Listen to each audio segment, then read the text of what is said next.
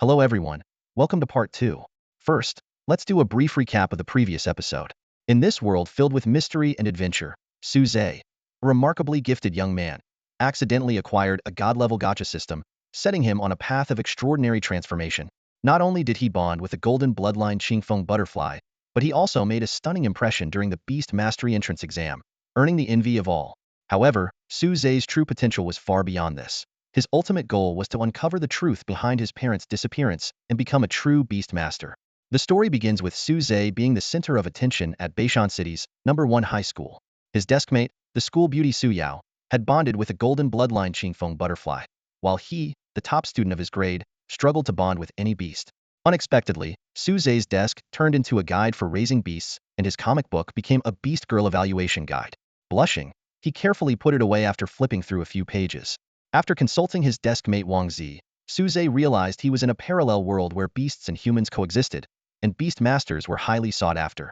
Soon after, Suze's golden finger the god-level gacha system was accidentally activated.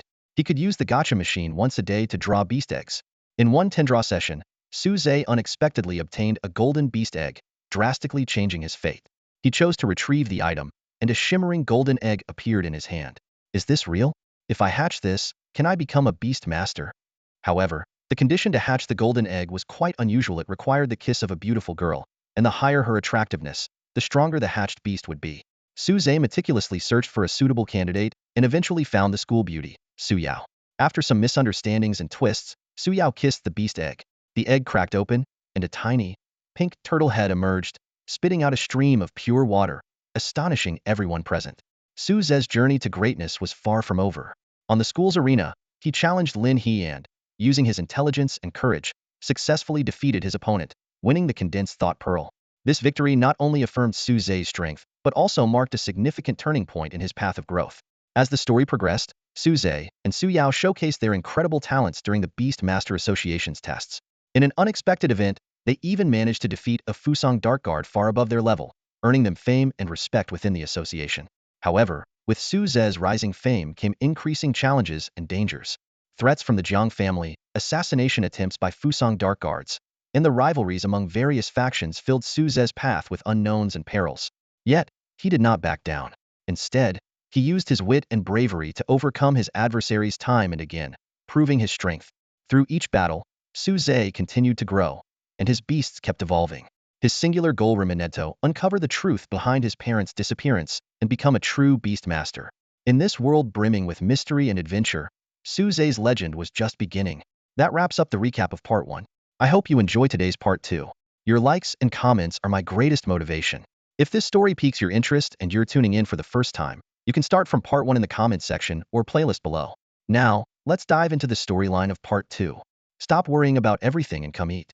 I saw how much you were craving it last night, Suze said with a smile. Although Wang Zi was still skeptical, he took a bite and quickly forgot his doubts, devouring the food ravenously. Suze joined in, and the three of them enjoyed the meal enthusiastically. For this feast, Suze had brought out 3 silver-deer beast eggs. While Su Yao and Suze managed to control themselves, Wang Zi, tasting such delicacies for the first time, couldn't help but indulge. Seeing this, Suze quickly reminded him, "Slow down, don't overdo it. These are silver-deer, and with your current level, 1 is enough. Eating more won't benefit you." Wang Zi reluctantly reined himself in. Once they reached their limit, Su Yao and Wang Zi began meditating on the spot to absorb the excess energy. Suze stood guard nearby. After half a day, Su Yao woke up first. With her experience and restraint, she hadn't pushed herself too far. Wang Zi, on the other hand, had absorbed too much energy due to his greed, causing a significant burden on his body rather than additional benefits. "Brother Suze, something's wrong with Wang Zi. What should we do?" Su Yao asked worriedly. Suze frowned and sighed. He had intended to satisfy Wang Zi's craving and boost his strength but hadn't anticipated his lack of self-control. Fortunately, Suze had a solution. His shadow extended to cover Wang Zi's entire body, releasing a powerful suction that drew out the excess energy. This was the Shadow Moon Wolf King's innate skill, Moon Devour, from within the Shadow Realm. The excess energy was insignificant to the Shadow Moon Wolf King, with a very short cooldown time, so it wouldn't affect Suze in future battles. As the energy was drained, Wang Zi's expression relaxed, and he let out a deep breath. Moments later, he opened his eyes, still shaken. "I never thought overeating could be so painful," he said, licking his lips as he reminisced about the delicious meal. Suze chuckled. Don't worry, there will be plenty of opportunities in the future. Wangzi finally realized and asked in surprise, were those really silver deer beast eggs? Even more advanced than the one Qi Shao had last night? His was worth 1 million. So yours must be at least 10 million each. And with the boiled eggs, roasted eggs, and that huge egg custard, you must have used at least 3 silver deer beast eggs, right? Since when did you get so rich? Did you rob a bank? Wangzi half-joked. Su Zhe shook his head. Don't be ridiculous. I just happened to have a few extra beast eggs. I'm still broke at heart. Wangzi rolled his eyes, thinking that Su Zhe's humble brag was a unique way of flaunting his wealth. He finally understood why he used to be so envied. Fine, if you don't mind, I won't ask any more questions, Wangzi said as he stood up, planning to find a place to get used to his newfound strength. Su Zhe stopped him. Wait, I have something else for you. More? Wangzi asked curiously, unable to imagine anything that could top the extravagant breakfast. Su Zhe continued, you wanted to buy that egg yesterday because you have a second beast slot now, right? No need to buy it. The ones available on the market are all bronze or silver tier. Your first beast is already gold tier, so your second shouldn't be a downgrade. I happen to have a gold tier egg for you. With that, Su Zhe handed Wang Zi a gold tier beast egg. It was one of the 3 golden eggs he had recently acquired, the other one already given to Sun Hao of the Grand Xia Spirit Guards, leaving him with 2. But Wang Zi didn't reach out to take it. Su Zhe asked, what's wrong? Do you not like it? If you want a platinum egg, you'll have to wait a while. I can't get one right now. Wang Zi shook his head, looking conflicted. That's not what I meant. The golden beast egg you gave me before is the reason I am where I am today. And now you're giving me another one. I don't think I can ever repay this favor. He turned to Su Yao and continued, maybe, give it to Su Yao? She probably has a second slot, and it might strengthen your bond. Before he could finish, Su Zhe shoved the egg into Wang Zi's arms with a firm tone. Stop talking nonsense and accept it if you still consider me a brother. I have plans for Su Yao. By the way, do you remember how to establish a bond? Wang Zi, seeing the determination in Su Zhe's eyes, eventually bit his finger and let a drop of blood fall onto the beast egg. That's more like it, Su Zhe said with a satisfied nod. He knew that the system would provide more high-level beast eggs in the future, but his contract slots were limited. He couldn't consume them all, as high-level eggs were becoming less effective in boosting his power. Especially the golden one, she didn't want to bond with them, and eating them wasn't very beneficial. So, he decided to use them to reward Sun Hao and Wang Zi, thereby strengthening his side. Su Zhe then turned to Su Yao, a glint in his eye. Of the 2 remaining golden beast eggs, one required a steady electric current to hatch, making it suitable for Wang Zi. The other was perfect for Su Yao. The conditions for hatching a golden beast egg were to use body heat, and the higher the attractiveness, the stronger the beast that would hatch.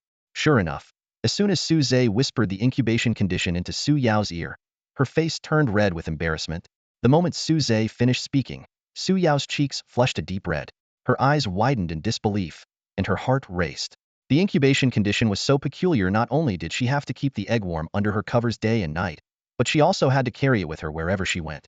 Instinctively, Su Yao glanced at the human head-sized egg, imagining the ridiculous sight of herself walking down the street holding it. You can't be serious, right? Su Yao eyed Su Zhe suspiciously. Su Zhe shook his head firmly, his expression serious. Why would I lie to you? Do you remember how I hatched my first spirit beast, the void turtle? Su Yao recalled the scene from back then and suddenly understood. At that time, Su Zhe had also asked her to kiss the eggshell for some inexplicable reason. Now it seemed that this was indeed a special incubation condition. Seeing her deep in thought, Su Zhe continued to explain. It's been a long time since I've encountered this kind of hatching method. If you really don't want it, you can wait. Maybe another golden grade beast egg will appear later. Despite his words, Su Zhe knew that the beast egg hatching methods in the system were bizarre and unpredictable. The next condition might be even more demanding. The current method was already the most suitable for Su Yao. Though embarrassed, Su Yao still reached out and took the golden grade beast egg. She had long had a second contract slot, but hadn't found a suitable beast. Her first, the Azure Phoenix butterfly, had only been successfully contracted with her father's help. Now, with a golden grade beast egg in front of her, she didn't want to miss this chance. Nor did she want to fall too far behind Su Zhe. Under Su Zhe's guidance, Su Yao bit her finger and let her blood drip onto the eggshell. A flash of red light indicated the contract was complete. Well, let's head back, Su Yao said, blushing as she hurried back to her room with the egg. Wang Zi also left, clearly contemplating how to hatch his own egg. In the following days, except for Su Zhe, no one saw Su Yao or Wang Zi. They were both busy hatching their eggs in their own ways.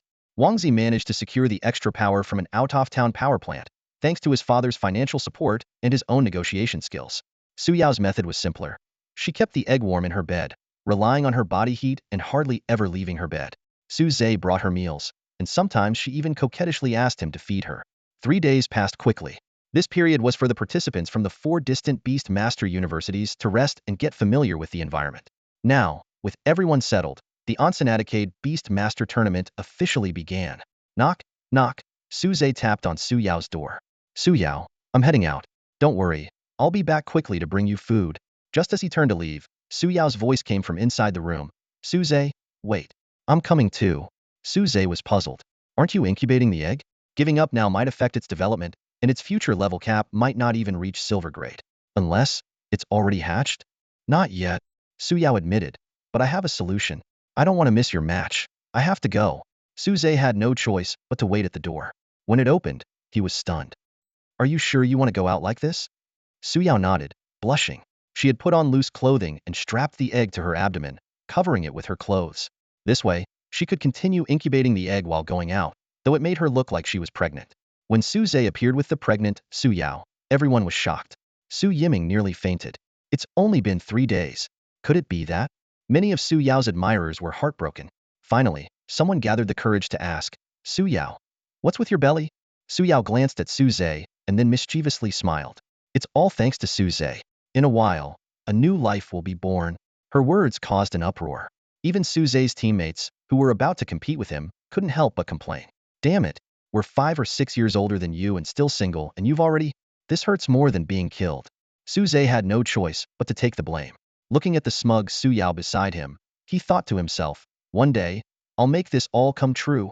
Despite her prank on everyone else, Su Yao whispered the truth to her father, Su Yiming. Relieved yet somewhat disappointed, he thought, I really thought I was about to have a grandchild to hold. You've really put me in a tough spot this time. Just like that, I've become everyone's target, Suze said with a wry smile. Su Yao playfully stuck out her tongue and deliberately stroked her flat stomach, instantly causing a frenzy among the crowd. Seeing this, Suze didn't offer any explanation but instead walked over to Su Yao and gently supported her. Look at you. Your belly's so big. You should be more careful. Let me help you, he said, leaving Su Yao momentarily at a loss for words. Suze then leaned in and whispered teasingly in her ear, next time. It won't be fake. Su Yiming, standing nearby, cleared his throat and softly reminded them, ahem, I'm still here. You two should be more mindful. Despite his comment, he didn't expose their little act and simply returned to the group of teachers after the brief reminder. The crowd immediately erupted in groans. It's over. Even Teacher Su acknowledges their relationship. My goddess. She's going to be someone else's wife. Yet, some secretly rejoiced, a wife? Somehow, that makes her even more attractive. Suze, noticing this particular reaction, marked the person as someone to watch out for. With a mix of envy and admiration from the onlookers, the group arrived at the venue for the Beast Taming Tournament Dragon's Nest. This steel structure, resembling a dragon's lair, was imposing and grand. At the main entrance, tens of thousands of spectators were lining up to get in. It's said that tickets for prime seats were being scalped for hundreds of thousands, yet people were still eager to buy them. As contestants, Suze and the others entered the backstage area through a side door and were led to the preparation room of Azure Dragon Beast Taming University. It was only then that they received their group assignments. Suze, being the 4th seed, was placed in the strongest group, Group 5. This was bad news for the others, especially for the 2nd seed, Li Hong, who faced the toughest challenge. Meanwhile, Su Yao and Wang Zi had already taken their seats in the best viewing area. Surprisingly, Su Yao, who usually attracted a lot of attention, was left unapproached today. Wang Zi, astonished, came over to ask, oh my god, Suze really works fast? Huh? I was gone for just 3 days, and you guys have progressed this much? Su Yao rolled her eyes at him, knowing he was just teasing. She then asked about Wang Zi's progress and learned that his beast egg had started to crack, but the little creature inside was still reluctant to hatch. Su Yao consoled him, joking, well, if it takes 10 months, we'll just have to see what comes out. In the center of Dragon's Nest, a massive arena had been set up. This would be the battleground for the upcoming matches. The wood used to build the arena is still the common plant-type beast, the iron tree. The main structure of the arena is made from centuries-old silver-grade ironwood and millennia-old gold-grade ironwood, with the core constructed from a nearly 10,000-year-old platinum-grade ironwood tree emperor. This tree emperor was originally destined to become a tourist attraction but was felled after it went on a rampage for unknown reasons, injuring many. Though plant-type beasts are generally mild-tempered, they become far more destructive than ordinary beasts when they lose control. Their massive size and extensive root systems can stretch for tens of kilometers. When the ironwood tree emperor went berserk, it caused severe earthquakes across over a dozen nearby cities, ultimately subdued by a mysterious level 100 war god. Today, the arena uses only a single slender branch from the Ironwood Tree Emperor as its main support. As the spectator seats fill to capacity, 5 university presidents walk onto the stage. Leading the group is Shueyu, the president of the imperial capital Beast Taming University and the eldest member of the ancient Shui family. The other 4 presidents follow half a step behind, creating a subtle balance. Shueyu opens with a speech about the spirit of the competition and thanks the sponsors. Just as the audience begins to grow drowsy, the youngest president, Xiao Su, finally announces, "The competition officially begins." The competition proceeds in the order of the groups. That is, Group 1 competes first, followed by Group 2, and so on until all 5 groups have competed once, after which it starts again from Group 1. The arena was buzzing with excitement as the opening match between Baihu University and the second seed from Zhuke University began. The 2 evenly matched contestants went back and forth, igniting the crowd with their thrilling exchanges. In the stands, beast tamers from all over the country cheered for their alma maters, creating a wave of noise.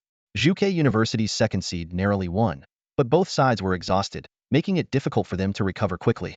In the second match, Kuang Yi, the top seed from Qinglong University, faced the third seed from Xuanwu University. What was expected to be a one-sided match turned unpredictable as the Xuanwu contestant showcased surprising strength. Ultimately, Kuang Yi won with composure, but the Xuanwu contestants' early reveal of their abilities had already alerted others. In the third match, Li Hong from Qinglong University faced the third seed from Zhuke University. Both exchanged wry smiles, understanding that neither had a realistic chance at the top 3. Li Hong suggested a spectacular exhibition match, and his opponent readily agreed. For the next half hour, they exchanged flashy moves without causing harm. The audience's initial excitement gradually turned to confusion. At that moment, an authoritative voice reached their ears, clearly from the old headmasters who had seen enough. After a brief discussion, Li Hong and his opponent both spat blood and declared a draw. This outcome saved face for both sides and provided a convenient excuse for any potential future losses. The subsequent matches were less eventful. In the second round, Lu Yi from Qinglong University faced the 8th seed from the imperial capital. This matchup lasted over an hour, with Lu Yi using her water-based abilities to maneuver, block, and slow down her opponent. However, water-based attacks lack power, and her opponent's defensive beast, though slowed, continued to inch closer to Lu Yi. If this were a real battlefield, Lu Yi's chances of winning would be higher, as she could keep creating distance. Even with her low-damage attacks, she could gradually wear down her enemy.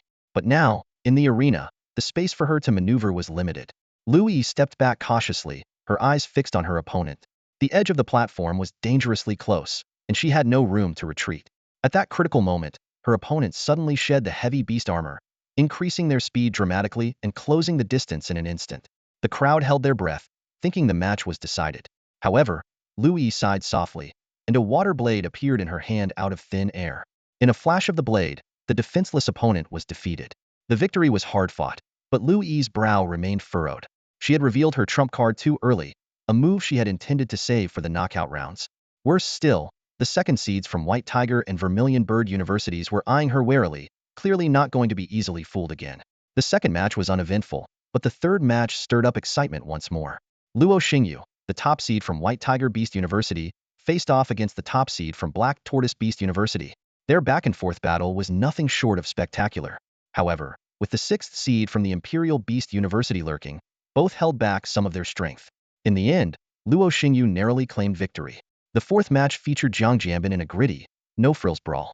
It was not flashy, but extremely intense. He won through his excellent close combat skills. Finally, it was time for the highly anticipated appearance of Su Zhe. His opponent was a familiar face Shen Kuei, the elder brother of the Shen family from White Tiger Beast University. As soon as Shen Kuei stepped onto the platform, he mimically Heng's tone, saying, "Brother Su Zhe, let's not beat around the bush. Our strength gap is obvious. How about we cooperate? We fight for half an hour, then I concede. All right?" Su Zhe shook his head and was about to make a move when Shen Kuei suddenly raised his hand in surrender. "I concede. I forfeit this match." This unexpected surrender ended the match abruptly, but left a lasting impression on the audience. And so, Su Zhe's first match concluded in an anticlimactic manner. He just gave up like that? In such an important match, he didn't even try before surrendering. Su Yao's eyes widened in disbelief as she looked at Wang Zi. She had just been about to cheer for Su Zhe, but he forfeited so quickly that he didn't even get a chance to compete. Scratching his head awkwardly, Wang Zi explained, "Maybe he's scared. The Shen family came looking for trouble earlier, and Su Zhe scared them off. It probably left a psychological scar." Su Yao nodded thoughtfully. Remembering the scene, she had to admit that this explanation made the most sense. In the judges' area backstage, the principals of several schools sat in high seats, while other teachers sat below. Shuiyu, using a superior tone, said to Lu Yao, "Principal Lu, the beast taming tournament is a stage to showcase the students' talents. Your White Tiger Beast Taming University's performance this year seems less than satisfactory." Stroking his white beard, Lu Yao responded calmly, "Our region is vast and sparsely populated, so we don't have many students. With powerful beasts frequently appearing, even the college entrance exams have to be postponed. For us, survival is the priority. Knowing you can't win and still trying isn't bravery, it's foolishness." I believe the student made this decision because they were sure they couldn't win. Shuiyu was momentarily speechless, then asked with a stern face, "I see. But how did the fourth seed come to such a conclusion?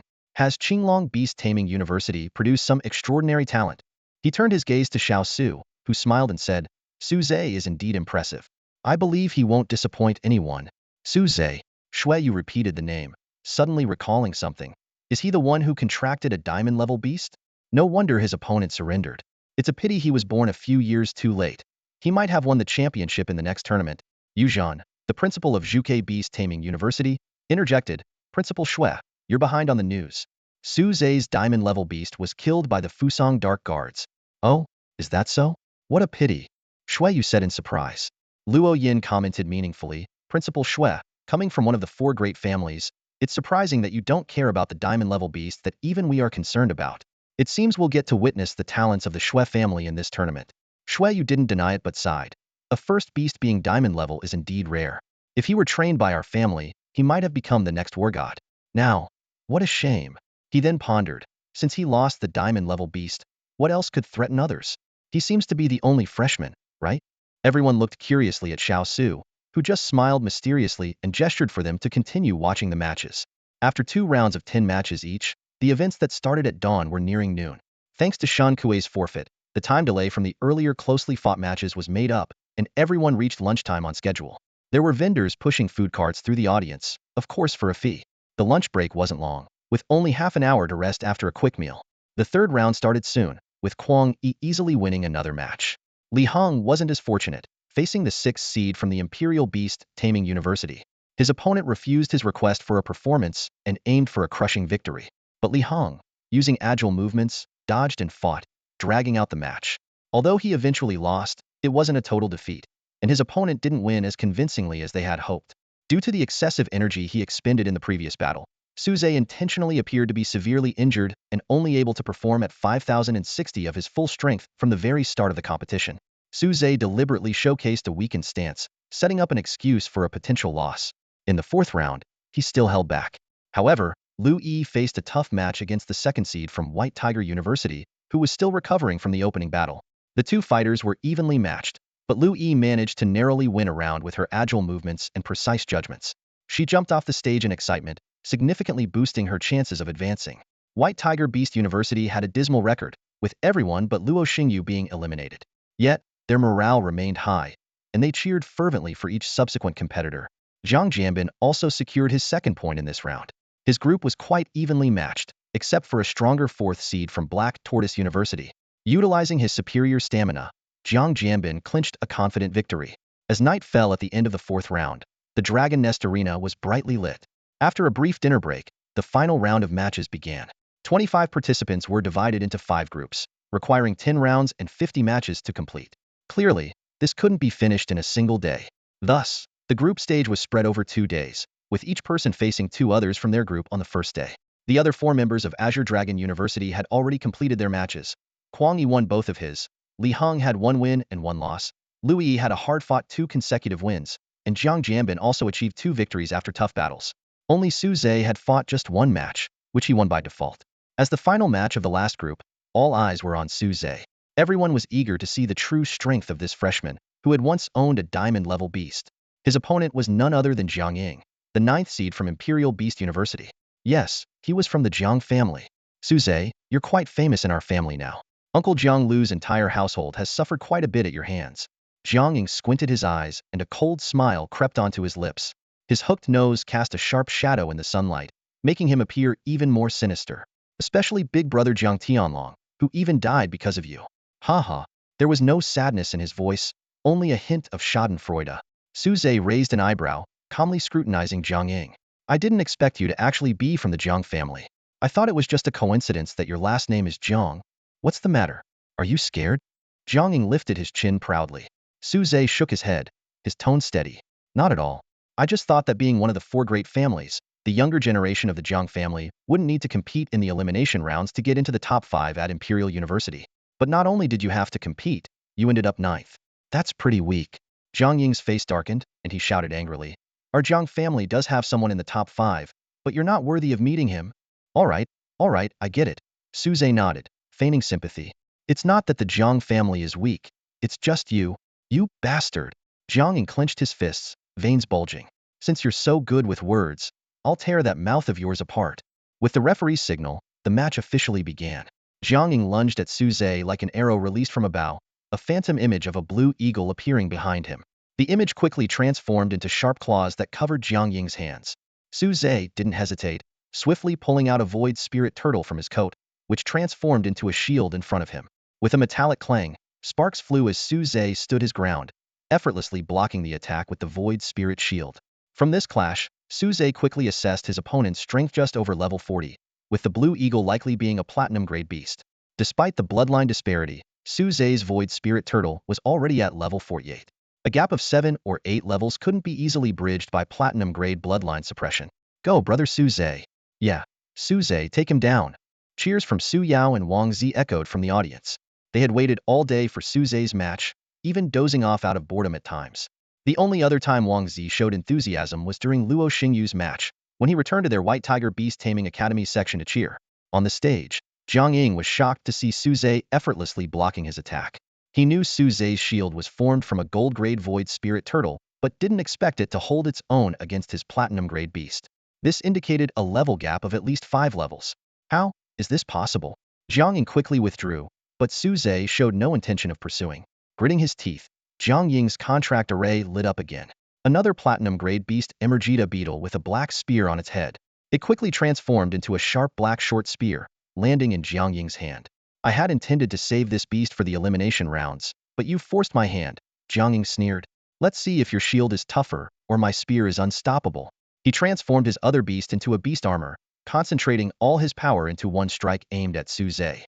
This time, Suze was finally pushed back, retreating several steps and appearing to struggle as he was forced to the edge of the stage. Their spear and shield had yet to determine a victor, but Jiang Ying already saw the hope of victory. Who said we had to break through Suze's defense? This is a ring match. We just need to knock him out of the ring, don't we? A cunning glint flashed in Jiang Ying's eyes as he increased the force in his hands. His arm muscles bulged, and his entire aura surged, aiming to push Suze off the ring in one powerful move. Suze staggered back under the immense force, with one foot dangling over the edge of the platform.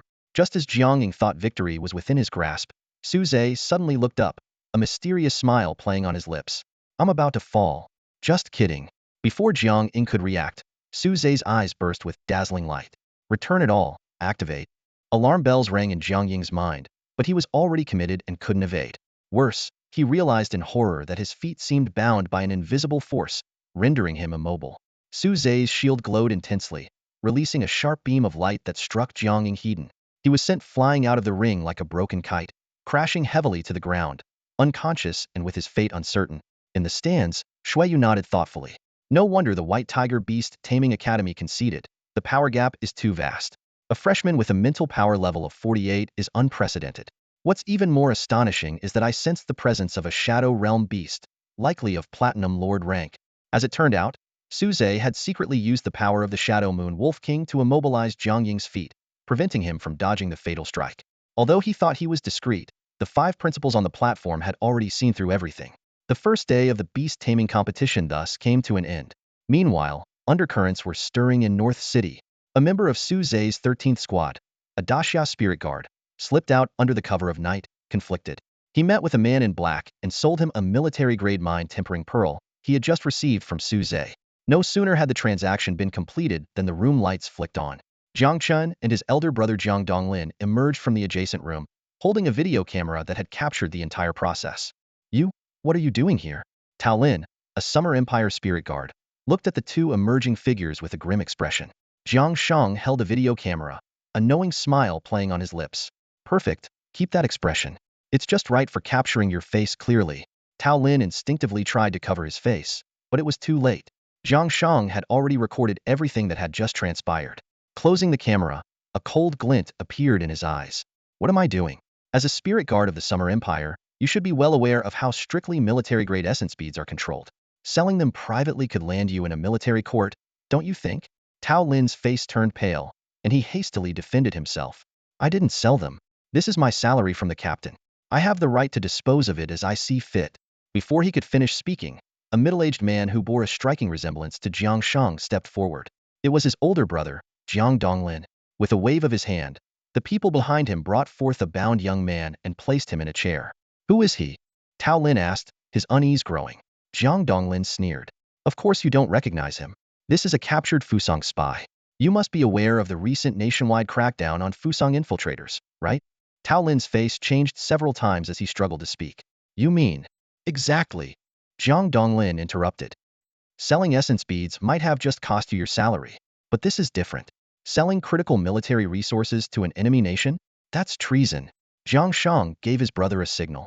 Jiang Donglin understood, and without hesitation, struck the Fusang spy on the head, killing him instantly. The young man's eyes remained wide open in death. Excellent, Jiang Shang said smugly. Now we have evidence of your treasonous dealings. During the arrest, the suspect resisted and was killed in self-defense. As for his identity, we have ample evidence proving he was a Fusang spy. Tao Lin's face turned ashen, and he muttered to himself, I just wanted to get some money for my daughter's medical treatment. Why did you have to push me to this point? With a glimmer of hope, he tentatively asked, What exactly do you want from me? Jiang Shang narrowed his eyes and approached Tao Lin menacingly. It's simple. I want to know the whereabouts of that old man, Guolinshan. You former subordinates should know where he's hiding, right? Tao Lin clenched his teeth and glared at Jiang Shang. Jiang Shang sneered and continued. Suze is currently in the capital for the Grand Beast Tournament, and I can't touch him in front of everyone. So, let's find Guolinshan and vent some of this anger. He paced in front of Tao Lin, his tone icy. I've sent people searching everywhere these past few days, but found nothing.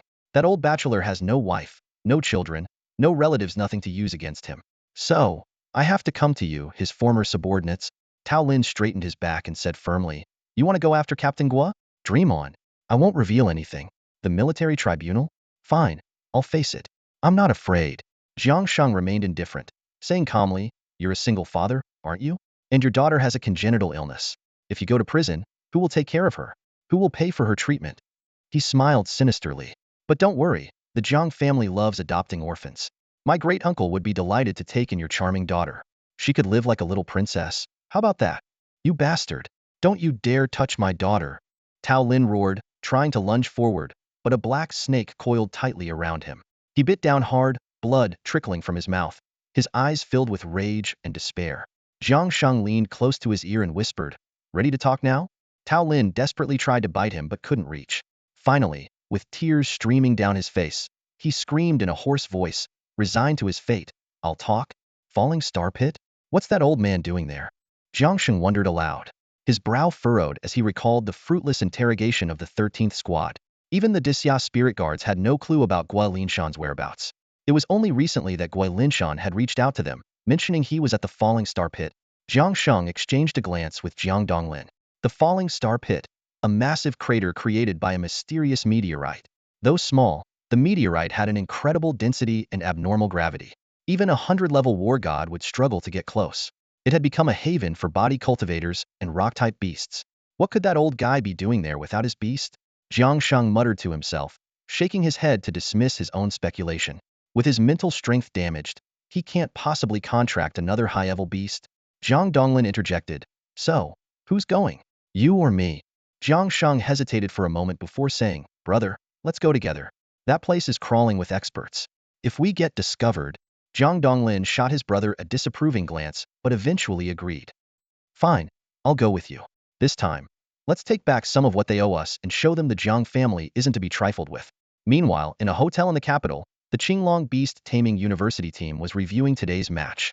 Suze had caused quite a stir by defeating 2 platinum-level beasts with just a single gold-level void spirit turtle. You sly fox, were you hiding your true strength on purpose? Li Heng joked, giving Suze a playful punch on the shoulder. Among the team, only Lu Yi and Zhang Jianbin still felt the pressure. Their trump cards would be revealed in the next day's match. Principal Xiao Su entered the room, offering some words of encouragement before leaving. As he exited, he seemed to give Su Zhe an extra glance. The second day's matches were much like those of the first day. Lu Yi had an unlucky day and lost to the second seed from Zhuke Beast Taming University, but she still advanced as the second in her group. The second-ranked competitor from Baihu Beast Taming University, exhausted from the first day, was defeated by Lu Yi and finished third, thus being eliminated. In the second group, Huang Yi and the top seed from Zhuke showed great teamwork and both advanced. They secretly agreed during a spectacular exhibition match, resulting in Huang Yi taking the top spot. The third group was fiercely competitive, with 3 strong contenders vying for 2 spots. The sixth seed from the Imperial Capital Beast Taming University was slightly weaker and was eliminated. Luo Xingyu from Baihu emerged victorious, while the top seed from Xuanwu settled for second place. The fourth group was the most complex. Zhang Jianbin, after winning all his matches on the first day, had his strategy figured out and suffered 2 consecutive defeats. The fourth seed from Xuanwu, with a combination of 1 platinum and 2 gold-ranked beasts, won all 4 matches to take the top spot. In a tiebreaker, Zhang Jianbin, following Lu Yi's advice, disregarded his injuries and charged in close, securing a hard-fought victory with a single punch to claim second place in the group. In the fifth group, Su Zhe easily emerged as the leader with his level 48 Void Spirit Turtle. Zhang Ying, severely injured on the first day, failed to advance. The fourth seed from Zhuke won the tiebreaker, eliminating Shan Kuei from Baihu. Thus, the 10 advancing competitors were determined. Qinglong Beast Taming University performed best, with 4 of its 5 participants advancing, including Huang Yi and Su Zhe, who both topped their groups. Zhuke followed closely, with all 3 of its participants advancing. Xuanwu had 2 advancing participants, both achieving notable results. Baihu had only Luo Xingyu advancing, but he did so as the top of his group. The Imperial Capital Beast Taming University had no one advance, but this was expected, as they had sent their 6th to 10th ranked competitors. Based on each school's performance, certain rewards were granted. The most significant of these was the allocation of national beast taming resources, which would be preferentially directed towards Qinglong Beast Taming University over the next decade due to their outstanding performance. But this recognition is at the school level. As for individual student awards, they have not yet been distributed and will be given out after the elimination rounds are completed and all the rankings are finalized. After the awards ceremony, Su Zhe and the other participants were informed that they would have a half-month break. During this period, they would receive an unlimited supply of training resources to help them improve their skills and maintain peak condition.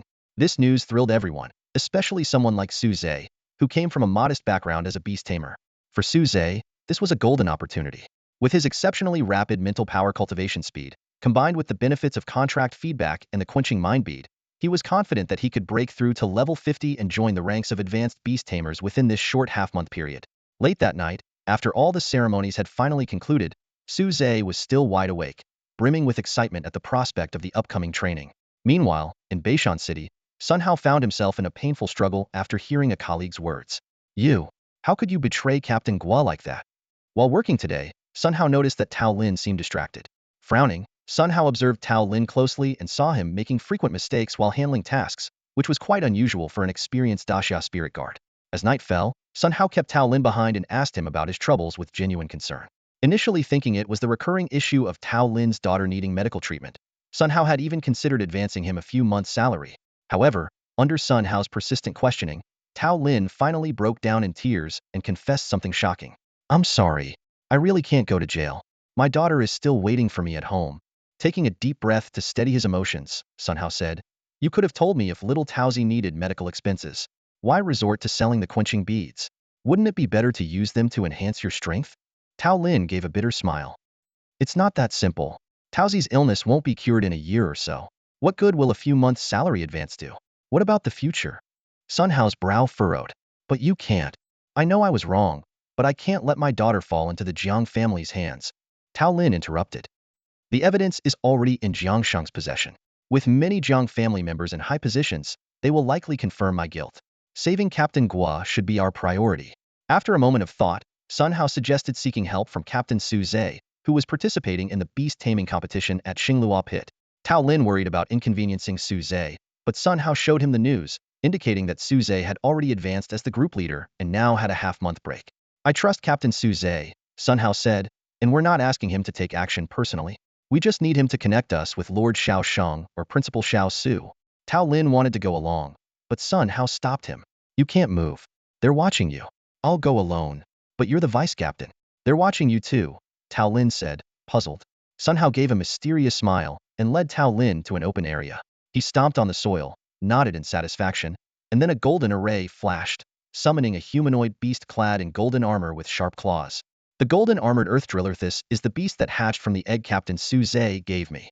After many days of intense pressure, it finally emerged yesterday. Sun Hao looked at the creature beside him, its entire body a shimmering gold with a hard shell covering its back. His eyes sparkled with excitement as he gently patted the earth driller's head, savoring the hard-earned joy. A golden-grade beast was something that ordinary people could only dream of, yet here it was, standing right next to him. Tao Lin, eyes filled with surprise and doubt, pointed at the earth driller and asked, "Is this what you meant by an escape plan?" Sun Hao nodded affirmatively. Exactly. The golden armored earth driller is incredibly fast. It can dig a tunnel out of the city in just one night. Once we're outside the city, we can evade surveillance, and I can make my way to the capital to find the captain. He turned to Tao Lin, his expression growing serious. I need you to guard the tunnel entrance and make sure it's not discovered. Can you do that? Tao Lin nodded resolutely. This time, I won't make any mistakes. With the confirmation, Sun Hao sprang into action. He didn't let the earth driller dig alone. Instead, he transformed it into a massive gauntlet. Using his remaining arm, he swiftly struck the ground, breaking through and burrowing into the earth. Tao Lin leaned over to inspect the hole, seeing a deep, dark pit with no trace of Sun Hao. Loose soil continued to be pushed out, indicating that the digging was still ongoing underground. Sun Hao, now underground, changed direction and dug toward the city outskirts. His single arm tirelessly swung, and the hard soil yielded like dough under the power of the golden armored earth driller. He pressed forward relentlessly until he was utterly exhausted. When he finally broke through to the surface, the morning light poured into the tunnel. After adjusting to the light, Sun Hao realized he had dug all the way to the neighboring district. Without a moment's hesitation, he sped off toward the capital. Once his eyes had fully adjusted to the outside light, Sun Hao quickly made his way in the direction of the capital. In the capital, Su Zhe initially thought he would have immediate access to the so-called unlimited cultivation resources. Upon arriving in the capital, Su Zhe expected to instantly benefit from the unlimited cultivation resources. However, the reality was that these resources were being centrally allocated for some preparatory work. With some free time on his hands, he decided to check on the progress of Wang Zi and Su Yao's beast egg hatching. Su Yao had the egg wrapped around her waist, and Su Zhe had to ask her to lift her clothing. Seeing the white, smooth eggshell already showing cracks, Su Zhe was momentarily at a loss for words. After multiple hatching experiences, he had basically determined that the attributes of the mythical beasts were closely related to their hatching methods. For instance, the fire-attributed golden feather phoenix needed to absorb heat, while the dark-attributed shadow moon wolf king required fragments of dark suns. However, some eggs had baffling hatching methods. His first beast, the phantom turtle, needed to be kissed by a beautiful woman to hatch. This time, the egg required body heat and specifically from a high-ranking beauty, making Su Zhe wonder if it was somehow related to the phantom turtle. Half an hour later, Su Zhe bid farewell to Su Yao and headed to the power plant to find Wang Zi. Just as he reached the hatching room, he heard an excited cheer. Haha, it worked. He hurried inside to see a purple feather thunder eagle pecking through its eggshell. Wang Zi excitedly introduced, Su Zhe, you're just in time. This is a golden tier beast, the purple lightning eagle, which cost my dad millions in electricity bills to hatch. He then half-jokingly complained, are you doing this on purpose? Every beast you give me is so expensive. Last time, the golden scale pig swallowed half of my dad's gold bars. He didn't say anything, but I could tell he was heartbroken. Su Zhe laughed and replied, that's why I entrust them to you. Others probably couldn't hatch them. He then asked about the eagle's abilities. Wang Zi proudly said, all those days of electricity weren't wasted. It skipped the juvenile stage and went straight to the growth stage, hatching at level 20. Your theory that the more electricity it absorbs, the stronger it becomes was spot on. If only we had let the golden scale pig drain my dad's gold vault, it might have skipped the juvenile stage too. Su Zhe shook his head and laughed. I don't know about that, but I do know that if you did that, Uncle Wang would make sure you relive your childhood beatings. Although the egg had hatched, since the electricity for the day had already been paid for, Wang Zi decided to stay for the whole day to let the newly hatched purple lightning eagle acclimate to its power in the optimal environment. By the time Su Zhe returned to the hotel, it was already afternoon. Huang Yi, Liu Yi, and Jiang Jianbin, along with a few other participants who had also passed the group stage, were waiting for him at the entrance, accompanied by a few members of the Disya Spirit Guard. Upon seeing Su Zhe, they all saluted. Although Su Zhe was still a student, he held the rank of squad leader in the Disya Spirit Guard, making him a mid-level leader. After listening to their anxious explanations, Suze learned that the unlimited cultivation resources were not delivered to their rooms, but were used to construct a massive array. This array would continually provide resources for 15 days. The array had 15 positions for people to meditate and cultivate, but how much power one could seize depended on their own abilities. Once someone gathered enough power to gain an advantage, it would be difficult for others to surpass them. Hence, they were anxiously waiting for Suze to return, as Luo Xingyu from Baihu Beast University had already set off. If Suze didn't return soon, they would have to leave without him. Suze quickly apologized. Sorry, let's head out immediately. Just as he was about to leave, a weak voice called out from behind him, Captain, finally found you. Suze turned around to see Sun Hao. He frowned. He had left Sun Hao in charge, so if he was here, it must be something important. Why don't you guys go ahead? I have something to take care of, Suze said to the others. All right, but come quickly. Huang Yi nodded and led the others away quickly, afraid that they would be too late. Suze then took Sun Hao aside and asked in a low voice, what's going on? He suspected that the Jiang family might be causing trouble again, as the capital was essentially their territory. Sun Hao briefly explained the situation. The more Suze listened, the more his frown deepened. Jiang Sheng, after failing to deal with me, he went after old Guo? And he's using such despicable means to threaten. Leave it to me. Where is the Starfall Pit? Take me there, Suze said decisively. A meteorite crater couldn't be too big. If old Guo had already been captured, they might be too late. However, Sun Hao hesitated and said, Captain, they have 2 high-level beast masters. Shouldn't you contact Lord Xiaosheng or Principal Xiao Su? Suze shook his head. I can't reach Brother Xiaosheng, and the principal seems to be preparing the venue for the knockout stages, along with the other principals. This is the capital, the Jiang family's territory. We can't rely on the Daxia spirit guard either. It's up to me. But Sun Hao wanted to say more but was interrupted by Suze. It's all right, trust in my abilities. Jiang Sheng is no threat, even with his brother. Just as well, Suze was eager to test the strength of Feng Qingyi after her rebirth. Soon, Suze realized he was wrong. Guided by Sun Hao, Suze quickly found the Starfall crater, not far from the capital. He initially thought locating Guolinshan at a meteorite crater would be simple.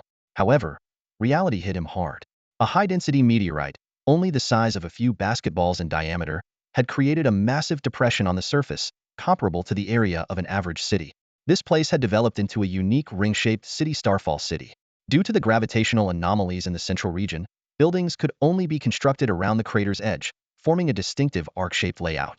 As soon as Suze stepped into the city, he felt a powerful force pulling him toward the ground. He struggled to move, trying to adapt to the environment. The surrounding buildings were unusually sturdy, designed to withstand the intense gravity, several times that of a normal person. This place is so close to the capital. Could it be under the control of the 4 great families? Suze looked around and noticed that many shops were associated with these families. Sun Hao shook his head. If the Jiang family had known Captain Guo was here, they wouldn't have tried to get information from us. The unique gravity here is too much for most people, except for high-level beast tamers. The Jiang family likely doesn't have enough experts to spare. He pointed to the empty area in the center of the city. That's where Captain Guo is most likely hiding. Suze scanned the surroundings cautiously. We need to move quickly. Someone's already gone to tip them off. The two swiftly pursued the shadowy figure that had slipped away. For Suze, finding Guolinshan wasn't the main goal. Stopping Jiang Sheng was crucial. Moreover, he had bigger plans in mind. Meanwhile, deep within the Starfall crater, the Jiang Sheng brothers were closing in on Guolinshan. They were only 10 meters apart, but the terrifying gravity made it hard to close the distance. The Jiang brothers barely managed to hold on, thanks to their beast armor, while Guolinshan was in a more dire situation. To avoid their attacks, he had to endure 10 times the gravity they faced, constantly retreating. If not for the beast hatched from the egg Suze had given him, he would have been crushed long ago. Cough. Heavy magnetic ape king. They're moving again. We need to get closer. Cough. Guolinshan struggled to speak to the beast shielding him, coughing up blood under the immense pressure. Master, this gravity isn't a problem for me, but even with my help, you've reached your limit. You can't go any further, the heavy magnetic ape king said in a deep voice, its powerful body trembling under the strain. Guolinshan nodded weakly, cold sweat streaming down his forehead. The Jiang brothers noticed his condition and began to move forward with difficulty. Jiang Donglin's eyes burned with intensity as he stared at the heavy magnetic ape king. He whispered to his brother, that ape beast has extraordinary bloodline. It can withstand such gravity. When we make our move, leave it to me. Jiang Sheng nodded in agreement. The brothers advanced step by step, each step feeling like walking on blades. Finally, they reached a distance where they could deliver a fatal blow to Guolinshan. Guolinshan was caught in a dilemma. Stay, and take the hit or move forward and be crushed by the gravity. He tried to step forward, but as soon as he lifted his right foot, he heard the sound of bones cracking. Just one step away, the gravity doubled again. By the time he painfully took that step, his entire right foot was completely shattered. Despair enveloped Guo Linshan. The Jiang brothers' attack came, but the heavy magnetic Ape King blocked it. The Ape King roared furiously, shaking the heavens. Guo Linshan sighed, deciding to give up resisting. Su Zhe, I might have to disappoint you, he muttered, preparing to leave the protection of the heavy magnetic Ape King to face his death. At that critical moment, a panicked voice shouted, Master Jiang Shang, something's wrong. Su Zhe is coming. Jiang Shang was momentarily taken aback and asked, who else is with him? Xiaosheng didn't come, right? As soon as Jiang Shang finished speaking, Jiang Donglin halted his attack and cautiously retreated.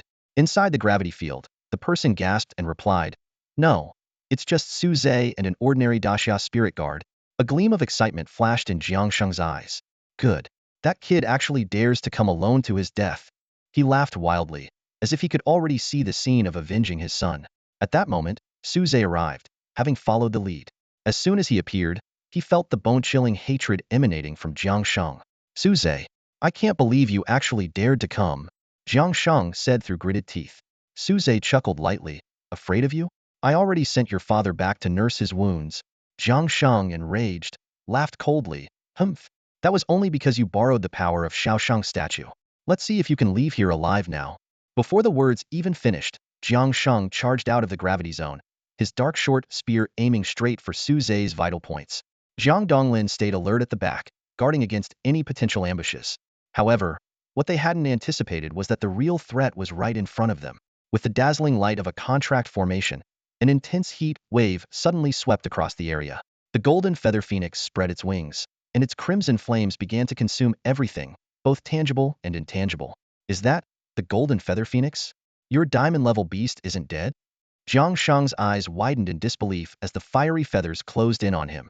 Initially, he was unperturbed, but he soon realized something was terribly wrong. The power of these flames far exceeded his expectations. It shouldn't. It shouldn't be like this. Jiang Shang screamed as the flames engulfed him. The phoenix fire clung to him like a relentless parasite, refusing to extinguish no matter how he struggled. Guo Linshan watched with a hidden sense of joy. He was about to step forward to assist when he saw that Jiang Shang's cries were already weakening. Meanwhile, back at the Jiang family manor in the capital, Jiang Lu emerged from the secret chamber, his injuries healed thanks to the power of the family patriarch. After a brief wash, he inquired about the whereabouts of his two sons. Jiang Lu frowned and said, What did you say? They went to confront Guo Linshan? For some reason, this news filled him with a deep sense of unease. That's right, and there's more news just in. Su Zhe has also gone to Xinglua Pit, even giving up the benefits of the Grand Beast tournament for it. Jiang Lu stood up abruptly, his brows furrowed. Multiple encounters had taught him that Su Zhe valued his life above all, and was not one to take risks lightly. Previously, Jiang had lured Su Zhe out of the city intending to ambush him, but the plan backfired. Su Zhe, knowing he was under the protection of the statue, turned the tables. Now, Su Zhe headed to Xinglua Pit without hesitation, clearly confident. Jiang Lu was filled with doubts. Where did Su Zhe get such confidence? Could it be that Xiaoshang is near Xinglua Pit? Lost in thought, Jiang Lu found himself in front of a hidden door. This was the most secretive place in the Jiang family, with very few granted access. Those who could enter were listed on a special roster, but the list was not made by a member of the Jiang family. Jiang Lu pushed the door open. The door was neither locked nor guarded because a supreme being had been stationed there for years. In the dimly lit room, a faint light from above illuminated a delicate crystal coffin in the center. Thick tree roots hung down, sprinkling emerald glimmers that continuously merged into the coffin. Inside lay a stunningly beautiful woman, dressed in white, with a bloodless complexion. A figure was quietly leaning over the coffin, gazing inside. This person, who rarely left the spot, was so mysterious that even their appearance was scarcely known. Jiang Lu bowed slightly and said to the figure, My two sons may be in danger. I hope you can help. The man didn't look up, just grumbled discontentedly, Jiang Lu, what does your son's life or death have to do with me? The young man's voice carried an unmistakable arrogance. Jiang Lu dared not raise his head and reminded him nervously, You promised you'd protect my family. Before he could finish, an overwhelming pressure descended, making Jiang Lu feel suffocated. Old man, trying to use Yi to pressure me. The young man snorted coldly. Jiang Lu's leg buckled, and he was about to kneel when the pressure suddenly vanished. He exhaled deeply, hearing the young man say indifferently, For Yi's sake, Lead the way. Zhang Lu was overjoyed. If this person intervened, even Su Zhe's backup plans would be futile. Just as he was about to speak, a strong wind swept him up. The young man leaped into the air, taking him along. Starfall pit, right? Let's go retrieve the records. A powerful aura enveloped the entire city, awakening the reclusive elders of various families. They frowned and muttered, "It's that lawless brat again." Xiao Shang was also startled awake in his secret chamber, a sense of foreboding creeping over him as he vanished instantly. The Jiang family's patriarch watched the flying figures and approached the towering tree in the courtyard, gently stroking the bark as he whispered, "Old friend, just a little longer." Inside Starfall Pit, Jiang Sheng lay charred. Guo Linshan sighed in relief, while Jiang Donglin's face turned ashen. He backed away in terror. "I didn't do anything. He dragged me here." Su Zhe remained unmoved, and Feng Qingyi's mouth began to gather flames. In the nick of time, a voice echoed from afar, "That's enough, boy. No one dares harm the Jiang family in my presence." Su Zhe hesitated for a moment, sensing the familiar aura approaching, and suddenly his eyes turned fierce. Feng Qingyi unleashed a deadly flame, instantly reducing Jiang Donglin to ashes. Jiang Lu, devastated, rushed to his son's corpse, his hatred turning towards Su Zhe. But Su Zhe's attention had already shifted to the young mana figure in his 20s with sword-like eyebrows and starry eyes, exuding arrogance. The young man frowned. "Didn't you hear what I said?" With a casual wave, a 100-meter-long staff materialized and smashed down towards Su Zhe. Su Zhe felt a familiar dread but couldn't resist. At the critical moment, Xiao Shang blocked the blow, taking the hit. He turned back with a wry smile, "Little junior brother, you've brought me quite the troublesome opponent this time." Xiao Sheng really didn't want to engage in a fight with this person unless absolutely necessary. With furrowed brows and a heavy gaze, Xiao Sheng stared intently at Sun Sheng. The tension between them thickened, as if a confrontation was imminent. "Oh, Xiao Sheng, do you also want to fight me?" Sun Sheng sneered, flipping his wrist to retract the 100-meter-long staff in an instant. Taking a deep breath, Xiao Sheng spoke steadily, "Brother Sun Sheng, I don't want to either, but he's my junior brother. I can't stand by and watch you kill him. If you insist on fighting, I have no choice but to accompany you." Zhang Lu, who was standing nearby, clutched the bodies of his two sons tightly and shouted desperately, "You promised Jiang Yi to protect our Jiang family. You can't go back on your word." Sun Shang impatiently dug at his ear and let out a grunt. He waved his staff over Jiang Lu's head, causing cold sweat to break out on the latter's forehead. "I remember my promise to her. No need for your reminder." Sun Shang said coldly, then pointed his staff at Xiao Sheng. "You heard him. This kid dared to kill Jiang family members right in front of me. Today, he must die. Out of respect for you, I'll let him choose to end his own life, sparing him the pain of being beaten to death by my staff." Xiao Sheng shook his head helplessly. "It seems there's no room for negotiation. Junior brother, step back." Upon hearing this, Su Zhe obediently retreated, joining Guo Linshan and Sun Hao. The three of them whispered among themselves, discussing the unfolding situation. By this time, Xiao Sheng and Sun Sheng had both reached their peak aura. The confrontation between 200-level war gods made the surrounding air feel heavy. "The ground here is unyielding under strong gravity, perfect for us to have a fool-in fight," Sun Sheng said excitedly. Xiao Sheng remained tense. He had a mission to complete, and getting injured now could complicate things. But with the situation at hand, he had no choice but to proceed. Behind both men, beast arrays began to materialize. A Bai Yun Jiaolong Azure Cloud Flood Dragon let out a thunderous roar, diving down and transforming into a light blue armor on Xiao Sheng and a Qinglong Ji Azure Dragon halberd in his hand. Meanwhile, behind Sun Sheng appeared a golden-eyed, round-faced monkey beast, exuding a violent aura. With a flash of golden light, Sun Sheng was clad in golden armor, wearing a golden crown and wielding a staff. Watching the scene, Su Zhe was even more puzzled. He turned to Guo Linshan and whispered, "This war god must have a title, right? What's he called?" Guo Linshan looked slightly surprised but explained, "Lord Sun Sheng, because his name includes Shang, and due to his arrogant nature, calls himself Qidan Sheng. He used to call himself that when he was young, causing quite a few laughs. But he hasn't shown up much recently, so the younger generation doesn't remember him." Su Zhe was stunned when he heard the name Qi Tiansheng, and a name popped into his head involuntarily, Qidan Sun Wukong. Though his voice was low, the highly alert Sun Shang caught it. His aura wavered for a moment, and Xiao Sheng noticed the opportunity but did not strike. Xiao Sheng reacted swiftly, stepping in front of Su Zhe and staring warily at the advancing Sun Sheng. A smirk played on his lips as he taunted, "What's wrong? Scared before the fight even starts?" However, Sun Shang ignored him, his gaze fixed intently on Su Zhe, eyes gleaming with barely concealed excitement. "Kid, What did you just say? Sun Sheng asked urgently. The great sage equal to heaven. Sun Wukong? Suze took a deep breath and enunciated clearly. The great sage equal to heaven. Sun Wukong? Sun Sheng's eyes lit up, his voice trembling with excitement. You know that name too? Where did you hear it from? Suze's heart raced. A bold hypothesis forming in his mind. Could Sun Sheng be a time traveler as well? He decided to test the waters, responding as if giving a secret signal. You can hear that name in books, on TV, in game. Sun Wukong from Journey to the West. Sun Sheng was momentarily stunned, his eyes unfocused. Journey to the West? Yes, that's the name she mentioned. It's been decades. I can barely remember. He looked steadily at Suze, his tone resolute. It's confirmed. You and she come from the same place. Suze was utterly bewildered. Sun Sheng knew about the great sage, but not Journey to the West? And who was this she he mentioned? Could she be the real time traveler? Just as Suze was about to probe further, Sun Sheng turned and walked away, his steps unsteady as if he had aged years in an instant. Xiao Sheng stood there, dumbfounded.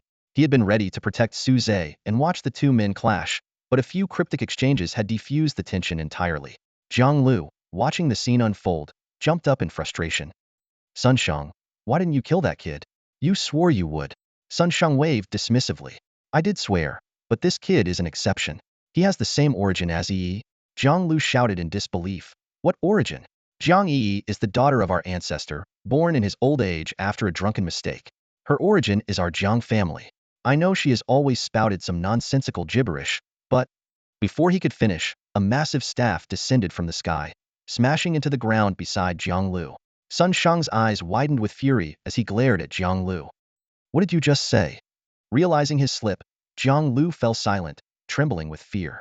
Meanwhile, Sun Sheng turned and prepared to leave. Wait a moment, can you tell me more about that person? Suze hurriedly called out as he saw Sun Sheng about to leave. Suze's voice carried a hint of urgency, causing Sun Sheng to stop in his tracks. Xiao Sheng's expression tightened, and he instinctively positioned himself in front of Suze.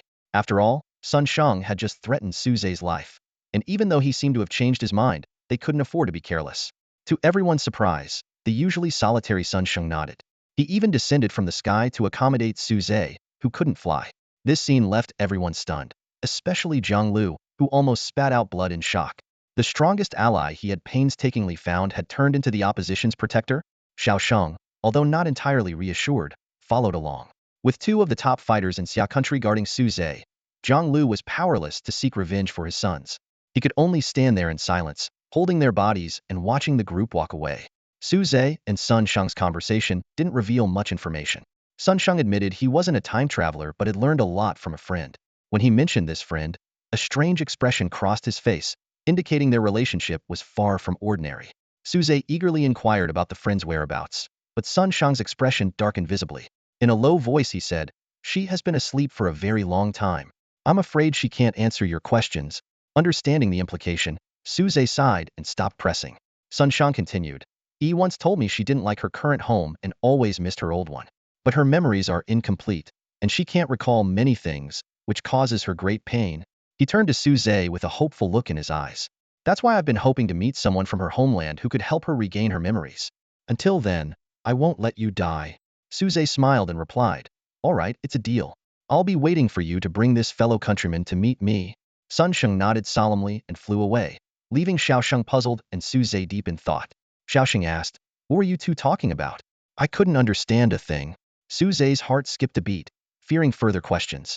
After all, he wasn't the Suze Xiao Sheng wanted to reconcile with, but an imposter. However, Xiao Sheng didn't press further, much to Suze's relief. "There's no need to understand, Xiao Sheng. It's nothing important," Suze replied nonchalantly. Xiao Sheng nodded thoughtfully. "If that's the case, I won't ask. But it seems like a good thing, at least. I understood the part where he said he wouldn't let you die. With both of us protecting you, you'll be safe." Suze smiled with relief. When Sun Sheng first appeared, he thought it was his greatest crisis since arriving in this world. The moment that staff hovered over his head, he felt a suffocating sense of impending death. Ironically, Sun Sheng had now become his protector. Jiang Lu must be on the verge of collapse, Suze said regretfully. Too bad we couldn't take him out as well. Meanwhile, Jiang Lu knelt in silence for a long time before leaving with the charred bodies of his sons. Even the strongest ally he had found had turned against him. What could he do? "Only the old ancestor can help me now," Jiang Lu muttered to himself. Carrying the bodies, he returned to the Jiang family estate. Along the way, his relatives showed no sorrow. Some even seemed to gloat. The few who showed concern were met with Jiang Lu's cold demeanor and quickly left with darkened faces. Humph, ungrateful fools. Jiang Lu sneered. He had only 2 sons and a grandson, Jiang Tianlong. After Jiang Tianlong's death, he was determined to seek revenge. But now, not only had he failed, but he had also lost his other 2 sons, leaving his lineage extinct. Jiang Lu now sought the old ancestor's help, hoping that he would assist him out of pity for their dwindling bloodline. Others might not know the old ancestor's strength, but Jiang Lu, as his descendant, knew he was possibly the strongest below the 100th level. Xiaosheng couldn't protect Su Zhe all the time. If the old ancestor intervened, Su Zhe would be doomed. Even if Xiaosheng sought retribution later, Sun Shang would bear the brunt. But as he approached the old ancestor's garden, he was stopped at the entrance. "What are you doing? I want to see the old ancestor." Jiang Lu shouted furiously. The guards, expressionless, replied, "There's no problem with you seeing the old ancestor, Lord Jiang Lu, but these 2 bodies must stay outside. The smell of burnt corpses is unbearable and has already caused a lot of complaints. Do you want to defile the old ancestor's residence as well?" Jiang Lu was about to lash out in anger when a vine from the courtyard wrapped around his arm. The old ancestor of the Jiang family appeared, walking slowly with his hands behind his back. The contradictory blend of youth and age on his face was even more pronounced. "Jiang Lu, there's no need to fight the young ones. This is my decision," the old ancestor said calmly. "Donglin and Shenger should be laid to rest sooner rather than later. Carrying them around is unseemly." Jiang Lu wanted to argue, but the old ancestor had already gestured for the bodies to be taken away. As he tried to follow, he stopped, feeling a chill in his heart. The old ancestor continued, "Rest assured, Donglin and Shenger will not be forgotten. The entire clan will hold a grand funeral to honor their deeds." "Is that all?" Jiang Lu asked with difficulty, then erupted in anger. "Old ancestor, Su Zhe killed my 2 sons and my grandson. He severed our family line, and you're just going to let it go?" Unmoved, the old ancestor replied as he walked away. "What else can we do? Sun Shang came to see me before you did, asking to protect Su Zhe until Yi wakes up. Yi is dead. How could she wake up? Isn't this just protecting Su Zhe forever?" Jiang Lu demanded. The old ancestor turned back, his tone slightly colder. "If you have the guts, go talk to Sun Shang. Both Xiaosheng and Sun Shang want to protect him. How can the Jiang family risk everything for your personal vendetta?" "My personal vendetta," Jiang Lu muttered, suddenly looking much older. "I understand, old ancestor." "Good. By the way, the orphanage in the north of the city needs a director. You will take on that role," the old ancestor casually assigned. Jiang Lu nodded silently, but his clenched fists left bloody marks in his palms. This hatred had somehow shifted from Su Zhe to the entire Jiang family. As he stared at the towering, lush tree in front of him, all he could think of was the blood and decay at its roots. After Sun Sheng left, Su Zhe, with the help of Xiaosheng, quickly made his way back to the capital. Even so, half a day had quietly slipped by. When Su Zhe arrived at the formation set up for the elimination round participants, everyone else was already deep in meditation. He quietly took a seat, feeling the dense energy around him. Even without starting his meditation, Su Zhe could sense his mental strength gradually increasing. However, compared to other positions, the energy concentration where Su Zhe was located was noticeably weaker. This was because he had arrived too late. After half a day's competition, the situation within the formation had already stabilized. Those with outstanding talent had large vortices, 1 to 2 meters in diameter, hovering above their heads, continuously absorbing energy and refining their mental strength. Those with slightly less talent had smaller vortices, and so on, until no visible phenomenon could be seen. Currently, 3 people had large vortices above their heads, likely 3 of the 5 exempted students from the Imperial Beast University. Another 6 had slightly smaller vortices. 4 of them were the top seeds from various universities, while the remaining 2 were probably the 4th and 5th seeds from Imperial Beast University. Among these 6, Kuang Yi and Luo Xingyu stood out, with their performance close to the top 3. The rest were comparatively lackluster. Lu Yi only had a palm-sized vortex above her head, flickering as if competing with others. Zhang Jianbin showed no visible phenomena, appearing to meditate as usual, but his cultivation speed was 10 times that of an ordinary person. Su Zhe's arrival did not disturb those focused on their cultivation. Only the teachers from various schools, who were acting as protectors, noticed his late arrival. One teacher scoffed, "Isn't that student from Qinglong Beast University? No wonder they're the best performing school in the competition. Even their students have such personalities, arriving so late. I remember he's just the 4th seed, so it's normal he's not valued much." Another teacher retorted, "You can't say that. Even though he's not a favorite to win, he's the youngest freshman with incredible potential. This should have been his opportunity, but now, what a pity." Su Yiming couldn't help but defend Su Zhe. Suze isn't someone who would act recklessly. He must have been delayed by something important. Only half a day has passed out of 15. I believe he can catch up. The teachers from other schools laughed mockingly. Mr. Su, are you dreaming? Although only half a day has passed, the situation within the formation is set. The strong will only get stronger. Your Suze can only pick up the leftovers now. Catching up is just wishful thinking. Just as the words fell, another teacher suddenly tugged at his companion's sleeve. Wait, something's wrong. Why do I feel like the energy in the formation is all flowing in one direction? Inside the formation, as Suze entered a meditative state, his astonishing mental talent finally revealed itself. To everyone's astonishment, a massive vortex appeared above Suze's head, frantically absorbing the energy within the formation. Due to the school-based positioning, Suze drew most of the energy to his side. The vortices above Kwang Yi and Lu Yi not only didn't shrink, but merged with Suze's large vortex, collectively absorbing energy, with Suze taking the lead. Even Luo Xingyu from the nearby Baihu Beast University benefited from this. However, the students from Imperial Beast University on the opposite side of the formation were not so fortunate. The moment Suze's vortex formed, the vortices above the 5 students disappeared, jolting them out of their meditation. Feeling the now barren energy around them, they thought the formation had ended. It wasn't until they looked up and saw the enormous 10-meter-wide vortex on the other side that they couldn't help but curse in unison. What the heck is going on? The scene descended into chaos in an instant. Not only were the contestants dumbfounded, but even the supervising teachers were stunned. It wasn't until someone shouted, "Oh no, that guy has drained the power of the formation. Quick, replenish the beast cores and the mind-refining beads." Immediately, thousands of mind-refining beads and huge beast cores were hastily thrown into the formation. The vortex above Suze's head didn't diminish. Instead, it grew larger. The Imperial Beast University finally no longer felt the power drain. But the shock on their faces was undeniable. Those guys from the backwater places must have teamed up, someone speculated in a low voice. How else could such a huge vortex appear? Little did they know, this incredible scene was caused by just one person. That's so underhanded. We should team up too. 5 students from different families exchanged glances. Normally, they had nothing to do with each other, but the current urgent situation and the ever-growing vortex made them nod in agreement reluctantly. With the combined efforts of the 5, a vortex about half the size of the opposing one barely formed. Though not as large, it managed to maintain their power. This sight, however, woke up students from other schools. They looked at the 2 vortices on the field and instantly grasped the situation. After a brief consideration, these students began to move their seats closer to Suze. It was clear at a glance who was stronger. As they joined in, the vortex on Suze's side expanded further, almost engulfing the vortex from Imperial Beast University. I refuse to believe this. A student from Imperial Beast University gritted his teeth. Can our talent really be outdone by these country bumpkins? However, it didn't take long before even these 5 had to swallow their pride and move over to Suze's side. They simply couldn't compete.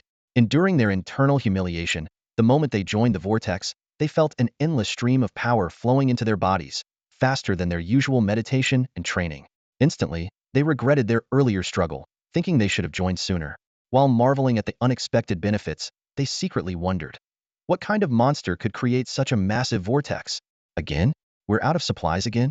The teachers from the 5 schools stared numbly at the dimming glow of the formation, mechanically adding more mind-refining pearls and beast cores. 10 days had passed, and they had lost count of the number of times they had resupplied. The resources initially prepared ran out 3 days ago, and the emergency second batch was almost depleted. 5 more days. Go get more resources, urged Su Yiming as he turned around. The other teachers hesitated. Shouldn't we just stop? We've already used so much. Remember, these are borrowed, and we have to return them. One teacher shook his head in disagreement. No way. We promised them 15 days of worry-free training. We can't break our word. All eyes turned to Su Yiming, the representative from Qinglong Beast Taming University. He looked nervous. Why are you all staring at me? What do you think? What kind of monster is your school cultivating? This much commotion just from meditation? Exactly. Things have been off ever since that kid joined. Even the 5 students from the Imperial Beast Taming University can't compare to him. A teacher from the Imperial Beast Taming University scoffed. This only shows his talent is strong, but he's still young. His combat power is lacking. Give him a few more years, and he might dominate the field. I heard he used to have a diamond-level beast. What a pity. There's nothing to pity. With his talent, he'll surely contract another diamond-level beast in the future. Despite their complaints, the teachers were inwardly thrilled to see such a genius emerging in Xia. This kind of training benefited not only Suze but also accelerated the progress of everyone involved. In just 10 days, Many had significantly enhanced their abilities, with daily breakthroughs during meditation. For the future of our country, let's borrow more resources. 5 days later, the 15-day period finally ended. As the last box of resources was added to the formation, the teacher sighed in relief. It's finally over. We can't borrow any more. 2 hours later, the formation's power dissipated. Everyone opened their eyes reluctantly. 15 days already? That was quick. They had never experienced such training, entirely passively guided by Suze. Even so, their strength had increased remarkably. All right, everyone, end your meditation. Going beyond 15 days will do more harm than good. Only then did everyone confirm the end of the session, standing up to feel their bodies brimming with energy, needing a day or two to fully absorb it. As they began to check their gains, exclamations of amazement echoed throughout the room. Wait, my level increased by 5? That's a lot. And my beast companion leveled up by 5 too. Lu Yi exclaimed with excitement, her eyes sparkling with joy. Zhang Jianbin, even more elated, proudly announced that he had leveled up by a full 8 levels. Everyone began sharing their gains, their faces beaming with happiness. Suze listened quietly, calculating in his mind. He knew that while stronger individuals absorbed more power from the formation, their progress was slower due to the difficulty of leveling up at higher stages.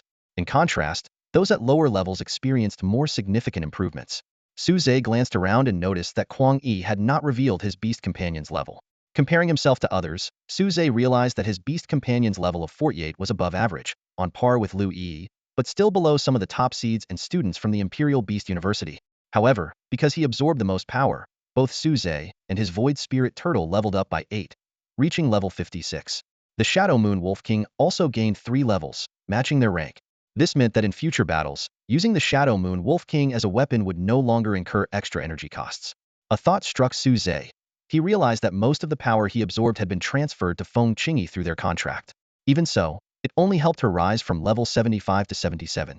This gave Suze a profound understanding of how challenging it was for high-level beasts to level up.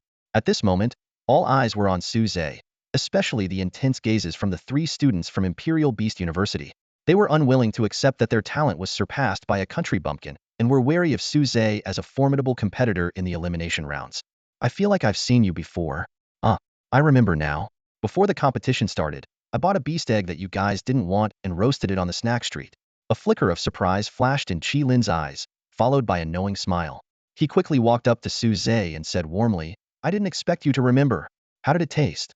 After the competition, come to my place. I'll personally cook for you. Suze was slightly taken aback, not expecting such a friendly attitude from this genius from one of the 4 great families. He smiled and nodded. I'd be honored. How about I bring the ingredients? I guarantee you'll be impressed. Qi Lin raised an eyebrow and smiled. Interesting. I'm looking forward to it. At that moment, a cold voice interrupted. Are you Suze? The one who made Jianglu suffer? Suze turned to see a stern-faced young man glaring at him. Before he could respond, Qi Lin whispered in his ear, That's Jiang Ren, the top genius of the Jiang family and our school's #1 seed. Be careful. He might target you in the elimination rounds. Hearing this, Suze couldn't help but show a playful smile. It seemed like Jiang Ren wasn't aware of the plight of Jiang Lu's lineage. Just then, another cold female voice chimed in. Qi Lin. We're all from the Imperial Beast University. How can you help an outsider? Suze looked at the speaker, a petite yet curvaceous young woman with striking features. Qi Lin retorted without hesitation, Shui Yuha. Just because your grandfather is the principal doesn't mean you can always bring up the school. The elimination rounds are all about individual skill. What does it have to do with the school?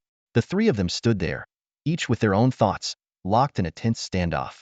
Suze silently observed, calculating their strengths. From the power he had absorbed earlier, it was clear that these 3, like himself, possessed diamond-tier beasts. Even more surprising was that Kuang Yi and Luo Xingyu seemed equally formidable. Suze couldn't help but feel a bit frustrated. While others with diamond-tier beasts kept a low profile, his own status had been widely known from the start, leading to numerous schemes against him. But this was also due to his beast being a phoenix bird, a creature with both dragon and phoenix blood, universally recognized as a top-tier beast. If contracting other diamond-level beasts gives one a chance to become a level 100 war god, then contracting these 2 bloodline beasts is like taking a direct flight. The teacher waved his hand and signaled, All right, you still have 2 days to rest. Everyone go back now. Upon hearing this, everyone stood up and returned to their respective groups to leave. They indeed needed time to digest the abundant power within them. After fully absorbing it, they might even level up once or twice. Suze returned to the hotel, and immediately saw Su Yao and her now flat stomach. Su Yao waved with a smile. Suze Gij, you're finally back. How do you feel? Not bad, Suze replied as he approached. Has your beast hatched? Su Yao nodded, her face full of joy. Suze teased. Let me see what kind of beast it is that's worth you incubating for so long. I don't get that kind of treatment. Su Yao lightly punched him. You're so annoying. But she obediently summoned her beast. A flash of light appeared, revealing a shimmering light blue water orb floating in the air. Inside the orb was a small mermaid, about half a person's height, with a human upper body and a fish tail. A mermaid? Suze examined the upper body closely, as he wasn't a breeding expert like teacher Chen Xian and couldn't tell much from the fish tail. Seeing the two small shells slightly protruding, he breathed a sigh of relief. Phew. Su Yao immediately pinched the flesh on his arm. Where are you looking? This is still a baby mermaid. Fishy baby. Suze quickly apologized. Misunderstanding? Meanwhile, Jiang Ran returned to the Jiang family estate and paused at the sight of the uncleaned funeral arrangements at the door. His mind raced, and his first thought was concern for the patriarch. He rushed in, crying, Patriarch, why didn't you wait for me? His expression was a mix of emotions. It wasn't until he saw the patriarch walking out of the garden with a watering can, looking very much alive, that he realized his mistake. The oldest patriarch of the Jiang family despised anything related to death, which was why he had previously forbidden Jiang Lu from bringing corpses to him. Jiang Ren realized he had mourned the wrong person and sheepishly said, Patriarch, it's not you. You little rascal. You were hoping it was me, weren't you? Get in here. The patriarch shouted angrily. Jiang Ren immediately put on a sorrowful face and followed the patriarch inside with his head down. You're back. How did you fare over these 15 days? The patriarch asked calmly after taking a deep breath. Jiang Ren hesitated before replying. Thanks to Su Zhe's leadership, everyone exceeded expectations, but I failed to bring honor to the Jiang family. Under the patriarch's scrutinizing gaze, Jiang Ren confessed truthfully. Su Zhe again? The patriarch mused. Why do you say again? Jiang Ren asked, puzzled. Instead of answering directly, the patriarch pointed to the funeral items by the door. Guess who these are for? After a moment of thought, Jiang Ren ruled out the patriarch and other elders, then exclaimed in surprise, could it be my grandfather passed away? His tone carried a hint of anticipation. The patriarch shot him a glare. No, it's for your uncles Jiang Sheng and Jiang Donglin. Them? Jiang Ren was shocked, not by their deaths, but by the fact that their status warranted a formal mourning. Moreover, both were relatively young, and their simultaneous deaths could only mean foul play. How did they die? The patriarch stared at Jiang Ren until he felt a chill. They were murdered and the killer. Jiang Ren thought of Su Zhe, incredulous. Was it Su Zhe? How could he possibly kill both of my uncles? The patriarch nodded. Yes, it was Su Zhe. His diamond-level beast not only survived but grew even stronger after its rebirth. You need to be cautious from now on. Jiang Ren nodded, surprised but not panicked, as if he had a plan. Still, he asked, are we just going to let this go? The patriarch idly trimmed a plant. What else can we do? Both Master Sun and Xiao Sheng are protecting him. Who would dare make a move? Isn't Master Sun on our side? Jiang Ren asked. He is, but he's still an outsider. The Jiang family has thrived under his protection, but we can't rely on outsiders forever. We need our own top-tier warrior. The patriarch patted Jiang Ren's shoulder, making him feel honored. Go water that tree over there, the patriarch instructed, pointing to a giant tree. Jiang Ren agreed readily and carefully started watering. As he approached the tree, he stumbled but caught himself on the trunk, only to have a vine prick his palm, leaving a small wound. Seeing this, the patriarch remarked, you're too careless. Let me do it. Embarrassed, Jiang Ren scratched his head and handed over the watering can. 2 days left. Prepare well for the elimination round. Yes, patriarch. Jiang Ren replied before leaving. He glanced at his palm, noticing the wound had already healed, and thought no more of it. Behind him, the elder gently caressed the massive tree, murmuring something under his breath. Lin Shi stood in the underground chamber, his expression grave as he stared at the half-dragon skull before him. Less than a month had passed since Su Zhe's departure, and the dragon skeleton seemed to be nourished by some mysterious force, continuously regenerating flesh and slowly retreating to its original world. This should have been good news, as the breaking of the anchor point meant the distance between the two realms was increasing. However, the Nightmare Lord from the Shadow Realm had sent a dire warning. As the dragon skeleton departed, a shadow from the other world was looming over the Shadow Realm, causing the distance between the two realms to decrease rather than increase, with the lowest layer of the Shadow Realm nearing collision. Furrowing his brow, Lin Shi muttered to himself, have I misunderstood the nature of the anchor point all along? Unable to prevent these events, he summoned his student, Xiao Sheng, but even that couldn't slow the dragon skeleton's retreat. Now, only the half-dragon skull remained in this world. Perhaps it's for the best, Lin Shi said with a wry smile. I was planning to leave anyway, and now I can go without worry. He found a piece of equipment to lean against, raised a flask towards the dragon skeleton and said, I don't know if you will revive, but after decades together, I wish you a safe journey. With that, he took a deep drink. As the last segment of the dragon horn retracted, the spatial rift closed instantly. Lin Shi waited a moment longer to ensure there were no anomalies, then stood up and brushed off the dust. It's time to go.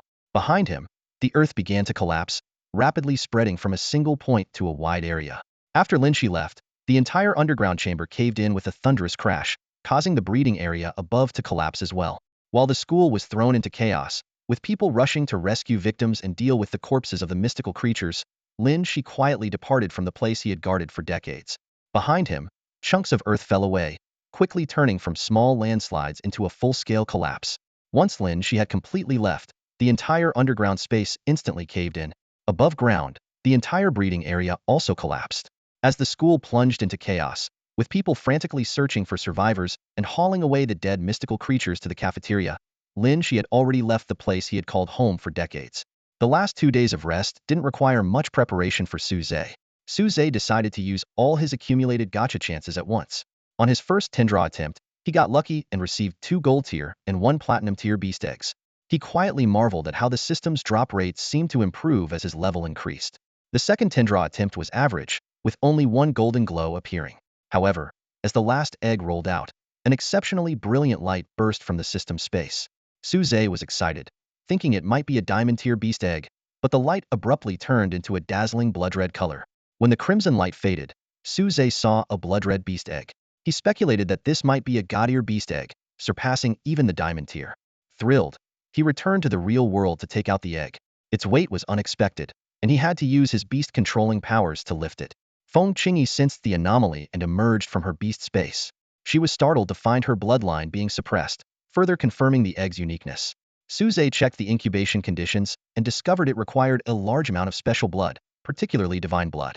He considered having Feng Qingyi condense her divine beast bloodline, but she indicated that doing so would cost her the chance to evolve into a divine beast. Suze abandoned the idea and decided to use the wudong fruit to purify Feng Qingyi's bloodline after winning the championship. 2 days later, as Suze prepared to head to the elimination venue, he unexpectedly ran into his teacher, Lin Shi. The respectful attitude of the other teachers towards Lin Shi made Suze suspect that Lin Shi might no longer be hiding his identity. Lin Shi said he was there to cheer on his student, and secretly told Suze that he had bet everything on him.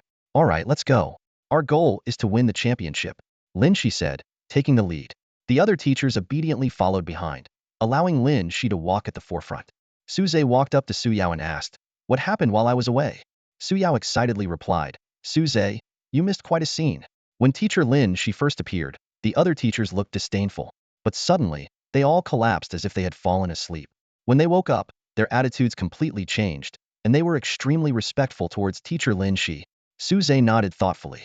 These senior teachers were once Lin Shi's subordinates but had no idea of his true identity because he had been hiding in the dream realm for years. It wasn't until they re-entered the dream realm that they realized this low-profile old man was actually the legendary Dream Demon principal. However, Suze frowned, puzzled about why Lin Shi chose this moment to appear. If it was just to watch the competition, it seemed too far-fetched. Was this cunning old man up to something else?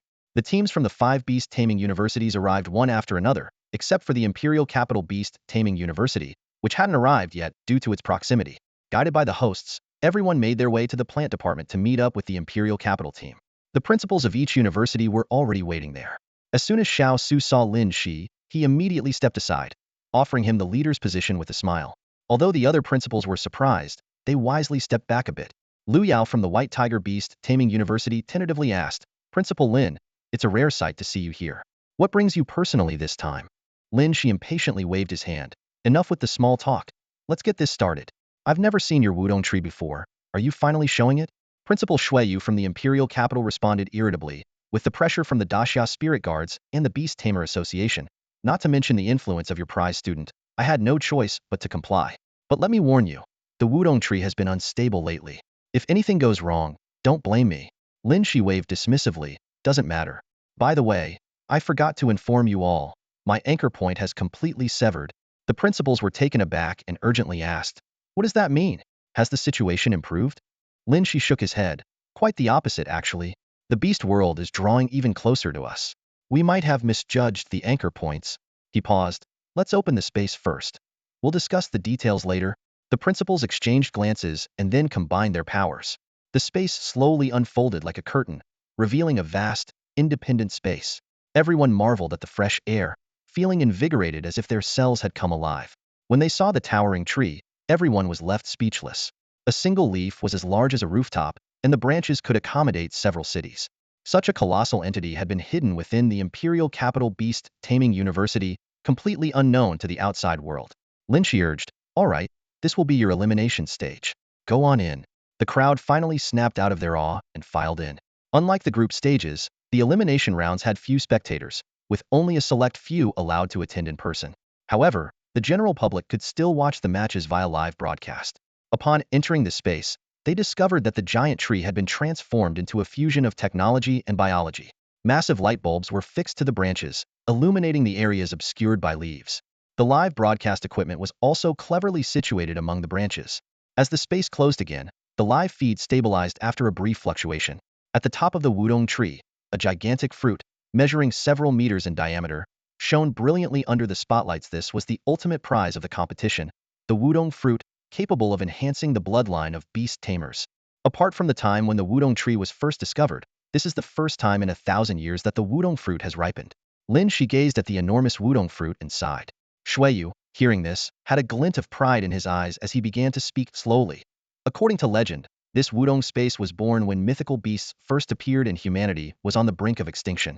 My ancestor from the Shui family discovered this place by chance and fed the 1,000-year-old wudong fruit to a beast, which gave birth to the first 100-level war god among humans, thus preserving the flame of civilization.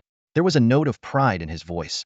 My Shui family are the descendants of this hero, with the deepest heritage. This wudong fruit rightfully belongs to us, the Shui family, yet it is being used as a prize for this competition. Shui Yu's gaze swept over the crowd and landed on his granddaughter, Shui Yuha, filled with anticipation. The crowd gathered under the towering tree, feeling insignificant. The trunk was vast, and the canopy blocked out the sky.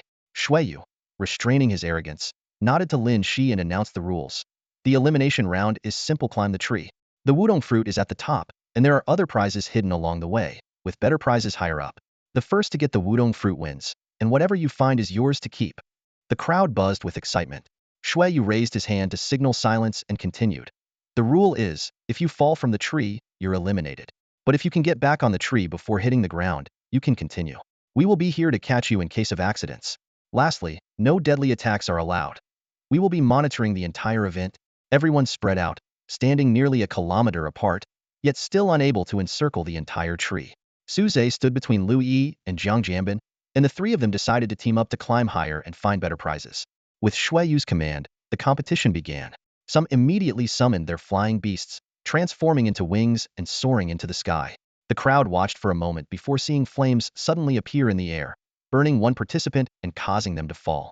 A teacher from the Imperial Beast University caught the unconscious fourth seed, marking the first elimination.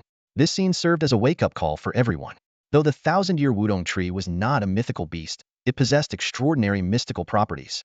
Even distant spectators could feel the intense heat of the flames, breaking into a cold sweat. Although Su Zhe's beast was a fire-attributed golden feather phoenix, he dared not attempt it rashly. He knew that taking risks now might lead to being surrounded and eliminated, as the air offered no place to stand. The trunk was bare, with the first branch out of reach, so it was better to wait and observe. The real confrontation would begin once branches appeared for rest. The higher the climb, the thinner the trunk, increasing the chances of encounters, and the branches would become natural arenas. Only the victors would have the right to continue climbing. After learning from the previous mishap, the remaining 14 people decided against flying, and instead climbed carefully along the tree trunk. Everyone cautiously scaled the massive trunk of the phoenix tree. Even with the strength-enhancing beast armor, their limbs ached. Suddenly, a pure life force emanated from the tree, alleviating their fatigue, but not completely erasing it. This realization made them understand that climbing the tree was not just a test, but also a way to train their bodies. Encouraged, they quickened their pace. Looking up, the resting branches seemed deceptively close due to the tree's enormous size. Finally, Su Zhe flipped himself onto the lowest branch. The 10 thick branches could easily accommodate tens of thousands of people, but at that moment, there were only 2 or 3 people on each. Everyone kept their distance, wary of each other. Su Zhe and Jiang Jianbin ended up on the same branch, with Jiang already searching for prizes. The fourth seed from Zhuke Beast University stayed far off, clearly avoiding trouble. Any luck finding something? Suze asked while catching his breath. Zhang Jianbin grinned. Heh, I found a level 50 beast core and a few mind-refining beads. Leaning closer to Suze, he whispered. But that guy over there found something even better, a golden beast egg. Once I regain some strength, I'm going to take it from him. Suze advised. It's just a golden beast egg. No need to fight over it. Save your strength and keep climbing. Aren't there better rewards further up? Zhang Jianbin gave Suze a meaningful look. Try jumping. Though puzzled, Suze leaped into the air. His action drew some attention but was quickly ignored. As he landed, he exhaled a hot breath, his face flushed. It's so hot up there. Zhang Jianbin responded. Exactly. I felt it too when we climbed up here. The temperature has been steadily rising. Beyond the phoenix tree's branches, it increases in steps. For me, climbing one more branch is my limit. That's why I need to gather as many prizes as I can while I have the chance. Meanwhile, the golden feathered phoenix excitedly explained to Suze through their bond. This is the mark left by a pureblood phoenix. The bird's voice was filled with uncontrollable excitement.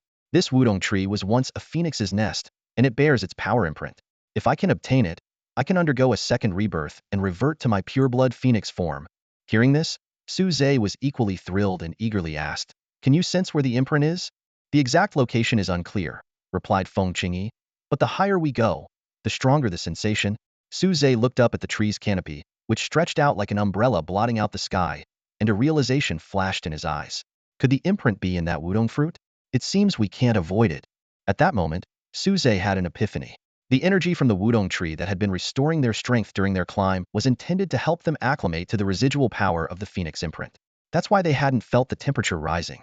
Only someone with an exceptional constitution like Zhang Jianbin would notice these changes. Recalling the intense sensation when he leaped earlier, Suze understood two things. First, the imprint's power increased in stages beyond each branch, acting as checkpoints. Second, he had yet to undergo the energy transformation from the higher parts of the wudong tree. Now, Suze was certain that no one could fly directly to the height of the wudong fruit without the tree's assistance. Even with its help, not everyone could endure until the end. Seeing Zhang Jianbin ready to go, Suze asked, Do you need a hand? Zhang Jianbin shook his head and declined politely. No need. You're much stronger than I am. Save your strength and keep climbing. Seeing Suze's resolute attitude, he had no choice but to continue climbing after recovering sufficiently. Taking a deep breath, Suze gripped the tree trunk tightly and resumed his ascent. Within him, Feng Qingyi stirred, but Suze resisted the urge to draw on her power. His gaze was steady, and he moved carefully, leveraging the strength of the sycamore tree to fortify himself. As a beast tamer primarily focused on mental strength, this was a rare opportunity to compensate for his physical weaknesses. Not far away, Zhang Jianbin suddenly lunged at the fourth seed from Zhuke University, aiming to snatch the golden grade beast egg. The two quickly engaged in a fierce struggle, exchanging blows. Although the Zhuke University contender was stronger, his concern for the aftermath made him hesitant. Eventually, he impatiently tossed the beast egg to Zhang Jianbin, mocking, Take it if you want, you short-sighted fool. Lu Yi observed from the side, deep in thought. Knowing Zhang Jianbin's cunning, she deduced he had a plan. She then joined in, seizing some of the prizes herself, which drew ridicule from others. The two quickly amassed a significant haul, but chose different paths. Lu Yi followed the crowd upward, while Zhang Jianbin stayed behind, meticulously searching for overlooked prizes. He even summoned his beast to help carry the loot. Although others were reluctant, they consoled themselves and continued climbing. However, as they ascended higher, the power of the phoenix mark grew stronger. Many began to feel an excruciating pain, as if their insides were boiling, and flames appeared out of nowhere in certain spots. Weaker participants realized that the next set of branches might be their limit. When they finally reached the second batch of branches, they found only 5 available for resting.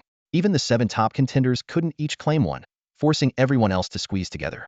Although the top seeds considered their teammates, they still claimed the best items first. Compared to the first batch, the second batch of branches had more valuable prizes, including several platinum-grade beast eggs and higher-level beast cores. Fortunately, they were quick to pick out the items they liked, leaving behind things that were almost identical to the first batch of prizes, though slightly fewer in number. At Qinglong Beast Taming University, Kuang Yi, Suze, and Lu Yi gathered together. Kuang Yi took out 4 level 70 beast cores and 2 platinum eggs, saying, I can use these beast cores, but I don't need the platinum eggs. Does anyone want them? Suze glanced at them and shook his head. I don't need them either. Let Yi have them. Lu Yi's eyes lit up. Really? She was already pleased with the prizes she had won earlier, and now getting 2 platinum eggs was beyond her expectations. Suze looked around and reminded her. Are you planning to go further up? Louis paused for a moment. I think I can hold on a bit longer, but it might not be necessary. I've got enough. Suze suggested. In that case, I think you should just jump down with your prizes and forfeit your qualification. Louis was initially puzzled, but quickly understood after scanning her surroundings. Huang Yi and Suze were definitely going to continue upward, and the remaining people might team up to rob her of her prizes. Without hesitation, she jumped down with her loot, leaving the others full of regret. If only they had taken the prizes from the first level right away. Lu Yi gracefully landed on the ground after jumping from the branch. Although this meant she lost her chance to continue competing, she wasn't upset. In fact, she seemed quite pleased. With a hint of a smug smile on her lips, Lu Yi touched down softly. Seeing this, Zhang Jianbin hurried over. How did it go? He asked. Not bad, Lu Yi replied as she walked. But compared to your mountain of spoils, mine is nothing. She glanced at the towering pile of spirit beads and beast cores in the center of the team, her tone teasing. Zhang Jianbin puffed out his chest confidently. Take whatever you like, he declared, then hesitated slightly. Louis laughed lightly, covering her mouth. Just kidding. I have 2 platinum-grade beast eggs here. How about trading them for half of your resources? Zhang Jianbin's eyes lit up. Deal. As the two prepared to divide their spoils, 3 more people fell from the trees. Unlike Lu Yi and Zhang Jianbin, these 3 were injured to varying degrees. One of them was even caught by the instructors, looking quite badly hurt. Lu Yi whispered to Zhang Jianbin. Looks like they fought pretty hard for those resources. Zhang Jianbin nodded. Yeah, especially that 4th seed from Zhuke Beast University. He even gave up a gold-grade beast egg earlier, and now he's empty-handed. Just then, the 2nd seed from Zhuke Beast University landed. Though looking a bit disheveled, he had significantly more spoils than the others. Watching this, Lu Yi mused. Huang Yi and Suze are still up there. I have a feeling that the topmost phoenix fruit will end up with one of them. As an alumnus, he showed no mercy at all. He struck the hardest and didn't consider giving up, aiming to go even higher and win better prizes. Greed sparkled in his eyes as he remembered his arrogant stance after previous victories. I'm not like you. This is where you stop, but I have the right to keep climbing, he sneered, motioning for the others to step aside. Scanning the treetops, he spotted Suze, the 4th seed from Qinglong Beast Taming University, stealthily climbing upwards. As the 2nd seed, how could he be content to fall behind? Gritting his teeth, he endured the burning sensation in his body and continued his ascent. Soon, the branches above came into view. There were 4 of them. To his delight, Suze was indeed ahead, about to reach one of the branches. Even more thrilling was that Lin Kair, the top seed from Zhuke Beast Taming University, had also chosen the same branch. Meanwhile, Huang Yi wisely avoided the 2 of them. The 8 climbers above split into 4 pairs, each pair occupying a branch, creating a delicate balance. He secretly calculated how to disrupt this situation. That kid isn't clinging to anyone's coattails anymore, he sneered. Once Lin Kair eliminates him, the good stuff will naturally go to me, his fellow alumnus. Although he was left picking up others' leftovers, he was convinced that the prizes at this height would still be better than those below. Soon, all 8 were in position, but an eerie silence settled over the branches, like the calm before a storm. Only the heavy breathing of Zhuke University's 4th seed echoed through the entire phoenix tree. He finally reached the branch below, grabbing the edge and flipping himself up. Just as he was about to speak, Sister Kair, I'm here to help you. A wave of searing heat blasted him, sending him flying. With a thud, his chest was struck, air rushed out of his lungs, and he lost consciousness, falling until a teacher caught him and stopped his free fall. The spectators began to murmur. Didn't he say he was going to keep climbing? Why did he come down so quickly? Doesn't look like he got anything good. Maybe he couldn't hold on and fell halfway? Didn't he claim he had the right to continue while we didn't? Now it seems laughable. Soon, mocking laughter filled the air. He had only fainted briefly due to lack of oxygen, but as he started to regain consciousness, the ridicule made him roll his eyes and faint again. Did I just knock something off? Asked Lin Kair, the girl sitting opposite Suze. Despite her delicate name, Lin Kair had a strikingly attractive figure. Suze glanced back and noticed someone seemed to be trying to climb up but fell instantly. He turned and said, It's nothing, probably just my imagination. Lin Kair, puzzled, said, Weird, I thought I heard someone calling my name. She shook her head. Forget it. Have we rested enough? Ready to start? Everyone instinctively paired up on the same branch. The higher they climbed, the fewer branches there were, perfect for the quarterfinals, semifinals, and then the finals. Suze faced Lin Kair from the Vermilion Bird Beast Master University, while the 3 from the Imperial Capital Beast Master University each faced seed players from other schools. The battle was about to begin. Shueyuha and Luo Xingyu started first, followed by the other 3 matches. Lin Keir lunged at Su Zhe, summoning a fiery red butterfly that transformed into agile twin blades dancing in her hands. Su Zhe, on the other hand, summoned his phantom turtle, using its shield to observe his opponent. Lin Keir's attacks were fierce, and Su Zhe was constantly on the defensive. She suddenly retreated and complained, hiding behind a turtle shell. "What kind of man are you?" Su Zhe retorted, "Those little knives of yours aren't even as big as your chest. Isn't that frustrating?" Lin Keir's face flushed, but she quickly sneered. "All right, let me show you my real skills then." The fiery red bird transformed into a crimson battle axe, and the firewall monkey turned into gauntlets, covering Lin Keir in a form-fitting armor. She planted the giant axe into the ground, looking every bit the valiant warrior. Su Zhe didn't dare to be careless and summoned a silver-white wolf from the shadows, which turned into a half-human-sized blade. Lin Keir licked her lips and smiled. "Now that's more like it. Come on, let's have a real fight." She swung her giant axe towards Su Zhe. Su Zhe raised his blade to meet her, sparks flying as the sturdy sycamore branch they stood on swayed violently. With a swift motion, Lin Keir lifted her massive battle axe and charged at Su Zhe, swinging it down with force. Su Zhe raised his blade to counter, and sparks flew as the thick sycamore branch they stood on shook from the impact. After securing the victory, Su Zhe finally sat down to rest and began to reflect on what had just happened. He meticulously recalled every detail of the battle, and suddenly, a thought struck him realized why Lin Keir had lost her fighting spirit. Su Zhe summoned the shadow thrust once more and carefully examined this unique weapon. He tested it with his hand covered in the beast armor. Although it couldn't pierce the armor, he could clearly feel its sharpness. "Ah, so that's how I won," Su Zhe muttered to himself with a bitter smile. "It feels like I gained an unfair advantage." This discovery gave him an insight. Although the shadow thrust couldn't penetrate the beast armor, it could still deliver a strong stimulus to vital points. Su Zhe shivered at the realization that this was the true purpose of the shadow thrust. He began practicing repeatedly, striving to improve the speed and precision of the shadow thrust. Meanwhile, Su Zhe didn't forget to collect the prizes from the tree branches, a large number of high-grade beast cores, refinement beads, and beast eggs. On other battlefields, Jiang Ren quickly triumphed with his diamond-level plant-type beast.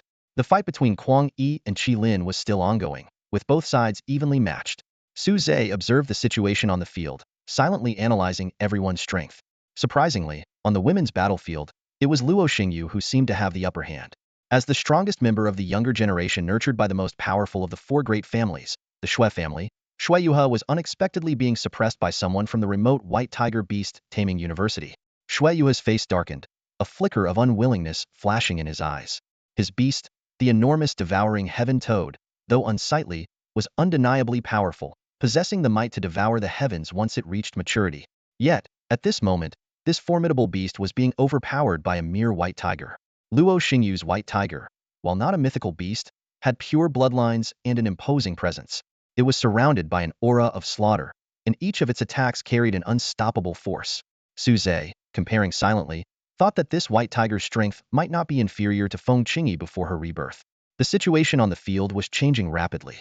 Kuang Yi was the first to fall, losing to Qi Lin. Although Qi Lin had exerted all his strength and his mental power was unrivaled, this victory clearly came at a significant cost. After losing, Kuang Yi laughed freely and shouted to Su Zhe, "You're the only one left, good luck." With that, he jumped off the branch voluntarily. Seeing that Luo Xingyu was about to win, Shueyuha suddenly gritted his teeth and growled, "How is this possible? How could I lose here? You forced me. I'm going to use that move." Before he finished speaking, a thunderous explosion erupted from the branch closest to Su Zhe. The extremely hard phoenix tree branch was blasted open, sending debris flying everywhere. Su Zhe's pupils contracted sharply, alarm bells ringing in his mind. He was all too familiar with this kind of explosion. It was clearly the power of a beast self-destructing, but who would go to such lengths? Just as Su Zhe thought Luo Xingyu had completely taken the upper hand and was about to win, a sudden, violent explosion occurred on the branch nearest to him. The incredibly hard phoenix tree branch was blown apart, creating a massive gap. Su Zhe instantly recognized the explosion. It was the result of a beast self-destructing. But who would go to such extremes? Judging from the current situation, Luo Xingyu has maintained the upper hand, so it's unlikely that she would resort to a desperate move. Su Zhe frowned and analyzed. Shueyuha is being suppressed and might decide to go all out. But is it worth it to self-destruct for a mere beast competition? He recalled the 2 previous self-destructions he had witnessed, noting that this one was significantly stronger, likely a full-force blow from a platinum-level beast over 70. As the dust settled, the battle scene became clear. Luo Xingyu and her white tiger lay heavily injured on the ground, covered in blood. Meanwhile, Shui Yuha emerged unscathed from the mouth of her swallowing toad, triumphantly declaring her victory. Su Zhe was puzzled. Why was she unaffected? He keenly sensed that there was something fishy about this self-destruction. While he was deep in thought, Shui Yuha cast a disdainful glance his way. For a country bumpkin to get this far is already the limit. The finals are reserved for us from the Imperial Beast Academy. After a brief rest, Jiang Ren and Qi Lin faced off from a distance, their auras clashing. Qi Lin smiled and said, "Brother Su Zhe, I would rather settle my score with Jiang Ren." Jiang Ren sneered, "It doesn't matter. Fighting either of you is the same." He gave Su Zhe a meaningful look. Shui Yuha stood up and said, "Then I'll take care of this outsider who snuck in." The four of them continued to move separately, heading towards their next battleground. The number of branches ahead had dwindled to 2, marking the venue for their semi-final match. Su Zhe's expression was grim. The opponent he least wanted to face was right in front of him. Shui Yuha stood proudly, summoning her beast with a cold smile. "This is the end of the line for you, peasant," she sneered. Shui Yuha's tactics were unique. She didn't transform her devouring frog. Instead, she rode on its back, using its thick skin to fend off attacks. When faced with wide-range assaults, she would hide inside the frog's mouth. This strategy stemmed from the significant level gap between her and her beast. While the devouring frog was at least level 70, she had just surpassed level 60, making complex maneuvers impossible. Su Zhe knew that relying solely on his Phantom Turtle and Shadow Moon Wolf King wouldn't be enough to secure a victory. He took a deep breath and muttered, "No choice left, it's up to you now, Qing." As he spoke, the long-forgotten summoning circle for his beast lit up behind him. In a flash of golden light, the silhouette of the golden feather phoenix began to take shape. At first, Shui Yuha looked dismissive, but she soon felt the tremors and fear emanating from her devouring frog. Her expression changed drastically, though she forced herself to stay composed. "No matter. I still have that move. I will win." Is it really a golden feather phoenix? And its aura is so powerful, even from such a distance. My beast can feel a trace of suppression in its bloodline. Jiang Ren thought to himself as he sensed the energy coming from Su Zhe's direction. Jiang Ren furrowed his brows, a hint of surprise flashing in his eyes. The strength of Su Zhe's golden feather phoenix was far beyond his expectations. Not only was its level high, but its bloodline was also pure, exerting a clear suppression on his own beast. Jiang Ren's only advantage was that his beast's level was slightly higher, allowing him to maximize the synergy between Beastmaster and beast. In contrast, Su Zhe had not yet achieved this level of coordination. Jiang Ren's gaze shifted to Shui Yuha, and a cold smile played on his lips. The so-called genius, propped up by the Shui family, couldn't fully control her own beast. Although the Shui family was the oldest among the 4 great families, it had begun to decline after centuries of prosperity. In an attempt to reverse their decline, they had pushed Shui Yuha as a supposed genius. She did have some talent, but she still fell short compared to Jiang Ren and Qi Lin. Jiang Ren refocused on his immediate opponent, Qi Lin.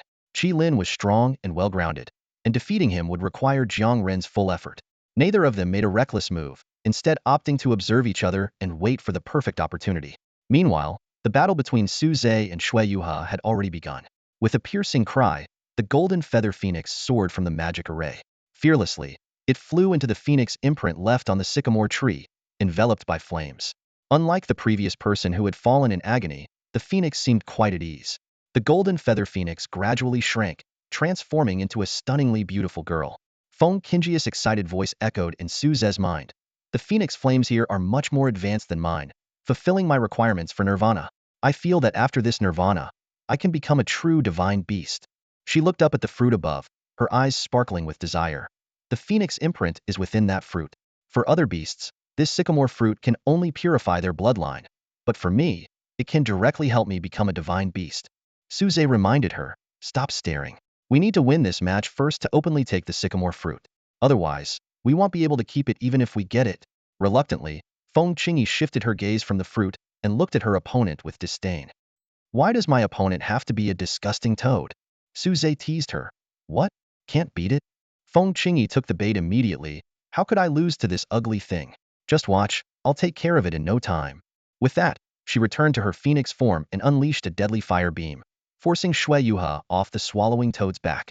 Shui Yuha didn't retreat into the swallowing toad's mouth, but instead looked at Su Zhe. "Hold on. I'll take care of him first, and it will all be over." Although she was slightly weaker, her sharp eyes noticed that Su Zhe himself was not very strong, still below level 60. Instead of clashing head-on with the golden feather phoenix, she decided to let the swallowing toad hold it off while she dealt with Su Zhe. Shui Yuha summoned 3 other beasts, transforming them into armor, a long sword, and a mask. Su Zhe did not dare to be careless, calling forth his Void Spirit Turtle and Shadow Moon Wolf King to face her. As the battle progressed, Shui Yua's expression grew darker. Without the power beyond her control, she found herself at a disadvantage, gradually losing ground to Su Zhe. No way. Why am I being pushed to this point by a nobody again? Shui Yuha raged internally, but seeing the swallowing toad struggling under Feng Qingyi's flames, she had to face reality. However, she wasn't ready to surrender. So what if you're all geniuses? The heritage of a great family is something you nobodies and upstarts can't imagine. Shui Yuha gritted her teeth and recalled the charred swallowing toad to her side.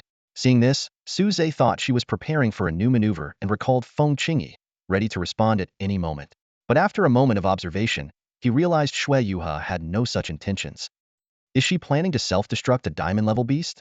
That might really be unstoppable. Su Zhe shook his head, finding it unlikely. Shui Yuha looked around before moving to a new position. Su Zhe, puzzled, noticed she seemed to be focusing on the hidden live broadcast cameras. Is she looking for the camera angles? Trying to steal the spotlight? This isn't a movie shoot. Su Zhe was confused. As he pondered, the swallowing toad suddenly opened its mouth wide and spat out something, with Shui Yuha quickly diving into the toad's mouth. A familiar feeling hit Su Zhe, his pupils constricting. Another self-destruct? He had clearly seen Shui Yuha's 3 transformed beasts still active, and the swallowing toad was right there. Does she have another beast specifically for self-destruction? Otherwise, why didn't she summon it to fight earlier? Something's fishy. This is definitely fishy. As the dust settled, the injuries on the sky-swallowing toad worsened. When the smoke cleared, the sky-swallowing toad was covered in wounds. The death fire line of the golden feather phoenix had already scorched its skin to a crisp. Without this protective layer, the explosive force directly impacted its flesh. Shui Yuha crawled out of the toad's mouth, not bothering to wipe off the disgusting slime on her body, and urgently scanned the area for any sign of Su Zhe. We won, Shui Yuha thought with a burst of joy, but she suddenly felt a chill down her spine. Instinctively, she sidestepped, narrowly avoiding a sharp blade. Turning around, she saw Su Zhe standing behind her, unscathed, with a mocking smile on his face. How is that possible? Shui Yuha exclaimed in shock. Even if you hid in the shadow realm, you couldn't escape the blast's power. Su Zhe shrugged and said, maybe I got lucky? Why don't you try blowing up a few more beasts and see?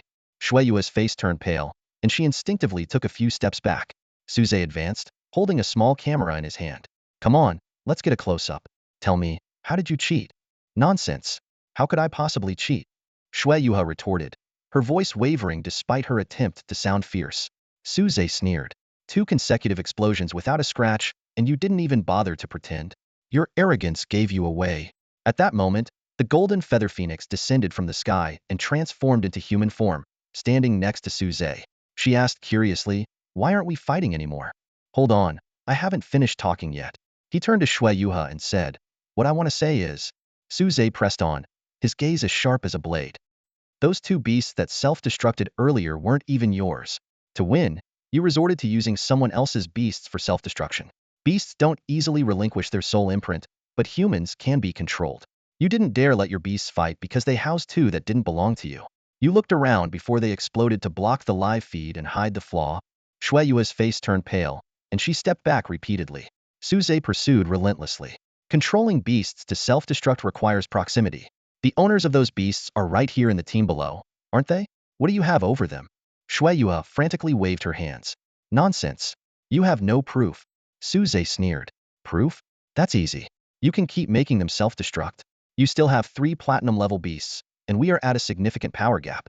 Without self-destruction, you can't beat me. Come on, I'm standing right here. Dare to make them self-destruct? Shui Yuha bowed her head, struggling and weighing her options, unable to make a decision. Su Zhe walked up to her and said coldly, what, can't bear to do it when it's your turn?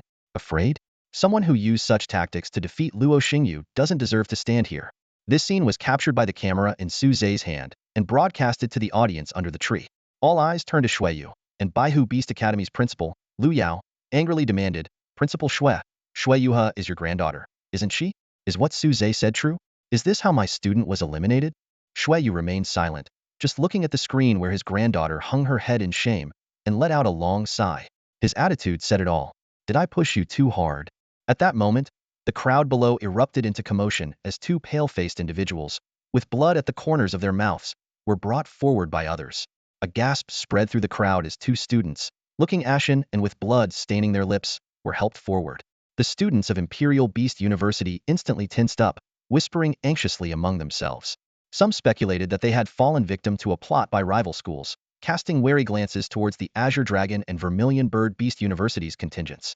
When a second student suddenly vomited blood, the atmosphere became electric with tension. The students from all three schools were on edge, ready to clash at any moment. The students from Azure Dragon and Vermilion Bird Universities looked bewildered, clearly unaware of what was happening. Shueyu signaled with a wave of his hand, and the two injured students were taken away for questioning. In a grave tone, he announced, "After this competition, I will resign as principal and compensate you all." Turning to Lu Yao, he continued heavily, "Lu Yao, I can only apologize. The competition has progressed too far, and without concrete evidence, we can't start over." Lu Yao wanted to argue further, but the other two principals held him back. Lin Shi, lounging casually in a chair he had somehow procured, watched the unfolding drama with great interest. He noticed Su Yao was intently observing Su Zhe. Taking a swig from his flask, Lin Shi asked, "Hey, girl, that kid's about to make it to the finals. Do you think he can win?" Su Yao nodded firmly. "I believe in Su Zhe. He'll be fine." Lin Shi smiled and nodded, then changed the subject. "By the way, you've contracted your second beast, haven't you?" "Yes, and Su Zhe helped me prepare for it," Su Yao said, summoning a small mermaid-like creature. Lin Shi scrutinized the creature with some dissatisfaction. "A gold-tier mermaid? That kid only accepts platinum-tier beasts for himself, but he gives his girl a gold-tier one?" Su Yao blushed deeply and mumbled, "Teacher Lin Shi, I'm not Su Zhe's girl. No need to explain, I get it." Lin Shi took out a few items from the shadows and tossed them to Su Yao. "Here, these are for you." One was a tear-shaped, translucent gem and the other a large beast core. The mermaid immediately reached out excitedly for them. Su Yao hesitated. "This is..." Lin Shi explained. "These are the tear and beast core of a mermaid lord. I got them from a deputy squad leader of the Dark Guards when I was fooling around in Fusong. They're yours now, Teacher Lin Shi. Isn't this too valuable?" Su Yao felt the weight of the items in her hands. "Take them, I have no use for them," Lin Shi replied, then continued, "By the way, mermaids have two growth paths, one towards water abilities and the other towards psychic abilities. The former isn't very promising. Let me tell you how to cultivate the latter." Meanwhile, Su Zhe had cornered Shueyuhe. She kept retreating until she had nowhere left to go. With a gentle push, Su Zhe sent the despairing Shueyuhe plummeting from the branch. Shueyuhe closed her eyes, letting her body fall. Without her command, her beast was also captured and thrown down by the golden feather phoenix. As she was about to hit the ground, a teacher rushed forward, ready to catch her. But Shueyuhe, in a desperate move, used her unmaterialized beast to fend off the teacher, continuing her descent. "It's over. Everything is over." Just before she hit the ground, another gust of wind blew. Shueyuhe opened her eyes, ready to fend off another attempt to save her, only to see her grandfather, Shueyu. "Grandfather, you..." Before she could finish her sentence, Shueyu had already caught her and delivered a resounding slap. Tears welled up in Shueyuhe's eyes as she held her swollen cheek and looked at Shueyu. She heard him say, "Your actions have brought shame to our family. Do you think dying would solve everything? Go back and kneel in the ancestral hall to confess your wrongs." Shueyuhe lowered her head, unable to respond. Suddenly, a warm hand gently touched her head.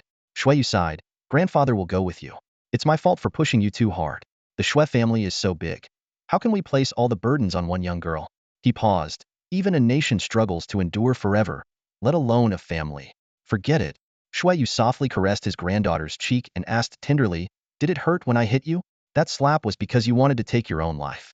This old man is still counting on you to help with the children." Hearing this, a blush spread across Shueyu's face. "Let me see." Shueyu carefully examined her face. "Oh dear, how did it get so swollen? It's all my fault for hitting too hard." The two arrived at Baihu Beast Taming University, where they were met with hostile stares. Shueyuhe nervously approached Luo Xingyu, while Shueyu stayed behind. Wang Zi immediately stepped in front of Luo Xingyu, angrily shouting, "Isn't cheating to win enough for you? Let me tell you, you couldn't even beat Su Zhe, and he's my buddy." Before he could finish, Luo Xingyu pushed him aside from behind. Despite being wrapped in bandages, Luo Xingyu insisted on sitting up and asked, "What do you want?" Shueyuhe bowed her head and said, "I'm here to apologize. If you need any compensation, just let me know, and I'll do my best to fulfill it." This statement was equivalent to admitting she had used unfair means.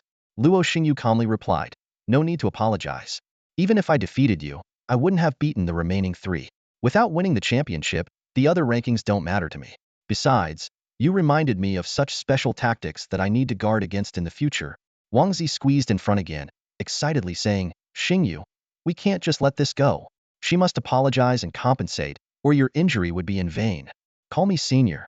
Luo Xingyu corrected him helplessly, then pushed Wang Zi towards Shui Yuhe, discuss compensation with him. He's an expert in that area.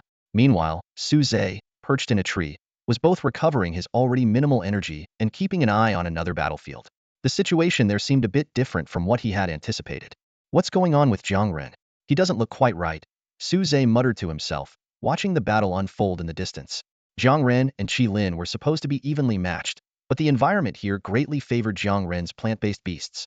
Moreover, Qi Lin had already revealed all his tricks in their previous fights, making him an open book to Jiang Ren.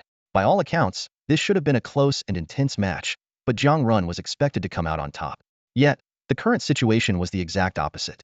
Let's rewind to the moment when Shui Yuhe's beast self-destructed.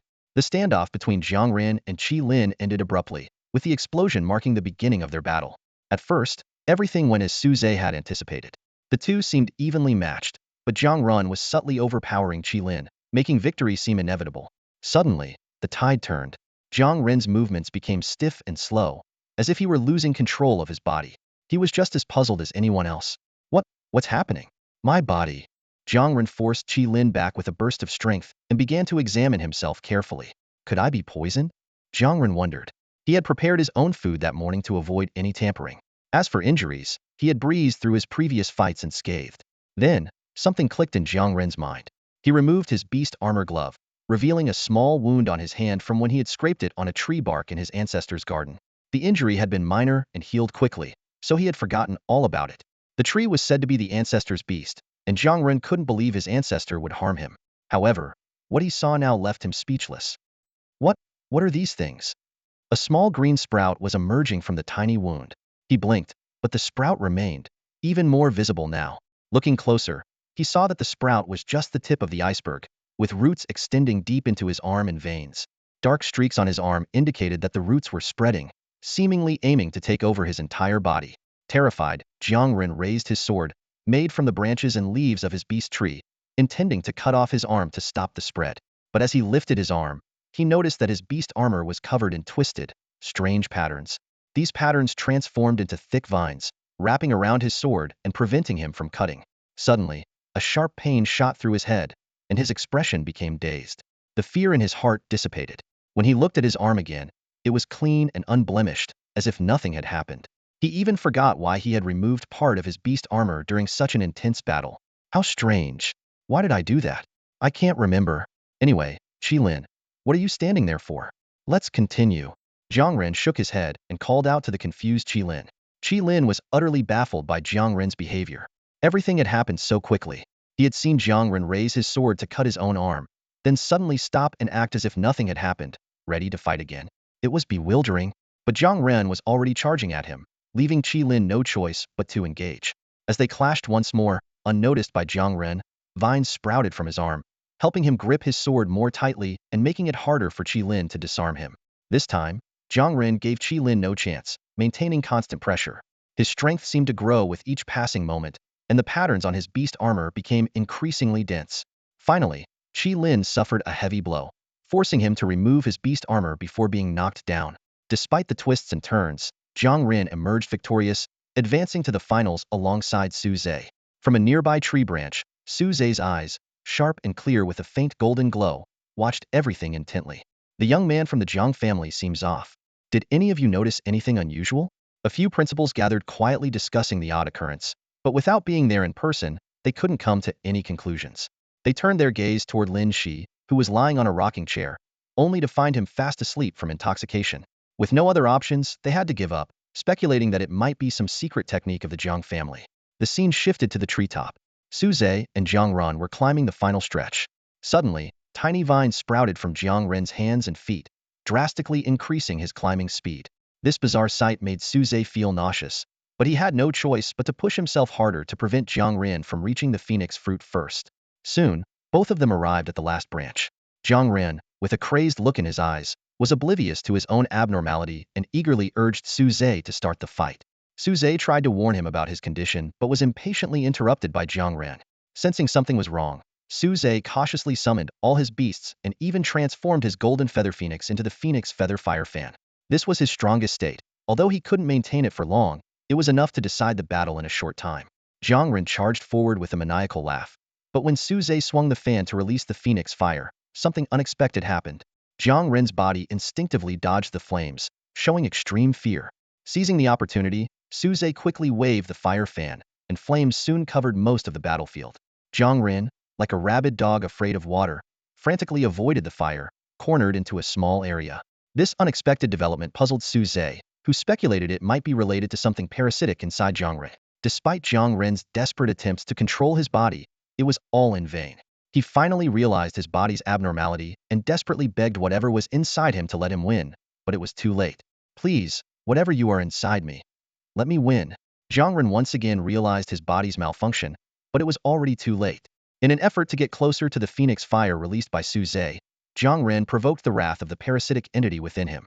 Jiang Ren let out a blood-curdling scream, his eyes losing their spark, leaving him standing like a lifeless zombie. Suddenly, his limbs burst open, and countless vines began to grow wildly, wrapping around his tattered body like serpents.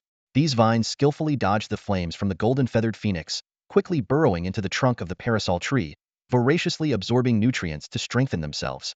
The beast armor on Jiang Ren's body shattered under the pressure of the vines, revealing the beast king trapped within, equally entwined by the sinister tendrils. Its trunk was pierced by numerous vines, rapidly draining its life force. The black patterns that once spread across the beast armor were, in fact, these horrifying vines.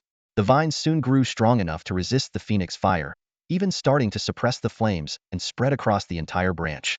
Suze had to wave his flaming fan desperately to create a small safe zone amidst the encroaching vines. By now, all of Jiang Ren's body, except for his head, had been devoured by the vines. His deformed head drooped down, with two eerie flowers blooming in place of his eyes. A cold voice emerged from his mouth. Ah, poor Jiang Ren. If only I had a bit more time, I could have completely taken over his mind and let him bask in the dream of victory. But he was too impatient, forcing me to awaken prematurely because of the fire. Suze watched the grotesque vine monster before him with vigilance and shouted sternly, "Who are you?" The monster paused for a moment and then let out a sinister laugh. "Me? You can call me Jiang Huairen, or who are you really?"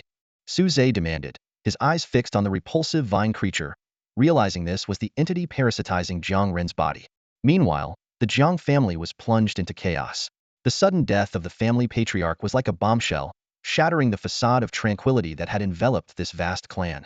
Cries, whispers, and hushed movements filled the entire Jiang mansion.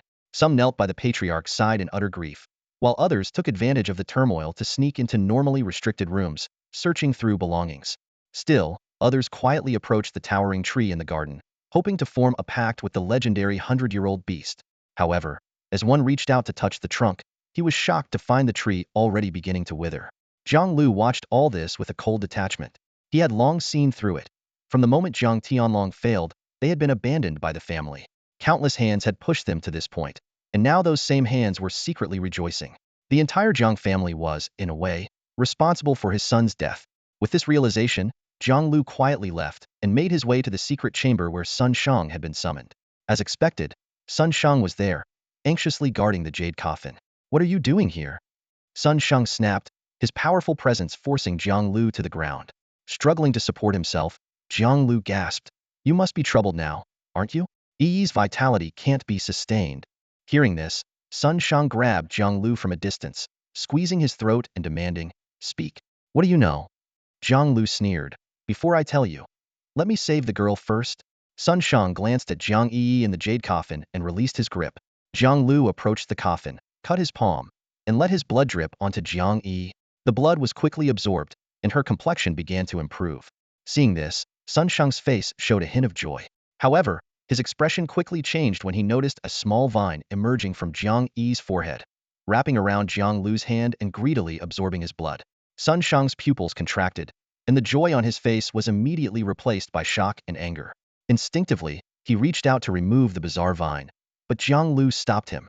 "Don't be rash," Jiang Lu warned in a low voice, his brows furrowed. "This is the demon oak, the key to sustaining Yi's life. If you pull it out recklessly, she will surely die." Sun Shang paused upon hearing this, then angrily retorted, "Then let it be me." Your old body being drained won't make a difference. As he spoke, he pushed Jiang Lu aside and cut his own palm, offering it to the vine. The vine seemed to sense the fresher blood and immediately coiled around Sun Shang's hand. Gritting his teeth against the pain, Sun Shang felt his life force rapidly draining. He glared at Jiang Lu and demanded, "What exactly is this demon oak?" Jiang Lu didn't answer directly. Instead, he mused, "Just as I suspected. To evade your pursuit, it severed part of its main body and parasitized within E, cutting off its connection to the original host. Even after abandoning the original host and reparasitizing, this split-off segment retains its vitality." "What are you talking about?" Sun Shang impatiently asked, noticing that the vine had finally retreated after sating itself. Without explaining, Jiang Lu turned and walked out of the secret chamber. "Follow me." After a moment of hesitation, Sun Shang confirmed that Jiang Yi's condition was stable and then followed Jiang Lu. They walked straight through the weeping clansmen and arrived at the withered giant tree. The other members of the Jiang family stopped crying and looked at them in astonishment. "What are you planning to do?" someone couldn't help but ask. Ignoring the question, Jiang Lu pointed to the gradually withering giant tree, his tone heavy yet resolute. "Push it down. It's time to expose the Jiang family's sins to the world." Suddenly, someone jumped out, pointing at Jiang Lu and shouting, "You scoundrel! What nonsense are you spouting?" An elderly man, his face flushed with anger, pointed a trembling finger at Jiang Lu, his voice hoarse. "This beast was left by our ancestors. Even though it is passed on with them, we must keep its body here forever. How can you even think of toppling it?" Another person quickly turned to Sun Shang, his tone threatening. "You dare? Didn't you swear to protect the Jiang family? If you want to take down this tree, you'll have to go through me first." He then stood in front of the giant tree, spreading his arms wide. Those who reacted most vehemently were old-timers around Jiang Lu's age or older. The younger ones looked puzzled, not understanding why their elders were opposing Sun Shang over a dead tree. Jiang Liu's heart skipped a beat. It seemed there truly was a secret under the tree that only the upper echelons of the Jiang family knew. Sun Shang coldly scanned the crowd before turning to Jiang Lu. "If we topple this tree, will you tell me everything?" Jiang Lu nodded solemnly. "Then it's settled." Sun Shang conjured a massive iron rod out of thin air. "This tree may have reached level 100, but it's long dead, just a hollow shell. It's nothing but a big tree now." He swung the rod twice before smashing it down with force. "Fall." The Jiang family members who had sworn to protect the tree scattered immediately, muttering, "It's over. The Jiang family's honor is ruined." The giant tree crashed to the ground, its roots upheaving the earth, destroying everything in the Jiang family compound except the chamber where Jiang Yi resided. But everyone's attention was drawn to the mass of white bones beneath the tree. "Oh my God!" someone exclaimed. "How could there be so many bones under the family grounds? There must be thousands. They look like human bones and mostly children." The crowd fell silent, seemingly realizing something. Jiang Lu burst into laughter. "I underestimated you, old ancestor. I thought there were only a couple hundred bodies, but you had quite the appetite." Sun Shang, shocked, demanded, "Jiang Lu, what does this mean?" The other elders shouted in unison, "Jiang Lu, shut up," but were driven back by a swing of Sun Shang's rod. Jiang Lu sneered, "Don't you get it? The old man relied on a demonic parasite called the moke, an evil parasitic beast." He broke off a piece of dead vine, identical to the one on Jiang Yi's head but hundreds of times larger. He first planted the moke on his loyal beast, extending his life by nearly 100 years by draining its life force. The tree has been dead for a long time, but that wasn't enough for him, as the life force conversion efficiency of beasts was too low. Humans, especially children with abundant vitality, were the best hosts. Pointing to the bones, Jiang Lu continued. So the Jiang family established an orphanage to gather orphans from across the country. Who would question a few missing or dead children among so many? They all ended up here. Sun Shang's pupils contracted violently, his body trembling. He too had come from the Jiang family orphanage. It was there he had met Jiang Yi and become her great sage equal to heaven. He still remembered how some of his close friends had mysteriously disappeared. Seeing Sun Shang's reaction, Jiang Lu laughed. "Remember now? You were one of the targets too. But since you were Yi's best friend and the old ancestor still had some humanity left, he spared you." "And what about the moke inside Yi?" Sun Shang asked, his voice shaking. Jiang Lu sighed. "Yi was a kind-hearted girl. She discovered the old ancestor's deeds and tried to expose him, but he captured her first. But you told me she fell from a height. She wasn't a beast tamer, just an ordinary person, and it happened in her own home, so I believed you." Sun Shang suppressed his anger, his voice trembling. Jiang Lu continued, "Yes, because by then, you were already showing great potential. The old ancestor wanted to keep you tied to the Jiang family, and Yi was the perfect medium." He cut off a small piece of the demon oak, crafted it into a fragment, and placed it inside Yi. Then, through the tree roots, he fed the fragment with the life force extracted from the children by the demon oak. The fragment would also help maintain the host vitality. Jiang Lu calmly revealed the truth, though his tone carried a barely noticeable hint of anger. Upon hearing this, Sun Sheng's brows furrowed, and his fists clenched involuntarily. Jiang Lu continued to explain. This creates the illusion that only the life force of the Tree King can sustain Yi, ensuring you can never leave the Jiang family. He paused, a cold glint flashing in his eyes. Moreover, the demon oak has reached its limit. It needs to parasitize a stronger life force. If it can't find a more suitable target, it might use the fragment inside Jiang Yi to parasitize you, catching you off guard. Sun Sheng's face darkened as he asked in a deep voice, "Why are you telling me this? What do you want?" Jiang Lu looked directly into Sun Sheng's eyes and calmly replied, "What I want is exactly what you want to do right now." "I see." Sun Sheng's eyes filled with murderous intent. "Then you should know what I'm going to do next." He suddenly stood up and roared, "Jiang family, you can all go to hell." Sun Sheng swung his massive staff, his fury manifesting into a devastating strike that smashed into the Jiang family. The sweeping blow reduced everything and everyone in its path to dust. "I'll only strike once. As for the few who survive, they'll have to redeem themselves in the Daxia Spirit Guard's prison," Sun Sheng said coldly. He had observed carefully. The higher-ups in the Jiang family were aware of the truth to varying degrees, while the younger generation was still in the dark. With that one strike, no one of significant status in the Jiang family survived. Even if they summoned their beasts, they were crushed like ants. The Jiang family, as a newly established clan, lacked deep foundations and couldn't withstand even 2 moves from Sun Sheng. The Jiang family's 100-year legacy was ultimately destroyed by his hand. "I hope Yi won't blame me when she wakes up," Sun Sheng murmured as he walked towards the only untouched chamber and carefully picked up the jade coffin. By this time, the Daxia Spirit Guard had arrived at the scene and began cleaning up the aftermath. Jiang Lu silently followed Sun Sheng. Sun Sheng, holding the jade coffin, said coldly, "Why are you still here? Although you told me the truth, and I'll spare your life for now, you were still involved. If you appear in front of me again, I can't guarantee I won't act against you." Jiang Lu shook his head. "I never intended to live. But you? Do you really think you've avenged yourself?" Sun Sheng frowned. "What do you mean?" Jiang Lu's expression turned serious. The Jiang family's ancestor, Jiang Huairan, has long been assimilated by the demon oak. With his parasitic ability, he's not that easy to kill. As I mentioned earlier, the reason he abandoned his current body and didn't parasitize you is that he found a better target. Abandon his body? Are you saying that old bastard isn't dead? Sun Sheng's eyes burned with rage.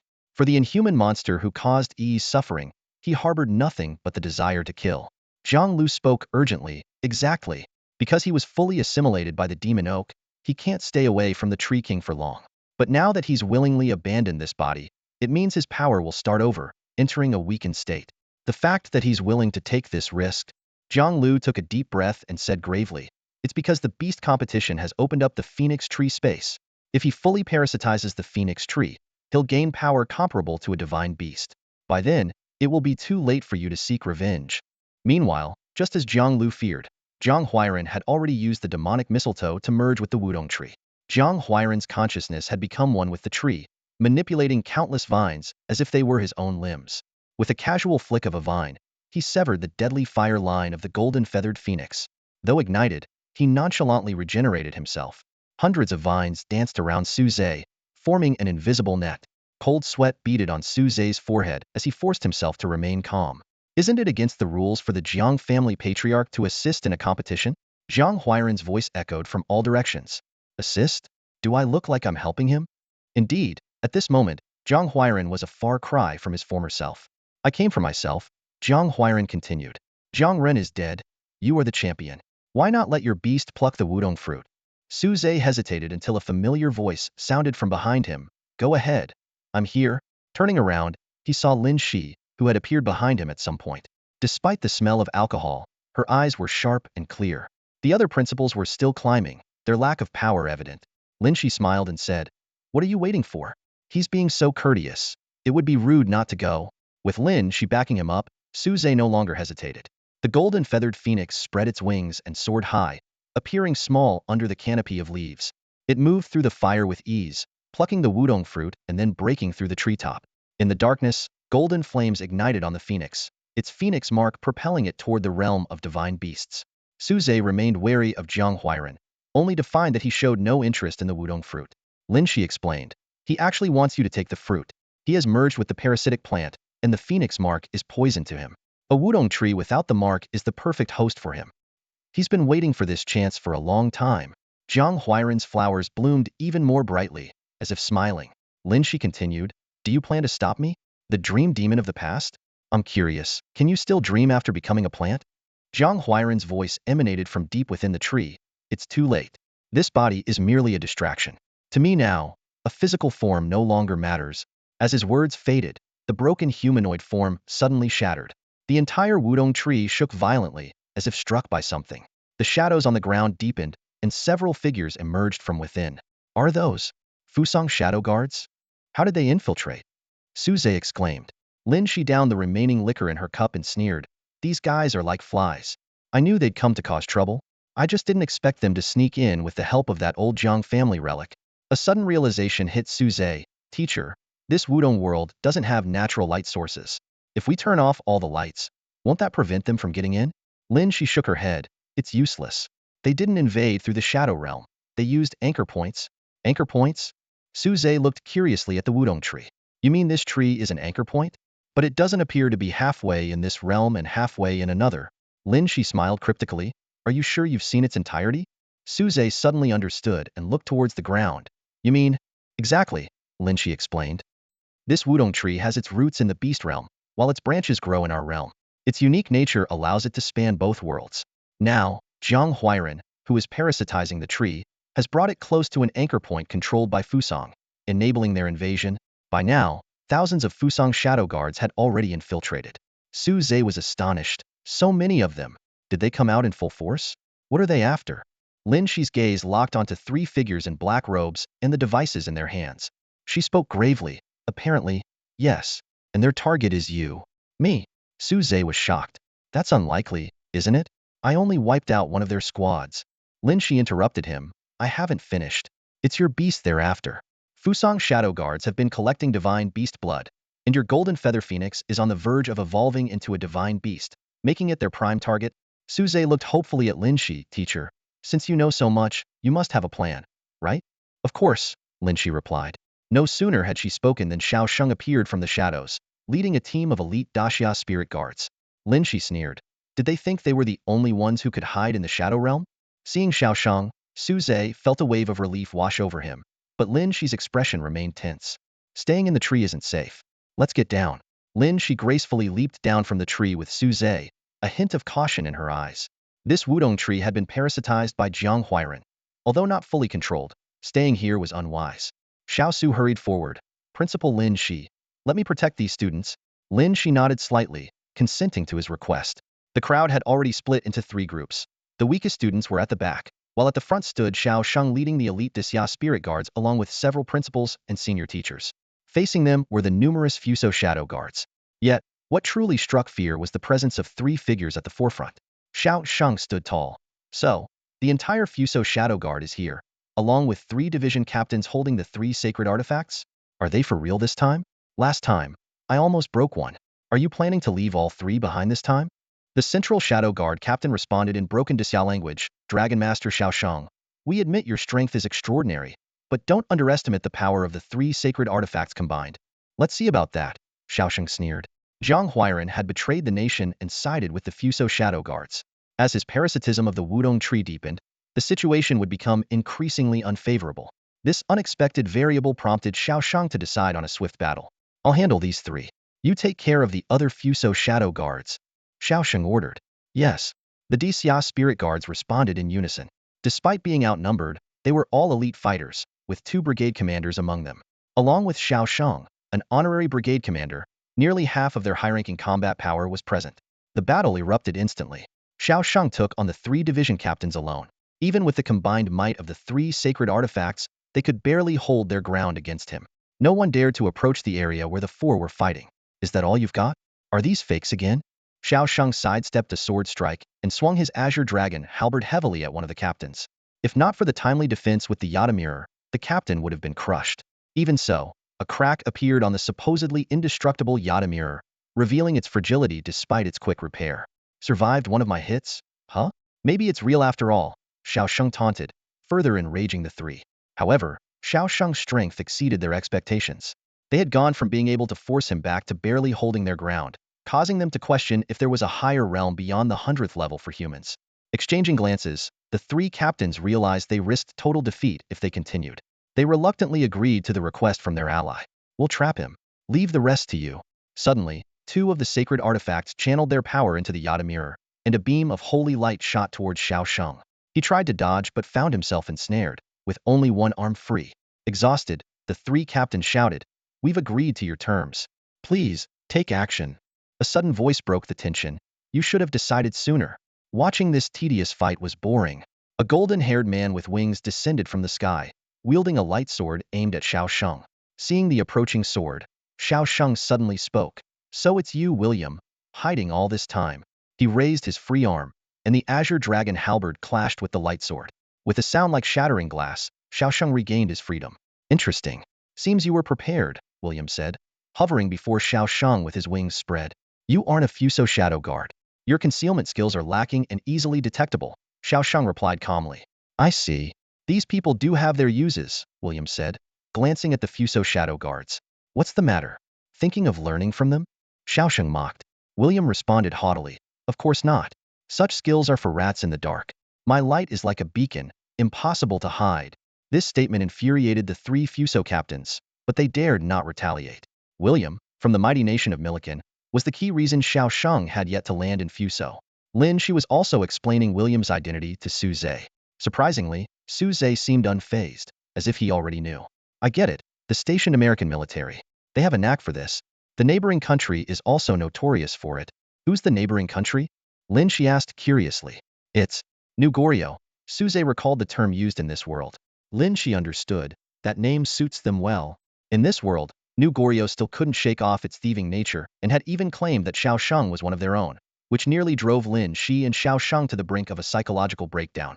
But this means Xiao Sheng might be at a disadvantage, Lin Shi worried, as William, who was already on par with Xiao Sheng, now wielded the three sacred artifacts from the Fuso Shadow Guards. In the air, William and Xiao Sheng felt intense pressure from their clash. William squinted as he scrutinized Xiao Sheng, his guard up. Despite being a battle god at level 100, he found himself subtly suppressed, making him take this rising star seriously. "I can't let you grow any stronger," William said coldly, turning to snatch the artifacts from the three Fusong warriors. With the three artifacts in hand, William quickly mastered their use, particularly the light attribute artifact, Yasakani no Magatama. It was evident he had been prepared for this. The three Fusong warriors exchanged glances, each harboring their own schemes. No one knew who had leaked the secret of the artifacts, but each was secretly pleased with their own disguise. Utilizing the power of the three artifacts, William engaged Xiao Sheng in fierce combat. Beams of light entangled Xiao Sheng's weapon, 6 wings unfurled, and feathers rained down like a storm. Xiao Sheng was forced to resist, his beast armor gradually falling apart, blood flowing freely. Seizing the opportunity, William gathered his strength, preparing for a more devastating attack. Xiao Sheng realized the danger and struggled to break free and counterattack. However, the Yasakani no Magatama's obstruction prevented him from getting close, leaving him to watch helplessly as William regained his strength. "So, this is the power of the artifacts?" William gloated. "I can use them without restraint, while you can only watch." Meanwhile, the battle on the ground shifted dramatically. The three Fusong Dark Guard captains joined the fray, and the previously dominant Daxia Spirit Guards were suddenly struggling. If not for the timely intervention of the two Legion commanders, the casualties would have been even more severe. Had the two Legion commanders not intervened promptly, the casualties would have been disastrous. The leader of the Shadow Guards, like a black lightning bolt, broke through the defense line of the Daxia Spirit Guards in an instant.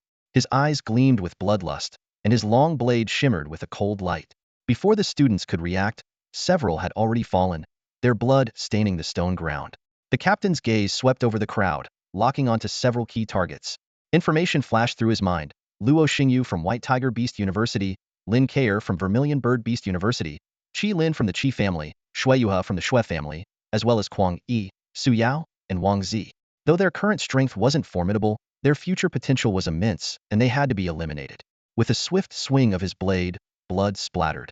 In just a few breaths, these geniuses lay in pools of their own blood. A cruel smile played on the captain's lips as he turned to find his final target, Su Zhe, the master of the Golden Feather Phoenix. At that moment, a thunderous roar echoed from above. The captain looked up to see William and Xiao Sheng locked in a fierce aerial battle. William's long-accumulated power finally erupted, and a dazzling light engulfed Xiao Sheng. However, Xiao Sheng's final strike before his death pierced through William's chest. Both fell from the sky, perishing together. The captain felt a surge of joy. The situation was unfolding even more smoothly than he had anticipated. He turned to continue his search for Su Zhe, but suddenly sensed something amiss. It was all too perfect, like a dream. He bit down hard on his tongue, and the sharp pain snapped him back to reality. In reality, he had indeed broken through the defense line but had not harmed any students. On the contrary, he was covered in wounds, and without his beast armor, he would likely have perished already.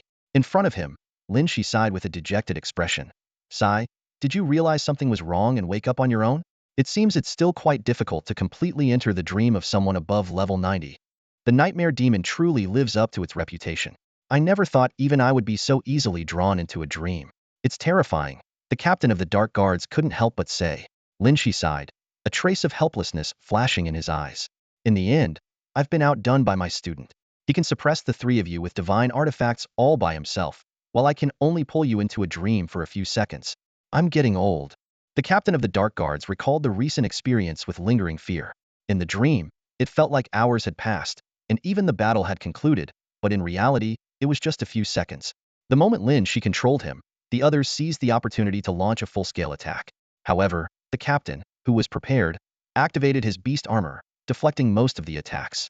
Only a few headmasters managed to inflict substantial damage, with Xiao Su leaving a deep, bone-revealing wound on his chest. Despite this, the captain didn't massacre recklessly like in the dream. Lin Shi's presence made him wary, fearing he might fall into another dream. He sneered, "Your student is in a tough spot now. Once he's dead, I'll deal with you. Just watch how your student meets his end." Lin Shi didn't act rashly. He knew he was slightly outmatched in terms of level. The three captains from Fusong had all surpassed level 90, and although their contracted dark attribute Lord-level beasts hadn't reached level 90, their power was comparable to diamond-level monsters. In contrast, the Nightmare Lord, skilled in dream control, wasn't suited for direct confrontation and had to wait for the opponent to let their guard down. At this moment, in the sky, William's wings were just a hair away from completion. The situation was unfolding as it had in the dream, making the captain of the Dark Guards bite his tongue in vigilance, the pain reminding him this wasn't a dream. He silently vowed to eradicate the two shadows looming over the hearts of the Fusong people today. Meanwhile, at the Imperial Beast University, an enraged Sun Shang headed straight for the plant department. He arrived at the spot where the 5 headmasters had combined their efforts to open a space, closed his eyes for a moment, and then a massive staff, hundreds of meters long, materialized in his hand. The surrounding teachers followed nervously, but no one dared to intervene. The plant department dean mustered the courage to dissuade him. "Master Sun Shang, this is the site of the beast contest. Outsiders are not allowed. Get out of my way, or I'll smash you too." Sun Shang roared. The dean quickly stepped aside, thinking he had done his duty, and whatever Sun Shang did next would be none of his concern. Sun Shang raised the iron staff and struck the seemingly empty space with a tremendous force. The impact was deafening, and those nearby clutched their ears in pain. The reverberations were more piercing than nails on a chalkboard. The shock waves caused the surrounding buildings to tremble violently, as if in an earthquake. Fortunately, the dean quickly summoned his beast, using its sturdy branches to stabilize the structures, preventing them from collapsing. However, the Wudong space remained unscathed. Damn it, the Wudong space has been sealed from the inside. Could that old bastard have already succeeded? Sun Shang gritted his teeth. He knew only that a mobile tree could control the space, and now it had been sealed from within, making it 10 times harder to open. If I have to, I'll just keep smashing until it breaks. The dean on the side was on the verge of tears. If we keep smashing like this, I'm afraid the school will collapse before we even break into the Phoenix tree space.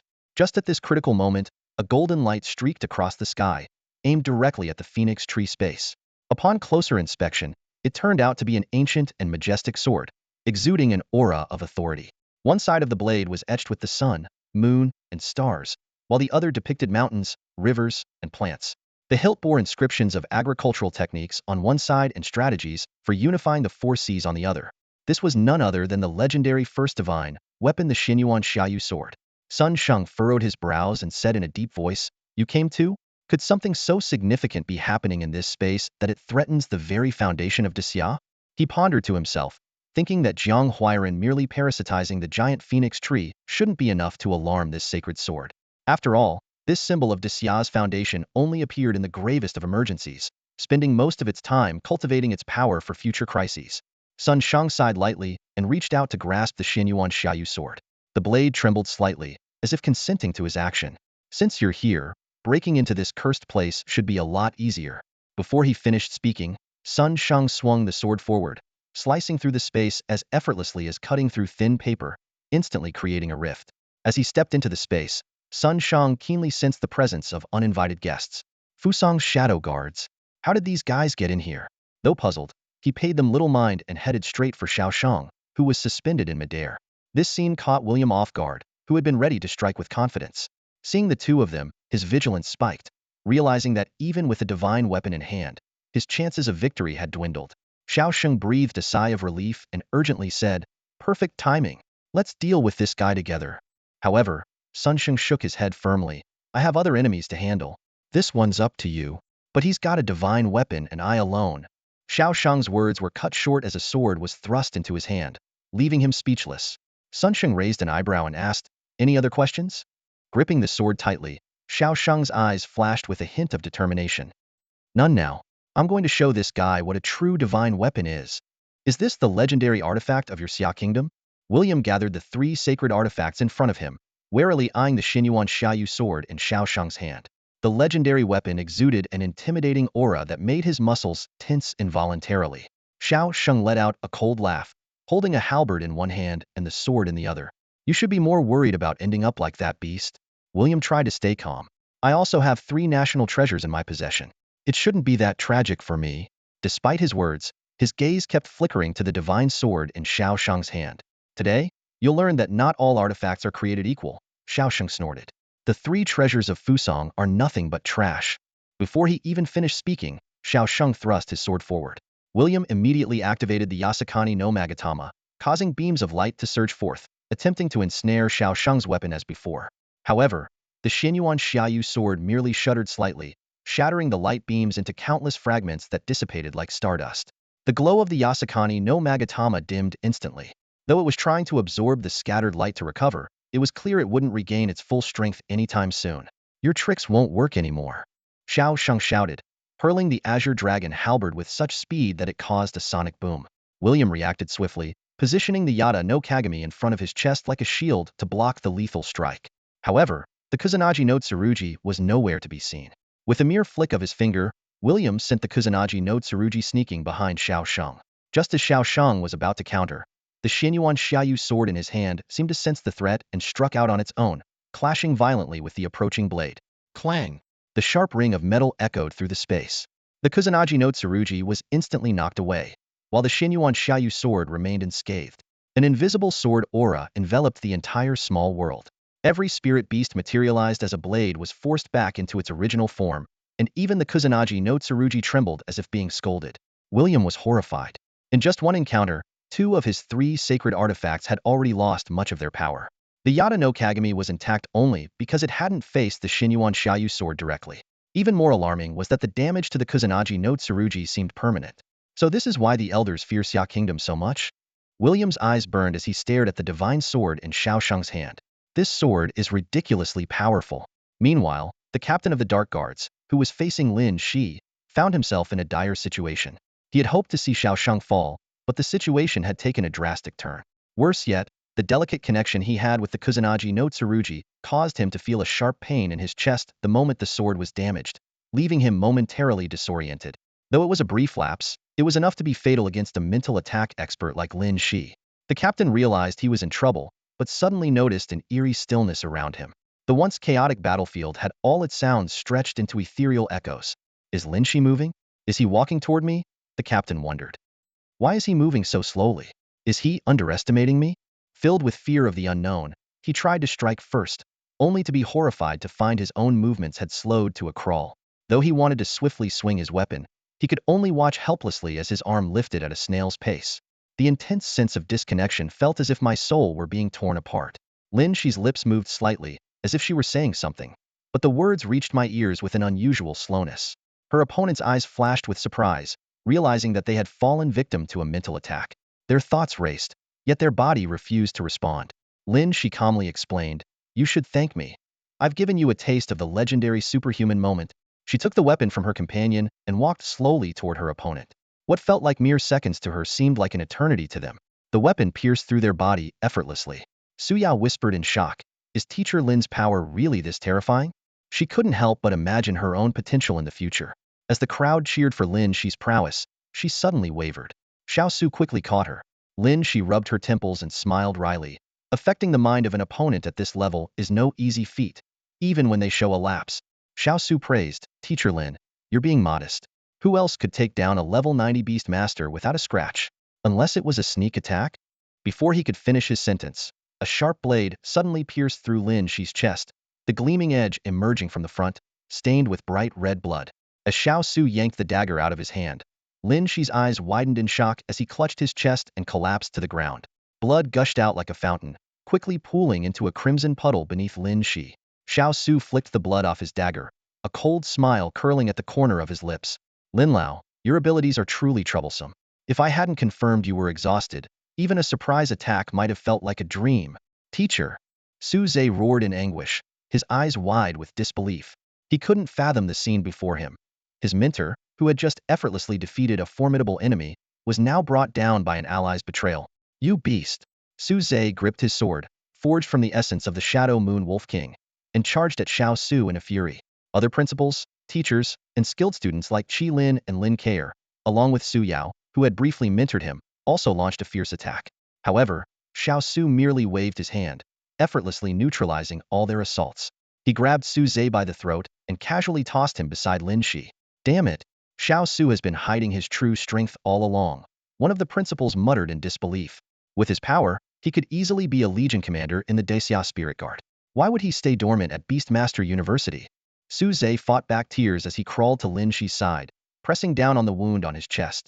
"Teacher, how are you?" Lin Shi's mouth bled as he weakly replied, "It hurts, and it's cold.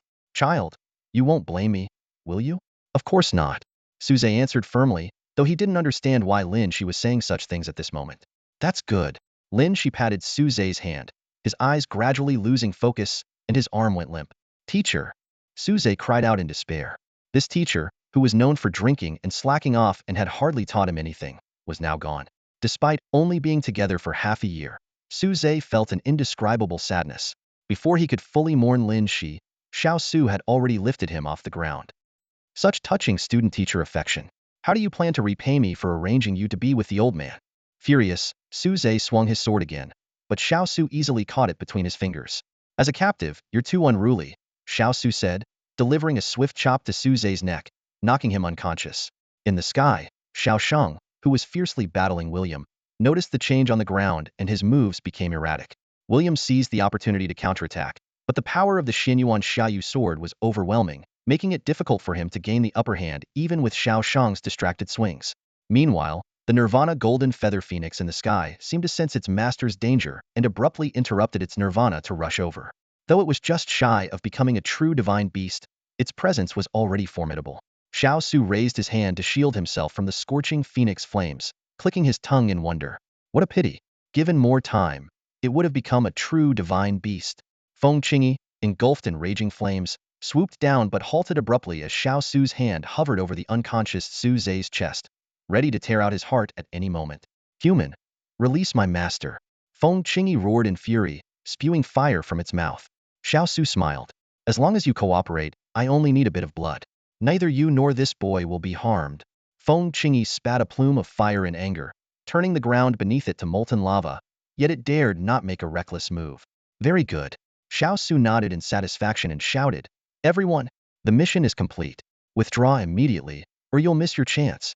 Two squad leaders of the Dark Guards responded in unison. "Zhang Huiran, it's time to fulfill your promise and let us leave." Meanwhile, near the phoenix tree, Sun Shang, who had come seeking revenge, was tangled up with some stubborn vines that refused to be eradicated.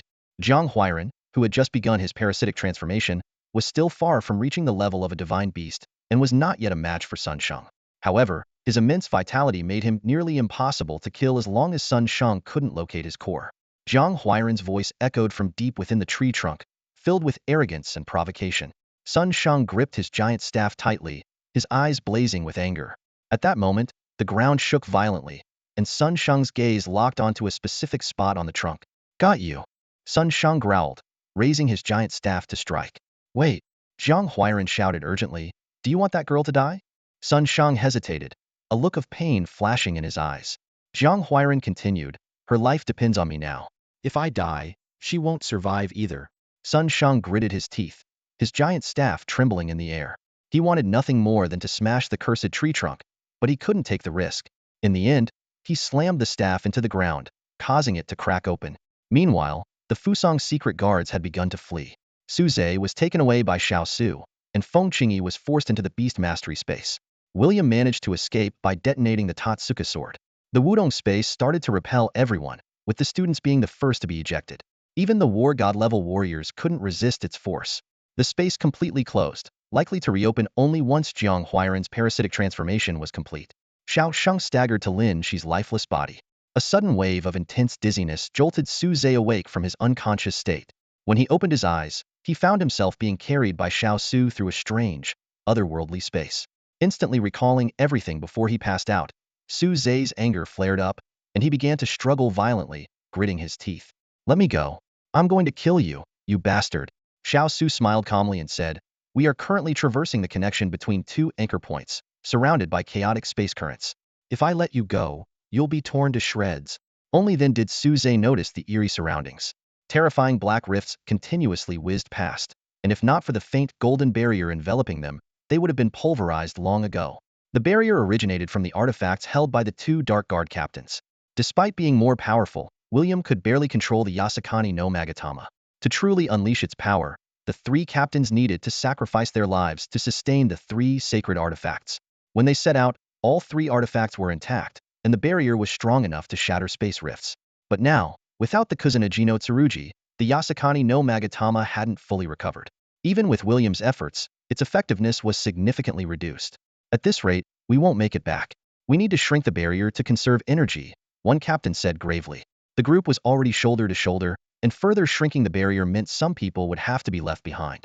The captain spoke coldly, "For the Emperor, for the great god Yamatano Orochi, I'm sure you're willing to sacrifice."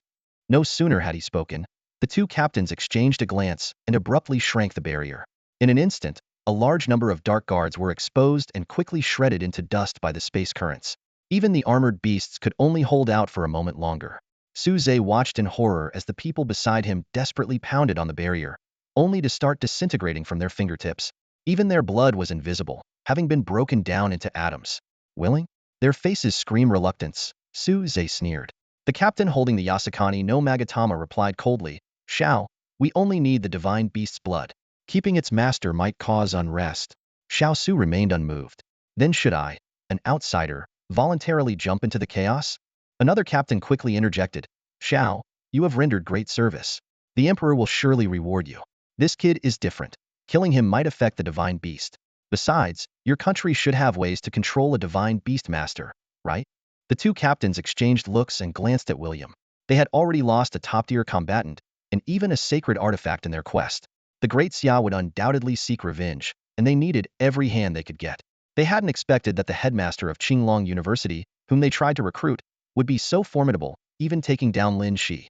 Xiao makes a valid point. "We'll keep him for now," the captain finally conceded. The barrier shrank twice more, and the remaining dark guards were on edge. Finally, an end appeared ahead, and the group breathed a collective sigh of relief. It wasn't a bright endpoint, but a vast, looming shadow. The crowd rushed towards the dark figure as if diving into a ripple of water, then suddenly broke free. When they came to their senses, they found themselves standing on a vast shadow. Su Zhe looked around and saw a massive, ink-black shadow spreading out, as if left by some colossal creature. However, there was no sign of any matching beast in sight. He suddenly realized that the owner of the shadow did not exist in this world, but in the beast realm, merely projecting its shadow onto Blue Star as an anchor. No wonder the Fusong Shadow Guards had so many dark attribute beasts. They captured them from the shadow realm of the beast world through this shadow. Su Zhe marveled to himself. "Phew.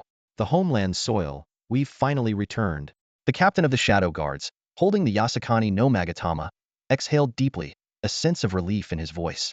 This mission had been fraught with danger, and even though they had completed it successfully, they had lost considerable strength. However, his face turned grim when he saw William approaching with a smile. "The payment your country promised me, you haven't forgotten, have you?" William extended his hand. Seeing the captain hesitate, his tone grew impatient. "What? Trying to back out?" Don't forget we still have the second half of our collaboration. Do you really think Daxia will just sit idly by while you complete your plan? Trembling, the captain handed over the Yasakani no Magatama. William took it, playing with it fondly. Another captain, holding the Yata no Kagami, stepped forward ingratiatingly. Lord William is right. Now, about our cooperation. William sneered. Relax, I'll handle it since I've received the goods. I'll depart immediately, and the entire Fusang garrison will be deployed. My country is also sending the Thunder Guard and an old veteran to assist you. The Daxia spirit guards won't be able to interfere. The rest is up to you. With that, he left with a beaming smile. Stay focused. The other captain reassured. The three sacred treasures are a set. Only when combined do they possess the power of a divine artifact. Now that one is destroyed, the remaining two are insignificant. Completing the final preparations is key. The captain who had lost his artifact snapped. Easy for you to say. Hand over your Yata no Kagami if you're so confident.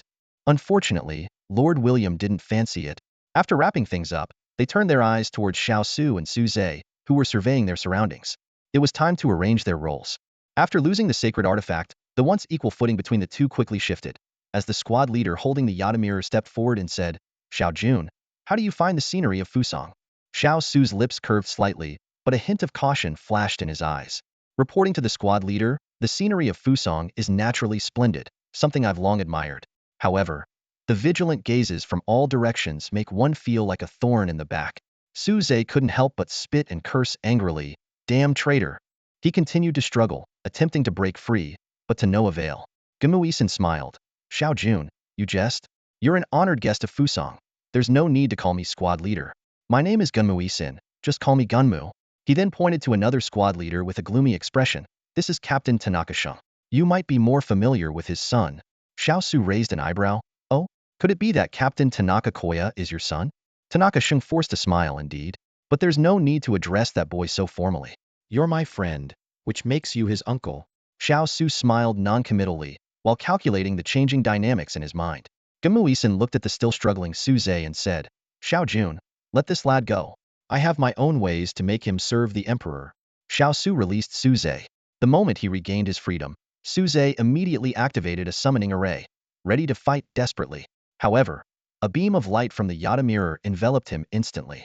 Xiao Su squinted, observing Su Zhe's gradually confused eyes. So it's the Yata mirror, huh? Back at Tianyun Volcano, even a replica could completely control an examinee. Now with the real artifact here, could it control even me? Tanaka-shun snorted. Xiao Jun, there's no need to worry. The Yata mirror can only control those whose mental strength is weaker than the user's. With your strength, you won't be controlled. Xiao Su asked with a smile. Aren't you worried that I might betray the emperor? After all, I'm just an outsider. Tanaka-shun responded seriously. Xiao Jun, you jest.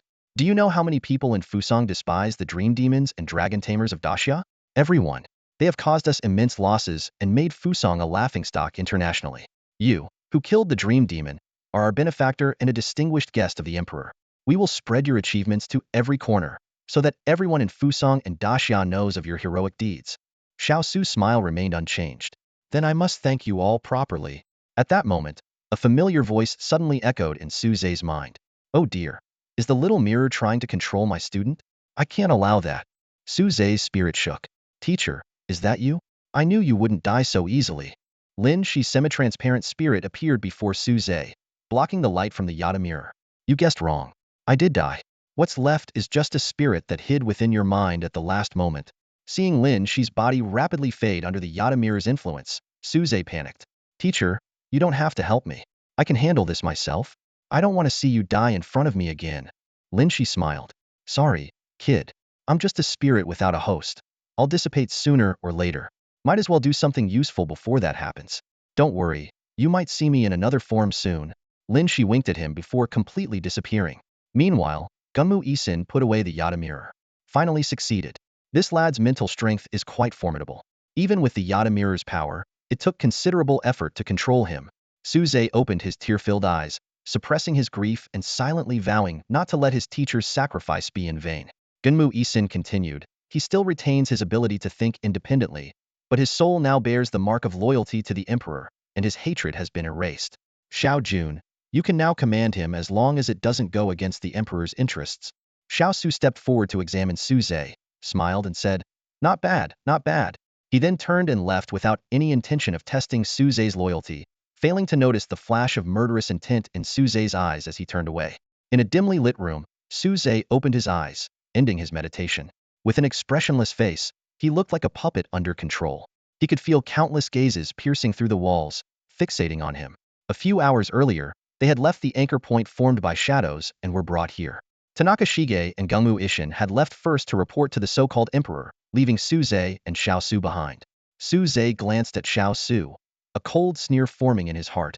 Betraying your country to be someone else's dog, how admirable. But when Xiao Su looked his way, Su Zhe quickly averted his gaze. He didn't want to reveal that he was still in control of himself, especially now, deep in the heart of Fusang. The opportunity Lin she had sacrificed her spirit form for couldn't be wasted, just to take down a traitor. Su Zhe had a new target, the so-called emperor, the real mastermind. Hours later, Tanaka Shige returned and invited Xiao Su. Mr. Xiao, the emperor wishes to invite you to the palace for dinner.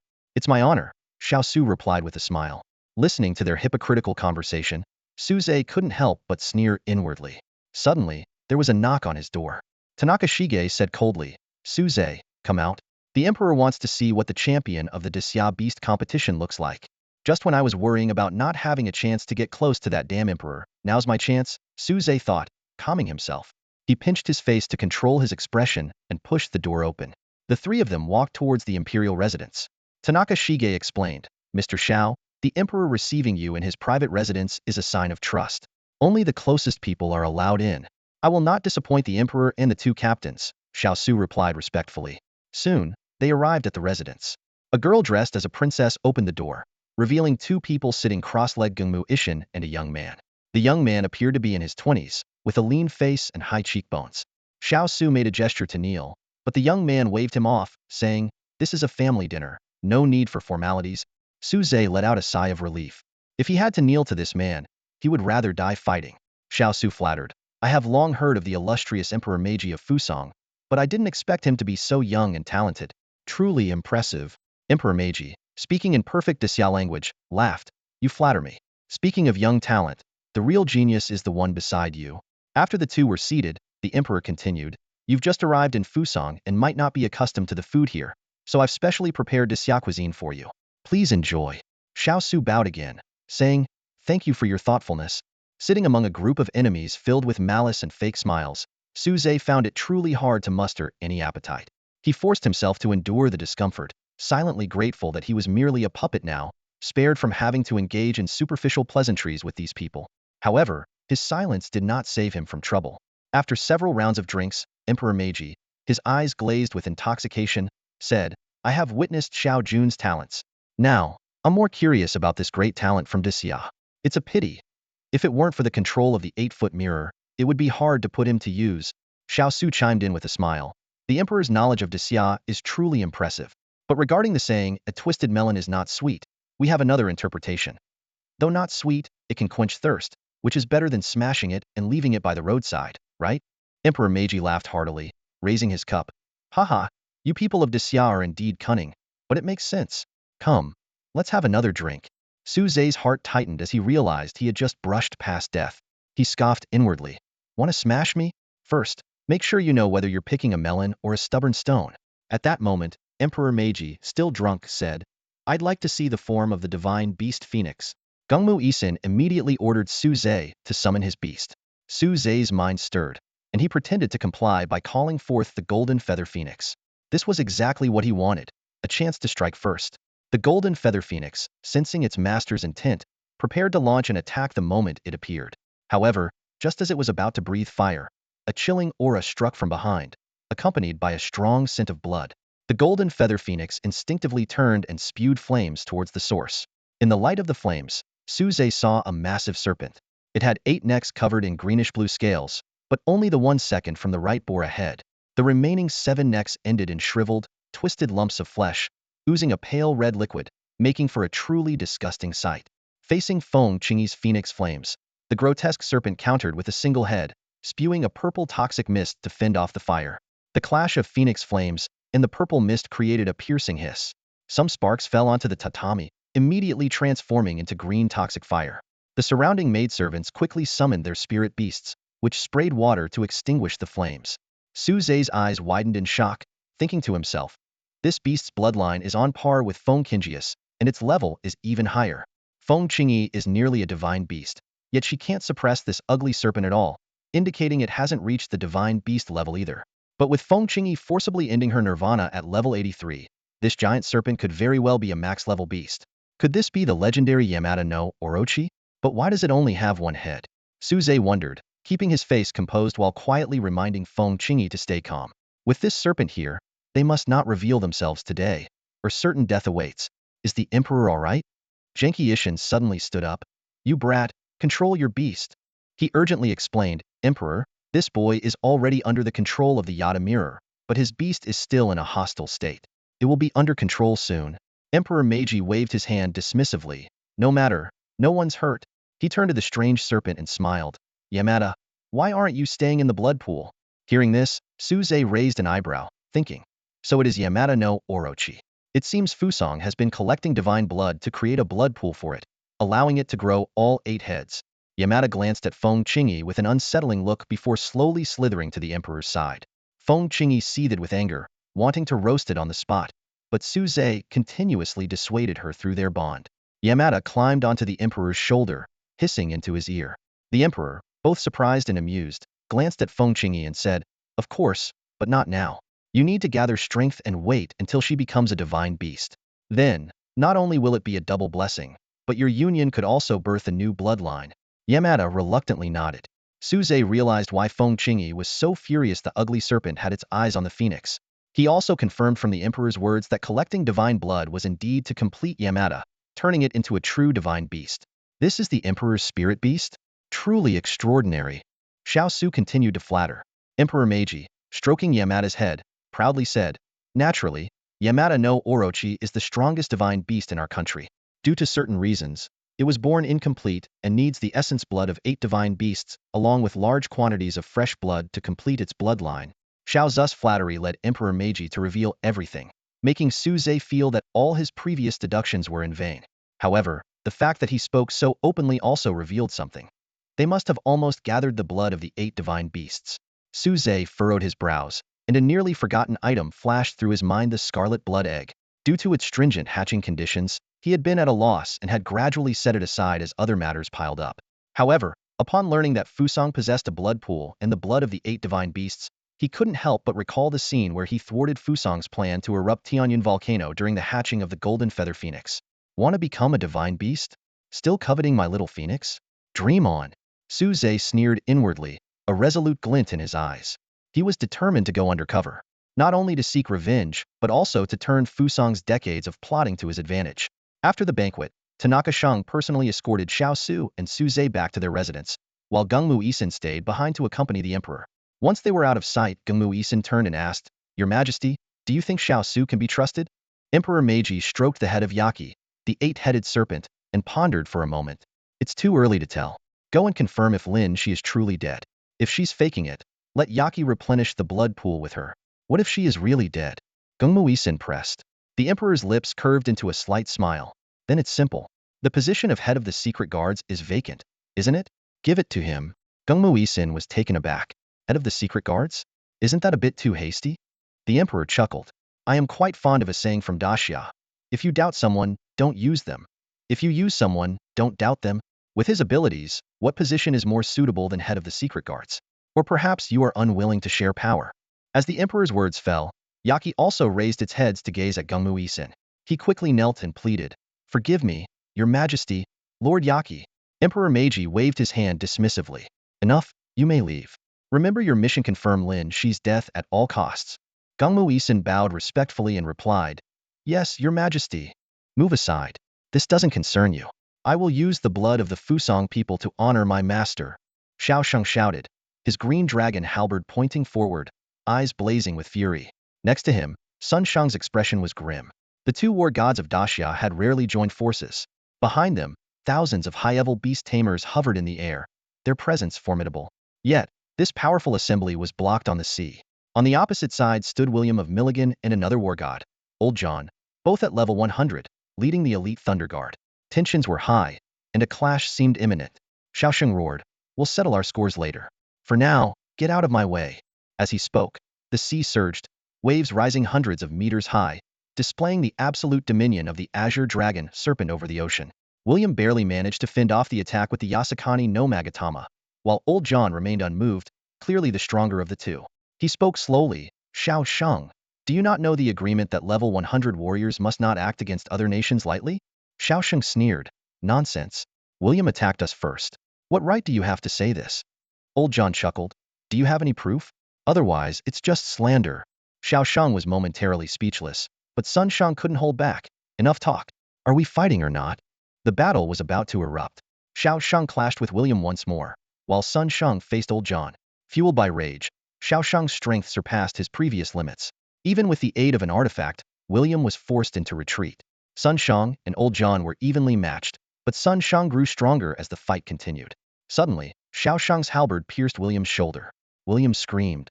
Old man, stop hiding. If you keep this up, I'm done for. Old John sighed and raised one hand to the sky. Thunderclouds gathered, and a bolt of lightning as thick as a barrel struck him. Sun Shang was shocked. Is this old guy crazy? Xiao Shang's expression was serious. No, it's an artifact. As the lightning dissipated, old John held an ancient, heavy silver-gray hammer, its surface flickering with pale blue lightning arcs. He said calmly, that's right, this is Milligan's artifact. Mjolnir, or as you might know it, the hammer of Thor. John stood still, clutching Mjolnir, exuding an unparalleled aura of dominance. He didn't strike directly. Instead, he used the divine weapon's sheer presence to intimidate the two, halting their advance. Sun Shang scoffed, it's just an artifact. What's so special about it? Xiao Shang, let's bring out the Xinyuan sword. Xiao Shang frowned deeply at the suggestion, caught in a dilemma. After a long pause, he sighed, no, the Xinyuan sword has accumulated power for hundreds of years. We can't waste it like this. It needs to be used for something more important. So we just let this go? Sun Shang's voice was filled with unwillingness. A glint of determination flashed in Xiao Shang's eyes. The treaty only restricts us from acting, but it doesn't limit others. Before his words finished, the accompanying experts had already clashed with the Thunder Guard. The forces of Maligian were clearly not fully deployed, and the limited Thunder Guard quickly found themselves overwhelmed. The remaining forces charged forward, heading straight for Fusang, where they engaged in fierce combat with the Dark Guard. Meanwhile, Su Zhe was quietly staying in his room, playing the role of an obedient puppet. Suddenly, the door was kicked open.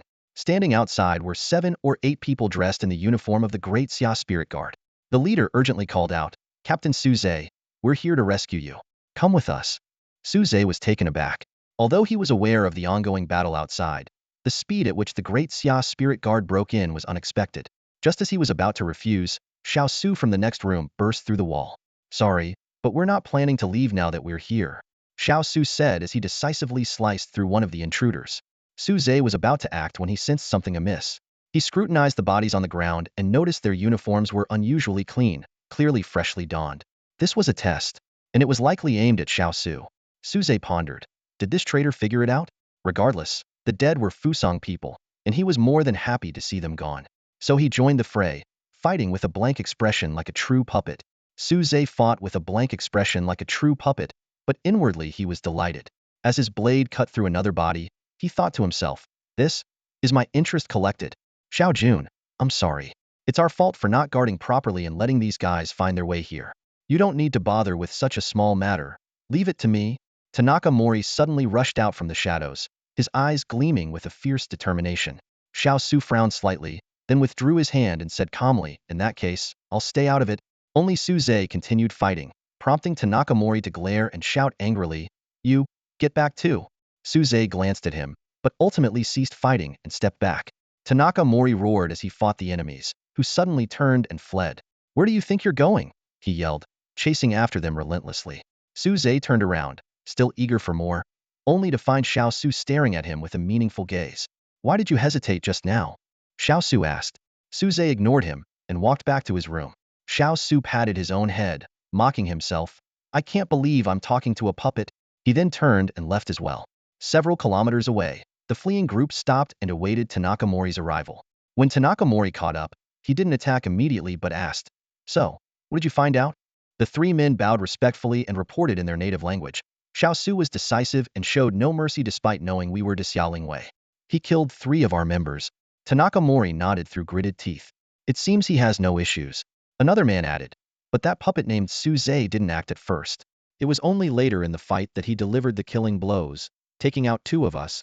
Tanaka Mori dismissed Suze's actions. He's just a controlled puppet now. A slower reaction is normal. Just keep an eye on Xiao Su. Now, change your clothes and go back to monitoring them. Yes, sir. The men bowed deeply before leaving. Gungmu Isin emerged from the shadows, and Tanaka Mori said without turning, "You heard it too. He checks out." Gungmu Isin stepped forward and questioned, "How do you know he didn't notice any flaws?" Tanaka Mori snorted, "They're all my trusted men. Their Desya pronunciation is flawless, and their uniforms are genuine. He couldn't have spotted any flaws in such a short time. Are you sure?" Gungmu Isin chuckled. "This isn't something to be vague about. He's the future squad leader. We can't afford any mistakes." Tanaka Mori sneered, "If you want to keep testing, use your own men and stop wasting mine." Gungmu Isin didn't press further but smiled. "You're overthinking it, Tanaka-kun. I've already activated the last hidden lines we have in Desya. They're confirming Lin Shi's death. Once it's confirmed that Xiao Su indeed killed Lin Shi, there will be no more doubts about him."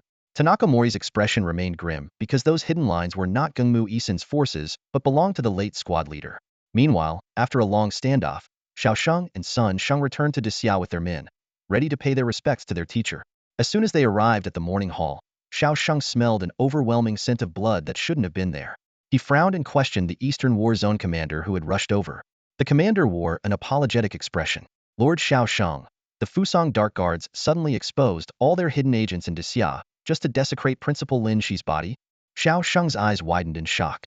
The commander quickly explained, "But rest assured, we didn't let them succeed. However, the coffin was opened." Xiao Sheng roared, "Everyone, get out." The crowd left dejectedly. He quickly approached Lin Shi's coffin, which indeed bore signs of being forcibly pried open. Apart from that, there was no other damage. Xiao Sheng let out a sigh of relief, but his brows remained furrowed. He murmured softly, "Teacher, did you foresee this? Is that why you secretly altered the plan?" His gaze fell on Lin Shi's pale face in the coffin, a flicker of hope crossing his eyes. "I captured a shadow guard and entered the shadow realm, yet I didn't find the Nightmare Lord's corpse. Have you really left?" Unfortunately, this time, Lin Shi did not suddenly wake up as she had in the past to tell him it was just a dream. Xiao Sheng smiled bitterly. "I wish this were still just a nightmare." Meanwhile, on Fusang Island, an encrypted message finally reached Gungmu Isin after numerous obstacles, at the cost of exposing all the hidden lines. Gungmu Isin couldn't wait to open it, and his face instantly darkened. Despite this, he dared not fabricate anything.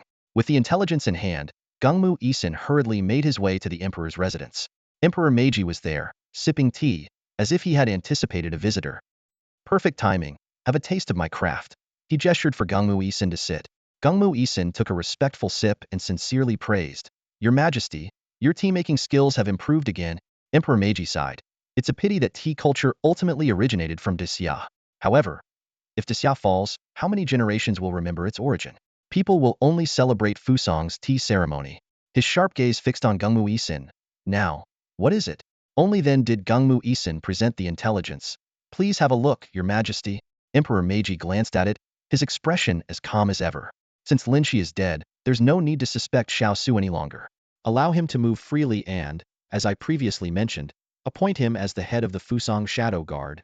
"Understood." Gungmu Isin bowed deeply and retreated from the residence. "Xiao Jun, from now on, we'll be working together for the emperor." As night fell, the Tanaka mansion was brightly lit. The host had arranged a dinner party and invited Xiao Su, the newly appointed captain of the Fusang Secret Guard, to his home. The two raised their glasses and toasted in unison, "For the emperor." Earlier that day, Xiao Su had just been appointed as the new captain of the Fusang Secret Guard by Emperor Meiji himself. Seizing the opportunity, Tanaka invited him over, aiming to win over his new colleague to counteract Gungmu Isin. "Xiao Jun, I heard you are an old acquaintance of my son," Tanaka said, introducing a middle-aged man beside him with a somewhat awkward expression. "I specifically called him back to keep you company." This man was none other than Tanaka Kitsuya, the Fusang Secret Guard squad leader who had met Xiao Su in the northern city. Once superior and subordinate, their roles had now changed. Tanaka urged, "Kitsuya, greet Uncle Xiao." Kitsuya, suppressing his discomfort, bowed to Xiao Su. "Hello, Uncle Xiao." Raising an eyebrow, Xiao Su downed his drink in one gulp before responding, "No need to be so formal, Kitsuya. Just call me brother." "Yes, brother Xiao Su." Kitsuya breathed a sigh of relief. Seeing this, Tanaka was overjoyed and immediately said, "Xiao Jun, I'd like to assign Kitsuya's squad to you. What do you think?" Feigning surprise, Xiao Su replied, "Captain Tanaka, Such a significant transfer requires the Emperor's approval, doesn't it? Tanaka smiled. Rest assured, Xiao Jun, I've already obtained the Emperor's consent. We're just waiting for your nod. Xiao Su asked again. Aren't you worried that Kitsuya might feel aggrieved under my command? Tanaka shook his head. You're our captain now. Who would dare mistreat you? Then he added, however, there's someone you need to watch out for. Gangmu-isin. Feigning shock, Xiao Su said, Captain Gangmu? Among colleagues, he shouldn't be causing trouble. Tanaka's pace quickened. You don't know. Xiao Jun Gangmu-isin has always wanted to monopolize power. Now, with only his Yata no Kagami left among the 3 sacred treasures, he uses it to control the prodigy Suze. Suze? Xiao Su raised an eyebrow. He has potential, but he shouldn't pose a threat to you, Captain Tanaka. Tanaka sighed. Geniuses are hard to nurture. But Suze is different. He has a divine beast. The great 8-headed serpent has its eyes on his divine beast, which means the Emperor's recognition. With Suze under his control, Gangmu-isin's status will only rise. Xiao Su's expression turned serious. It seems we must work together. Tanaka was thrilled. Exactly. Xiao Su promised, I assure you, Kitsuya will be my second-in-command. If anything happens to me, the position will be his. Tanaka quickly waved his hand. You're too kind, Xiao Jun. Just treat Kitsuya as any other subordinate. The 3 continued to drink, with Kitsuya relegated to pouring the wine. As the night wore on, Xiao Su, tipsy, asked, by the way, Suze's golden feather phoenix is about to break through. With the addition of this divine blood, will the great 8-headed serpent have all 8 types of divine beast blood it needs? Tanaka did not hesitate to reveal. The 8 types of divine beast blood are hard to find. We've spared no expense in searching for the divine blood that might exist in Dacia. Fortunately, with long-term efforts and help from allies, including the golden feather phoenix, we have gathered 7 types. We just need the last one to restore the great 8-headed serpent's divine light. When that happens, Dacia will be ours. Xiao Su exclaimed in awe. So this is the power of the great Yaki. Tian Zhongxing shook his head with a smile, his intoxication not affecting his precision. Principal, it seems your understanding of divine beasts is still quite shallow. Divine beasts are categorized into 3 levels: stellar, lunar, and solar. Xiao Su listened attentively as Tian Zhongxing continued. The golden feather phoenix, despite its ancestral reversion to a divine state, is merely at the stellar level. Our great Yaki is a lunar-level being, requiring the blood of 8 divine beasts to reach its full potential, 2 of which must also be lunar-level. Where can we find such divine blood? Xiao Su asked in astonishment. With a grave expression, Tian Zhongxing replied, the dragon blood from Qinglong Beast University would have been ideal, but we couldn't obtain it. Fortunately, with the help of the Americans, we received a drop of lunar-level divine blood. Xiao Su frowned. Aren't they worried that the divine blood might be a trap? Tian Zhongxing smiled wryly. We had our doubts initially, but then we discovered that the blood was warm. Xiao Su's eyes widened, and Tian Zhongxing continued. Exactly. This means the Americans possess a living, adult lunar-level divine beast. Even if our Yaki's bloodline is perfected, it will still take time to grow and won't be able to challenge their position. Xiao Su, still in shock, downed a glass of wine and asked, and where will we get the second drop of lunar-level divine blood? Tian Zhongxing sighed. Unfortunately, that is the last piece we are missing. However, he said with a mysterious smile, we have already identified a target. We just need to wait for the right moment. Late at night, a drunken Xiao Su was escorted back to his residence. Next door, Su Zhe was jolted awake from his meditation, recalling the recent secret use of his gacha opportunity. Unfortunately, he didn't draw any high-quality beast eggs that could rapidly enhance his strength. He had to secretly consume the other eggs raw to avoid revealing his secret and becoming a tool for enemy nations. Listening to the commotion next door, Su Zhe frowned and said, a traitor to the country is living so well, even becoming the head of the Dark Guards. Su Zhe gritted his teeth, a flash of anger in his eyes. He couldn't help but recall the scene where Xiao Su mercilessly killed those Fusang agents disguised as Daxia spirit guards. Although he was slow to realize it, Lin Shi must have noticed something was wrong long ago. Yet, he acted decisively and without mercy. This might have been a ploy to gain the enemy's trust, but Su Zhe's anger was hard to quell. He remembered his teacher Lin Shi being ambushed by Xiao Su and dying in his arms. Su Zhe clenched his fists tightly. One day, I'll make you feel what it's like to be stabbed in the back. A few days passed, and the golden feather phoenix was just a step away from becoming a divine beast. Su Zhe wasn't in a rush, knowing that the effects of the wudong fruit were sufficient. The forced end of the nirvana process had left some risks. Now, she needed external stimulation to break the final barrier. At that moment, Gangmu-isin came to find him, wanting to take Su Zhe out. As his nominal puppet, Su Zhe had no choice but to follow. He wondered what it was about this time. Could it be that the Yaki serpent was completing its bloodline? When they arrived at the familiar place, the shadow of an unknown beast Suze had stepped on when he first came to Fuzang became instantly alert. Are they planning to cause trouble in Daxia again? I must find a way to slip away and warn them. As they approached, Suze saw Xiao Su, Tanaka-shang, and several powerful Fusang agents already waiting. Gungmu Isen's face was grim, but he still led Suze forward. Is everyone here? If so, get ready. We are going to pass through the divine beast's shadow into the shadow realm and enter the world of the beasts on the other side. Suze's eyes widened in shock, but he quickly realized that as a puppet, he shouldn't show such strong emotions. He hurriedly controlled himself to calm down. Suze suppressed his inner shock and listened expressionlessly to the briefing about the mission. Fusang's research on anchor points had advanced to the point of crossing into another world. Beside him, Xiao Su's eyes also widened in disbelief. Are we really going to the beast world this time? Finding moonlight-level divine beast blood won't be a problem there. But we might not even withstand a sneeze from one of those creatures. Suze silently noted the term moonlight-level divine beasts and pondered the three classifications of divine beasts. Tanaka-shang reassured them with a smile. Don't worry, Xiao. We've prepared thoroughly. We're not walking into a death trap. As long as we proceed cautiously, we will return safely. Then, his expression turned serious as he warned. But it is indeed extremely dangerous there, which is why that bastard Gunmu assigned us this mission. Be extremely careful once we get there. Xiao Su nodded solemnly. A massive shadow rippled like water, slowly engulfing everyone, including Xiao Su, who had yet to contract a dark attribute beast. This reminded Suze of when she had taken him into the shadow realm for the first time. Now, he could traverse it on his own. Thinking of this, a flicker of killing intent flashed in Suze's eyes as he glanced at Xiao Su. Sensing something, Xiao Su turned to look, but Suze had already shifted his gaze. Why do I feel a chill down my spine? Is someone thinking about me? Xiao Su muttered to himself. The group suddenly appeared in the dimly lit shadow realm. This time, not being forcibly taken, Suze had the opportunity to carefully observe his surroundings. He had to admit that Fusang's dark operatives were indeed masters of controlling dark attribute beasts. By comparison, Lin Shi's Nightmare Lord, though also a dual attribute beast of darkness and spirit and one of the Shadow Realm's lords, clearly focused more on developing its spirit attribute, lacking in its use of darkness. Suze was astounded to discover that Fusang had built a massive city within the Shadow Realm. If not for today's revelation, even if Daxia defeated Fusang, they would still have a chance to make a comeback. This was closely tied to their unique anchor points formed by shadows, allowing them to deeply understand the Shadow Realm. But what shocked Suze the most was what he saw when he looked up. Besides the unique dark sun of the Shadow Realm, there was a clear upside-down image of another world.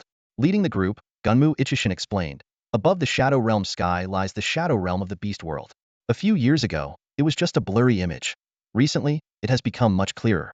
This means the distance between the two worlds is shrinking, which is why we are going to great lengths to help Yaki Great God complete his bloodline.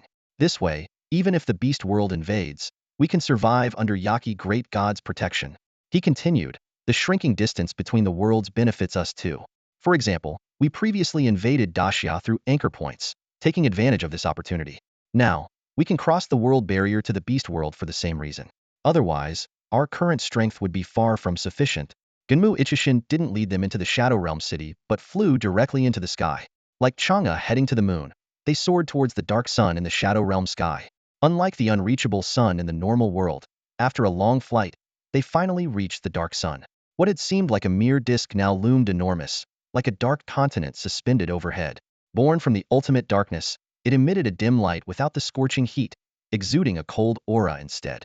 Gunmu Ichushin explained again, the dark sun is a light born from darkness, a conglomeration of countless dark forces. It's powerful enough to warp space and serves as our only passage through the world barrier. Even so, we need at least 3 top-tier dark attribute lord beasts for protection. He then looked towards Suze. Originally, the 3 of us each had a lord beast, but one was killed by Lin Shi. Fortunately, Xiao saved Suze, and it turns out he has a Moon Shadow Wolf King besides his Golden Feather Phoenix. When we hunted in the Shadow Realm to gather 3 lord beasts, we encountered the Moon Shadow Wolf King, but it escaped wounded. Later, we found its corpse and discovered it had condensed all its bloodline into a beast egg before dying, leaving its body useless. This kid must have been lucky to find the offspring. Suze recalled what the Nightmare Lord had said about the old Wolf King being mortally wounded by an enemy. He hadn't expected that enemy to be Fusang's dark operatives. Internally, he added another grudge against them. At this point, Xiao Su raised a concern, but as far as I know, Suze's Moon Shadow Wolf King hasn't fully matured yet. It might not be sufficient to serve as the third protecting Lord Beast. Tanaka-shun explained. When we initially determined that 3 Lord Beasts were needed, the Beast world was much farther away than it is now. Recently, the distance between the two worlds has shortened significantly. Given the current proximity, my beast, Gunmu's beast, and his Moonshadow Wolf King should be enough. Xiao Su nodded in understanding. In that case, let's get started. The combined power of the trio's beasts created an illusory passage on the dark sun, stretching forward endlessly. King Muisin stared at the passage and said in a deep voice, I'll stay here and guard. You go in. As soon as he finished speaking, Tanaka-shun sneered, Captain Kingmu, are you scared of dying? King Muisin's face remained expressionless, neither confirming nor denying. Tanaka-shun scoffed, Humph. The beast world may be dangerous, but it's full of opportunities. Who knows, I might even get a divine beast contract. King Muisin was silent for a moment, then suddenly turned to Suze. Suze understood and nodded. Got it. He then followed the others into the passage. He was curious about the beast world and eager to eliminate this threat. King Muisin was stunned by this scene. He had indeed thought of having Suze enter the beast world in his place, but he ultimately abandoned the idea. First, Suze was too weak. Second, the emperor valued Suze, and he couldn't bear the responsibility if something happened to him. Are puppets so considerate of their masters nowadays? King Muisin muttered to himself. I hope he doesn't cause any trouble. A powerful suction pulled the group through the dark passage. They had no sense of time, and their eyes had long adapted to the extreme darkness. Suddenly, they were spat out from the dark sun of another world, the Shadow Realm. Feeling weightless, Suze was about to summon Feng Qingyi when Xiao Su grabbed him and whispered, Don't call out that little phoenix. This is the Shadow Realm. Its phoenix fire will make us targets. Plus, there are countless divine beasts here. Your little phoenix would be a delicacy to them. Suppressing his disgust, Suze didn't pull away. Tanaka-shun cautiously concealed himself while searching for an exit and explained, even in the beast world, divine beasts are rare and powerful. Even if we're lucky enough to encounter a moonlight-level divine beast, we wouldn't stand a chance. I found it. Tanaka-shun suddenly whispered. The exit to the Shadow Realm is this way. The group of 9 followed Tanaka-shun through the exit. After a bout of dizziness, Suze felt a painful brightness in his eyes. Looking around, they found themselves in a cave. A giant luminous pearl hung from the ceiling, emitting an eternal glow.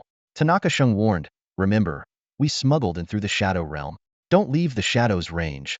Everyone nodded repeatedly. Fortunately, the Shadow's range was large enough not to restrict their movements. What kind of beast could cast such a massive shadow? Everyone looked up and saw a colossal black dragon firmly chained in midair by 4 enormous iron chains, each as thick as a road. The dragon's body was so immense that it resembled a floating black island. The chains wrapped around its claws and extended up to the ceiling of the cave. At the top of the dragon's body was a luminous pearl, casting a gigantic shadow that hadn't shifted for centuries. It seems to be asleep, someone whispered. Tian Zhongxing sneered, Humph. If anyone were chained up for hundreds of years, they would probably use long periods of sleep to numb themselves too. He scrutinized the massive dragon's body and said solemnly, Next, we need to find its weak spots and try to extract its blood. The first thing they considered was the 4 dragon claws pierced by the chains. The wounds there were still gruesome but had dried up like dead trees, showing no signs of blood. At least, these areas weren't covered by dragon scales and had weaker defenses. Let's try to enlarge the wounds to get some blood, Tian Zhongxing ordered. Their judgment proved to be correct. Even a mythical beast's necrotic wounds had lost their protective power. They managed to enlarge the wounds, but they still remained dry. It was like digging for a spring in a drought-stricken land, with no fresh blood in sight. Just as they were about to give up and look for a new spot, dark red blood suddenly started to gush out. They quickly took out prepared containers to collect it, all the while closely monitoring the dragon's movements. However, despite their significant actions on its body, the black dragon remained deeply asleep, looking so serene and secure. Is that it? Tian Zhongxing wiped the sweat from his forehead. That seemed a bit too easy. Although they didn't encounter any unexpected events, they also didn't face any danger. Being able to return safely was the best outcome. But just then, a team member came running over excitedly. Captain Tian, Captain Xiao, the person whispered urgently. I went to relieve myself and accidentally discovered a huge space in one corner of the cave. It's the dragon's treasure hoard. There's so much gold in there. Don't make a fuss. Tian Zhongxing scolded in a low voice, startled. It's just gold. Don't complicate things. If you wake it up, will you take responsibility? The team member quickly lowered his voice and replied, But I also saw several gigantic beast cores, the likes of which I've never seen before. Could they be divine beast cores? Even the usually composed Tian Zhongxing couldn't help but feel a surge of excitement. However, none of them noticed that the black dragon, which hadn't reacted even when a hole was drilled in its body and blood was flowing, had its tightly shut eyes twitch slightly when they mentioned the treasure hoard. Tanaka Seiji suppressed his excitement and said, "Forget about the beast cores. The mission is paramount. Let's not get sidetracked." Although Tanaka spoke these words, a flicker of hesitation crossed his eyes. He knew very well that for a moonlight-level black dragon, only a divine beast core would be worth collecting. But as a human, it was best to leave quickly. At that moment, Xiaosu quietly approached and whispered, "Captain Tanaka, I think we should take a look. The core of a divine artifact is often a divine beast core. An unrefined divine beast core might not be a true artifact, but it could rival one of the 3 sacred treasures of your country." Tanaka Seiji couldn't help but feel tempted. The difference in power between him and Gengmu Ishin was precisely due to the lack of a divine artifact. If he could obtain a core comparable to a divine artifact, his heart raced, but he still had some reservations. "But the mission is complete. We should leave as soon as possible. If this dragon wakes up, we'll be in trouble." Xiaosu continued to coax him, "Tanaka-san, our mission went smoothly, and we have plenty of time. Besides, it won't take long to grab the core. The dragon is so heavily bled and still hasn't woken up. It won't wake up now." Tanaka glanced at the motionless dragon and seemed to agree with Xiaosu's reasoning. He finally said, "All right, let's go take a look. If it's not within the shadow's range, we'll leave immediately." The group cautiously moved forward, with Suze ending up at the back. Although he didn't mind, he kept a wary eye on the dragon above. Suddenly, he thought he saw a slight movement in the shadow, but when he looked up, the black dragon was still asleep. Suze shook his head and squeezed into the middle of the group. Soon, they arrived at the spot where they had discovered the treasure. Before them stood a massive mountain of gold, several hundred meters high and thousands of meters wide. Its surface irregular yet exceptionally pure, emitting a crimson glow under the light. Xiao Su exclaimed, "This dragon must have melted an entire gold mine to create this golden bed." Even more exciting were the several divine beast cores scattered around the gold mountain, each with a diameter of dozens of meters. One of them was conveniently lodged at the edge of the shadow. Tanaka Seiji, overjoyed, immediately summoned his beast, which resembled black clay, to envelop the core and take it away. With the objective achieved, the group quickly retreated. Suddenly, a terrified scream echoed. They turned to see someone pointing upwards, their face pale with fear. It was then they realized the heavy breathing like thunder and the metallic clanging of chains being pulled. Suze trembled as he looked up, meeting the fully open, enormous golden eyes of the awakened black dragon. The dragon had awoken, and it opened its abyss-like mouth, letting out a soul-shaking roar of fury. Though it didn't speak, the roar pierced through everyone's souls, conveying a clear message. "Insignificant and vile insects, I have yet to crush your world. How dare you come to take my blood and treasures? You all deserve to be crushed." "Oh no, the dragon has awakened. Everyone, run." With a shout from Tanaka Shang, the crowd scattered in panic. Suze's heart sank. His premonition had come true. At that moment, the black dragon opened its mouth and spewed scorching flames. Suze, who had been prepared, quickly ducked behind the crowd, narrowly avoiding the deadly attack. Others weren't so lucky. One unfortunate soul failed to dodge and was instantly reduced to ashes. As everyone reeled from the shock, they noticed that although the black dragon was awake, it was still tightly bound by chains, with only its head free to move. Seeing this, Tanaka-shang shouted, "Stay clear of its head. Watch out for the flames." This discovery brought a slight sense of relief, and everyone began to dodge the next wave of attacks. Hiding on the sidelines, Suze muttered to himself, "This dragon is so useless. It should burn a few more people." No sooner had he spoken than his wish came true. Another wave of flames shot out, and suddenly, shadows on the ground extended countless tendrils, ensnaring the unsuspecting. 2 people, unable to move, were instantly turned to ashes. Some tried to fly away but found themselves unable to escape the shadows. The ashes of the dead and the corpses of their beasts were swallowed by the shadows, disappearing as if consumed by an invisible mouth. Meanwhile, the intervals between the dragon's flame attacks grew shorter, and its wounds were healing rapidly except for the ones pierced by the chains. Suze watched coldly, thinking to himself, "This black dragon seems to be weak, needing to kill to replenish its energy." It was strange to him that such a mighty creature could be so frail. The dragon flame seemed formidable to humans, but compared to the dragon's massive body, they were as thin as toothpicks. Logically, the flame should cover the entire area, so why was there room to dodge? His gaze drifted to the massive glowing object on the cave ceiling. He had always been curious about what could emit light for 1,000 years, and now he had an inkling of an idea. As the battle raged on, Only Xiao Su and Tanaka Sheng remained besides Su Zhe. Forced to join the fray, Su Zhe began dodging the dragon's flames. Xiao Su anxiously asked, Captain Tanaka, why haven't you opened the portal to the Shadow Realm yet? Su Zhe was puzzled too. Entering the Shadow Realm should have been simple. Since the Black Dragon had awakened, Tanaka Sheng had been trying to open the portal, but to no avail. Tanaka Sheng shook his head in despair. I can't do it. The Shadow Realm seems to be blocked. Neither I nor my beast can sense it, so we can't enter. Su Zhe had Shadow Moon Wolf King try, but it sensed nothing, making his face turn grim. At that moment, the Black Dragon's voice echoed in their souls, insects, stop struggling. They used my shadow as a pillar between realms because I am one of the Shadow Realm's rulers. My shadow is a means of self-strengthening. Su Zhe realized that the beasts referred to the anchor points as pillars. But there was no time to ponder. A moment of distraction had allowed the shadow tendrils to seize him. Scorching black flames rushed towards him, singeing his hair. Just then, a melodious cry rang out, and golden red flames blocked the dragon fire. As the flames dissipated, a fully transformed golden feather phoenix emerged. Su Zhe sighed inwardly. He had hoped to keep his strength hidden to strike back later, but now his trump card was revealed. Yes, the golden featherbird had recently evolved into the divine golden feather phoenix, but Su Zhe had kept it a secret. He had another goal, to find a chance to ambush Xiao Su and avenge Lin Shi. Now, with his power exposed, an ambush would be difficult. The black dragon's excitement was palpable. A phoenix? I can't believe you insects brought a phoenix. Excellent. The power of a divine beast can help me recover more strength. And the unique rebirth power of a phoenix might even free me from here. Seeing hope for freedom, the black dragon went into a frenzy, abandoning Xiao Su and Tanaka Sheng to focus on Su Zhe. The dragon fire, now several times thicker, surged towards him, leaving him with no escape. Although the golden feather phoenix had become a divine beast, it was still in its growing phase. At level 90+, even with bloodline suppression and various secret techniques, it struggled against a fully grown divine beast. In this case, the opponent was an adult moonlight-level divine beast, and even weakened, it was still formidable. Su Zhe gritted his teeth and thought, this isn't working. We have to take a risk. He decisively pointed to the glowing orb above and said to Feng Qingyi, Qingyi, let's go on the offensive.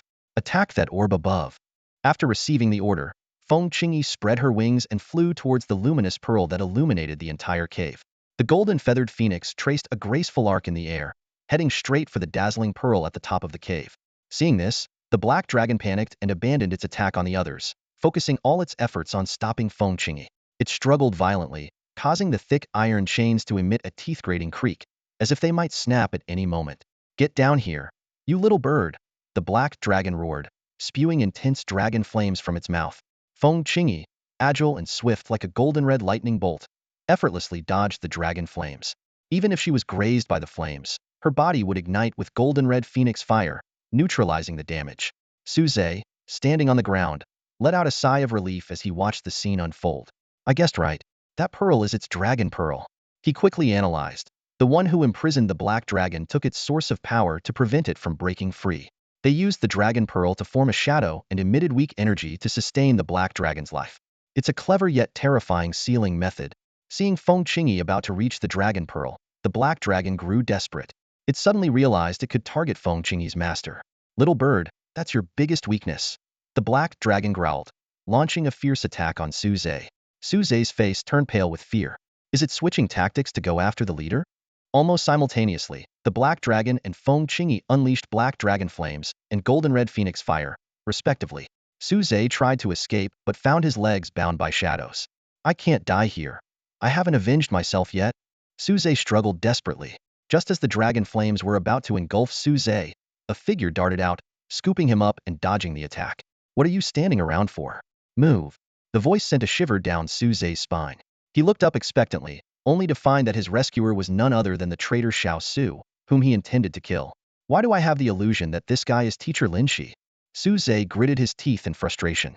At that moment, Feng Qingyi's flames landed on the dragon pearl. Though it didn't cause substantial damage, the pearl's light dimmed by half. The black dragon instantly weakened, hanging its head low in exhaustion. Xiao Jun, come quickly. The power shielding the Shadow Realm is gone. We can leave now. Tanaka Sheng's voice called out. Xiao Su tossed the struggling Su Zhe aside and ran towards Tanaka Sheng. The two figures quickly sank into the ground. Qingyi, it's enough. Let's get out of here. Su Zhe shouted to Feng Qingyi above. Reluctantly, Feng Qingyi cast one last glance at the dragon pearl before flying back to Su Zhe's side. Su Zhe hurriedly followed the traces of Tanaka Shang and Xiao Su, using the power of the Shadow Moon Wolf King to open a path into the Shadow Realm. As Su Zhe's figure disappeared, the dragon pearl began to slowly regain its light, and the black dragon's aura gradually stabilized. It let out an enraged roar, its golden eyes seemingly piercing through the entire Shadow Realm. Humans, just you wait. The two worlds will collide eventually, and I will attain my freedom. When that time comes, I will descend upon your lands and repay today's humiliation 1,000-fold.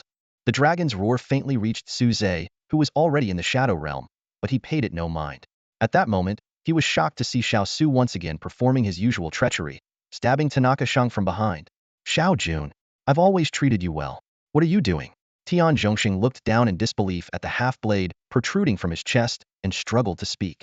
He had just brought Xiao Su back to the Shadow Realm, thinking they had escaped danger, only to be caught off guard by Xiao Su's sudden betrayal. Xiao Jun, could it be that you've been tempted by the divine beast core? Tian Zhongxing forced a smile despite the excruciating pain. You didn't need to do this. If you had just asked, I would have willingly given it to you. Xiao Su's lips curled into a cold smirk as he pushed the dagger deeper. Captain Tian, you flatter me. The divine beast core is yours. Why would I take it? As pain overwhelmed him, Tian Zhongxing spat out a mouthful of blood. The shadowy creature, resembling black clay, that emerged from his shadow also writhed in agony. Just as he was about to command his beast to attack, Xiao Su saw through his intentions. With another thrust and a swift withdrawal of the dagger, blood gushed out like a fountain. When Xiao Su was about to pull the dagger out completely, Tian Zhongxing suddenly grabbed his hands tightly. Xiao Jun, you've deceived me so cruelly. You truly are dangerous. And to think I entrusted my son to your care. For his sake, I must stop you here. Xiao Su raised an eyebrow and looked down. The creature resembling black clay exhibited an unnatural state. Realizing what was happening, he quickly released the dagger and interrupted Tian Zhongxing's grip, retreating swiftly. As he leaped back, Xiao Su knocked over every obstacle in his path towards Tian Zhongxing, both to block the beast and to shield himself from the impending explosion. Moments later, a thunderous boom erupted, tearing Tian Zhongxing's body apart. Though the obstacle Xiao Su threw absorbed much of the explosion's impact, the powerful shockwave still blasted him away, sending him flying towards Su Zhe. Su Zhe's eyes lit up as he stealthily approached. Seeing Xiao Su covered in blood but still smiling, Su Zhe raised his blade, transformed from his Shadow Moon Wolf King, and pointed it at Xiao Su's chest. Just as the tip of the blade touched Xiao Su's skin, a shadow emerged from beneath Xiao Su, blocking Su Zhe's strike. Su Zhe quickly stepped back, his weapon now transformed into a phoenix feather fire fan. Who? Show yourself.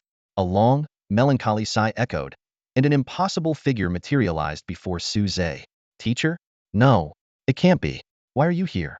Su Zhe stared in shock at the dark, ghostly figure, realizing it was the human form of his teacher's Nightmare Lord. You're the Nightmare Lord? How did you get here? Could it be? Did this guy steal you when he killed teacher? Su Zhe pointed accusingly at Xiao Su, his tone filled with hostility. At that moment, Xiao Su, whom he was pointing at, suddenly stood up with a smile. Though he coughed a few times and spat out some blood, the explosion seemed to have caused him less harm than expected. Perhaps he had been feigning unconsciousness to lure Su Zhe into making a move. He chuckled and said, I'm not taking the blame for this. Xiao Su spread his hands and explained casually, Su Zhe, your teacher and his beast are top-notch in mental power. To forcibly break their contract, it would take a level 100 war god with a psychic beast, and as far as I know, no such war god exists in the world right now. Hearing this, Su Zhe warily eyed the Nightmare Lord who had suddenly appeared to stop him from killing Lin Shi, his voice tinged with a hint of panic. Then what is going on here? Xiao Su shrugged and pointed at the Nightmare Lord. Why don't you let him explain it to you personally? At this moment, the Nightmare Lord, who had transformed into Lin Shi, spoke with a slight hesitation in his voice. Su Zhe, actually, this is all part of a deal. My death is the price to make the suspicious Emperor of Fusang trust Xiao Su, allowing him to access their core Yaki completion plan. He will definitely find a way to confirm my death, so it can't be faked. I need to truly die. Wait a minute. Su Zhe raised his hand to interrupt, his tone hostile as he questioned, Aren't you just my teacher's beast? Why are you speaking in his voice? Lin Shi sighed and continued to explain, because many years ago, I began an experiment, merging my soul and memories with the nightmare bit by bit through the beast contract. My body will eventually die, but my soul will share life with the beast. Su Zhe listened in disbelief, his expression shifting from shock to heartbreak. He had never imagined that his carefree teacher had such a crazy side. It wasn't that he didn't believe it, he just didn't want to believe it. Seeing Lin Shi again brought Suze not joy, but deep pain.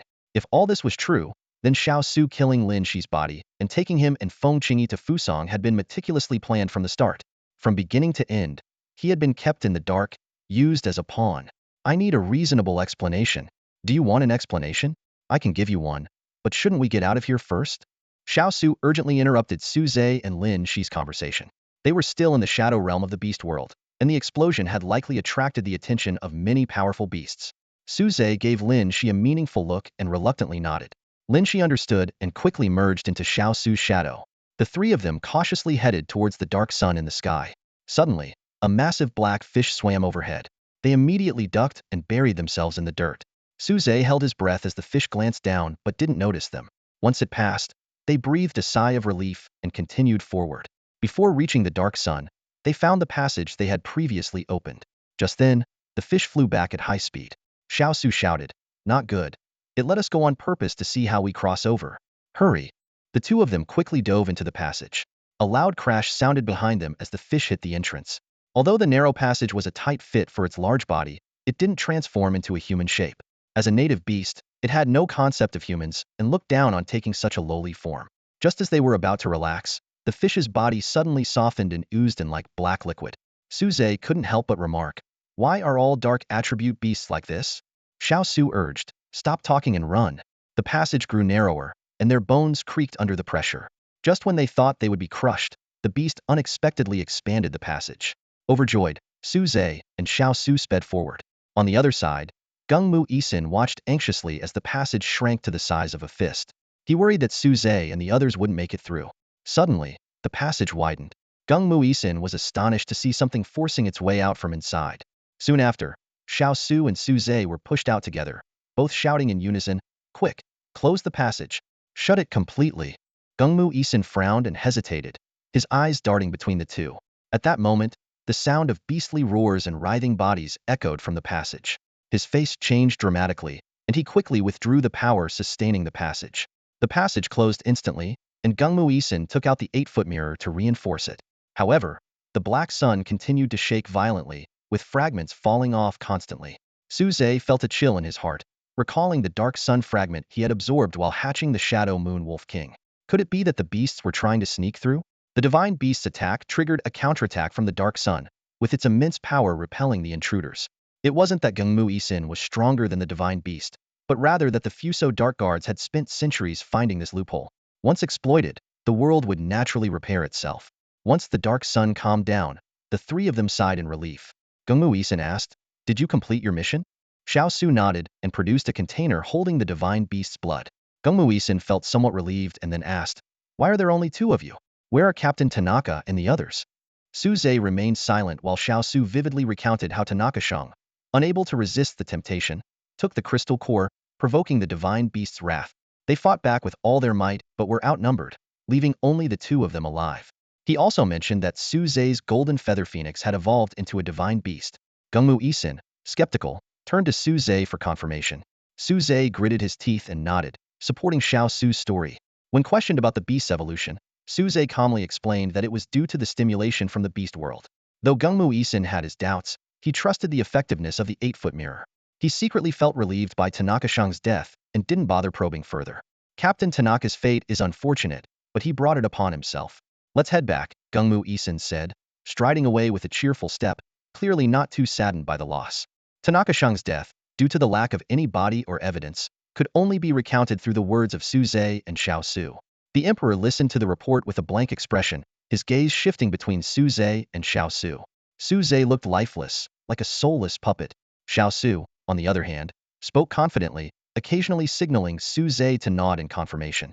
"I understand everything," the emperor began slowly. "You have done well with your task."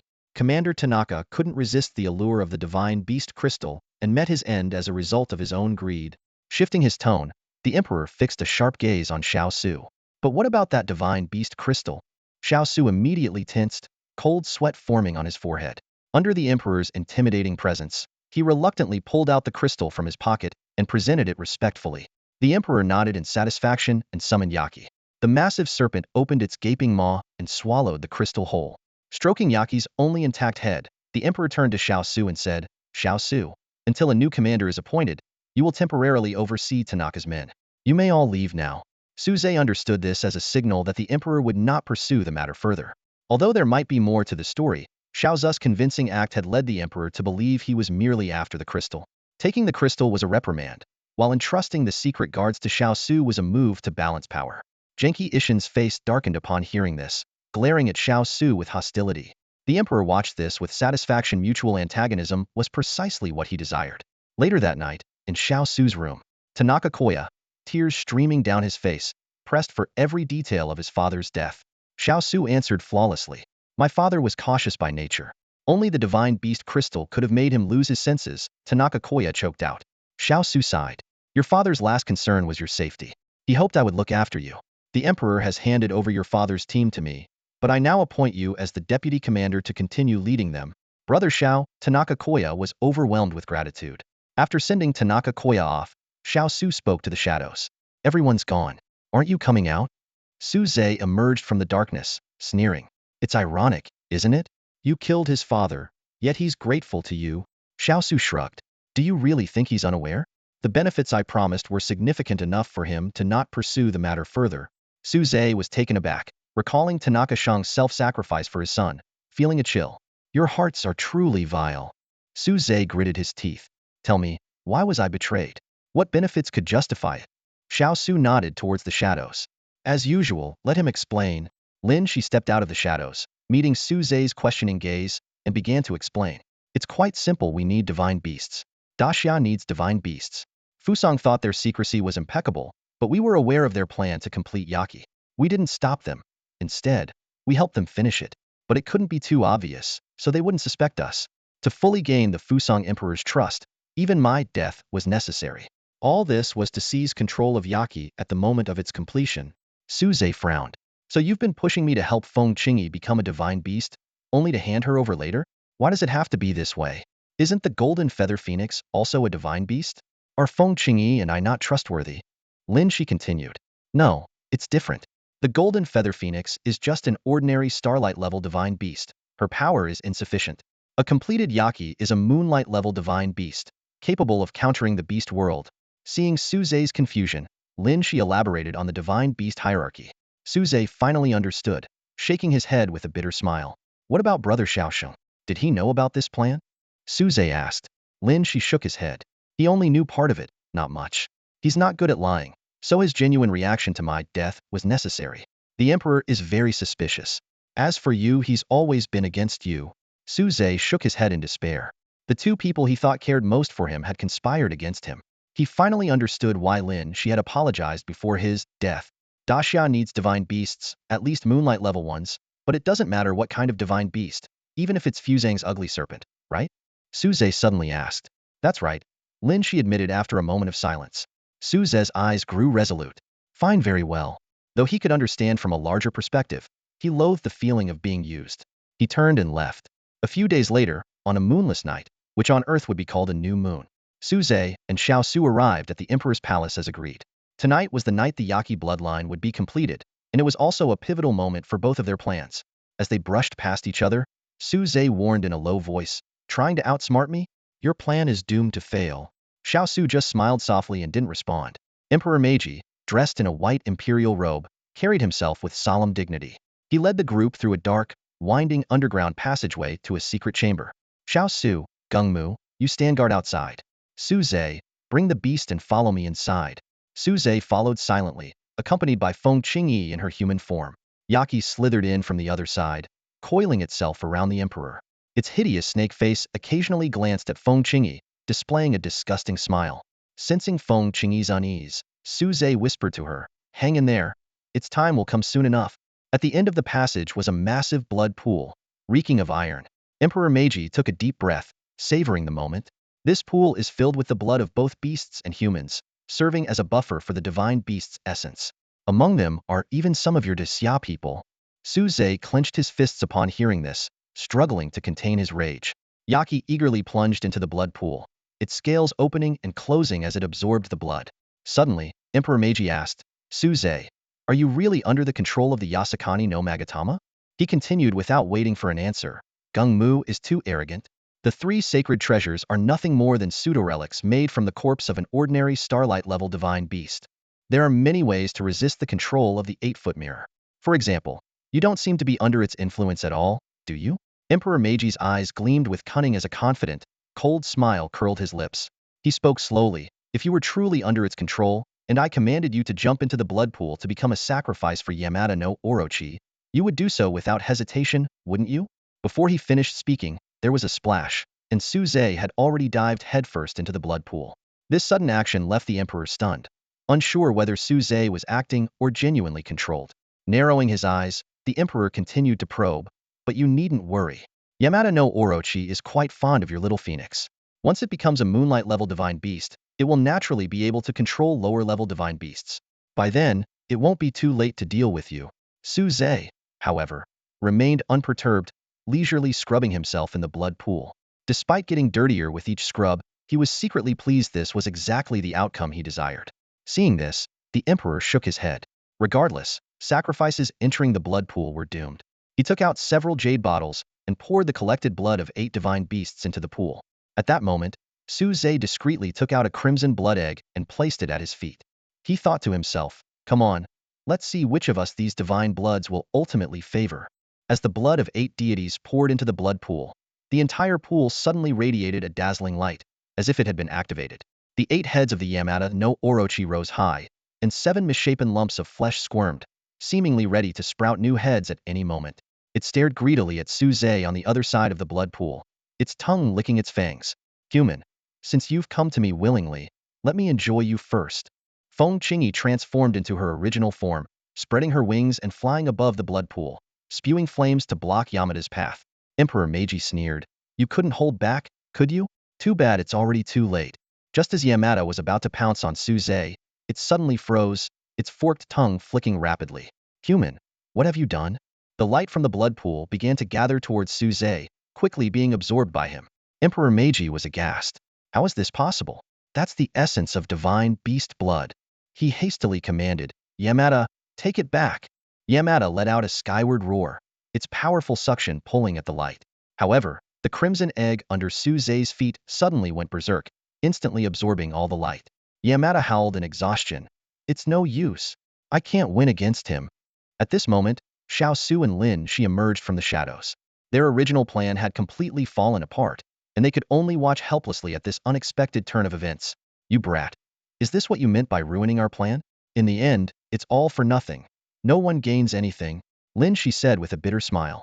Even though his soul had merged with the Nightmare Lord, granting him an extended lifespan, he no longer needed to burn his soul to sever the contract as per the original plan. However, the downside was that he could never again taste his favorite wine. Although Suze's soul had gained eternity, he had lost the simplest joys of the mortal world. Just as everyone was feeling sorry for him, a sudden change occurred. Xiao Su narrowed his eyes and noticed that Suze was secretly manipulating the energy flow. He exclaimed, hold on. Is this kid trying to steal all of the Orochi's power? In her spirit form, Lin Shi's perception was even sharper. A hint of excitement flashed in her eyes. No, the energy is converging beneath that brat's feet. He's hidden something. She recalled Suze's earlier questions and suddenly understood. So that's it. This guy intends to forge a moonlight-class divine beast himself. At that moment, the scarlet blood egg beneath Suze had reached its limit and began to frantically absorb the surrounding energy. He quickly signaled to Feng Qingyi in the sky, who swooped down to grab him. Simultaneously, the blood egg rose high, enveloped in blood, and its powerful suction drained the Orochi, leaving it a shriveled husk. Emperor Meiji, witnessing the scene, cried out repeatedly and attempted to intervene, but it was too late. Fine cracks started to appear on the surface of the blood egg, indicating that the divine beast inside was about to break free. Emperor Meiji collapsed to the ground, utterly defeated. This can't be happening. The fact that the mighty Yamada no Orochi had been defeated by an egg was beyond belief for Emperor Meiji. He whipped around to face Xiao Su and the black humanoid figure, Lin Shi. Suddenly, as if snapping out of a dream, he shouted, this must be a nightmare. Xiao Su, this is your doing, isn't it? Stumbling, Emperor Meiji rushed towards Xiao Su, pointing a trembling finger at him and raving. Lin Shi isn't dead. You're trying to deceive me. But I haven't trusted you secret guards for a long time. Once Yamada recovers, I won't need any of you anymore. He continued his rant. Those captains secretly colluding with America. Did they think they could fool me? Neither you nor Gung Mu will escape my wrath. Yamada will use your blood to grow stronger and become a true divine beast. Xiao Su looked at him with sorrow, gently pushing his finger away. Your Majesty, this isn't a dream. Your beast is on the brink of death, and 2 out of the 3 secret guard captains are already dead. Don't you feel it's dangerous to be this close to me right now? Emperor Meiji, as if waking from a nightmare, collapsed to the ground again. He muttered impossible, but instinctively began to crawl backward, his hands scraping against the ground and drawing blood. Ignoring him, Xiao Su turned his gaze to the blood-surrounded red beast egg and Su Zhe by the shore, murmuring, just how many secrets does this boy hold? Lin Shi's face showed a hint of relief. Now that we have our own Moonlight-class divine beast, we no longer need that ugly snake from Fusong. Soon, Su Zhe felt a new contract form within his soul. The blood pool quickly dried up, leaving only a murky bottom. Yamada, though still alive, began to feel the remaining blood in its body boil. Centered around the blood egg, the moisture within a 1,000-mile radius evaporated rapidly. The land dried up and cracked, turning a blood-red hue. It was as if the very essence of drought had taken form. Xiao Su retreated decisively, feeling parched but at least avoiding becoming a desiccated corpse. Lin Shi, in his spiritual form, remained unaffected. Yamada, closest to the blood egg, was hit the hardest. It opened its massive mouth to drink the remaining blood from the pool, but ended up biting into dirt. At that moment, Emperor Meiji struggled to approach Yamada and said, Yamada, are you alright? We failed completely this time. But don't lose hope. As long as we stay alive, we can find new blood from the 8 divine beasts, and we'll have another chance. Yet Yamada paid no attention, staring intently at Emperor Meiji's bloodied hands. Although it had already scabbed over, at least it showed that his body still had blood, which could quench its thirst. A greedy glint flashed in the eyes of Yamada no Orochi. This thought was sensed by Emperor Meiji through their contract, causing his face to turn pale as he took 2 steps back. Yamada, you can't do this. I am your master. Emperor Meiji's voice trembled. If I die, you will suffer too. Seeing that Yamada no Orochi remained unresponsive, he quickly tried to appease it. Let's escape together, and then you can drink as much blood as you want. You can even drain everyone on Fusong Island. However, Yamada no Orochi had already lost its sanity. The emptiness and thirst in its body made it unable to think, even ignoring the contract's backlash pain. As a divine beast, it was confident it wouldn't be killed by the contract, although it wouldn't escape pain. Without hesitation, Yamada no Orochi opened its massive jaws and swallowed Emperor Meiji whole. Amidst the blood-curdling scream, blood burst in its mouth, barely quenching its thirst. But what followed was immense pain on a soul deep level. Yamada no Orochi endured the excruciating pain and quickly fled the scene with its newly recovered strength. Not far behind, Xiao Su quietly pursued. Lin Shi stayed behind, as there was no longer a need for him to burn his soul to forcibly alter the contract. Since Yamada no Orochi had devoured its master, Xiao Su could now take advantage of the situation. Although Yamada no Orochi hadn't fully replenished its bloodline to become a Moonlight-class divine beast, it was still incredibly powerful. Once fully recovered, it would be somewhere between a level 100 demon beast and a divine beast. Xiao Su had always pursued power, even to the point of betraying his country to collaborate with Fusong, and then switching sides because of Lin Zai's promise of the Yamada contract. He wouldn't miss this opportunity, even if Yamada no Orochi hadn't fully restored its bloodline. The scene only had Su Zhe and the unaffected spirit form of Lin Shi remaining. The Crimson Blood Egg, after displaying 2 powerful abilities, finally completed its hatching. A blood-red light rose from the cracked egg, forming a humanoid shape about the height of a person. What kind of demon beast could it be? Su Zhe and Lin Shi, and even Feng Qingyi, who had reverted to her original form, were all filled with anticipation. Su Zhe eagerly anticipated what kind of mythical beast would hatch from the first divine beast egg he had obtained from the system. Staring intently at the egg glowing with a red light, Su Zhe felt a mix of excitement and anxiety. Lin Shi, on the other hand, wore a serious expression, concerned about whether the soon-to-hatch divine beast could protect Xia from the threats of the beast world. Feng Qingyi had a complicated look on her face, both eager to welcome a new companion and worried about her own status as the leader of the beast tamers. As the red light gradually faded, a voluptuous woman dressed in green appeared before them. Her skin was as white as snow, her black hair cascading like a waterfall, and her beauty was mesmerizing. However, her blood-red eyes carried a hint of something otherworldly. Su Zhe was momentarily stunned, quickly shaking his head to clear his thoughts. He warned himself not to be deceived by appearances, suspecting this might be a shape-shifted, blood-sucking beast. The woman in green gracefully bowed and said, "I greet my master." Feeling a sudden heat, Su Zhe swallowed hard and asked, "What is your true form?" The woman frowned slightly and replied, Master, it is rude to ask. I have always looked like this. There is no so-called true form. Disbelieving, Suze secretly opened the system panel to check. When he saw the words race, Hanjia, his heart skipped a beat. So she was the legendary Hanjia, the progenitor of zombies. Sensing something, Hanjia glanced at Suze and said, Master, you already know my identity, don't you? I have not deceived you. Suze nodded, feeling both shocked and delighted. This was a genuine divine beast. He couldn't help but imagine Hanjia's performance in future battles, a smile creeping onto his face. At this moment, Lin Shi, standing nearby, had also guessed Hanjia's identity. The only humanoid beast that feeds on blood and brings drought is none other than the king of zombies, Hamba. Hamba gracefully approached Suze, her gaze falling on his injured right index finger. The small wound from the chaotic battle was still bleeding. Without hesitation, Hamba grabbed his hand and gently licked it. Suze instinctively wanted to pull his hand back, but the strange sensation intrigued him.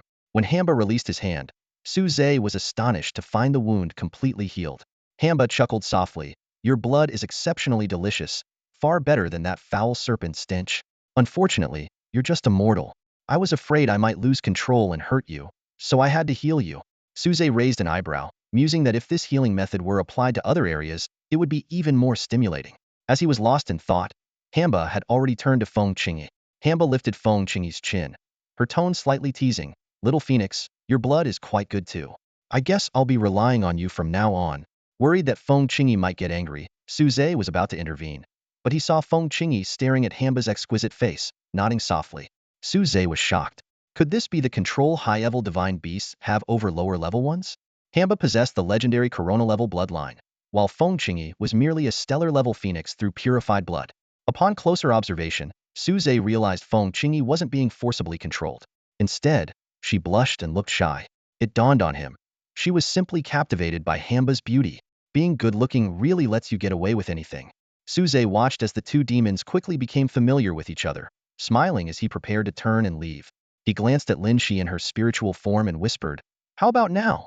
I told you, I won't let those who scheme against me succeed. Lin Shi shook her head with a bitter smile.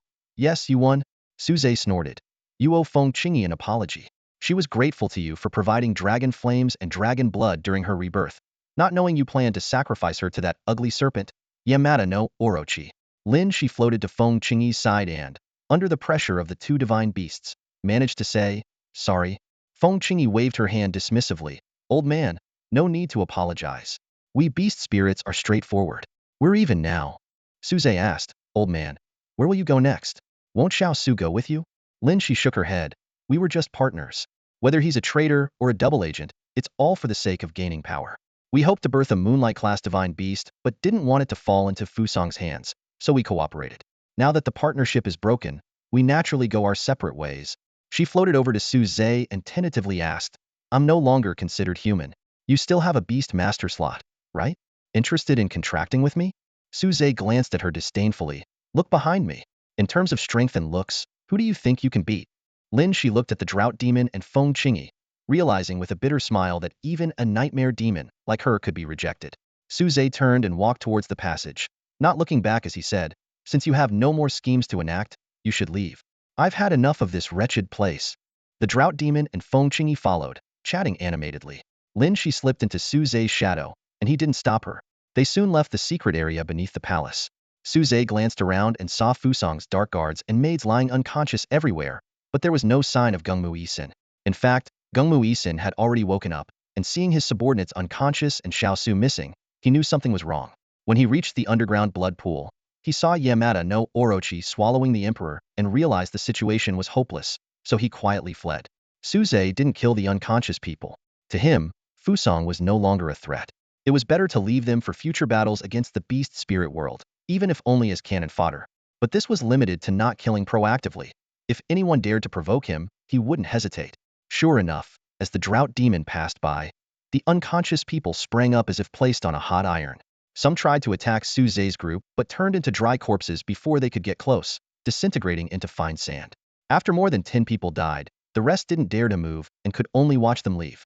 Unexpectedly, Suze stopped not far away and, to the despair of Fusong's dark guards, walked into the largest room. This was the Imperial Hall, the center of Fusong's administrative operations. Suze sat cross-legged in the center of the room and began to meditate. The immense power brought by contracting the drought demon finally started to feed back, and he needed time to absorb it. Suze sighed. Looks like I'll have to stay in this wretched place for a few more days. Meanwhile, Gungmu Isin, who had hurriedly left, was preparing to seek refuge in America. He only took the Yada mirror, as it would increase his value in the American's eyes. He left everything else behind, including his family in Fusang. It's just a wife. Once I get to America, I'll find another one. Might as well check out the local girls. Kenpachi Ishin sped up his pace, but suddenly a massive shadow loomed ahead. Shocked and angry, he tightly gripped his sword, the Hachire mirror. Squinting, he realized it was the Yamada no Orochi. The creature looked weak, emaciated, with only 3 of its 8 heads still intact. Lord Orochi, what are you doing here? Kenpachi stammered, his guard up. Then he noticed someone standing behind the Orachite was Xiao Su. Kenpachi's heart skipped a beat. Xiao Su? What are you doing here? It turned out Xiao Su had been tailing the weakened Orochi and had seized the opportunity to form a pact with it. Realizing the situation was dire, Kenpachi forced a smile and said, Congratulations, Lord Xiao, on becoming the new emperor. I will fully support you. Xiao Su raised an eyebrow. Why do I feel like you're planning to run? No way. Kenpachi quickly denied. I was just going to get help. There's a secret guard outpost ahead. It's gone. Xiao Su shook his head. I brought Orochi here, and the outpost is destroyed. Seeing the blood at Orochi's mouth, Kenpachi understood and turned to flee. Orochi lunged, its jaws wide open. The Hachire mirror glowed brightly, holding the jaws at bay for a moment. But the light dimmed, and the mirror shattered, falling into Xiao Su's hands as Kenpachi was swallowed. With that, the 3 commanders of the Fusang secret guard were annihilated. Xiao Su, controlling Orochi, headed straight for the Fusang shadow anchor point. They don't understand that the rules of our world are like this egg. If you break it from the inside, it will be a new life. But if you wait for someone to break it from the outside, it becomes just food. For the entire day, Suze remained in the main hall of the palace, meditating, while Hamba and Feng Qingyi roamed freely through the other parts of the imperial residence. Seated in the center of the hall, Suze closed his eyes, focusing intently on absorbing his newly acquired powers. Outside, the 2 mythical beasts wreaked havoc. Wherever Hamba went, plants withered and the ground cracked. Feng Qingyi occasionally spewed flames, reducing entire palaces to ashes. Throughout the day, under the horrified eyes of the Fusang people, the 2 beasts laid waste to the imperial residence. The main hall was the only structure left standing. Suddenly, there was a thunderous crash. The main hall collapsed into ruins. Amidst the dust and debris, a majestic giant wolf emerged, howling at the sky. Suze stood up from the ashes, dusting himself off. 2 days, and I've finally assimilated all the power, he said. As a mid-level starshine beast, the boost from contracting with Hamba was immense. Suze's beast taming level had reached 75, with the Shadow Moon Wolf King maturing directly to level 90, becoming a platinum tier Lord Beast. Although Feng Qingyi was not yet fully grown, it had already reached level 98, with strength rivaling that of a max-level diamond tier beast. What surprised Suze the most was the remote Su Ling turtle in Daxia. Initially capped at level 70 in the gold tier, it now showed signs of evolving. Such rare occurrences usually only happened when snake-type beasts evolved into dragons. The Su Ling turtle will at most evolve to the platinum tier this time. Further advancement will require my intervention, Suze pondered. It seems to have developed spatial attributes. Perhaps I can leverage that. But there's no rush now. As Suze stepped out of the rubble, he saw Lin Shi and the 2 mythical beasts approaching. Surveying the charred remains of the palace, he nodded approvingly. Good job. Let's find a shrine to burn next. Along the way, Suze led the group, setting fires everywhere until they had ravaged most of Fusang. Using the coastline to determine direction, they then flew towards Daxia. Wow, so this is what it feels like to fly on my own, Suze exclaimed excitedly as he soared through the sky. Much better than being carried. After getting the hang of it, he sped off towards Daxia. Meanwhile, on a disputed island between Daxia and Fusang, beast tamers from both sides were locked in fierce combat. Fusang's dark guards, in an attempt to contain Daxia's spirit guards, had dispatched experts from the Shadow Realm city. However, with their plan foiled and the Emperor dead, they were now stranded on this isolated island. Among the Daxia spirit guards were many young participants from the beast taming competition, including Wang Zi and Su Yao, who fought with increasing ferocity to avenge Suze. Su Yao directed her Azure Phoenix Butterfly and Merman Lord, enveloping the battlefield in toxins and mental assaults. Wang Zi used his golden scale pig to endow objects with golden properties before launching devastating attacks with his purple light eagle. The Dark Guards soon recognized Su Yao as a significant threat and converged on her. Surrounded and in peril, Wang Zi tried to come to her aid but was blocked. At the critical moment, A sword was about to pierce Su Yao's back. Bang! A figure descended from the sky, stomping the sword-wielding dark guard into the ground. It was Su Zhe, who roared. Who dares to harm Su Yao? His overwhelming presence made it hard for everyone to breathe. Only Su Yao was unaffected. With tears in her eyes, she trembled as she approached Su Zhe. Don't be afraid. I'm back, Su Zhe said tenderly, reaching out to embrace her. Unexpectedly, Su Yao shouted, Azure Phoenix Butterfly. Use Phoenix Tail Poison Sting on him. Su Zhe was stunned. Su Yao, what are you doing? It's me, Su Zhe. Su Yao cried out. You damn dark guards, still trying to deceive me. Su Zhe is dead. Su Zhe was dumbfounded. Huh, how come I don't know I'm dead? Su Zhe's power now is vastly superior compared to before, and there's not a single weak beast by his side. Facing Su Yao's ferocious attacks, Su Zhe could only dodge passively. While evading, he urgently explained, Wait, Su Yao, it's really me, Su Zhe. I'm not dead. I'm back safe and sound. However, Su Yao paid no heed, her eyes blazing with anger. Do you think we're fools? Someone already impersonated you before to deceive us. Several of the Daxia spirit guards got injured protecting me. And now you want to trick me again? Su Zhe suddenly realized that after he was captured, a beast tamer's creature had used its mimicking ability to pose as him, injuring several Daxia spirit guards in the process. No wonder Su Yao and Wang Zi were so wary of him. I get why you don't trust me, Su Zhe said, still dodging, but I have a question. Why are you so sure I was dead? Su Yao's assault slowed a bit, sensing that this Su Zhe seemed different from the imposter. She cautiously explained, after you were captured, we could only determine your condition through the state of the void turtle. But yesterday, the void turtle suddenly died. This must be the backlash of the contract, meaning that you were already... Su Yao's voice choked up. Su Zhe couldn't help but laugh and cry. Are you sure it really died? Su Yao looked up, her tone uncertain. It didn't move at all, no matter how I tried to provoke it. Isn't that dead? Su Zhe sighed helplessly. Have you ever kept a turtle? Ordinary turtles act the same way during hibernation. By the way, what did you do with the void turtle afterward? Su Yao stammered. I dug a hole and buried it. Su Zhe was speechless. No wonder the void turtle on the other end of the contract felt weaker and weaker. It had been buried alive. Quick, take me to dig it out. If we're late, it might be too late. But Su Yao didn't move, still wary. Wait, didn't you say you had a way to prove you're the real Su Zhe? Tell me now. Su Zhe looked around and whispered. There are too many people here. Come closer, and I'll tell you in your ear. Su Yao's vigilance heightened. Don't try to trick me. Just say it out loud from there. Are you sure? Su Zhe said helplessly. Su Yao nodded firmly. I'm sure. Su Zhe shrugged and pointed to a spot slightly below Su Yao's abdomen. I remember there are two small black moles there, perfectly symmetrical, one on each side. Su Yao's face flushed instantly, stammering and unable to speak. She was both happy to confirm that this was indeed Su Zhe and mortified that such a private detail was revealed in public. Fortunately, the surrounding chaos kept everyone too occupied to notice what was happening on this side. Su Xiuyao could no longer contain her overwhelming emotions. With tears in her eyes, she rushed into Su Zhe's arms. Sobbing, she said, Brother Su Zhe, it's really you. You're finally back. I thought you were. Su Zhe gently stroked her long, black hair and comforted her softly. It's okay. I'm back now. See, everything's fine. Amidst the raging battle, the two of them seemed to create a serene haven. Any enemy attempting to approach them turned to ashes before reaching them. Suddenly, a breathless figure dashed over. It was Wang Zi. Clad in his purple beast armor with electric arcs flickering, he looked thinner from the continuous fighting but more valiant. Holding a ball of lightning in his hand, he shouted, Xiuyao, come back. We can't fall for this again. Xiuyao lifted her head from Su Zhe's embrace, wiped her tears, and with a blush on her cheeks, explained, Don't worry, I've confirmed it. He really is Brother Su Zhe. Only he knows. She trailed off shyly.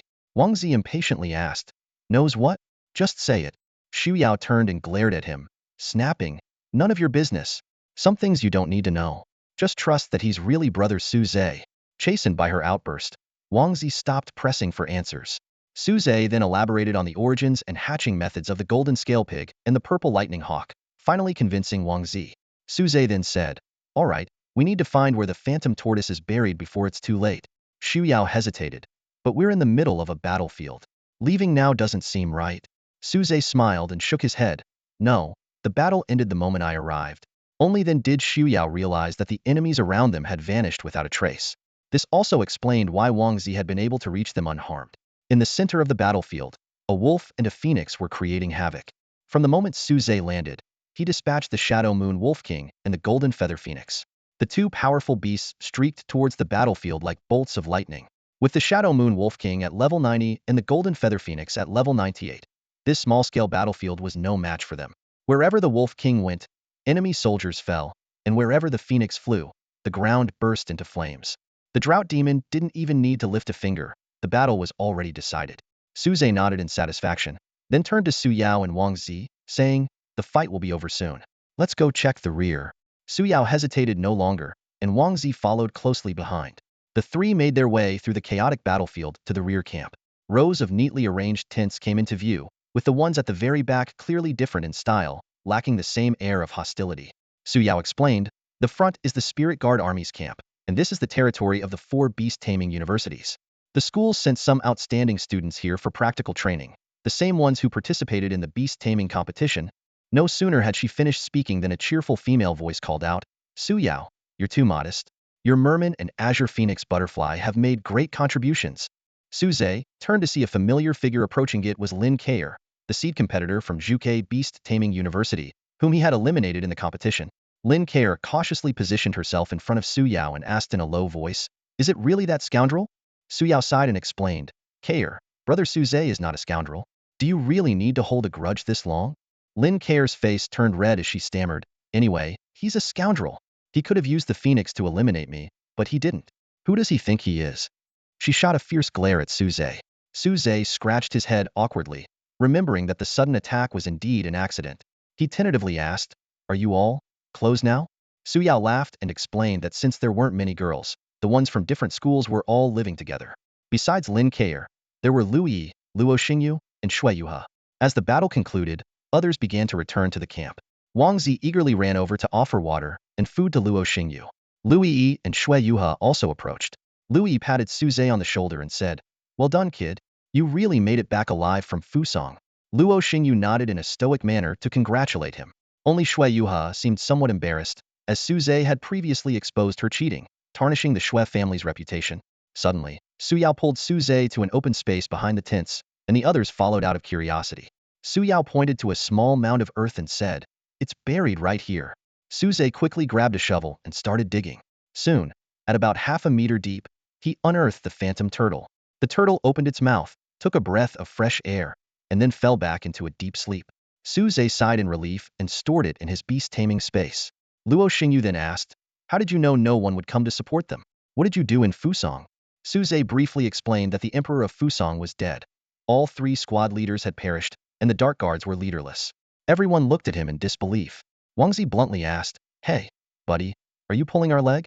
You were in Fusong for only a few days, and you nearly wiped out their entire country?"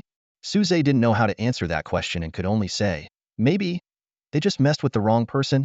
After meeting Su Yao and Wang Zi, Suze no longer felt an urgent need to go home. After all, his only lover and friend were now his biggest concerns. Immersed in the joy of their reunion, Su Yao softly said, "Brother Suze, we don't need to rush home. Let me take you to see Brother Sun Hao and the others first." "Oh, they're here too?" Suze asked in surprise. Sun Hao and his team were part of the local defense forces, not typically stationed on the front lines. Su Yao explained, "Brother Sun Hao and his team rushed to the front lines as soon as they heard you were captured. Whenever they encountered Fuso's dark guards, they fought fiercely to avenge you. They even attempted to rescue you from Fuso several times, but unfortunately, they failed." Suze nodded, understanding that breaking through the Milligan sea blockade was beyond their capabilities. Su Yao continued, "When Wang Zi and I were ambushed by someone pretending to be you, it was Brother Sun Hao and his team who saved us. But the continuous battles have left everyone badly injured." Seeing the pained expression on Su Yao's face, Suze felt both touched and worried. Soon, they arrived at the wounded soldier's tent, and the sight before him made Suze's heart tighten. Members of the 13th Battalion of Beishan City were severely injured. The lightly wounded were wrapped in bandages, while the severely injured, like Tao Lin, had lost limbs. "Sun Hao, I entrusted you with the 13th Battalion. How did everyone end up like this?" Suze asked painfully. Sun Hao, half of his face covered in bandages from severe burns, looked at Suze with his good eye, excitedly saying, "Captain Suze, is it really you?" Having been deceived once, he was hesitant to believe it. But seeing Su Yao standing affectionately beside Suze and nodding, he relaxed. "Captain, you're finally back. When the brothers heard you were captured, they went crazy. Even old Captain Guo re-enlisted, though he couldn't come due to other commitments." Sun Hao said excitedly. Suze patted his shoulder and looked silently at the other wounded. Sun Hao reassured him, Captain, we all did this willingly. You've been so good to us. We didn't want to forget that. Especially Tao Lin. Knowing you offended Lord Sun Shang to save him, he fought desperately, taking on 3 experts alone. Fortunately, the brothers saved him in time. Standing by the unconscious Tao Lin's bedside, Suze felt a mix of emotions and asked, can he still be treated? He knew the water and wood-type beasts in this world had incredible healing abilities. Sun Hao shook his head. His life is no longer in danger, but his limbs were destroyed when they were severed. It's been too long. Even the best beast healers can't do anything. As Suze sighed, the air suddenly grew hot, accompanied by a lazy yawn. Hamba appeared uninvited, stretching and asking, what a delicious scent of blood. Is it mealtime? Suze quickly stopped her. Please, no. They're all my brothers, and they're too injured to handle any more stress. Everyone was amazed by Hamba's stunning beauty, but Su Yao clung to Suze's arm warily, asking jealously, is this your new beast from Fuso? Why is she another great beauty? Suze smiled wryly and explained, this isn't something I can control, and without her, I wouldn't be here now. Su Yao relaxed but remained cautious. Hamba smiled indifferently and said, since they're friends of my master, leave it to me. No matter how severe their injuries, I can heal them. Recalling Hamba's previous healing methods, Suze looked at her small mouth and then at the wounded, hesitating, are you sure it will work? Of course, Hamba said lightly as she approached a soldier with a severe chest wound. Just as Suze braced himself for something strange and prepared to cover Su Yao's eyes, Hamba simply waved her jade hand. Under a layer of blood-red light, the wound healed instantly, leaving only a scar. This is different from how you healed me before, Suze remarked in confusion. Hamba turned and smiled. That's because you're special to me, so you received special treatment. Su Yao immediately pinched Suze's waist, smiling sweetly. What kind of special treatment? Suze yelped in pain. Ouch, ouch, ouch. Nothing. Really nothing. He dared not tell the truth. Once the injuries of the others were treated, it was finally the turn of the severely injured like Sun Hao and Tao Lin, who were missing body parts. The drought demon's hands glowed with a blood-red light as she placed them on Sun Hao. Instantly, the unharmed skin on his body vanished, filling the burned areas on his face. The flesh morphed like clay under her hands, and in a moment, Sun Hao was restored, without a trace of his burns.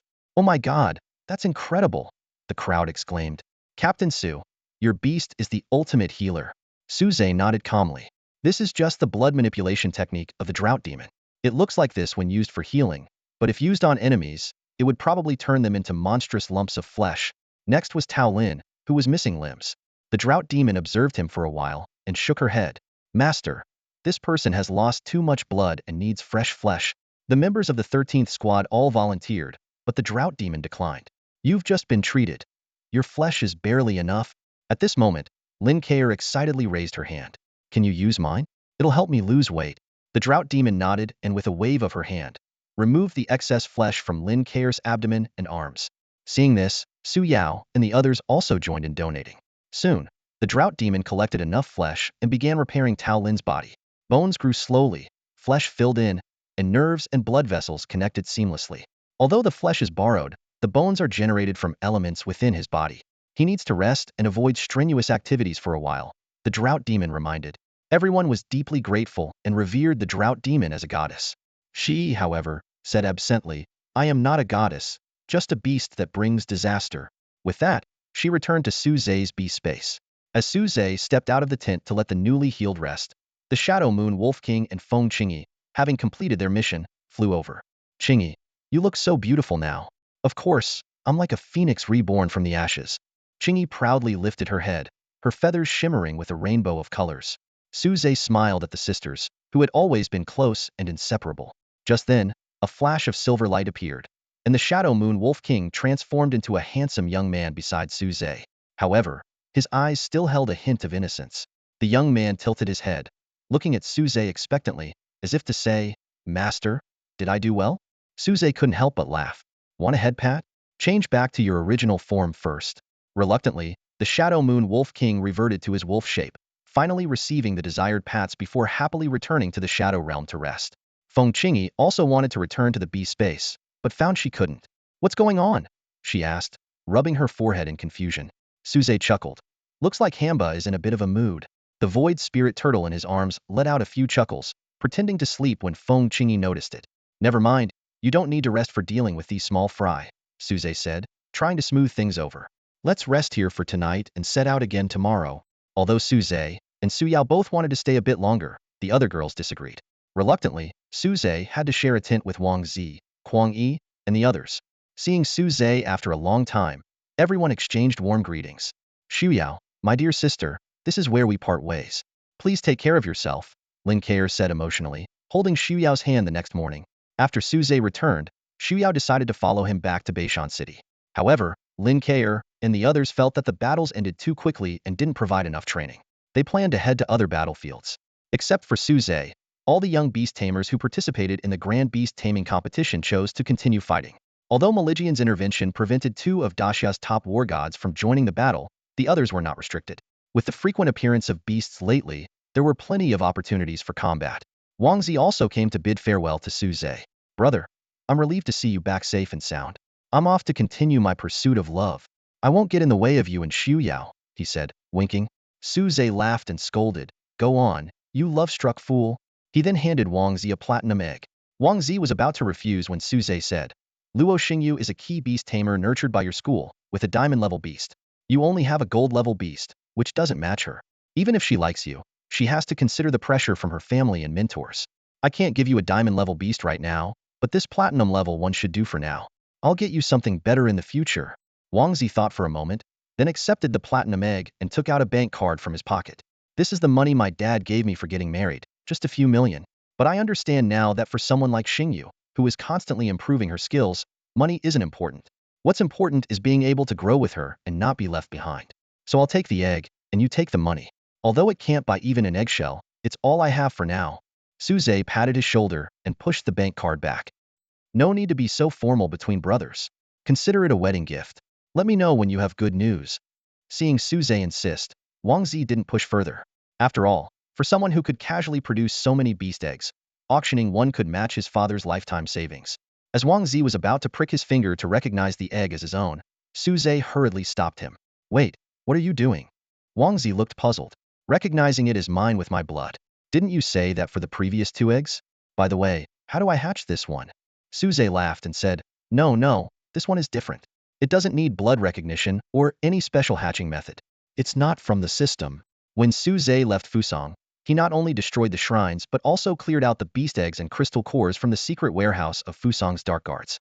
He now had enough gold and platinum level beast eggs to arm a beast tamer army. Unfortunately, he didn't find any diamond level ones. Whether they were hidden more securely or didn't exist, he didn't know.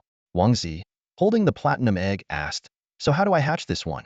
Suze was stumped. He had never hatched a regular beast egg, only those specially hatched by the system. Having been in beast taming university for less than a year, his knowledge in this area was lacking. Suddenly, Suze thought of someone. I remember teacher Chen Xian is an expert in beast breeding. She should know how to hatch it. I'll ask her for you when I get back. Wang Zi's face fell.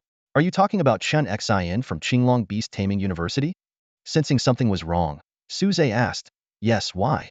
Wang Zi replied. Shortly after you left, a large number of beasts suddenly appeared at Qinglong Beast Taming University, turning the entire school into ruins. Although the teachers and students were evacuated in time with no major casualties, the school is temporarily closed.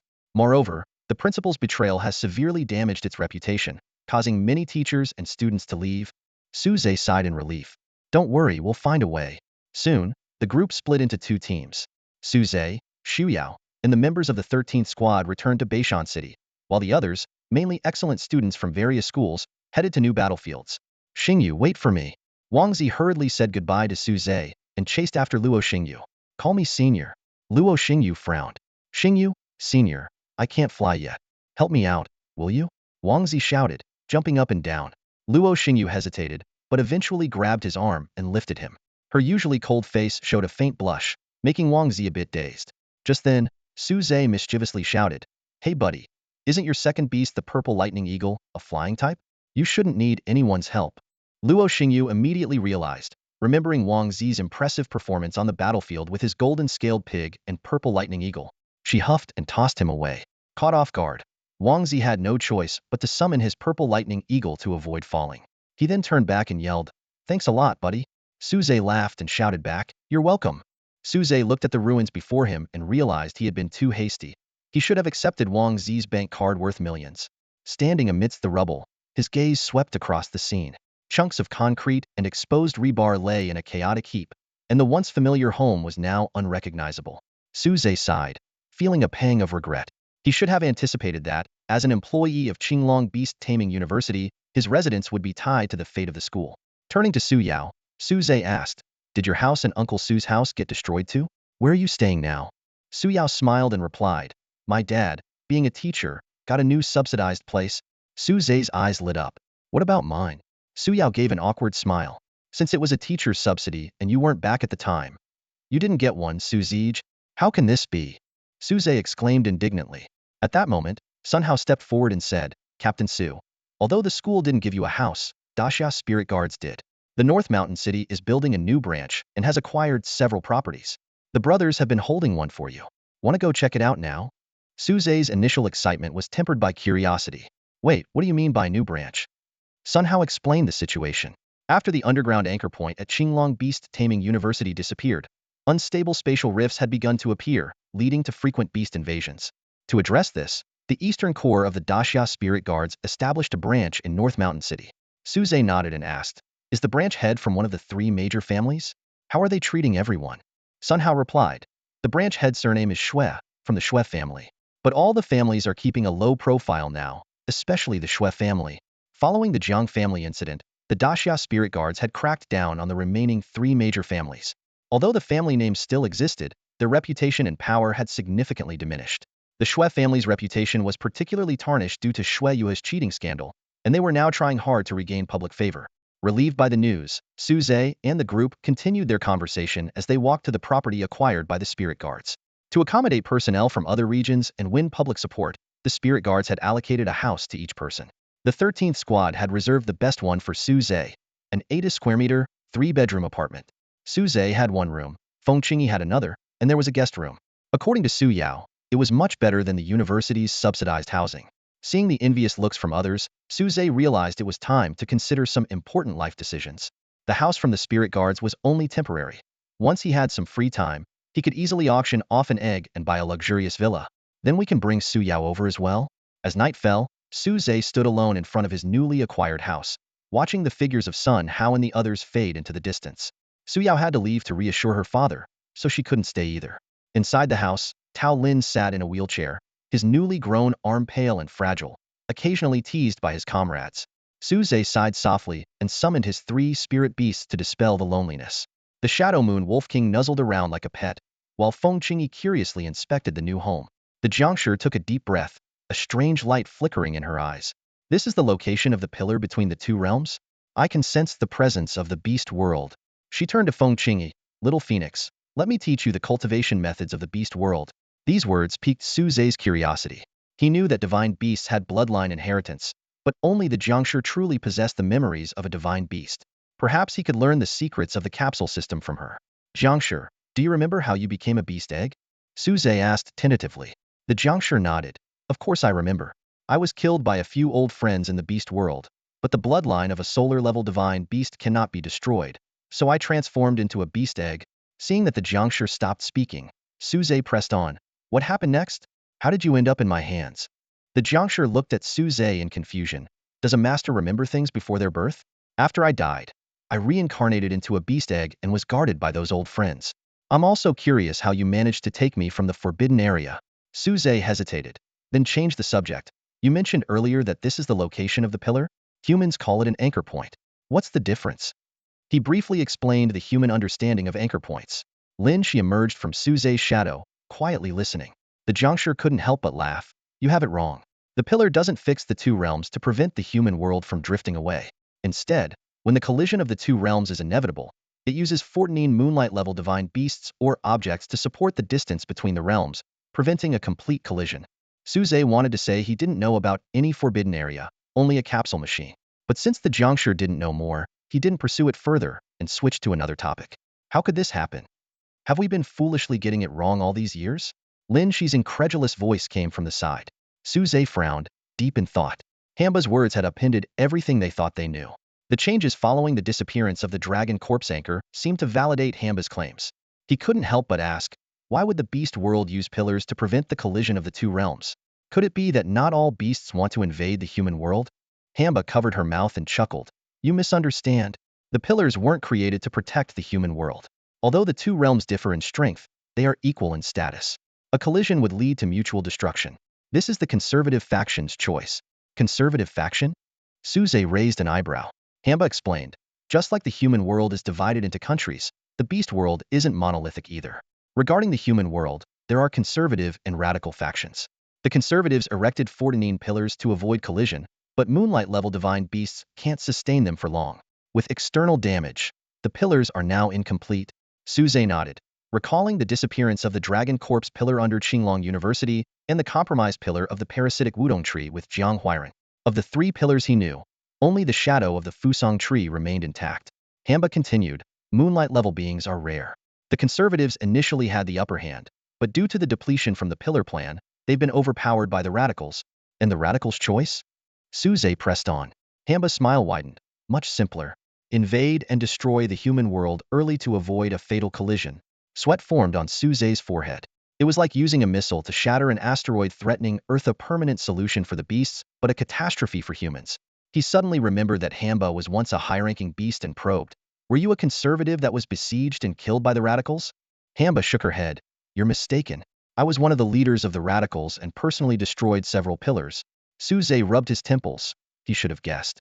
Hamba, cursed by humans to become a beast, could hardly be a conservative. Hamba continued. The lingering aura here feels familiar. The original pillar was the false-dead body of a golden dragon. I'm adept at manipulating flesh and left behind blood that allowed my subordinates to revive it. Suze's eyes widened. So the golden dragon was revived by you and freed from the pillar? Hamba clarified. That was my subordinates using the blood I left behind. Before being besieged, I left some of my power to revive and destroy such pillars. There are voluntary conservatives and coerced radicals. Reviving them not only disrupts the pillar plan, but also strengthens the radicals. Seeing Hamba's excitement, Suze coughed to remind her of her role. A beast talking about the extinction of humans in front of a human master, was this appropriate? Hamba composed herself. Of course, that's all in the past. Now, as your beast, I stand on the side of humans. Suze breathed a sigh of relief. This might be good news. The radicals had lost a high-level asset, while they had gained a powerful insider. But Hamba added, Master, the situation is still dire. The pillar plan has failed, and the conservative stance is wavering. More beasts may choose to sacrifice the human world to protect themselves. Lin Shi finally spoke up. In the end, we can't rely on others. We must be prepared for all beasts to be our enemies.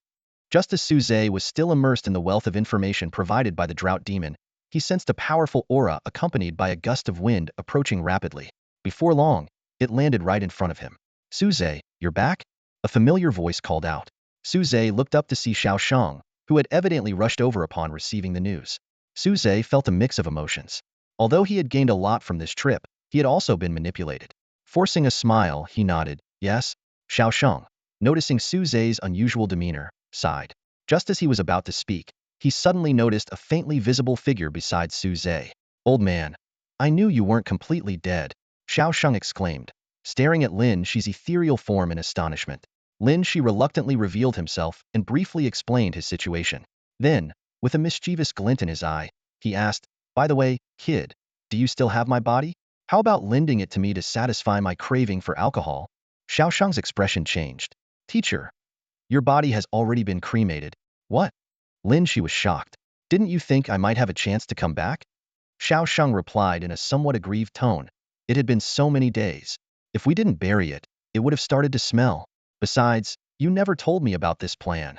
Suze couldn't help but gloat on the side. Serves you right. Xiao Shang, why don't we host a banquet tonight and make this old guy envious? Xiao Shang's eyes lit up. That's a great idea. Lin Shi looked like he was about to cry. You can't do this to me. That evening, Xiao Shang indeed hosted a grand banquet. Su Yao, Sun Hao, and others all attended. Even Sun Shang came to celebrate. Suze made sure to invite Su Yiming, intending to inquire about Qin Xian's whereabouts. The banquet was filled with fine wine and delicious food. Xiao Shang even brought out Lin Shi's long-cherished wines, and everyone drank heartily. Lin Shi could only watch in frustration, unable to even smell the wine, hopping madly. As the night wore on and the guests became increasingly intoxicated, Sun Shang kept drinking heavily, clearly troubled. Xiao Shang, in a bid to get back at his teacher, didn't let his cup leave his hand. As for Suze, he got drunk and wobbly, being a first-time drinker. The party lasted until late into the night. only ending when they had finished all of Lin Shi's stored wine. Taking advantage of his drunkenness, Su Zhe wanted to invite Su Yao to his place for a tour, but with Su Yiming present, he had to abandon the idea.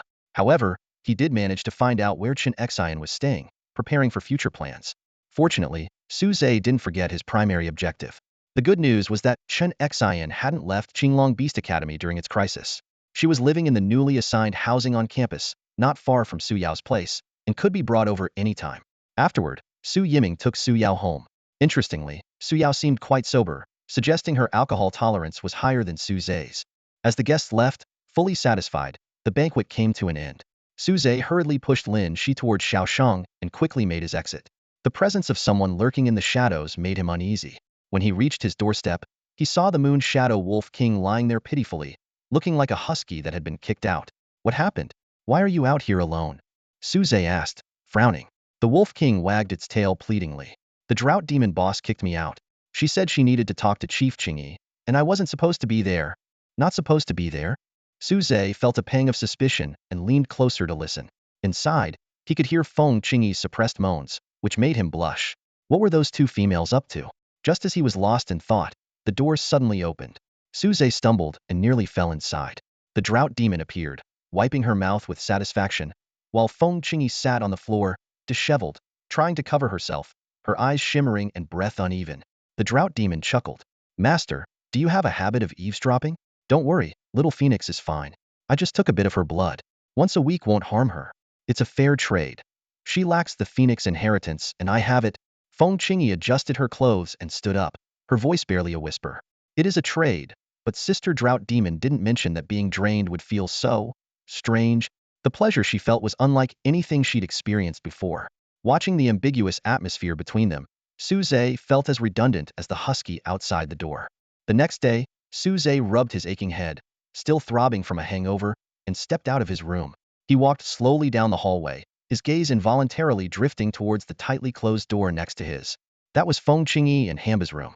Recalling the scene he had accidentally witnessed the previous night, Su Zhe felt a strange sensation in his heart.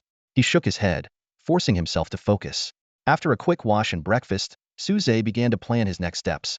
On one hand, he needed to help Sun Shang with his issues, and on the other, he had to consult Chen Xian about the method to hatch the beast egg. After weighing his options, he decided to find Sun Shang first, as lives were at stake.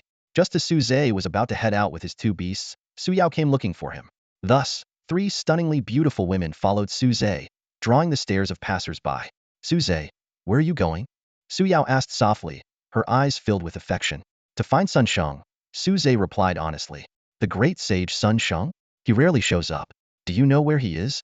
Not exactly, but Xiaoxing does. Su Yao nodded in understanding. Soon, they arrived at the newly built branch of the Daxia Spirit Guards in Beishan City. Su Zhe couldn't help but feel a bit envious as he compared the grand building to his own base. As they were about to enter, they were stopped by guards. Su Zhe flashed his Spirit Guard squad leader badge and explained, I am a Spirit Guard. They are my beasts and family. The guards eyed the three women skeptically, clearly dubious. Just as Su Zhe was about to lose his temper, a girl in green came bouncing out from inside. Su Zhe, you're here. Master asked me to meet you, she said in a crisp voice, breaking the tension. Su Zhe noticed that Biyun's dragon horns seemed to have grown larger. Seeing this, the two guards immediately shrank back. What happened? Do you want me to teach them a lesson? Biyun asked. Su Zhe shook his head. No need. Can I go in now? The two guards nodded repeatedly, and Su Zhe led the women inside. Biyun, who was waiting inside the door, glanced at Hamba and Feng Qingyi behind Su Zhe. She shrank back a little and nodded, saying, I guess you don't need my help anymore. As Biyun's gaze swept over Hamba and Feng Qingyi, she instinctively drew back. The pressure from their bloodline made her immediately recognize who they were. Even though Feng Qingyi hadn't reached the top level, Biyun could still feel a bit of pressure from her. As for Hamba, the sense of power she exuded was overwhelming, far greater than the monkey beast master who had once transformed into a giant stick. Biyun stuck out her tongue and muttered under her breath as she led Su Zhe to Xiaosheng. Nearby, Lin Shi, who was floating, caught Su Yao's attention. It was her first time seeing Lin Shi in this form. Noticing this, Lin Shi floated over with a hint of pride in his voice. Hey girl, I heard you were impressive on the battlefield with your mental attacks. Reminded me of my younger days. How about considering me as your contracted beast? I guarantee I'm better than the Merman Lord. Hearing this, Su Zhe immediately pulled Su Yao behind him and firmly refused. No, we don't want that. Although Lin Shi was now considered a beast, he still retained his human soul and memories. Who would want an old man constantly hanging around their woman? Seeing Su Zhe's firm tone, Su Yao quickly added, Teacher Lin Shi, I don't know why you ended up like this, but you're Su Zhe's mentor. It's not appropriate for me to make a contract with you as a beast. Upon hearing this, Lin Shi floated away dejectedly, muttering, I'm not that weak. Why doesn't anyone appreciate me? Whether it was Su Zhe, Su Yao, or Xiao Shang, who tried to persuade him last night, they all rejected him. Meanwhile, Biyun whispered a few words into Xiao Shang's ear. After listening, Xiao Shang glanced at Hamba and Feng Qingyi behind Su Zhe. He had hardly slept the night before, having learned from Lin Shi about the series of events on Fusang Island. Ignoring the self-pitying Lin Shi, Su Zhe walked straight to Xiao Shang and asked bluntly, Senior brother Xiao Shang, do you know where Sun Shang is right now? Xiao Shang frowned and said, Why are you looking for Sun Shang? Whatever he can do, I can help you with it. Xiao Shang's brows furrowed, and his tone carried a hint of displeasure. He mistakenly thought Su Zhe was still upset about previous matters and didn't want to ask him for help. However, Su Zhe shook his head and explained, It's not that I need something. On the contrary, I'm here to help him with a problem. Xiao Shang was taken aback upon hearing this, but then nodded. He had already confirmed the identity of the drought demon, and now it seemed that Su Zhe might be the strongest person in all of Xia. Considering the drought demon's impressive healing abilities displayed on the front lines, it wasn't hard for him to guess what Su Zhe intended. If you can help him, that would be great, Xiao Shang sighed. He's been very depressed lately and refuses to show himself, leaving me to bear the pressure from America all alone. It's been really tough. Su Zhe frowned at this and asked, America again? What are they up to this time? As Xiao Shang led the way, he explained, this time, they're actually planning something serious. There are places around the world where space is becoming unstable, indicating that the monster world is getting closer to us. America is calling for all nations to unite and resist this disaster together. Holding the stallion obliquely Su Yao in his arms, Su Zhe followed and asked, It sounds like a good proposal, but since you're under so much pressure, there must be other conditions, right? Exactly, Xiao Shang nodded. America wants all countries to hand over their trump cards for unified deployment. Our Xia is required to hand over the Xinyuan Xiaoyu sword. That's impossible. Su Zhe was indignant. Xiao Shang continued, I think so too. But America has not only brought out Thor's hammer but has also convinced Britain to hand over Excalibur, and they're both putting pressure on us. Dealing with America alone is hard enough, and now with Britain added to the mix, I really can't handle it alone. After flying for a long time, they finally saw a vast expanse of lush forest. Xiao Shang introduced, This is the Shuangban rainforest, the largest tropical rainforest in Xia. Sun Shang is somewhere in here. As for the exact location, I'm not sure. There are no addresses in the rainforest. Su Zhe frowned at the sea of trees that blocked the ground from view. In such a large rainforest, with a canopy covering everything, how are we supposed to find him? Xiao Shang replied, Simple, just find the biggest tree. Soon, they spotted a towering tree that looked like a small mountain from afar. Up close, they realized it was indeed a tree. Having already seen the phoenix tree that could form a world, they weren't too shocked. That should be it. Let's go. Xiao Shang led the way towards the tree. Before they could land, Sun Shang flew up to block their path. Compared to last night, he looked even more dejected and spiritless. He nodded at Su Zhe and then turned to Xiao Shang, asking, Why are you here? Did some war god level being attack? Xiao Shang shook his head. Seeing this, Sun Shang turned to leave, saying, Then don't disturb my last moments alone with Yi. At this moment, Su Zhe quickly called out, Sun Shang, wait a moment. Sun Shang stopped and asked, What is it? Su Zhe said, I don't need anything, but I can help you. Sun Shang was taken aback and turned around, asking, Really? Although Su Zhe hadn't specified how he could help, there was only one thing Sun Shang needed help with. Instead of nodding immediately, Su Zhe said, You need to let me see the situation first so I can judge, and the sooner the better to avoid wasting time. With some hesitation, Sun Shang led them to his dwelling. They saw that the trunk of the massive tree had a cave-like hole, which appeared to be naturally formed rather than man-made. The passage inside the tree hole was illuminated by some glowing beast cores, seemingly recently inserted.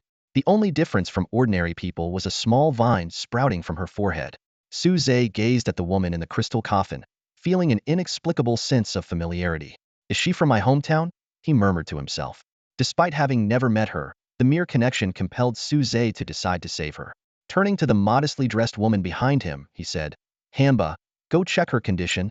Hamba stepped forward, and at that moment, Sun Shang became suddenly alert, his hair standing on end. This was his instinctive reaction when encountering someone far more powerful than himself, something he hadn't experienced in the centuries since becoming a war deity. Suppressing the urge to summon his beasts, Sun Shang felt both alarmed and thrilled. After all, if someone could do what he could not, their strength must indeed surpass his own. Hamba carefully examined the woman in the crystal coffin, even lifting the lid to gently pinch her cheeks and tug at the vine on her forehead. Sun Shang watched Hamba's every move with great restraint, resisting the impulse to intervene. After a moment, Hamba returned to Su Zhe's side without employing her blood manipulation techniques. Alarmed, Su Zhe asked, "What's wrong? Even you can't help her?" Shaking her head, Hamba explained, "Her physical injuries are not severe and would heal on their own without my intervention. However, the parasitic state has persisted for so long that the roots of the demon oak have spread throughout her body. Even I am powerless against it." Hearing this, Sun Shang felt as if he had fallen into an ice pit. The mix of hope and despair was torturous. Su Zhe sighed helplessly, and the group's mood darkened, influenced by Sun Shang's despair. At that moment, Hamba continued, "She may no longer be able to live as a human, but she can choose a different form of existence." Sun Shang immediately looked up, grasping at the last glimmer of hope. "What do you mean?" he asked urgently. With a smile, Hamba replied, "She can accept my blood and become the first-generation corpse king." "Zombie king?" Sun Shang immediately became wary and asked, "Can that even be considered living?" Hanba shrugged with a slight smile. "It's just a human term, like how you call me the ancestor of corpses," she said calmly, as if recounting a story unrelated to herself.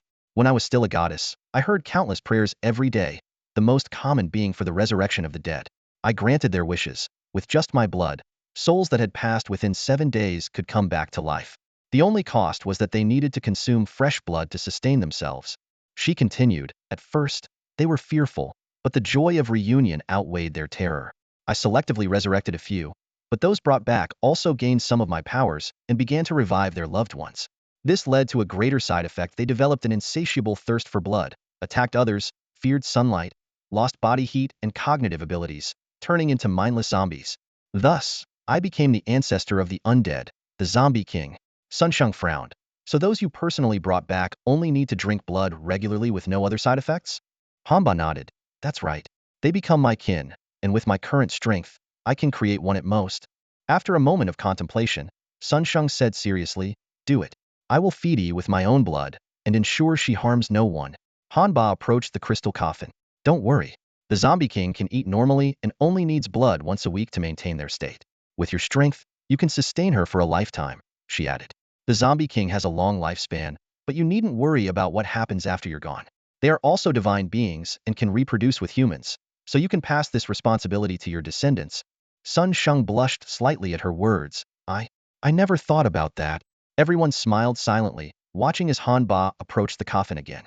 This time, her actions were swift. She used her right hand's nail to cut open her left palm and dropped blood into Jiang Yi's parted lips. 1 drop, 2 drops, 3 drops. As the 3 drops of blood fell, the vines on Jiang Yi's head began to thrash violently, seemingly trying to break free but unable to uproot themselves. Blood veins spread across the entire plant as it twisted frantically, finally giving up and retreating slowly. With the vines receding, the wound on Jiang Yi's forehead healed visibly, leaving no scar. Her long eyelashes trembled ever so slightly. Sun Shang rushed forward. "Yi, are you awake? Open your eyes, Yi." He had waited for this moment for many years, even thinking it would never come. But today he saw a glimmer of hope. At his call, Jiang Yi's eyes fluttered as if trying to open, and her fingers twitched slightly, but she remained in a semi-conscious state. Hanba explained, "Though she is in a half-alive, half-dead state, her bodily functions have been halted for a century and will need time to adjust." Suppressing his excitement, Sun Shang held Jiang Yi's hand tightly, tears unknowingly streaming down his face. He felt the long-lost warmth in his palm. As he lowered his head, pressing Jiang Yi's hand to his forehead, savoring the warmth he hadn't felt in 100 years, a soft laugh made him look up abruptly. "My dear Shang, why do you look so disheveled? And are those tears?" The real Shang wouldn't cry. Through his teary eyes, Sun Shang saw the familiar, radiant smile and heard her melodious voice. "Yi, you're finally awake. Do you know how long I've waited for this moment?" Sun Shang pulled the fragile figure before him into a tight embrace.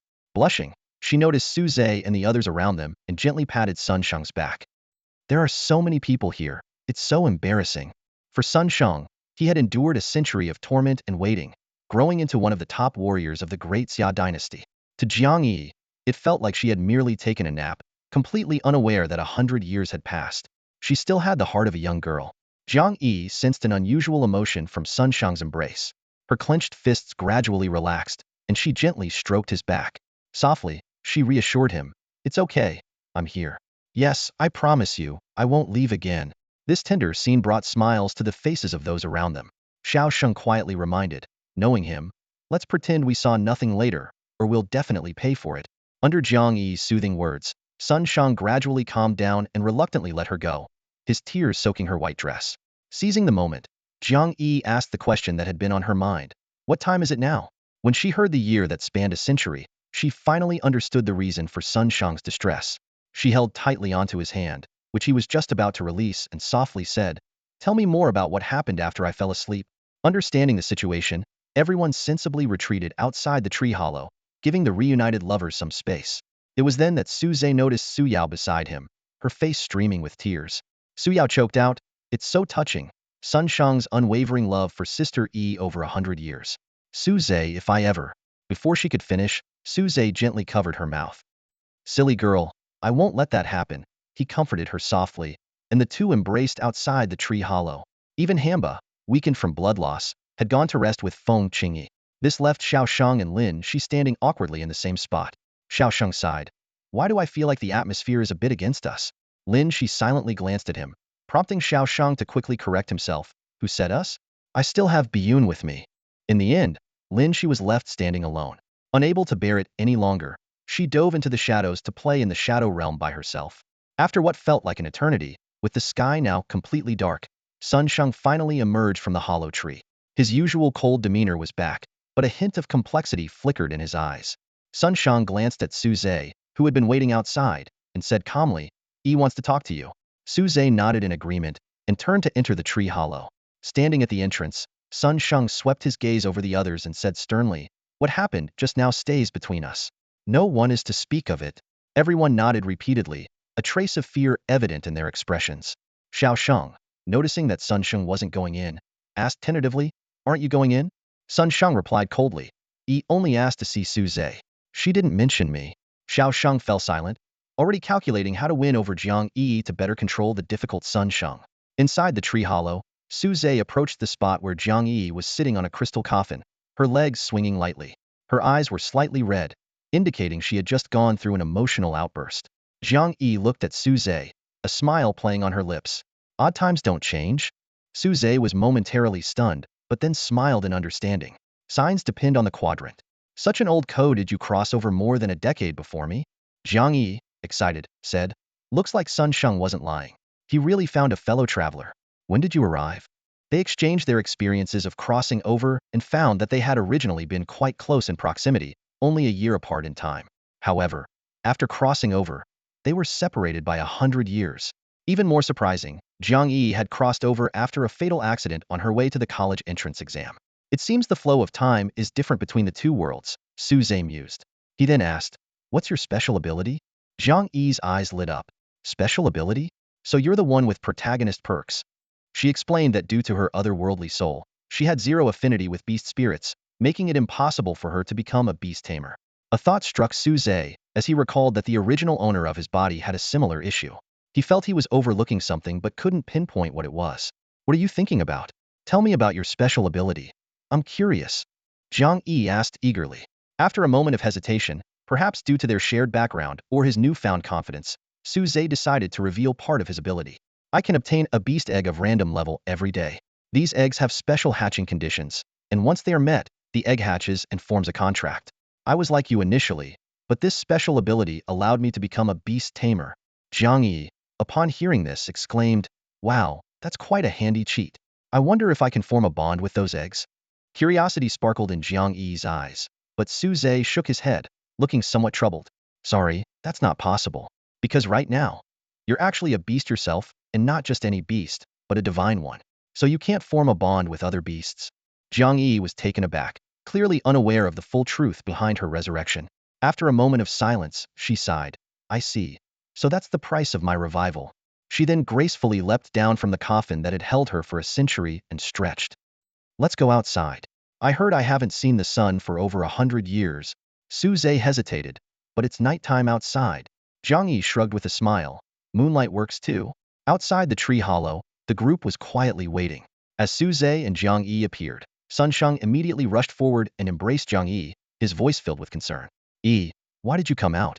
You just woke up and your body hasn't fully recovered. Jiang Yi gently touched his cheek, reassuring him, don't worry too much, I'm fine now. By the way, do you still have a bonding slot? Sun Shang was momentarily stunned but nodded. You know the Ape King is very domineering and doesn't allow me to bond with any beast whose bloodline is inferior to its own. A sly glint appeared in Jiang Yi's eyes. Summon it. I need to have a talk with it. Soon, Sun Shang summoned the battle-hardened monkey. Biyun immediately hid behind Xiao Shang, clearly frightened. However, at this moment, the once fierce Monkey King was easily subdued by Jiang Yi. Little monkey, I hear you're quite domineering now? I want to bond with the great sage. Do I need your permission? Jiang Yi's tone was authoritative. The Monkey King immediately fawned. If it's the mistress, of course, there's no problem. Jiang Yi nodded in satisfaction. That's more like it. Sun Shang was stunned. What did you just say? I said I want to bond with you. Do you disagree?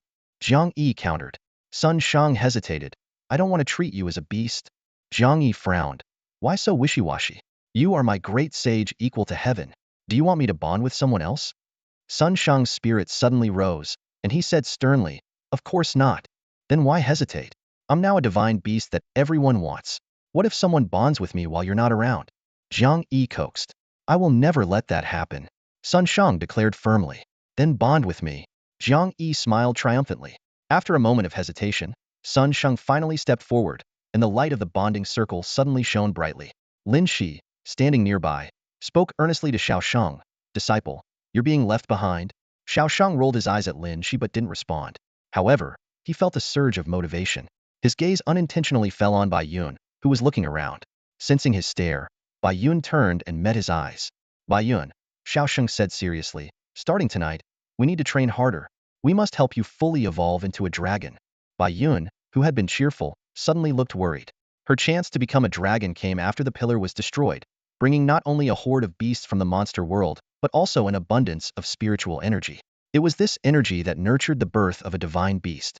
Meanwhile, Jiang Yi appeared before everyone, enveloped in the light of a contract, with a different appearance. Her eyes were blood red, her fangs sharper, and her arms entwined with blood-green thorny vines, forming a crown on her head. This was her true form as a corpse queen. The moment Sun Shang saw the vines, he became alert and tried to pull them off.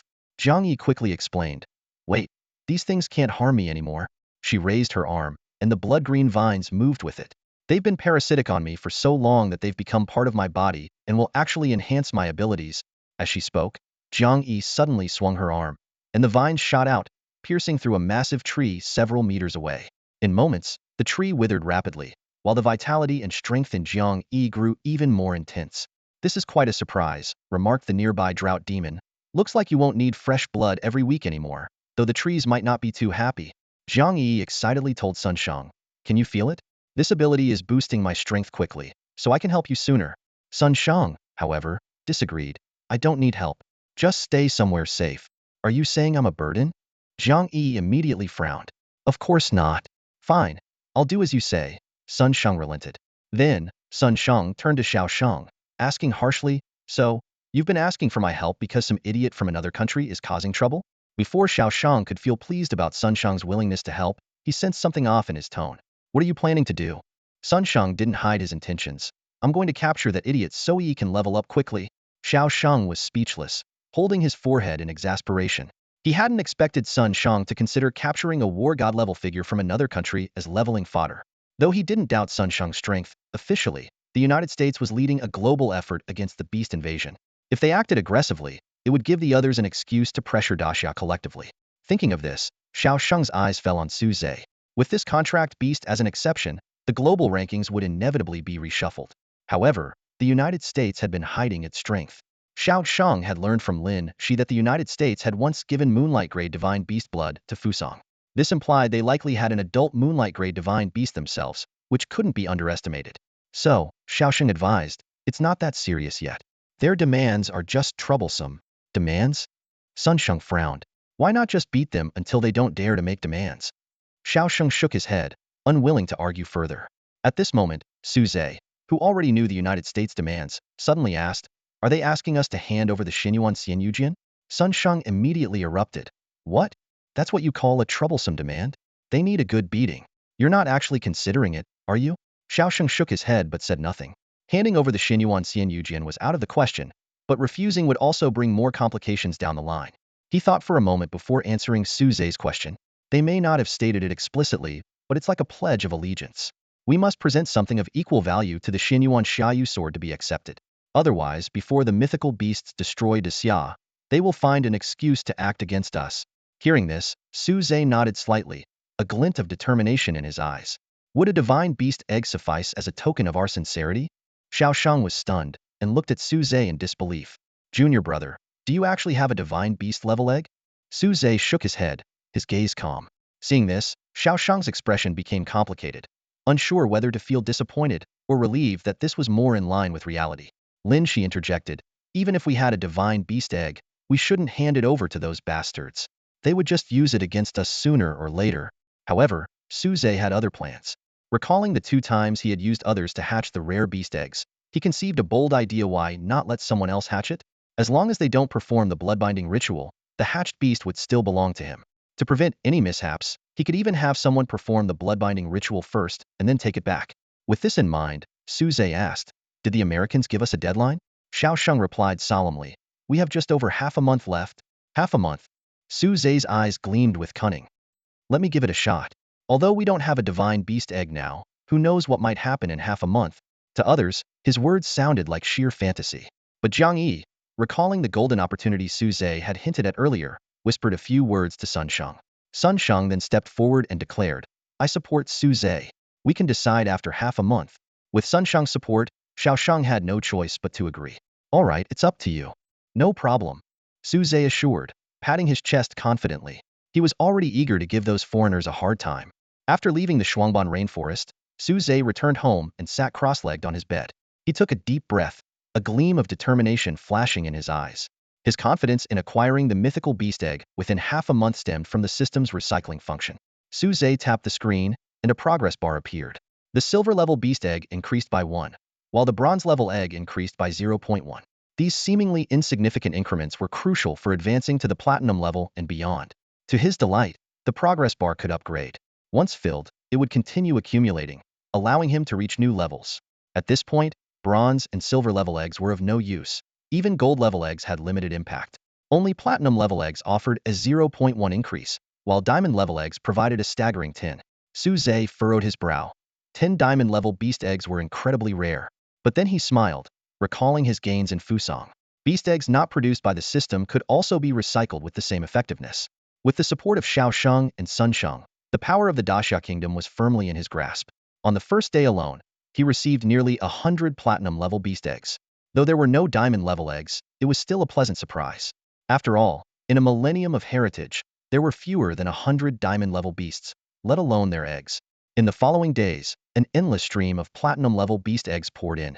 However, such a large-scale mobilization, even under the orders of Sun Sheng and Xiao Sheng, aroused suspicion within the Lingwei ranks. Why do the 2 lords need so many beast eggs? Sending them all to Beishan City? Is there some major problem brewing? Maybe they're forming an elite unit to handle a crisis. Speculation spread like wildfire, shrouding the 13 transport teams in an air of mystery.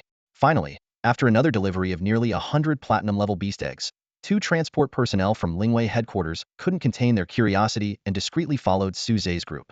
To their astonishment, the team did not head to any military installation but casually walked toward an ordinary apartment building, greeting residents along the way as if they were just regular couriers. Xiao Sun, Xiao Tao, delivering again? An elderly man asked cheerfully. You Lingwei guys look like delivery men nowadays. Sun Hao replied with a smile. It's nothing, just some eggs. The elderly woman nodded knowingly and eagerly asked, oh, eggs. Which supermarket is having a promotion? Did you grab all these? Sun Hao shook his head helplessly and explained in a low voice, Auntie, these aren't from a supermarket promotion. They're from the government. After saying that, he quickly urged everyone to leave, fearing that the woman would continue to pester them. The elderly woman stood there, excitedly talking to herself. Joining the army is great. Even eggs are provided. I need to get my precious grandson to train hard and become a beast tamer. Hiding in the shadows, 2 mysterious figures exchanged glances. One of them chuckled bitterly. My warehouse has turned into a discount supermarket? The other, eyes gleaming, analyzed seriously. This must be a diversion. Hiding in plain sight, establishing a secret army in an ordinary neighborhood. Enemies would never find it. That makes sense. Their eyes lit up, and they continued to follow discreetly. Soon, they saw Sun Hao and his group climb the stairs. To avoid being detected, the two showcased their incredible agility, climbing out of the stairwell window and sticking close to the outer wall. Finally, Sun Hao and his companions stopped in front of a door. Sun Hao knocked gently and whispered, "Captain, today's delivery has arrived." The two followers exchanged an excited glance, thinking they had finally found the secret base. They held their breath, eager to see the legendary platinum beast egg. The door slowly opened, revealing a young boy holding a cooked beast egg with a bright smile. Perfect timing. "The tea eggs are ready. Come in and eat." Everyone cheered and rushed inside.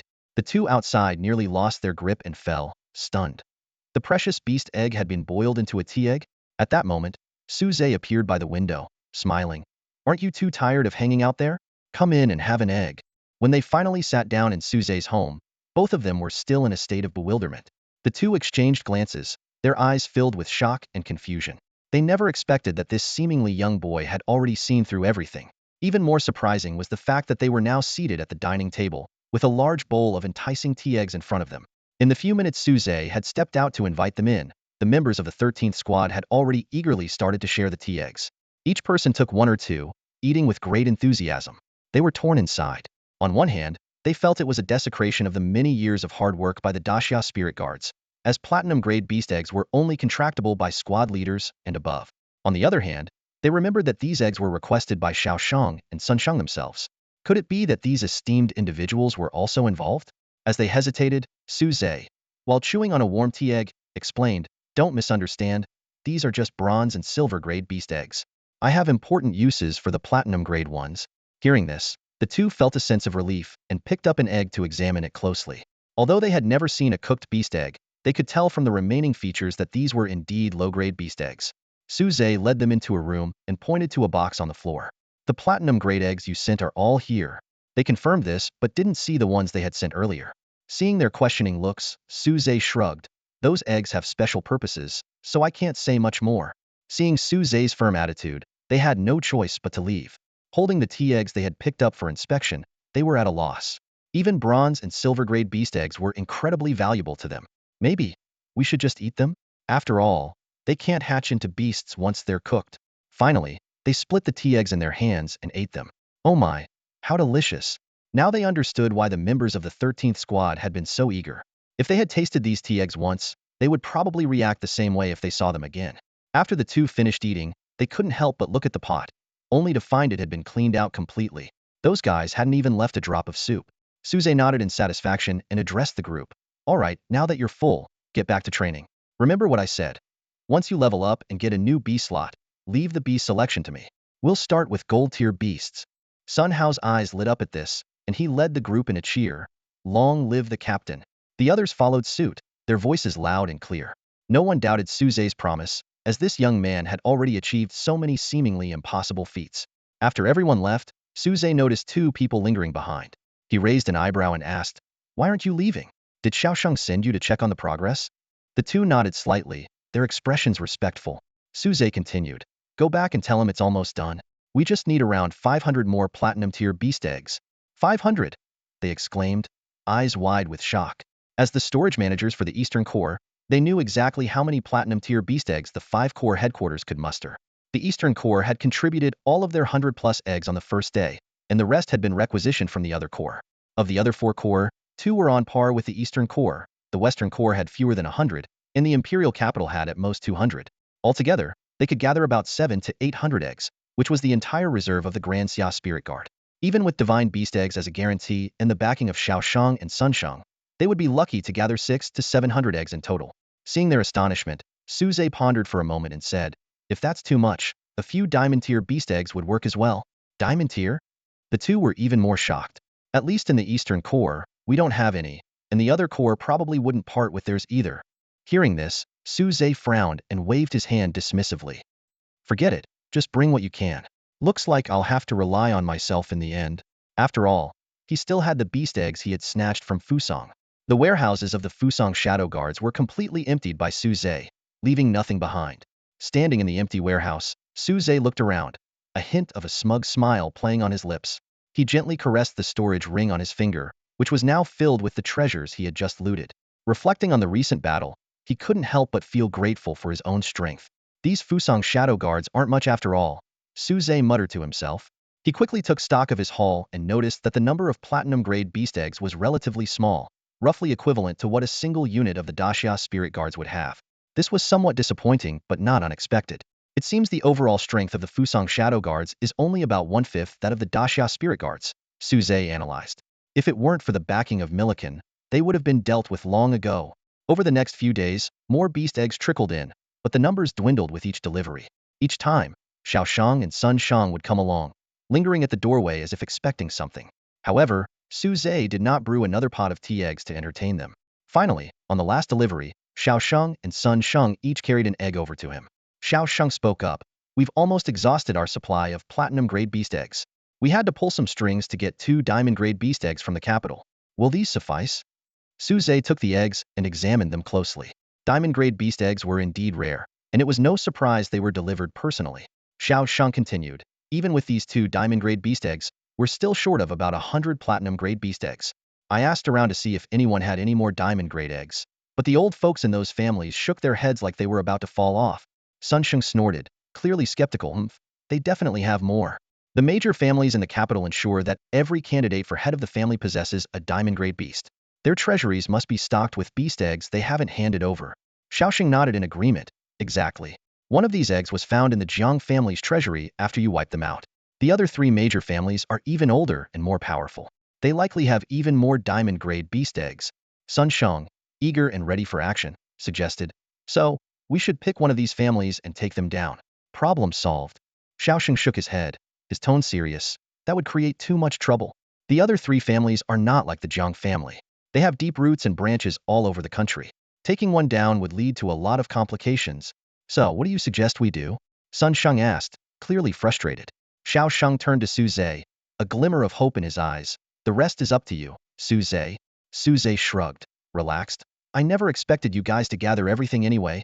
He glanced at the system interface, noting that the progress bar was stuck at 92%, meaning he still needed 80 platinum-grade beast eggs, or just one more diamond-grade egg. Unfortunately, he hadn't found any diamond-grade beast eggs in the Fusang treasury. After a moment of contemplation, Suze decided to proceed with recycling this batch of beast eggs. As the final 80 beast eggs were absorbed, the progress bar finally reached its endpoint. Finally full. Suze sighed in relief and mentally clicked the Use button next to the progress bar. The progress bar shattered into brilliant light that swirled around the gacha machine. It flashed incessantly, accompanied by cheerful chimes, like a slot machine hitting the jackpot. Taking a deep breath, Suze used his draw for the day. Instantly, the light grew even brighter, and the chimes turned into a deafening roar, like thunder. With a loud bang, a purple beast egg rolled out of the gacha machine. The system space echoed with a thunderous boom before falling silent. So this is the phenomenon of drawing a divine beast egg? Suze thought, recalling the blood-red scene when he had drawn the crimson blood egg last time. Looks like it's probably a lightning attribute divine beast, he speculated. Opening his eyes, Suze found Xiao Shang and Sun Shang curiously peering at him, startling him. What are you 2 doing? Any closer and you'd be kissing me. I'm not into that. Suze quickly stepped back. They immediately backed off, their faces filled with curiosity and anticipation. Even though Suze had explained everything, they still found it hard to believe. However, when a purple beast egg with golden lightning patterns appeared in Suze's hand, they could no longer doubt it. They exchanged looks of shock and envy. Was this truly a divine beast egg? They glanced at each other in disbelief. Xiaosheng said, my college professor was Old Lin. You all know how unreliable he is. He never taught me how to identify a divine beast egg. Xiaosheng shrugged helplessly, while Sun Sheng bluntly spread his hands and said, I didn't go to school. You're asking me? They exchanged glances and suddenly had a flash of inspiration, thinking of a simple method to identify the egg. Both summoned their respective beasts. Sun Shang's Battle Ape King stood in its mighty beast form, while Xiao Shang's Azure Cloud Dragon transformed into a girl with dragon horns. However, when these 2 powerful beasts faced the purple beast egg, they both exhibited unprecedented fear and trembling. Even the invincible Battle Ape King was scared, which undoubtedly confirmed that the egg before them was indeed a divine beast egg. Xiao Sheng nodded thoughtfully. Seeing this, Suze began to explain. This egg is called the Purple Gold Thunder Pattern Egg. Its hatching conditions are very special. It requires continuous strikes of heavenly thunder for 14 days. The stronger the thunder, the more powerful the hatched divine beast will be. Upon hearing this, Xiao Sheng frowned slightly. According to what you're saying, this egg is practically tailor-made for America's Thor's hammer. They will definitely try everything to take it. Are we raising a tiger to court calamity?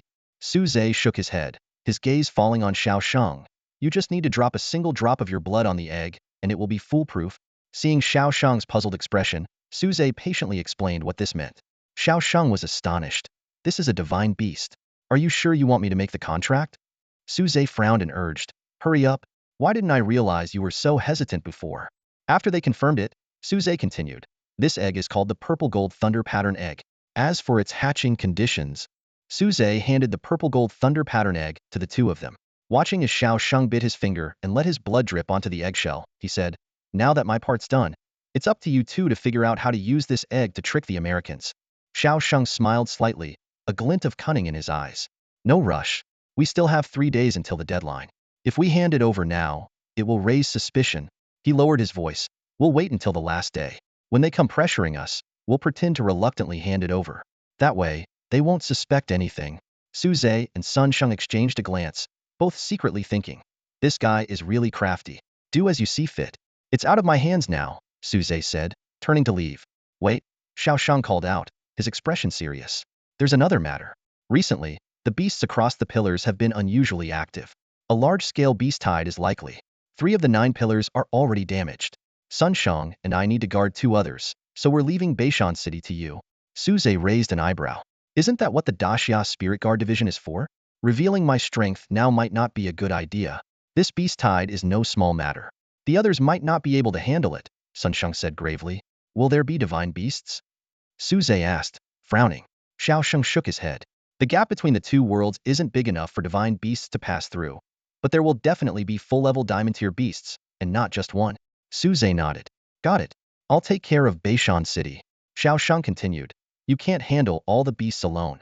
I'll mobilize elite forces from various regions to form a special task force for you to command. Unlimited cultivation resources will be provided, so I'm sure many will be willing to join. Zhe's eyes lit up. Can my 13 squad join too? Xiao Shang hesitated. I'm afraid not. Your squad members are still too weak. Don't worry. I'll handle the strength issue. No one will have any complaints, Zhe said confidently. Sun Shang, thinking of the resources in Zhe's possession, nodded in agreement. All right, you can make the final call. By the way, he lowered his voice. Several heirs from prominent families and outstanding graduates from the Beast Taming University have joined the Daxia Spirit Guard. They're worth cultivating. Zhe nodded, already planning how to utilize these talents. With everything settled, Xiao Shang and Sun Shang left with the purple gold thunder pattern egg. Zhe stood in place for a moment, thinking. Seeing that it was still early, he decided to complete another task finding Chen Xian to learn how to hatch the beast egg. Zhe first want to find Su Yiming. As a colleague, he knew where Chen Xian lived. When Su Yiming saw Zhe at his door, he warmly shook his hand, his eyes gleaming with a desire for a long chat. Su Yao, standing nearby, smiled as she poured tea for Zhe. However, Zhe was in a hurry and politely declined. Uncle Su, let's chat another day. Could you take me to see teacher Chen Xian? Su Yiming frowned and asked warily, why do you want to see her? He already regarded Zhe as a prospective son-in-law and was displeased with his eagerness to find the young female teacher. After all, Chen Xian was young, attractive, and single, with many students confessing their love to her each year. Turning to Su Yao, Su Yiming said, Yao Yao, take Zhe to find Annie Chen Xian. He emphasized Auntie to hint at the difference in their statuses. Zhe didn't notice the underlying meaning and, after saying goodbye to Su Yiming, followed Su Yao. Su Yao cheerfully said, the school has arranged new accommodations for the teachers, and my dad is in charge of the records. I remember teacher Chen Xian's address. It should be this way. Should be. Zhe responded with a mix of amusement and exasperation. Su Yao stuck out her tongue and said, I only remember the address. I haven't been there, but I'm sure it's correct. After wandering around the neighborhood for a while, they finally found the right building. Su Yao triumphantly said, see, I didn't get it wrong. Zhe glanced silently at the Su family's building nearby, thinking that if they had turned left instead of right at the start, they would have arrived much sooner. But he didn't mention it, and instead praised Su Yao's sense of direction. They quickly found Chen Xian's apartment number and rang the doorbell. After a moment, sounds of movement and footsteps came from inside. A woman's voice asked, who is it? The door opened and a disheveled Chen Xian smiled and said, Zhe, Su Yao, what brings you here? Just as Zhe was about to greet her, he noticed that Chen Xian was not properly dressed, her top caught awkwardly on her chest. Su Yao quickly covered Zhe's eyes and mouth. Realizing her disheveled appearance, Chen Xian exclaimed in surprise and hurriedly adjusted her clothes. Su Yao released Zhe, who was about to sigh but was met with a glare from her. Su Yao suspiciously glanced at Chen Xian, wondering if she had done it on purpose. They were invited inside but didn't know where to sit. The room was a mess, with clothes scattered everywhere. Su Zhe accidentally stepped on a bra with underwire and, looking down, almost had his eyes covered by Su Yao again. He couldn't help but remark, "Oh, so that's where it was. No wonder it wasn't there earlier." Chen Xian quickly gathered the dirty clothes and stuffed them into the washing machine. Only when the overburdened machine began to laboriously turn did she breathe a sigh of relief. Phew. She then came up to Su Zhe and his companion, saying, "Sorry, I've been home alone for days, and with no classes to attend, I've gotten a bit too casual." There was a hint of embarrassment in teacher Chen Xian's voice, but Su Zhe was too stunned to react. This wasn't just a bit casual, it was extremely laid back. Suppressing his shock, he tried to maintain his composure and asked, "Teacher Chen, why did it take so long for you to open the door? We thought you weren't home." Su Zhe found a spot to sit down, attempting to ease the awkward atmosphere. Unexpectedly, Chen Xian looked even more embarrassed, lowering her head and softly explaining, "As you can see, most of my clothes are dirty. I just threw on something that wasn't too filthy to answer the door." These words made Su Zhe's eyes widen. Was she like this before too? His mind wandered to inappropriate thoughts. Just then, a sharp pain in his waist brought him back to reality. Turning, he saw Su Yao's disapproving glare and quickly forced a smile. Su Yao felt relieved she had come along. Who knows what might have happened otherwise? She irritably urged, "What are you waiting for? Get to the point already." Chen Xian also snapped out of her embarrassment and asked, "Right? What brings you two here?" Su Zhe finally remembered their purpose and explained, "Teacher Chen, I have a batch of beast eggs, but I don't know how to hatch them. Can you guide us?" Beast eggs? Chen Xian's interest was piqued. "No problem. Show me the types, and I can give you the appropriate methods." Su Zhe hesitated. "Well, there are quite a lot of them. I'm afraid we can't fit them all in this room." Chen Xian's eyes lit up. "How many?" "About 80 platinum grade, over 1,000 gold grade, and I haven't counted the others yet," Su Zhe replied honestly. Chen Xian's eyes widened, her chest heaving with excitement. Su Zhe was momentarily mesmerized, only to be pinched hard by Su Yao again. "So many?" Chen Xian was incredulous. "You're not joking, are you?" Su Zhe shook his head. "Absolutely not, teacher." Chen Xian pondered for a moment and suggested, "All right, find a place, and I'll start by examining the platinum eggs." She began to get up. Su Zhe hurriedly stopped her. "Teacher, wait. Please get properly dressed first." Chen Xian stammered, "But all my clothes are being washed right now." Su Zhe glanced at the washing machine, which was old and shaking under the weight of the clothes inside. Frowning, he asked, "You don't have a single piece left?" Chen Xian nodded, a hint of helplessness flashing in her eyes. "This outer garment is barely wearable, but I don't have any underwear left." She sighed and explained, "I have a unique size that's hard to find. Most of my clothes were buried when my old place collapsed. These dirty clothes are just the new ones I bought recently." She shook her empty wallet, a touch of bitterness in her voice. "I can't afford new clothes now. If the school doesn't start classes soon and I don't get paid, I'll starve." Su Zhe was puzzled. A lecturer at the beast taming university should have a decent salary, right? Haven't you saved anything over the years? Chen Xian shook her head, a look of determination in her eyes. "I researched the artificial external breeding of high-level beasts, which requires borrowing at least platinum-level beasts. The cost for a single breeding is exorbitant, though it's something they have in abundance." Su Zhe was taken aback. "Have you ever considered changing your research direction?" Chen Xian firmly shook her head. "This research has great potential. High-level beasts reproduce slowly and have a low success rate. If we can master artificial breeding, we could create an army of platinum or even diamond-level beasts, solving countless problems." Su Zhe was stunned by her idea and had to admit she had a point. If they could mass-produce platinum and diamond-level beasts in a lab, the prospects would be incredible, even more so than his own system. After all, his system could only produce one beast egg a day, and most were bronze or silver level. However, he still shook his head. "Teacher Chen, have you considered that high-level beasts are not just ordinary animals but intelligent beings, especially the higher-level ones?" Su Zhe thought of Feng Qini, Era, and even the drought demon. They could all think and resist. Artificially breeding high-level beasts is akin to artificially breeding humans. Su Zhe was about to say that treating intelligent beings like ordinary animals for breeding was impractical, but Chen Xian suddenly had an epiphany. "I get it. You're saying I should practice with human test tube babies first? Makes sense. Humans don't have breeding seasons like beasts do." Her gaze fell on Su Zhe, a disconcerting light in her eyes. Xia Yao quickly stepped in front of Su Zhe. Su Zhe hurriedly changed his tune. "Teacher Chen, how about you help me hatch these platinum eggs instead? You can take a pair for your research." Chen Xian's eyes lit up. "Really?" "Absolutely." In the end, Chen Xian followed Su Zhe to the base of the 13th squad. As for her clothes, Xiaoya went home and fetched a new set for her. She couldn't trust Chen Xian around Su Zhe without ensuring she was properly dressed. Before long, the three of them arrived at the indoor training arena of the 13th squad. The arena was spacious, providing enough room for the team members to engage in intense battles. At this moment, it had been turned into a temporary base for storing beast eggs. The Shadow Moon Wolf King emerged from the shadow beneath Su Zhe's feet and began transporting the beast eggs stored in the Shadow Realm. Su Zhe called on the 13th squad members to help, and while they were accustomed to such scenes, they were more intrigued by the novelty of the Shadow Realm. Chen Xian's eyes widened as she watched Su Zhe bring out a large number of platinum-grade beast eggs.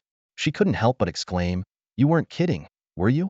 Hatching these eggs is going to be quite a task." She picked up an egg and began to analyze it professionally. Hatching beast eggs isn't much different from regular eggs. They need suitable conditions and ample time. However, beast eggs are more particular. For instance, this dark attribute egg requires a beast with the same attribute to nurture it with its own power and aura. Moreover, hatching a platinum-grade egg requires at least a platinum-grade beast. Scanning the room, Chen Xian added, "Most of these eggs are dark attribute." Su Zhe nodded in confirmation, internally troubled about finding a platinum-grade dark attribute beast. Just then, the Shadow Moon Wolf King trotted over with the last egg in its mouth, looking proud of itself. An idea struck Su Zhe, and he asked, "Teacher, male beasts can hatch eggs too, right?" Chen Xian paused for a moment before nodding. Meanwhile, the Shadow Moon Wolf King seemed utterly bewildered, thinking, "Male beasts hatching eggs? That's absurd. What a joke." Soon, seeing the chilling smile on his master's face, the Shadow Moon Wolf King knew exactly who would become the disgrace of the beast world. The Shadow Moon Wolf King's body trembled, and its legs instinctively wanted to flee. However, a command from Su Zhe forced it to stay. It let out a desperate howl. "Master, no. I'm a male. If word gets out, I'll be the laughingstock of the beast realm." Unmoved, Su Zhe's smile grew even brighter.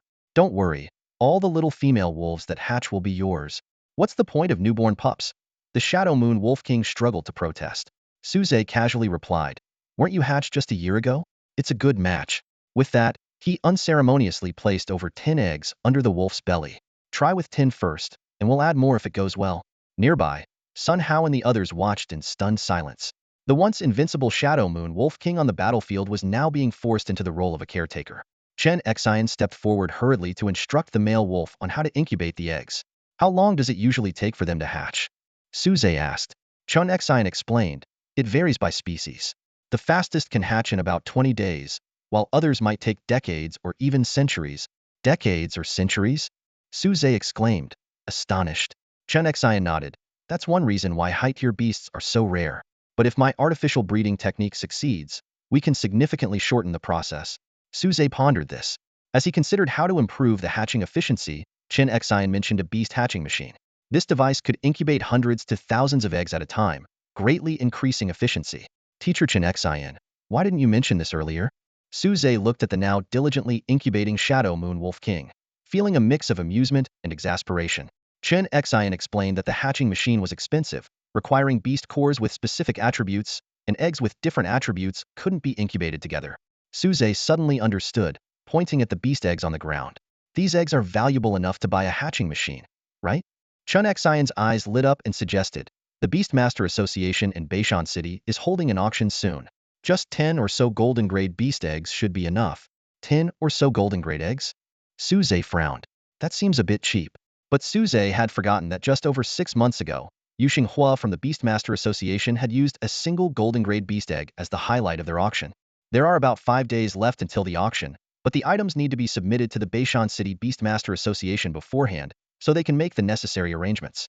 Su Zhe, accompanied by Sun Hao and Tao Lin, carefully selected 10 golden grade beast eggs and headed towards the Beastmaster Association. Without the Shadow Moon Wolf King by his side, he couldn't use the Shadow Realm to store things, and he lamented the rarity of space attribute beasts. Thinking back to Xiao Shang's precious spatial artifact, Su Zhe pondered the evolution of the Void Spirit Turtle. On the way, he didn't forget to inquire with Hamba about the situation in the beast world. With the help of Xiao Shang and others, they had obtained a map of the beast power distribution. The radicals were mainly fierce beasts, while the conservatives were centered around Dragon Valley. Mentioning the 5-clawed golden dragon of Dragon Valley, Hamba's expression turned cautious, clearly having suffered a significant loss before. Su Zhe speculated that Hamba might have been ambushed by the Dragon Clan. The failure of the Fortinine Pillar plan had severely weakened the Dragon Clan. but it was said that the Dragon King had a new plan. This made Suze curious about who could advise such a powerful figure. Lost in thought, they arrived at the Beastmaster Association's entrance. Suze noticed the change in the statue's posture, and somehow explained that it had once protected Beishan City during a beast tide. The entrance was filled with fruit baskets and incense, prompting Suze to quip, Xiao Sheng himself probably isn't this popular. At this moment, an association steward had already brought out Yu Shenghua. Suze exclaimed in surprise, Elder Yu, didn't you get promoted? Yu Shenghua waved his hand, explaining that he was more suited to Beishan City. Suddenly, a familiar voice came from behind. Old Gua, you're back too? Suze greeted him with a look of delight. Sun Hao and Tao Lin were the same. Captain Gua. Gua Linshan frowned and said sharply, how many times have I told you? I'm no longer the captain. Now you only have Suze as your captain. Got it? Yes, old Gua. The two quickly corrected themselves, looking slightly embarrassed. Suze chuckled to himself. Although Gua Linshan insisted he wasn't the captain anymore, he still carried himself with the same authoritative demeanor. Smiling, Suze asked, Old Gua, when did you come back? Why haven't you come to see us? As the group walked deeper into the association, Gua Linshan replied, I just got back recently. I was on the front lines fighting the Fusang ghosts. For some reason, they suddenly retreated, and we couldn't track them. I heard about increased beast activity, so I came back. I met Brother Yu on the way, and decided to visit the association first before looking for you. Suze's eyes lit up. You came back at just the right time. I'm forming a special task force to deal with the beasts. Would you like to join, old Gua? Gua Linshan's face showed a hint of joy, but he hesitated. I've retired from the Daxia Spirit Guards, so technically, I shouldn't join any teams. I went to the front lines as a militia member this time. Suze shook his head. I'm personally selecting members for this team. As long as you agree, that's all that matters. We need someone with your experience. As for me, I can handle the fighting, but I'm not so good at commanding. Hearing this, Gua Linshan no longer declined, and Suze breathed a sigh of relief. With Gua Linshan's experience, he wouldn't have to worry about making fundamental mistakes in command. At this point, Yu Shenghua interjected, all right, the old man is satisfied now. Suze, you came here for the auction, right? His gaze fell on the boxes in Sun and Tao's hands. So, what's inside? Suze walked over to one of the wooden boxes and lifted the lid. 10 neatly arranged beast eggs came into view. He smiled and said, 10 golden grade beast eggs. Are they enough to be the highlight of the auction? A hint of surprise did indeed appear on Yu Shenghua's face, but it wasn't as pronounced as Suze had expected. Suze couldn't help but wonder if his time away had made him more accustomed to grander sights. What's this, Mr. Yu? Are you not interested? Suze asked tentatively. Yu Shenghua shook his head with a smile. Not at all. A single golden tier beast egg used to be the highlight, let alone 10 of them. His eyes sparkled. But this auction is a bit special. Suze caught the keyword instantly. Special? How so? Yu Shenghua explained. Although Beishan City is small, the beast master families here have deep roots. With turbulent times ahead, everyone is eager to bolster their strength. This auction has plenty of good items. He analyzed. If you auction all 10 eggs together, the value will be highest. But only one person will win, leaving others with money to spend on other items, which won't drive the prices up. It's better to auction them separately one by one, then two, then three so everyone can participate, maximizing the profit. Suze suddenly understood and couldn't help but marvel at the intricacies of auctions. He humbly asked, I'll leave it all to your arrangement, Chairman Yu. Yu Shenghua nodded. In that case, the most we can bundle is 3 eggs, so it won't be the highlight. Let me give you a hint. There's a level 90 beast core in this auction. Everyone wants to level up quickly, and cores are more sought after than eggs. Suze felt a bit disappointed, but quickly realized he needed a lot of funds to nurture his beasts. He had an idea. What if I add a platinum tier beast egg? Could it be the highlight? Yu Shenghua was taken aback. A platinum tier egg is indeed valuable, but compared to a core, Suze interrupted. Wait, it's a lore tier platinum beast egg. A lore tier? Yu Shenghua exclaimed. A lore tier beast is the king of its rank, far superior to ordinary platinum. He was astonished. In that case, you would definitely have the highlight spot. But, are you sure you want to auction it? Suze nodded. As long as it's sold to people from Daxia, it will enhance our nation's strength. By the way, there won't be any foreign participants, right? Yu Shenghua assured him. Don't worry, it's all high-ranking beast masters and families from nearby cities. Then it's settled. Suze decided. I'll bring the platinum egg later, Chairman Yu. Make sure to get me a good price. Yu Shenghua smiled. Don't worry. By the way, are you only selling? Or do you want to participate in the auction as well? Suze thought for a moment and nodded. I'll participate, but I might not bid. Yu Shenghua laughed heartily. No problem. Just the commission from your items will make you a VIP. When the results came out, Yu Shanghua was surprised to find that 7 of the eggs were dark attribute. He mused, seems like you caused quite a stir in Fusang. Their hasty retreat must have something to do with you? Su Zhe evaded the question. Yu Shenghua's ability to deduce so much from a few eggs was impressive. After some small talk, Su Zhe left first, sending the platinum egg over and returning home himself. Where's the silly dog? Why didn't it come back with you? Feng Qingyi asked lazily. Su Zhe chuckled. It's incubating the eggs. Pfft, even the drought demon couldn't help but spit out tea. Feng Qingyi clutched her pillow defensively. What did you do to the silly dog? Don't misunderstand. It's just incubating some beast eggs. Su Zhe had a sudden thought. By the way, I have other attribute eggs. Do you want? Go to hell. Bang. Crash. Pillows and teacups flew, and Su Zhe fell to the ground. His last thought before losing consciousness was, betrayed by my own. When Su Zhe finally woke up, rubbing his head, the daylight was already streaming in. He remembered it was just nightfall when he got back. Su Zhe rubbed his throbbing head, noticing a lump the size of an egg. Frowning, he recalled the events of the previous night. It was just a harmless joke, but the two beast spirits had taken it too far. Feng Qingyi's pillow attack was manageable, but Hamba's teacup had quite the punch. Sighing, Su Zhe forced himself out of bed. Feeling the urge to urinate, he stumbled into the bathroom. After what felt like an eternity, he emerged, puzzled why he had held it in for so long, given his usual kidney function. With a sense of foreboding, Su Zhe opened his bedroom door. The two beast spirits were sitting upright on the sofa, clearly waiting for his reaction. Su Zhe sat opposite them, his expression dark, and casually tossed a withered date into his mouth. So, how long was I out? He asked. Feng Qingyi looked to Hamba for help, but Hamba feigned indifference. Finally, Feng Qingyi stammered, a day and 2 nights. Su Zhe nearly choked on the date pit, coughing violently. Seeing this, Hamba stood up and said, Master, it's my fault. I'll heal you now. She reached out, her touch warm on Su Zhe's forehead. Su Zhe wondered why Hamba hadn't healed him sooner but didn't press the issue. Just then, there was a knock at the door. Feng Qingyi obediently opened it, revealing Xiao Sheng and Sun Sheng. What are you two doing here? Su Zhe asked, surprised. Xiao Sheng grinned. We're here to take you to a good show. The Americans have gathered quite a few allies to hold us accountable. Oh, which countries? Su Zhe inquired. Britain, France, Kievan Rus, along with America and our own Desya. These are the only nations in the world with 100-level war gods. Su Zhe paused, recognizing the familiar lineup. Have they named this alliance yet? Xiao Sheng shook his head. Not yet. Since we haven't joined, if we refuse, they might call it the Anti-Desya Coalition. Su Zhe nodded, thinking that, based on past experiences, they would indeed do something like that. Soon, Xiao Sheng and Sun Sheng led Su Zhe to the headquarters of the largest Imperial Guard regiment in Desya's capital. Su Zhe stood with the other regiment leaders, while Xiao Sheng and Sun Sheng took the front row. Based on strength alone, Su Zhe should have been at the forefront. However, Xiao Sheng clearly didn't want Su Zhe's abilities to be exposed prematurely to the other nations, even though their spies likely had some suspicions but no confirmation. Su Zhe didn't have to wait long before he saw ominous black clouds rolling in from a distance, with pale blue lightning arcs dancing like dragons within them. The oppressive clouds loomed closer, exuding a world-destroying aura. Xiao Sheng's expression turned grave as he sneered. All our old friends are here, and they brought the hammer of Thor. Are they afraid we'll use the Xinyuan Xiaoyu sword? Sun Sheng scoffed. Just a bunch of amateurs. As the clouds approached, the capital city descended into panic. 7 figures appeared out of nowhere, confronting Xiao Sheng and Sun Sheng.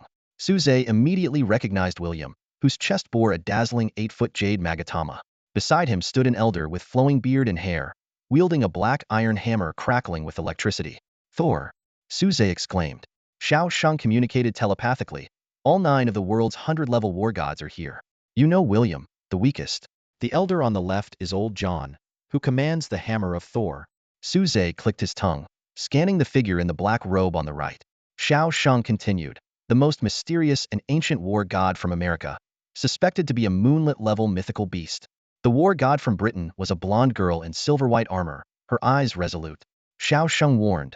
Night King, not to be underestimated. The war god from France called himself the Sun King. The last 2 were clad in fur, 1 man and 1 woman. Xiao Sheng introduced. The war gods from Kiev Rus, Yekaterina the Ice Empress and Andrei the Bear Breaker. Thus, the 900-level war gods finally stood together, ready for a showdown. Xiao Sheng, today is the final deadline. Are you still not planning to join us? William stepped forward to lead the confrontation. As soon as William finished speaking, Sun Sheng glared angrily, with the phantom of the Monkey King appearing behind him, ready to strike. Old John gripped Mjolnir, which trembled slightly, and thunder rumbled in the sky. Just as tensions peaked, a clear sword hum emanated from the depths of the Spirit Guard headquarters, silencing the thunder. Old John grunted, and the blonde night girl exclaimed, "What a powerful sword!" Suppressing his discomfort, Old John smiled and said, "Everyone, Desya possesses powerful resources but refuses to share them. Isn't that selfish? We propose forming an alliance to pool our strengths against the crisis. Joining requires a contribution, and a peaceful and friendly Desya surely wouldn't refuse, right?" Xiao Sheng, infuriated, stepped forward and shouted, "Nonsense! You're just after our artifacts. What have you given?" John replied with a smile, "We've committed our entire national strength." Xiao Sheng retorted angrily, "Shameless!"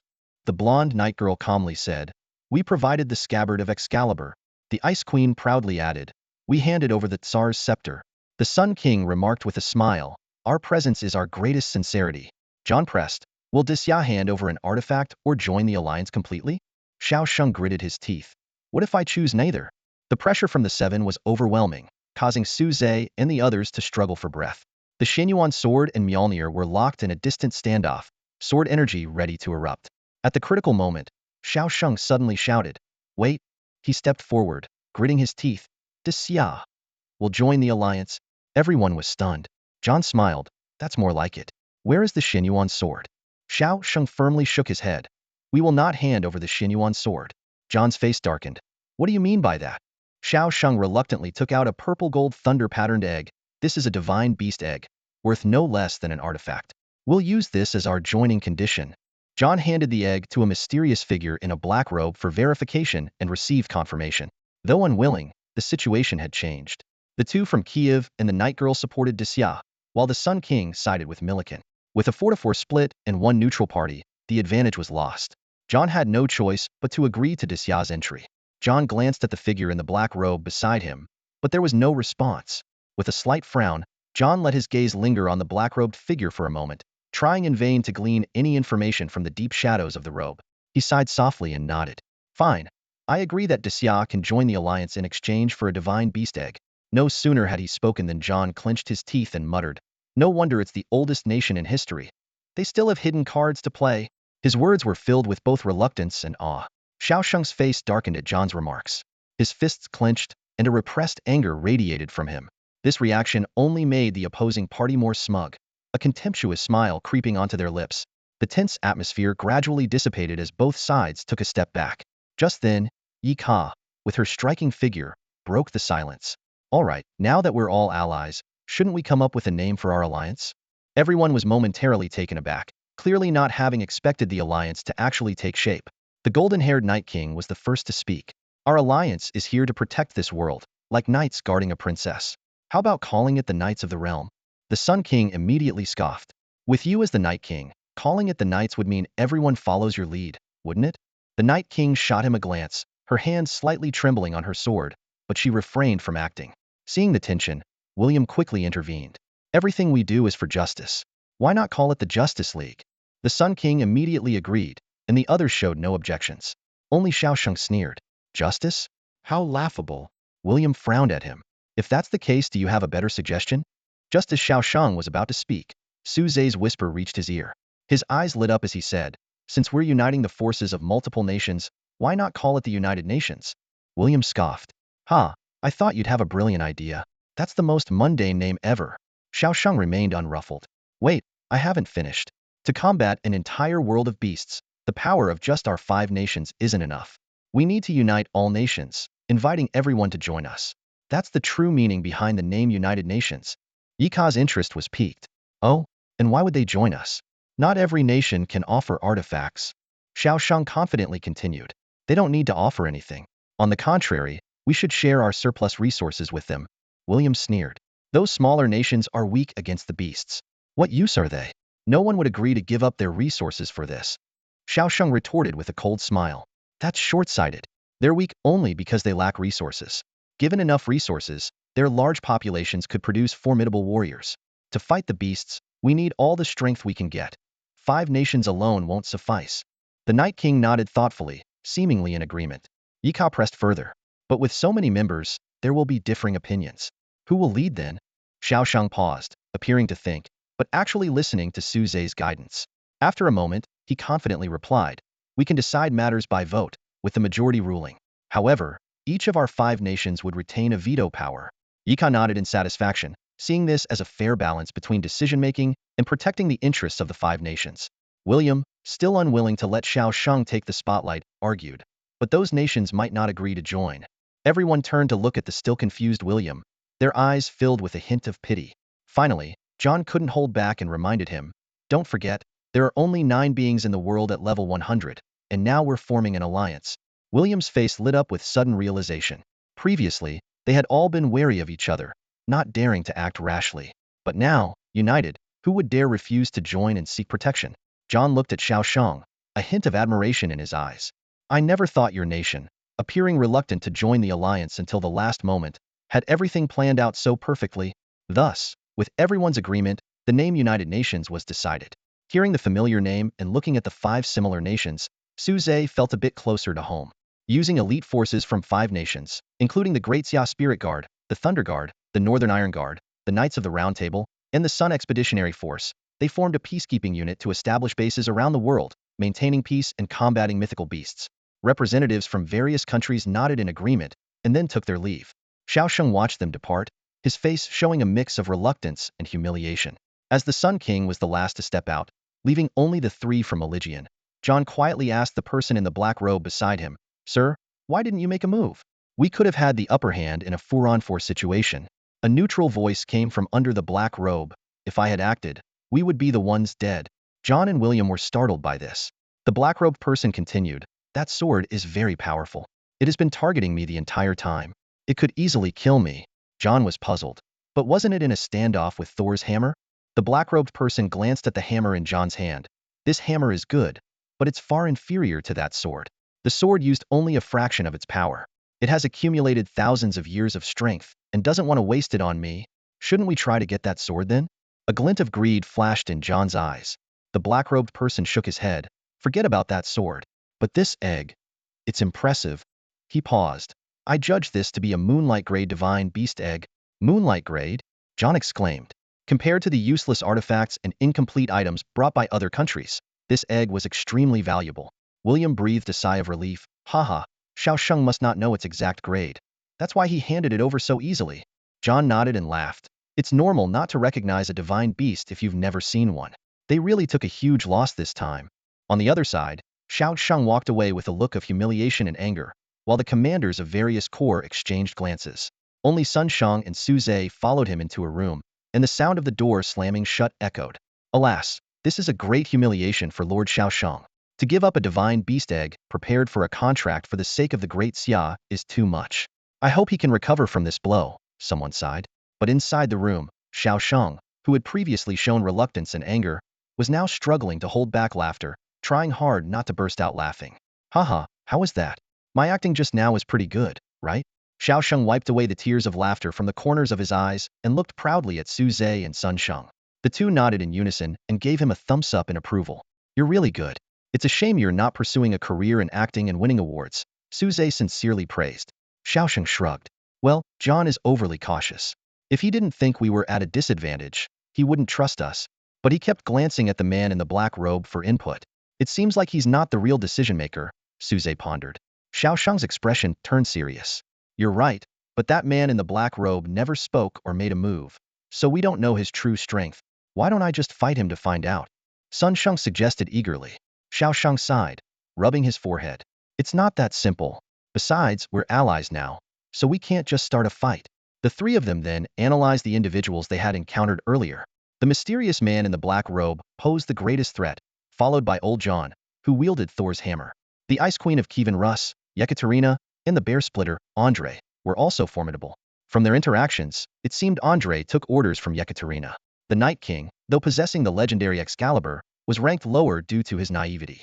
William and the Sun King were considered the least threatening in terms of power. Xiao Sheng cautioned, "This is just their apparent strength. Every nation likely has hidden aces. Underestimating any side could be costly." "All right, now we just wait for them to help us hatch the egg." The 3 shared a sly smile. Afterward, Su Zhe and Sun Sheng left, while Xiao Sheng stayed behind to handle the affairs of the Daxia Spirit Guards. Su Zhe accompanied Sun Sheng to meet Jiang Yi. On the way, Sun Sheng asked Su Zhe to teach him about Earth, and Su Zhe gladly agreed. They arrived at a newly built orphanage where Jiang Yi was playing with the children, unaware of their presence. Watching the scene, Sun Sheng fell into a reverie. Those kids were all orphans taken in by the Jiang family. Ironically, it was the Jiang family that caused them to become orphans in the first place. Even I was once an orphan taken in by the Jiang family. Perhaps the Jiang family's old ancestor was indeed a good person back in the day. He adopted orphans out of kindness and often brought his daughter, Yi, to the orphanage to visit us, bringing us food. Sun Shang's gaze softened as if he was transported back to those warm days. He began to speak slowly. Yi was so innocent and cheerful back then. The first time she saw me, she said I looked like a monkey. I was so mad my face turned red. But then she told me the story of the Monkey King, saying that even a monkey could become a hero. A slight smile crept onto his lips. As I grew up, I became a beast tamer and was recruited by the Jiang family as a guard. Sun Shang's expression suddenly turned serious. Who would have known that the old ancestor of the Jiang family was being controlled by a parasitic demon tree, using the flesh and blood of orphans to extend his life? He discovered the truth and was forced into a 100-year slumber. At this point, his fists clenched unconsciously, his knuckles turning white. Su Zhe, deeply engrossed, couldn't help but ask, what happened to those children? Sun Shang took a deep breath, calming himself. After I destroyed the Jiang family, most of the orphans were taken in by the state, but some still ended up on the streets. After Yi woke up, she found them one by one and took care of them. She said that as the last direct descendant of the Jiang family, she had to atone for the family's sins. Su Zhe nodded thoughtfully, and then a sudden idea struck him. Since Yi loves children so much, have you two thought about having one of your own? Sun Shang blushed at the suggestion, stammering, well, she's now a divine beast, and I'm still just an ordinary person. The difference in our constitutions is too great. Su Zhe could barely hold back his laughter. He had to bow his head to hide his amusement as he patted Sun Shang on the shoulder in consolation. So, it turned out to be a matter of not being up to the task. Sun Shang knew that Su Zhe was probably laughing at him on the inside, but he still voiced his concerns because he wanted Su Zhe to help him come up with a solution. Sun Shang looked at Su Zhe with a wry smile, a hint of helplessness flashing in his eyes. He knew his request was somewhat embarrassing, but desperate times called for desperate measures. Although Jiang Yi hadn't said anything, Sun Shang's pride as a man was taking a hit. After much thought, he concluded that only Su Zhe could help him. Brother Su, you know that Jiang Yi became a divine beast with the help of Hamba. I don't need to become a divine beast myself. I just want to reach a comparable level, Sun Shang said earnestly, his tone tinged with a plea. Su Zhe took a deep breath to calm himself. He understood Sun Shang's predicament and nodded. Don't worry. I'll ask Hamba for a solution once I get back and help you with this urgent issue. Sun Shang was overjoyed and patted Su Zhe's shoulder gratefully. I can't thank you enough. When I have a child, I'll make sure they call you Godfather. Su Zhe laughed and nodded, though he couldn't help but wonder if he should start thinking about having children himself. Just then, Jiang Yi's voice rang out. Everyone must be tired. Let's take a break. We know. It's because Uncle Sun is here, and the teacher wants to play games with him instead of us. The children shouted mischievously. Jiang Yi feigned anger. Shoo shoo. When I come back, no more games for you. It's time to study and learn characters. New. The children screamed and scattered in all directions. Jiang Yi made her way through the crowd and approached Sun Shang and Su Zhe, naturally linking her arm with Sun Shang's. Desheng is back, and Su Zhe, you're here too. Come on in and have a seat, she said, leading them inside to make tea. Outside, the children quieted down, peeking through the doorframe to watch. That's Uncle Sun with Teacher Yi. Who's that handsome big brother over there? Su Zhe couldn't help but smile at the children's innocent compliments. Jiang Yi handed him a cup of tea and asked, what brings you here, Su Zhe? Su Zhe took a sip, savoring the lingering flavor. I was just with Brother Sun, and we decided to stop by. By the way, how's your strength now, Yi? Jiang Yi excitedly replied. I recently defeated a 70-level golden beast on my own. I know it might not seem like much to you guys, but I'm really proud of it. She pulled out a necklace with a crystal core as a pendant.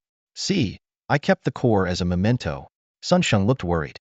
You killed a 70-level beast by yourself? Why didn't you tell me? Jiang Yi reassured him. Desheng, I'm not as fragile as you think. You know I'm a corpse king now. It's not that easy for me to get hurt. And if I ever face an unbeatable enemy, I can just play dead. I'm a pro at it. Sun Sheng said firmly. I won't let that happen. They then shared a sweet moment together. Feeling like a third wheel, Su Zhe got up to leave. Jiang Yi stopped him. Wait, let me see you out. Sun Sheng said. I'll come too. Jiang Yi held him back. You stay here and watch the kids. They're a handful. The children made faces and ran off, leaving Sun Sheng to chase after them while Jiang Yi escorted Su Zhe. After walking a bit, Su Zhe asked, did you need something, Yi? Zhang Yi hesitated, then finally said, "Can you ask Lord Hamba if there's a way to enhance Sun Shang's abilities?"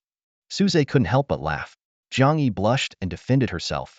"It's not about me being dissatisfied. It's just that Deshang is very competitive, and I can't fake it, so I have to ask." Suze nodded understandingly and promised to help before leaving. He couldn't stop chuckling as he flew back home. Upon returning, Suze immediately explained the situation to Hamba.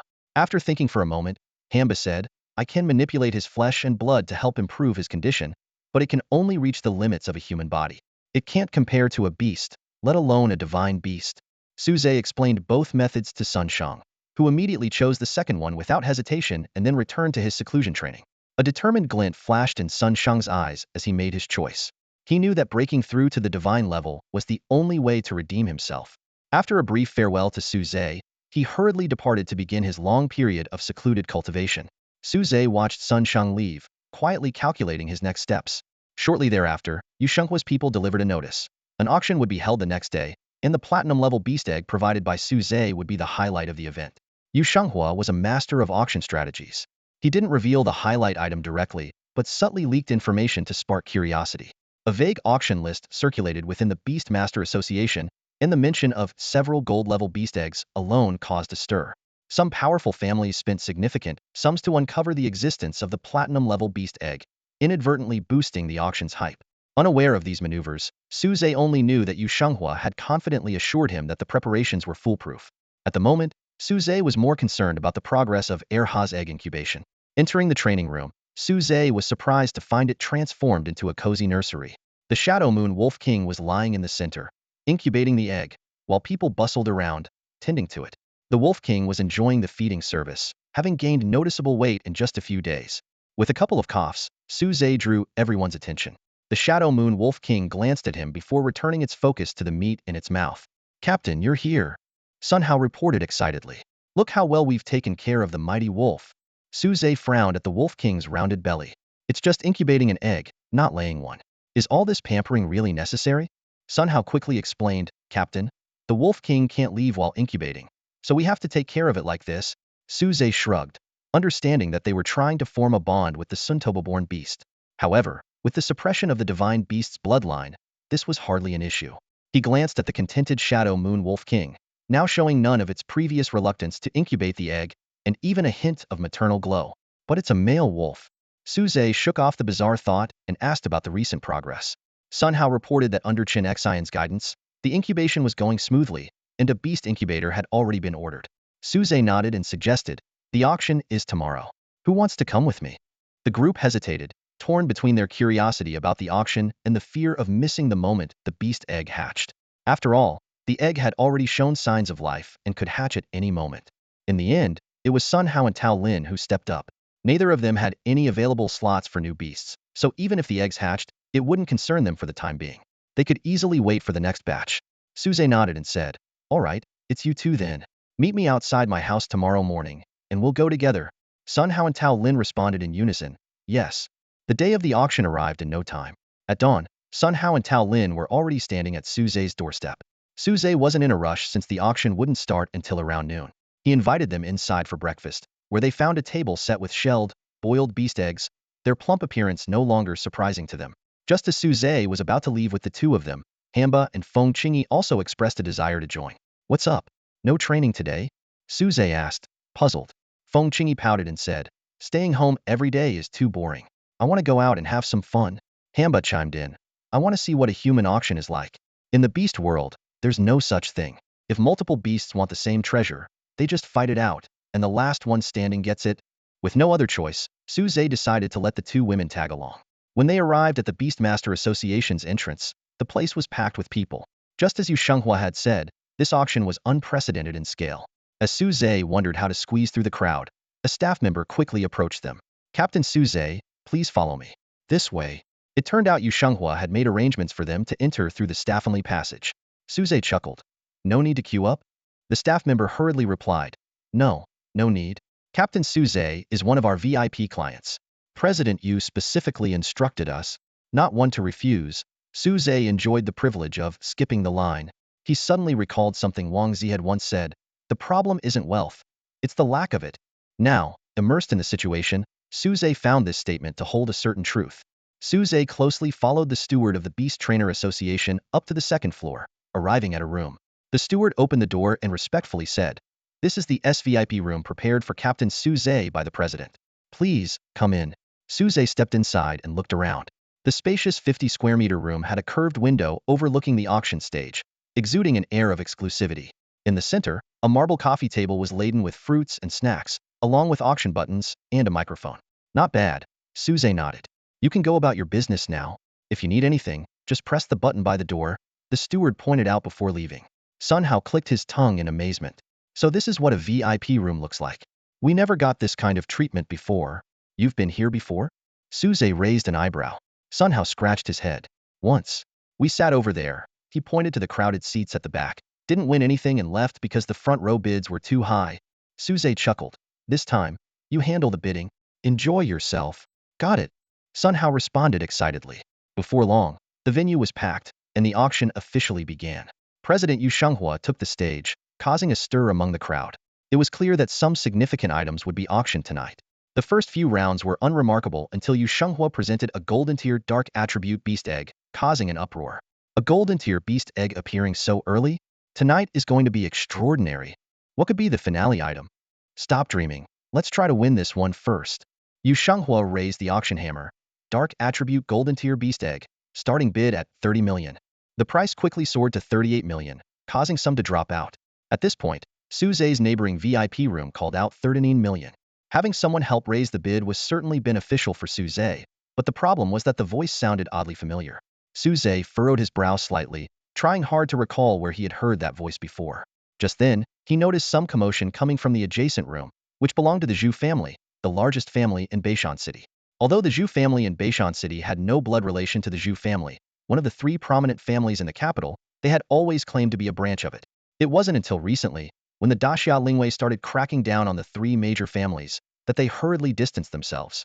However, the Zhu family in the capital, primarily engaged in business, had limited power and wasn't heavily targeted. This was evident as the top 3 students at the Imperial Beastmaster University were from the 4 major families back then, and the Zhu family didn't even make it into the top 10. Suze had a grudge against the Zhu family in Beishan City. He had once taken the spot meant for Zhu Ji, a young talent from the Zhu family, to participate in the Beastmaster competition. No wonder the voice sounded familiar, but he couldn't place it immediately. Zhu Ji only bid once and then stopped. He just didn't want the individual Beastmasters to get the monster egg too cheaply. Eventually, the egg was sold for a high price of 39,500,000. The subsequent auction items were clearly of a higher caliber.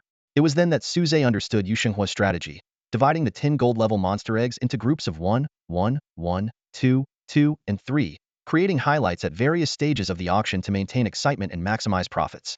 The competition for the second monster egg was even fiercer. Yu Shenghua auctioned off some other items first, giving buyers time to regret missing the first egg. Those who missed out on the first one were now eager to bid higher, fearing they might miss another opportunity. This egg eventually sold for 41 million, surpassing the previous one. However, the auction for the third egg didn't go as well. With 3 monster eggs appearing in a row, buyers began to feel there would be more chances later and weren't as anxious. It ultimately sold for only 38 million. Yu Shenghua anticipated this and immediately played his trump card bundle sale of 2 gold-level monster eggs. Our next auction item is 2 golden tier beast eggs, sold as a pair. The starting bid is 60 million. Yu Shenghua announced as he struck the auction gavel. The crowd erupted into a buzz of conversation. People exchanged bewildered glances and muttered amongst themselves. What's going on? 2 eggs sold together? Who can afford that? Someone complained loudly. Yu Shenghua smiled slightly and gestured for silence. This is the owner's request. I have no choice, he said, deftly shifting the responsibility to Suze. Suze paused, a piece of fruit halfway to his mouth, and chuckled inwardly. This idea had clearly been Yu Shenghua's, but now the blame was squarely on him. The crowd gradually quieted, though their eyes still shone with indecision. They regretted not bidding on the first 3 eggs, and were now torn about whether to go for these 2. Suddenly, a voice rose from the crowd. Don't hesitate. The items in this auction only get more valuable as it progresses. If you wait, it might be 3 eggs next time, and then you definitely won't be able to afford it. This remark was like a wake-up call. The crowd snapped out of their daze and began raising their paddles to bid. Even some smaller families couldn't resist joining the fray. The price quickly climbed to 80 million, nearing the combined total of the previous 2 eggs. Suze nodded to himself, admitting that Yu Shenghua's strategy was indeed clever. In the end, The 2 eggs were sold for an astronomical 89 million to a mid-tier family from out of town. The subsequent auction items were noticeably more rare, but there was still no sign of another batch of golden tier beast eggs. The audience grew increasingly anxious, afraid of missing out. At that moment, Yu Xinghua dropped another bombshell, transparent beast core. This is the second core we obtained from a level 70 turtle beast during the Qinglong Beast Academy incident. Yu Xinghua paused dramatically, and research shows it possesses spatial attributes. The crowd gasped. A spatial attribute core? That was a rare and priceless treasure. Su Zhe's eyes lit up. He had long desired a spatial attribute core to craft storage tools, and now the opportunity had presented itself. Seeing the moment was ripe, Yu Xinghua announced, the starting bid for the spatial attribute core is 60 million. Although this price far exceeded that of ordinary cores, no one in the room found it unreasonable. The bidding war began in earnest. Su Zhe also chimed in. Sun Hao, it's your turn to have some fun. Help me place a bid. Hearing this, Sun Hao immediately approached the microphone but hesitated and turned back to ask, Captain, how much should I call out? Without a second thought, Su Zhe replied, don't worry about it. Just outbid everyone else. Understanding the directive, Sun Hao nodded, pressed the microphone button, and decisively called out, 65 million. At this moment, Su Zhe didn't notice that when Yu Xinghua took out the crystal core, a rare look of surprise flashed in the eyes of Hanba standing nearby. Her bright eyes were fixated on the crystal core, as if confirming something. Meanwhile, the Zhu family in the adjacent room was also listening intently. They shook their heads and said, we can't tell who it is. It's not someone we know. I wonder which big shot convinced President Yu to open the SVIP room. Zhu Ji said sternly, that's a rare spatial crystal core. There are fewer than 5 in the entire country. We can't let anyone else have it. With that, he signaled his brother Zhu He to increase the bid. The price quickly soared to 78 million, and most people had exited the competition. In the end, it was down to a fierce bidding war between Su Zhe and the Zhu family. Who's upstairs? Daring to challenge the Zhu family. Who cares? If they can get into an SVIP room, they must be someone significant. Let's just watch the show. When Sun Hao called out 80 million, Zhu He immediately followed with 81 million. Su Zhe began to hesitate, as the price was already significantly overvalued. Just then, Hanba leaned in to whisper something in his ear. Su Zhe's eyes lit up, and he quickly gestured to Sun Hao. Zhu Ji listened intently, but heard no new bids from the adjacent room for quite a while. He then turned to his younger brother, Zhu He, and said with a smile, no matter who's in the next room, in Beishan City, our Zhu family is still the most powerful. Zhu He gave a thumbs up in agreement, brother. You're absolutely right. Just then, Yu Xinghua struck the auction hammer twice in quick succession, and the third strike was imminent. Suddenly, a powerful voice from Su Zhe's room rang out, 90 million. This bid immediately sent the auction into a frenzy. Although Su Zhe felt a pang at parting with half of his recent earnings, he knew this investment was worth it. Hanba had hurriedly whispered 2 sentences earlier. This wasn't an ordinary beast core, but a treasure even more valuable than a spatial beast core. Determined, Su Zhe resolved to secure this treasure at any cost, even if it meant spending a fortune. Zhu Ji, having just boasted, felt humiliated and wanted to raise his bid. But the other members of the Zhu family quickly advised him, young master, calm down. The other party raised the bid to 90 million in one go. They clearly mean business. We have more important tasks on this trip and can't blow all our money on a level 70 beast core. Zhu Ji took a deep breath to regain his composure. He realized that in the face of the impending disaster, enhancing their combat power was crucial. He then pretended to be magnanimous. Fine, let them have it. Seeing no further bids, Yu Xinghua quickly struck the hammer 3 times, declaring the core sold for 90 million. After the dust settled, Su Zhe curiously asked Hanba, Sister Hanba, you said this wasn't a beast core. What is it then? Everyone pricked up their ears, even Feng Qingyi, who had been quietly munching on fruit, looked over with interest.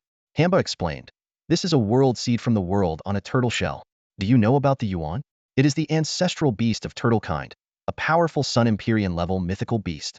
It's said that the Yuan carried a small world on its back, capable of harnessing the power of an entire world. But the Yuan has long since perished, and its small world disappeared. Unexpectedly, it transformed into a world seed and ended up in the hands of a lower-tier turtle beast, which was eventually killed by humans and brought here.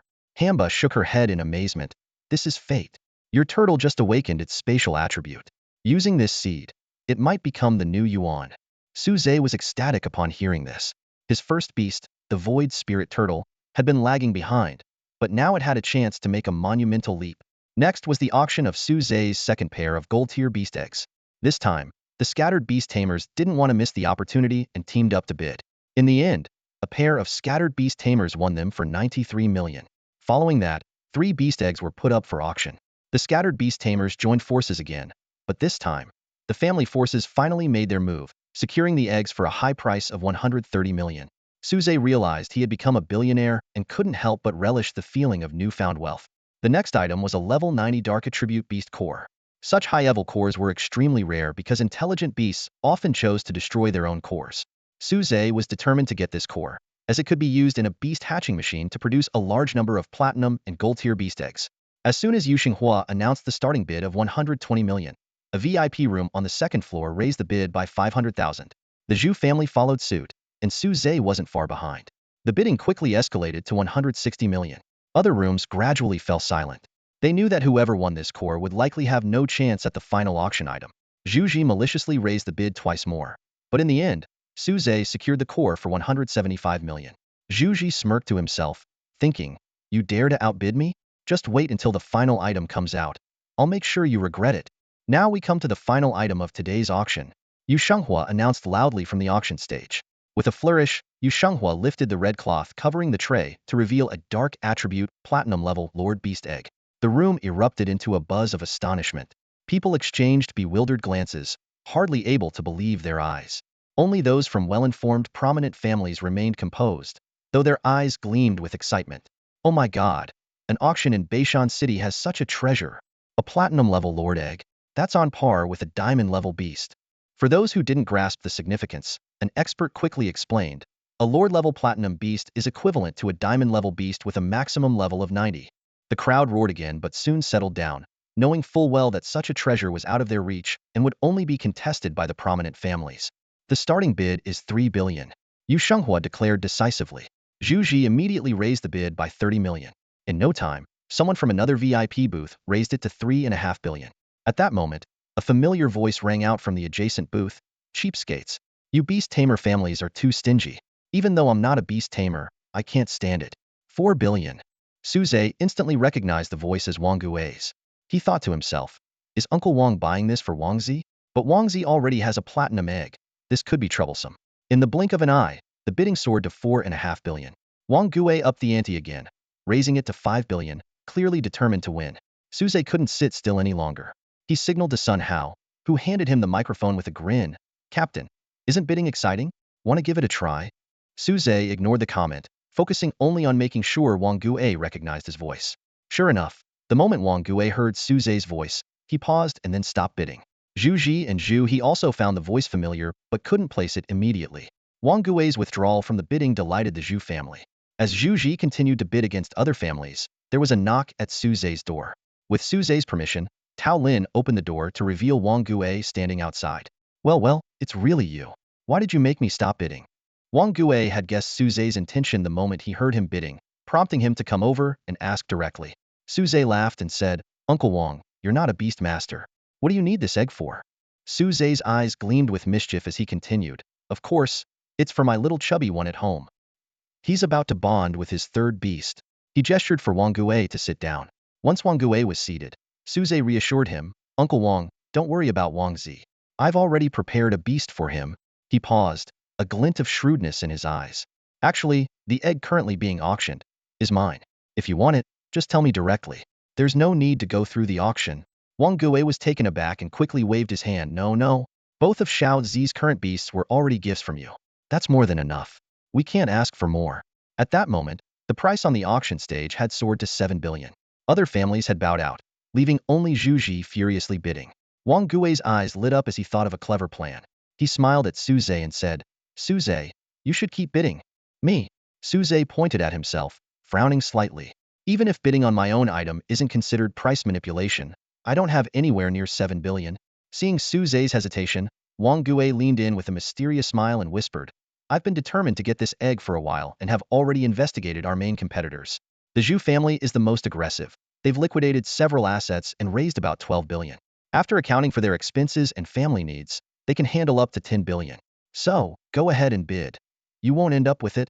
As a business tycoon in Beishan City, Wang Gui knew the Zhu family's exact liquid assets and their recent asset sales prices.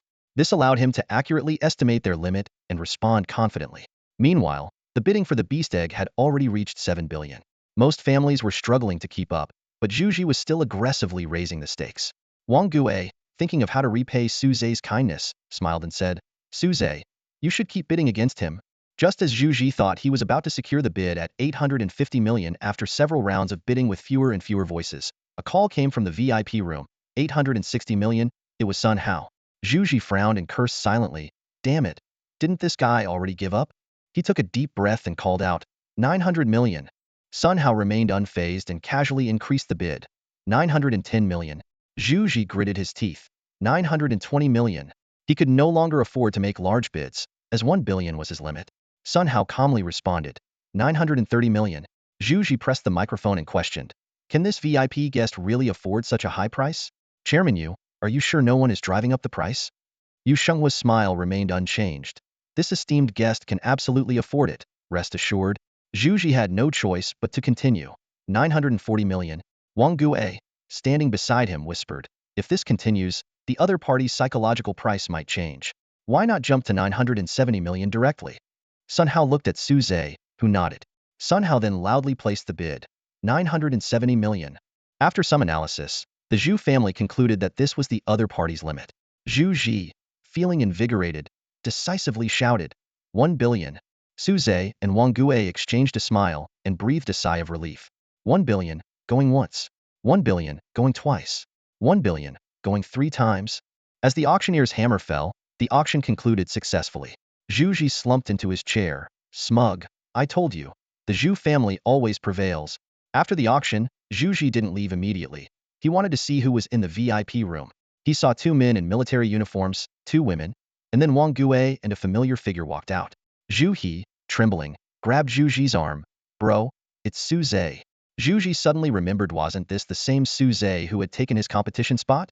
His feelings were mixed, surprised that Su Zhe had returned from Fusong and jealous of his status. Su Zhe saw Zhu Ji and waved a friendly greeting. Zhu Ji reluctantly responded. Su Zhe approached, excitedly saying, thanks for your support. That platinum-grade beast egg was mine, and I didn't expect it to fetch such a high price. Zhu Ji froze, a metallic taste rising in his throat. The egg was Su Zhe's? The Zhu family's 1 billion went to him? Gritting his teeth, Zhu Ji fainted on the spot, fortunately caught by Zhu He. As Su Zhe walked away, he felt a sense of satisfaction. Serves you right for bidding against me earlier. Hope you learned your lesson. Su Zhe had just left when the steward who had guided him earlier quickly came back. The steward, with a fawning expression, slightly bowed and said, Captain Su Zhe, are you looking for Chairman Yu? Please have a seat. He'll be here shortly.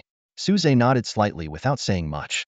Not long after, Yu Shenghua entered, holding an exquisite wooden box and wearing a meaningful smile. Upon seeing Su Zhe, he said, Brother Su, you really hit the jackpot today, even making the Zhu family reveal their hidden assets. Yu Shenghua's gaze shifted to Wang Gue, who was standing beside Su Zhe, and he said pointedly, I assume this was all thanks to Mr. Wang's guidance?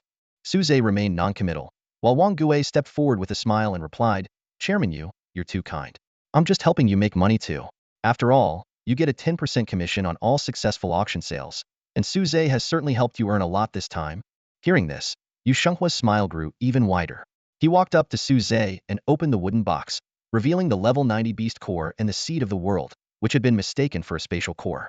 He also took out a black card from his pocket and handed it to Su Zhe, explaining in detail, the 10 golden beast eggs and 1 platinum lord egg sold for a total of 1.43 billion. After deducting the commission and rounding off, you get 1.36 billion. Su Zhe frowned slightly, puzzled. Chairman Yu, isn't the auction commission 10%? It feels like you've taken much less. Yu Shenghua laughed and replied. What? You're unhappy that I'm taking less money from you? No need to calculate. I decided to give you a discount and only took a 5% fee. Wang Gue quipped from the side. Even at 5%, you still earn tens of millions. Just for shouting a few times on stage. I'm envious. Yu Shenghua modestly said. Mr. Wang, you're joking. This is just small change compared to your wealth. There's nothing to be envious about. He then added, after deducting the 90 million for the spatial core and 175 million for the level 90 core, you still have 1.095 billion left, all on this card. With that, Yu Shenghua handed the black card and the wooden box to Su Zhe. Su Zhe took the card, feeling its lightweight yet heavy significance.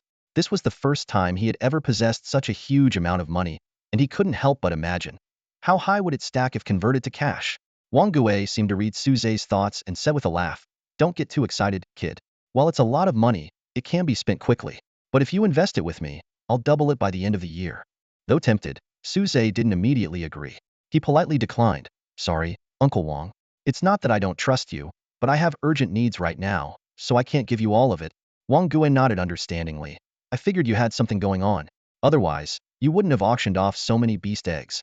If you need any help, you can always come to me. After all, it would also help my son repay some favors. Suze declined again. No need, uncle. I can handle my own affairs. I wouldn't want to trouble you. Despite Wang Gui's vast wealth, liquid assets and total assets are different matters. Since Suze could manage on his own, he preferred not to impose. After bidding farewell to Yu Shenghua, Suze and Wang Gui left the Beastmaster Association together. At the entrance, they coincidentally saw Zhu Ji being carried out, looking quite dazed. As they were parting, Suze suddenly remembered something and said, By the way, Uncle Wang Zi should be back in the next couple of days. How about letting him visit you then?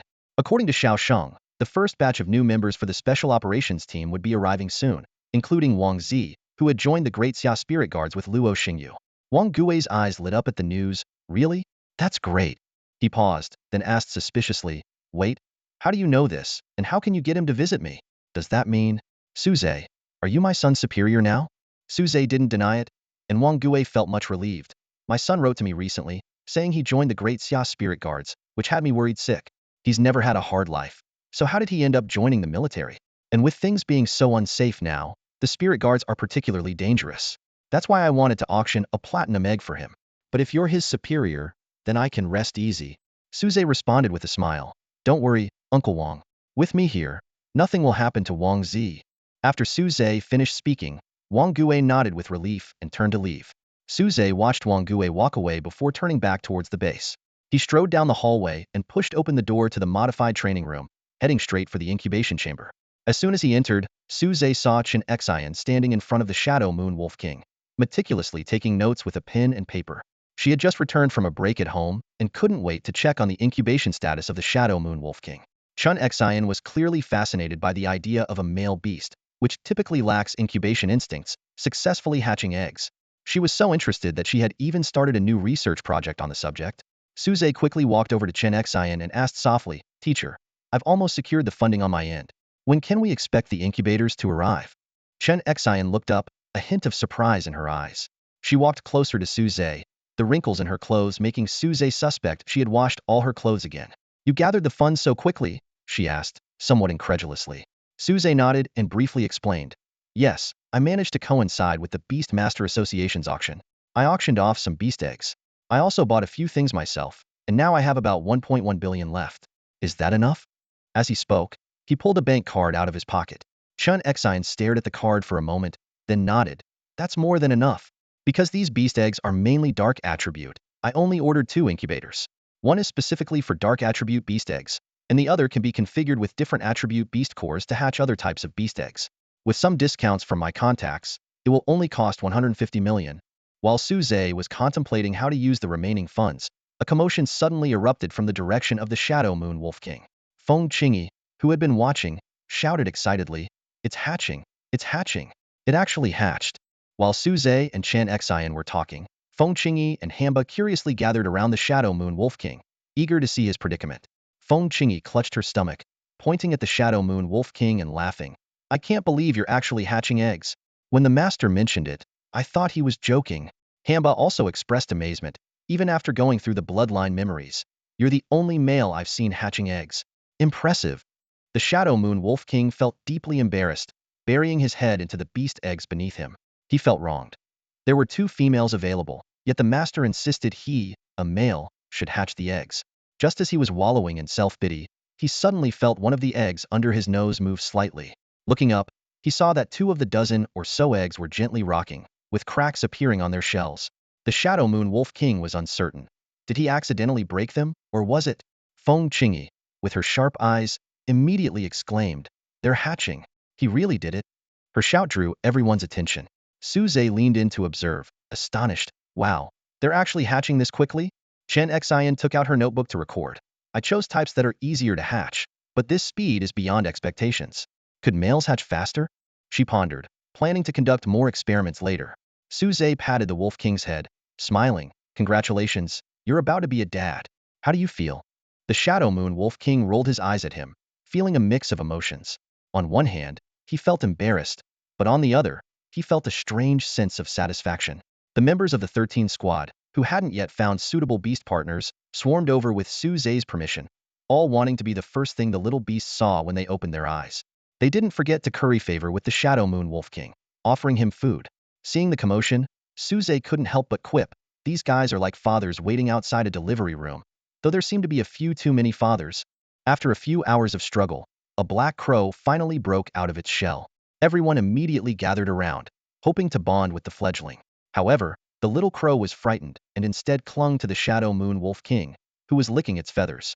Seeing this, the team members vowed silently, "The next one that hatches, I'll be the first to lick its feathers." Soon, the second egg cracked open, revealing a black hedgehog. Someone gritted their teeth, ready to lick it directly, but the newly hatched hedgehog was so scared it bristled with sharp spines. Su Zhe quickly pulled the person back. "No need for that, I can help." He explained that divine beasts could control lower-level beasts and could decide who they would bond with. With Hamba's assistance, the two little beasts successfully formed contracts with their chosen partners. Su Zhe reassured the others, "Don't be discouraged, this is just the beginning. Once the incubators arrive, everyone will have a chance." The group was instantly revitalized, eagerly awaiting the arrival of the incubators. Meanwhile, under the Shadow Moon Wolf King, several more beast eggs started to show signs of movement. In the base of the former 13th squad, now the Special Operations Team, two machines were running non-stop in a repurposed incubation room. Su Zhe paced back and forth in the incubation room, carefully observing the hatching process of the beast eggs. The two brand-new incubators had only been in use for 2 days, but the results were impressive. Each machine could simultaneously hatch 20 platinum level and nearly 100 gold level beast eggs at an astonishing speed. The special batch of beast eggs overseen by the Shadow Moon Wolf King had mostly hatched successfully and were bonded with members of the 13th squad. Although the overall strength hadn't seen a qualitative leap, the potential had significantly increased. After all, platinum-level beasts far surpassed the gold-level ones managed by the former captain, Guo Linshan. Su Zhe handed a pair of beasts of the same species, but different genders to Chen Xian, hoping she could successfully breed high-level beasts. He couldn't help but feel a bit sorry for the newborn pair, especially the male, who was likely unaware of the fate awaiting him. As Su Zhe's mind wandered, Sun Hao hurried in to report, "Captain, there's a group outside wanting to join us. Finally, some new recruits? Take me to them," Su Zhe said, then whispered a few instructions to Sun Hao before heading outside. As he reached the entrance, Su Zhe quickened his pace to greet them warmly. While most faces were unfamiliar, there were some he recognized. Qi Lin, Shui Yuhe, Luo Xingyu, and other contestants from the Beast Master Tournament, as well as Kuang Yi and Lu Yi from Qinglong Beast Master University, were among the group. Wang Zi followed closely behind Luo Xingyu, their relationship seemingly having progressed. Qi Lin stepped forward as the representative and said, "We received orders a few days ago to join the Special Operations Team in Beishan City. We waited until everyone was gathered, which caused some delay." Su Zhe smiled and replied, "You've arrived at just the right time. I've been making some preparations these past few days." Qi Lin joked, "You'll be our boss from now on. Don't be too harsh on us." Su Zhe assured, "Don't worry, at least the food will be to your satisfaction." He planned to reward the team with beast eggs weekly to help them quickly enhance their strength. However, apart from a few familiar faces, the new recruits from the Daxia Spiritual Guard were evidently skeptical. To them, what good could come from a remote place like Beishan City? And their new captain was just a young kid, raising concerns about their future. They had eagerly signed up, thinking Xiao Shang or Sun Shang would lead them, but it seemed their names had simply been used for recruitment. Despite their doubts, as disciplined spiritual guards, they followed silently. Noticing their expressions, Su Zhe continued, "All right, let's get you all registered and settled in first. We can talk more later." He then led the group into the base, well prepared for the situation he had anticipated. On their journey, they saw team members who had recently bonded with their magical beasts, familiarizing themselves with their companions and engaging in various types of training. It was clear that Su Zhe's plan was already in motion. Along the roadside, they frequently encountered new recruits working with their beasts, some practicing basic commands while others tried out simple tactics. Qi Lin and his companions, with their sharp eyes, quickly recognized that these seemingly ordinary beasts were actually platinum-level cubs. Their fellow travelers were stunned, their eyes filled with envy and disbelief. Even the regular team members can bond with platinum-level beasts?" Someone finally asked, their tone full of shock. Su Zhe explained with a smile, "At the moment, we only have platinum-level beasts available. If any of you have extra slots for magical beasts and don't mind, you can queue up to get one." "Queue up?" another person asked, puzzled. Su Zhe nodded. "That's right. Our 2 incubation machines are working at full capacity, but hatching takes time. Those who meet the requirements will have to wait in line. However, rest assured, I'll do my best to ensure everyone has a beast. Some might have to settle for a gold-level beast. Everyone was left speechless, internally thinking. Gold-level beasts are considered settling? I'd take a dozen of those. Even Qi Lin and Shui Yuha, who came from prestigious backgrounds, found it hard to believe. To prove he was telling the truth, Su Zhe led them to the two active incubation machines. Through the observation windows, they could clearly see the beast eggs inside. At that moment, everyone finally believed Su Zhe's earlier words. My goodness, it seems the future here is incredibly promising. Soon, everyone completed their registration and officially became members of Su Zhe's special action team. The group was brimming with excitement and eagerness. Some couldn't contain themselves and were eager to line up for a chance to receive a beast from Su Zhe. However, experience had taught them that such opportunities required significant achievements. Captain, what's our next move? Should we head to the spatial rift at the ruins of Qinglong Beast University to guard against the monsters? Someone asked impatiently. Su Zhe shook his head and replied, no need. Our purpose is to respond to potential large-scale beast tides. These smaller invasions can be handled by the Beishan City branch. We can't let them sit idle. Everyone exchanged glances, a bit disappointed. Su Zhe continued, for now, go back to your assigned lodgings and rest. We'll discuss other matters tomorrow. Still, someone couldn't help but ask, Captain, what do we need to do to get in line for a beast? Su Zhe smiled and said, it's quite a hassle. First, you need to break through and ensure there's an available beast slot. Then, fill out the form, wait for the notification, and come promptly to sign the contract. If you're late, someone else might snatch it up. The group was stunned. That's it? You call that a hassle? Most of them left with Sun Hao and Tao Lin leading the way. Only Wang Zi and Shui Yuha stayed behind. Shui Yuha stepped forward and said, Captain, may I request some time off? I want to visit my grandpa. Su Zhe nodded in agreement, suddenly remembering that Shui Yu's grandfather might be the head of the Beishan City branch. He silently noted this information. After Shui Yuha left, Wang Zi approached Su Zhe with a smile. It had only been about half a month since they last met, but he looked thinner, no longer living up to his nickname of Fatty. Why did he secretly signal for me to stay? Wang Zi boasted. I'm about to ride the wave of victory. It feels like I'm almost there. Don't be surprised if you end up drinking to my success first. Su Zhe raised an eyebrow and warned. Really? Don't forget, I'm your boss now. You'll follow my lead in the next operation. Wang Zi immediately changed his demeanor, jumping behind Su Zhe to massage his shoulders in a flattering manner. I was just kidding. We're buddies, aren't we? Su Zhe nodded in satisfaction. He had kept Wang Zi around to help incubate the beast egg he had given him earlier. Now, with the incubator in place, Su Zhe had reserved a spot specifically for Wang Zi. After placing Wang Zi's beast egg into the machine, a system notification suddenly chimed. Su Zhe closed his eyes to check and smiled with satisfaction. It turned out that the purple-gold thunder-patterned egg they had submitted to the United Nations had finally started to hatch. Meanwhile, in America, John stared in astonishment at the beast egg enveloped in lightning. After days of research, they confirmed the egg's attribute was thunder. Following the advice of a man in black, John raised Thor's hammer to summon lightning, finally provoking a reaction from the egg. It doesn't seem to be enough. John raised Thor's hammer higher, and dark clouds gathered as bolts of lightning struck down like serpents. The purple-gold thunder-patterned egg absorbed the lightning and began to float, diving into the storm clouds to draw more power. Feeling the rapidly dissipating storm clouds, John increased the intensity of the lightning. Initially, the residents of New City didn't pay much attention to the fluctuating storm clouds overhead, unaware that these clouds would persist for a full 14 days. New West City, America. The residents looked up at the dark clouds that had lingered for 3 days and nights, with lightning flashing incessantly within them. Their initial indifference had turned into sheer terror. The city was shrouded in ominous clouds, with thunder rumbling and lightning striking. New West City was engulfed in a sense of dread, and the streets were deserted. Everyone stayed indoors, praying that this unprecedented storm would soon pass. High above, a purple-gold egg with lightning patterns floated in a sea of thunder, greedily absorbing the power of the lightning. John held Thor's hammer high, beads of sweat forming on his forehead. He turned to look at the man in black behind him, his voice tinged with urgency. How much longer until this egg hatches? The man in black walked calmly into the storm, examined the purple-gold egg closely, and replied nonchalantly, it's still far off. At least several dozen days. Dozens of days? John exclaimed, his grip on Thor's hammer faltering. He gritted his teeth and said, if this keeps up, my hammer will be ruined. A glint of cunning flashed in the black-clad man's eyes as he coaxed. Your Thor's hammer is made from a moonlight-level thunder beast's core. The creature that hatches from this egg will undoubtedly be a powerful moonlight-level thunder beast. Why not consider forming a bond with it? John's eyes lit up, and he raised Thor's hammer once more. The clouds thickened, with more lightning pouring into the purple gold egg.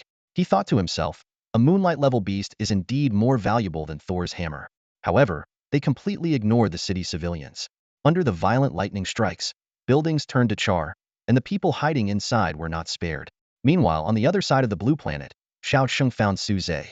Junior brother, I've heard there's been a persistent storm in New West City, America, for several days now. The clouds are nearly crushing the city, Xiao Sheng said with a gleeful glint in his eyes. Suze nodded and shared the information he had sensed with Xiao Sheng. Xiao Sheng pondered for a moment and asked, will it recognize me as its master immediately after hatching? If so, won't it be exposed in 14 days? Suze paused before explaining, from what I know, a beast egg doesn't form a bond immediately upon hatching. Both parties need to confirm it first. Until then, we can sense each other's presence and give some simple commands. A sharp light flashed in Xiao Sheng's eyes as he smiled. In that case, they'll not only have them help hatch the egg but also continue to nurture it. At the critical moment, they'll summon it back. He then inquired about the special operations team. Suze replied, the team is mostly assembled. I based it on the 13th Squad and integrated members from other regions' Daxia Spirit Guards. Although some members are stronger than those in the 13th Squad, seeing everyone equipped with gold or even platinum-level beasts has quelled any complaints. These people were filled with envy and rushed to complete their applications overnight, eagerly waiting for their turn to get a new beast companion. Qi Lin and the elite students from the Beastmaster University were assigned by Suze to a special squad. They were highly skilled and worked seamlessly together, making it easy for them to hunt down beasts of level 70 to 80. For stronger opponents, Suze would personally take action. Meanwhile, the formation of the United Nations was progressing smoothly. Through a combination of strong-arm tactics and enticing benefits, most countries and regions around the world had joined. Although individual countries had limited power, their collective strength was formidable and held immense potential. This bolstered Suze's confidence in resisting the beast invasions. However, the real challenge lay not in the beast attacks, but in the impending collision of two worlds. Even if they managed to fend off the radicals from the beast world, this fundamental issue remained unresolved. To seek a solution, Xiao Sheng shared this information with the other 4 allied nations during the first United Nations meeting, while temporarily keeping it from smaller countries to avoid causing panic. During the meeting, the calm reaction of the U.S. representative, William, caught Xiao Sheng's attention. Knowing William well, Xiao Sheng realized that this composure was not feigned but stemmed from prior knowledge. The other attendees showed varying degrees of surprise but failed to offer effective solutions. For now, they could only take it one step at a time. First, they needed to handle the beast attacks. For 14 days, a relentless thunderstorm engulfed the entire city of Xinxi. The city was reduced to ruins, with charred remains covering every inch of land. Once bustling streets were now littered with countless scorched corpses. The survivors huddled in fear, only venturing out when hunger and thirst forced them to. But the storm clouds had amassed into a mountainous mass, and the thunderstorm grew ever more violent.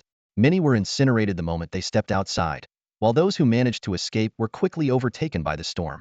Some tried to flee by car, only to be consumed by flames along with their vehicles. Even those hiding in basements couldn't escape the torment of hunger and thirst. After 14 days, Xinxi had become a ghost town. Yet, the mastermind behind this devastation, John, was thrilled.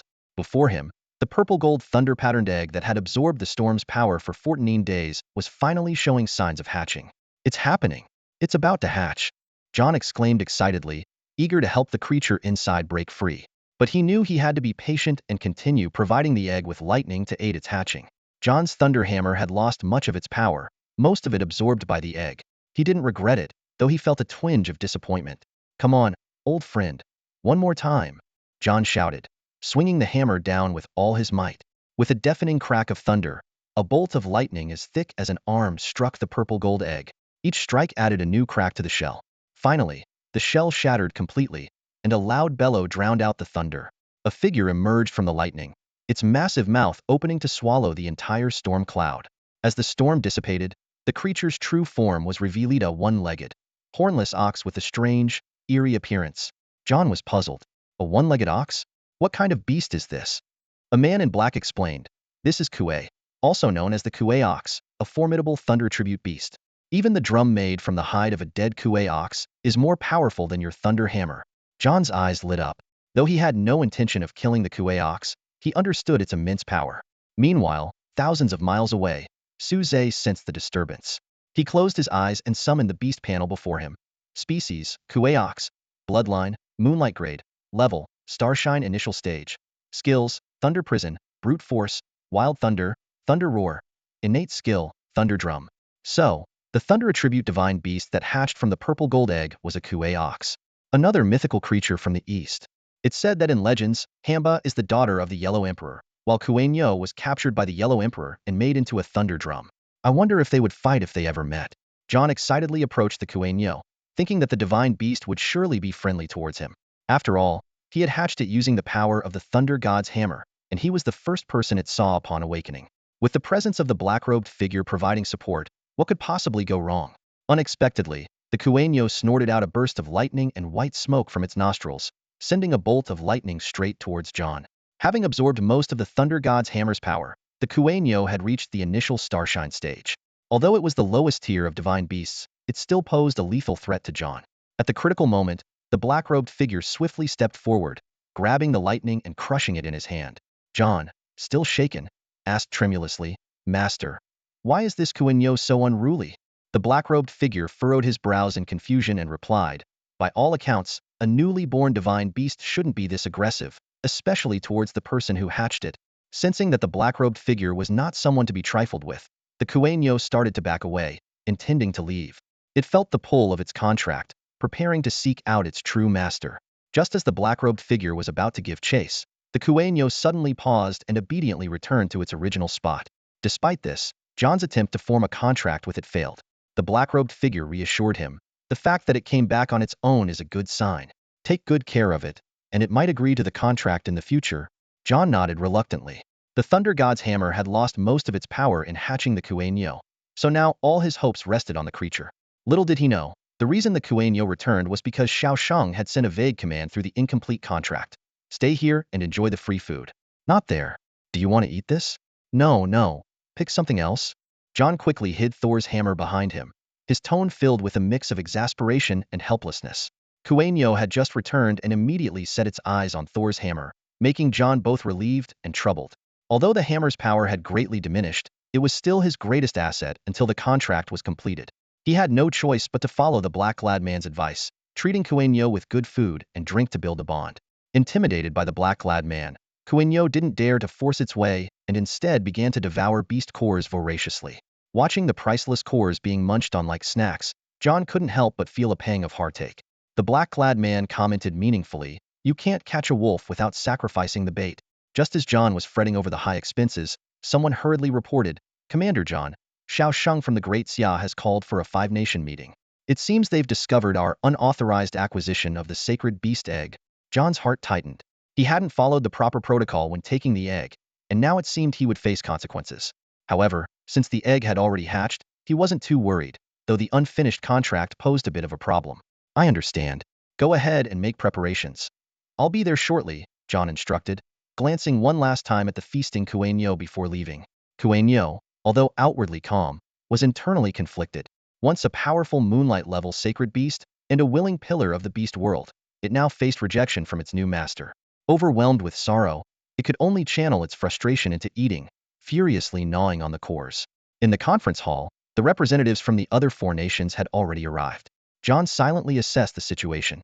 As soon as he sat down, Xiaosheng slammed the table in anger. "John, I demand an explanation for why you took the Great Xia's sacred beast egg without permission." John remained composed, placing Thor's hammer heavily on the table. The immense weight left deep marks on the ancient ironwood surface. "What do you mean by this? Are you trying to intimidate me?" Xiaosheng's eyes were wide with anger, his voice trembling slightly. John shook his head slightly, a meaningful smile playing on his lips. "I'm not trying to intimidate you. It's just the truth. The divine beast egg chose me on its own. Isn't that fate?" He paused, then continued, "It's a thunder attribute divine beast egg. To hatch, it absorbed the power of the thunder god's hammer. Now, the hammer is barely a tenth of its original strength, so I had to leave it behind." Xiaosheng narrowed his eyes, feigning ignorance. "Have you already hatched it?" John hesitated for a moment, then answered honestly, "Not fully bonded yet, but soon." He dared not lie, fearing he might be asked to summon the beast and be exposed. Standing beside Xiaosheng, Andre spoke in a deep voice, "Since you haven't bonded with it, why not bring the divine beast out and see who it ultimately chooses?" Xiaosheng nodded repeatedly, though he had other plans in mind. He hoped the Kuei would stay in America for a while longer. John immediately retorted, "If it chooses someone else, what will happen to my thunder god's hammer?" Besides, the divine beast could have left after hatching, but it chose to stay. Doesn't that show it acknowledges me? Before he could finish his sentence, a sudden gust of wind blew through. Andre's massive fist, covered with beast-formed gauntlets, came hurtling toward John's face with full force. In the nick of time, John grabbed the Thunder God's hammer, barely deflecting the lethal blow. The powerful collision spread out like a fan, instantly tearing apart the ironwood conference table and ripping off the roof. John quickly pulled back, shouting in anger, "Andre, what do you think you're doing? Are you trying to rob me openly?" The Sun King warily positioned himself next to John, while the Night King's hand rested on the hilt of the sword in the stone at his waist. Even Xiao Shang stood frozen, forgetting to continue his act. Unexpectedly, Andre nodded and nonchalantly sat back down. "Your hammer is indeed much weaker now. It seems you weren't lying." Watching Andre return to his seat, everyone was stunned. John, still shaken, stared at Andre, his voice trembling. "You attacked me just to confirm this?" He was grateful for his constant vigilance. Otherwise, he might have been knocked out cold. Andre simply nodded, offering no explanation. "You're insane." John cursed as he distanced himself from Andre. "Is your brain made of muscle?" As the tension escalated, John turned to the others. "Since it's confirmed that my Mjolnir is needed to hatch the mythical beast egg, shouldn't this beast belong to America?" Xiaoxing immediately countered. "So, should we and Daxia take the loss?" The two were at an impasse, with John refusing to back down. "That's the reality. We've sacrificed too much for this egg. Even if it stays with you, without Mjolnir, you can't hatch it." As John predicted, Andre and Xiaoshang were on one side, and the Sun King supported him. The deciding vote lay with the Night King. The blonde girl pondered for a moment before offering a compromise. "America has indeed been harmed and needs the beast's power to recover. But Daxia should also receive adequate compensation." This neutral stance was accepted by both parties. Xiao Shang had intended to bargain hard, and John, as long as he retained the Kuei-Nyo, was willing to compensate. "What compensation does Daxia want?" John asked. Xiao Shang calculated how to make America hurt, but still accept the terms. He presented a long list that unrolled from his hand to the floor, covering beast resources, living supplies, and technological products. John exclaimed in disbelief as he read the list. While uncomfortable, it wasn't unmanageable. After several rounds of negotiation, they only removed 2 items. Xiao Shang felt elated inside, but maintained an angry facade. He had expected to lose over 10 items, but most of his deliberately harsh conditions remained. With the matter settled, Xiao Shang left with a bounty. He delivered a large number of platinum-grade and 1 diamond-grade beast eggs from America to Su Zhe. Handing over the eggs, Xiao Shang's eyes gleamed as he asked, "Do you think these are enough to create another mythical beast egg? I still feel our firepower is a bit lacking." In the room, Su Zhe sat cross-legged on the bed, his mind entering the system space. With focused concentration, Su Zhe immersed his consciousness into the system space. Before him stood a massive gacha machine, with a progress bar below it glowing brilliantly, now completely filled. With the final diamond-grade beast egg accounted for, Su Zhe finally had the chance for a 3rd god-level draw. He held his breath, carefully clicking the Use button next to the progress bar. In an instant, golden light burst forth, and the gacha machine flashed wildly as if hitting the jackpot, with cheerful bells ringing throughout the space. Amidst this dazzling light, a golden egg slowly rolled out. The brilliance was so intense it almost pierced Su Zhe's mental form. Alongside it came a wave of searing heat, as if it would melt the entire space. Su Zhe pondered, could this be a divine beast with both light and fire attributes? He carefully cradled the golden egg, examining its hatching method. However, once he saw it, Su Zhe was stunned, his face filled with disbelief. Meanwhile, outside the room, Xiao Sheng paced back and forth, anxious. He had handed over all the beast eggs he painstakingly collected to Su Zhe, hoping to hatch another divine beast in gratitude for Su Zhe gifting him the Kuei-Nyo. Despite having witnessed the birth of a divine beast before, the current wait was still nerve-wracking. Finally, the door opened. Xiao Sheng hurriedly approached and blurted out, "It finally hatched? Is it a male egg or a female egg?" Realizing his slip, he awkwardly smiled. Su Zhe didn't mind the slip-up and directly showed the still-glowing golden egg. "We have a divine beast egg, the 9 Radiance golden pattern egg." But Xiao Sheng examined the egg closely, admitting its appearance was indeed superior to the previous purple gold thunder pattern egg. He looked up and asked, "You seem to have left something unsaid. But what?" Su Zhe sighed and revealed the disappointing reason. "To hatch this egg, the condition isn't too harsh. It just needs to be exposed to sunlight." Xiao Shang was initially delighted. "Isn't that a good thing? Today is perfectly clear. We can just..." He stopped mid-sentence, noticing Su Zhe's expression. Realizing it wasn't that simple, he cautiously asked, "So, how long does it need to be in the sun?" Su Zhe took a deep breath and slowly uttered, 10,000 years? What? Are you kidding me? Xiao Sheng exclaimed, echoing Su Zhe's earlier sentiment. 10,000 years forget about dealing with the current beast crisis. Even their descendants might not live to see this egg hatch. Seeing this, Su Zhe quickly added, there is a potential workaround. This 10,000 years is based on our current location. To be precise, the system specifies that the golden egg with 9 radiant patterns requires sufficient solar energy to hatch. Given our current location, it will take 10,000 years. Su Zhe furrowed his brow, pondering how to speed up the hatching process. A sudden idea struck him. If we can bring the egg closer to the sun, wouldn't that drastically reduce the time? Are there any rocket launches soon?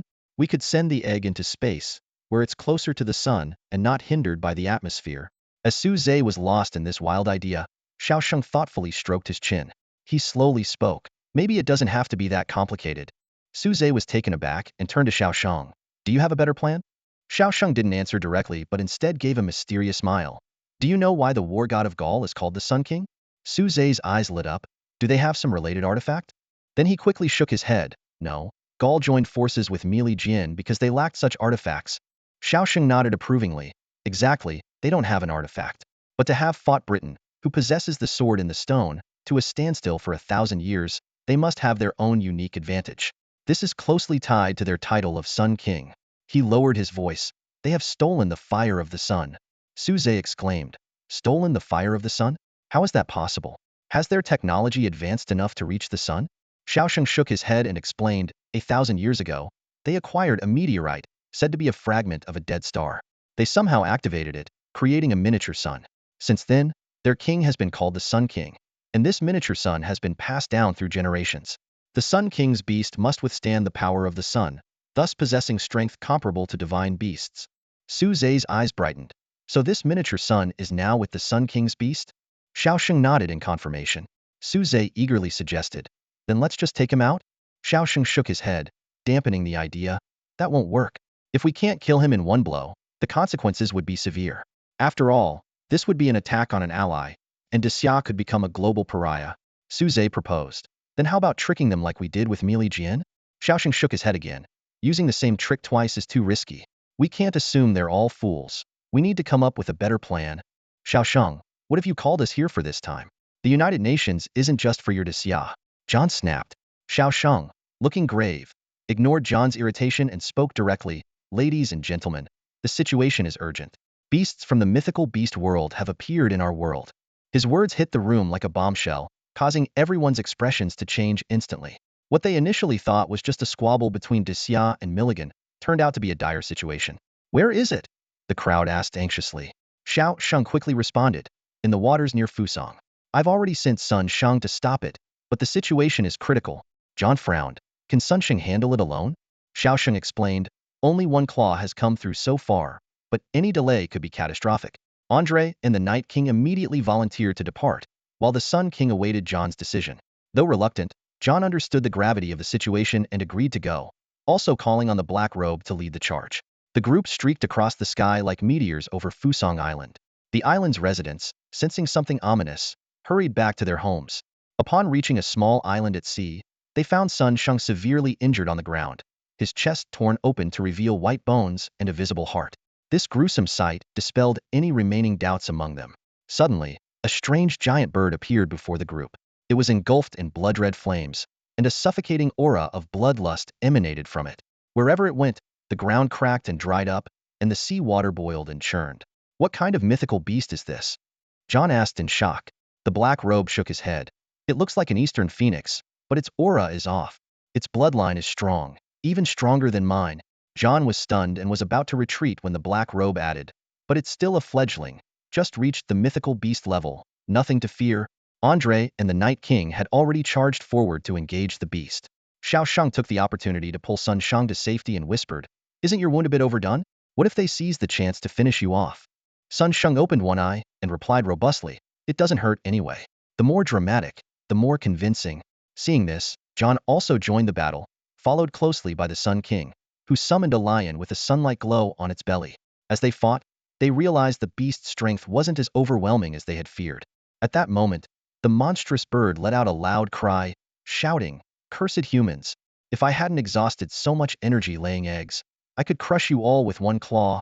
Hearing this, everyone redoubled their efforts, swinging their weapons even faster.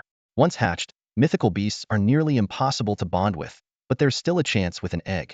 Seeing this, the monstrous bird decided not to continue fighting. It spread its wings and attempted to flee. The black-robed man, who had been standing still until now, suddenly moved. In a flash, he tried to intercept the bird. However, a surge of malevolent energy erupted from the bird, forcing the black-robed man back several steps. By the time he tried to pursue again, the bird had vanished without a trace, leaving no sign of its presence. Strange. How did it suddenly get this powerful? The black-robed man muttered, frowning. The others caught up and looked around but found nothing. Xiao Sheng secured Sun Sheng on his back and said, "It must be very weak after that burst of power. Let's split up and chase it down. I'll go this way, Andre that way, and Sun King should head to Fusang Island." No one objected, and they all dispersed to search. After all, letting a mythical beast roam freely in the human world was a risk no one could afford. At that moment, on the supposedly deserted Fusang Island, Su Zhe stood at the end of the street. The monstrous bird had suddenly disappeared because he had captured it in his beast space. It wasn't an ordinary monstrous bird. It was a drought demon hiding within the golden feather phoenix, lending it its power. The drought demon had been feeding on the golden feather phoenix's blood, merging their powers. Sun Sheng's wounds were also a ruse, created by the drought demon's ability to manipulate flesh, causing no real pain. This was all part of an elaborate plan. Su Zhe looked up at the sky as the Sun King approached in his search. A slight smile played on his lips as he released the golden feather phoenix and the drought demon once more. Seeing the monstrous bird soar into the sky, the Sun King was startled and was about to alert the others when he noticed the bird had no intention of attacking him. Instead, it was fleeing rapidly. As it left, it glanced back longingly, arousing the Sun King's suspicion. Following the bird's last gaze, the Sun King's eyes fell upon a house. Inside, a radiant beast egg was clearly visible. A gleam appeared in the Sun King's eyes. Is this the mythical beast egg left by that monstrous bird? He glanced around quickly, confirming that the others weren't there, and realized he was the only one who had discovered the egg left behind by the mythical beast in its hasty escape.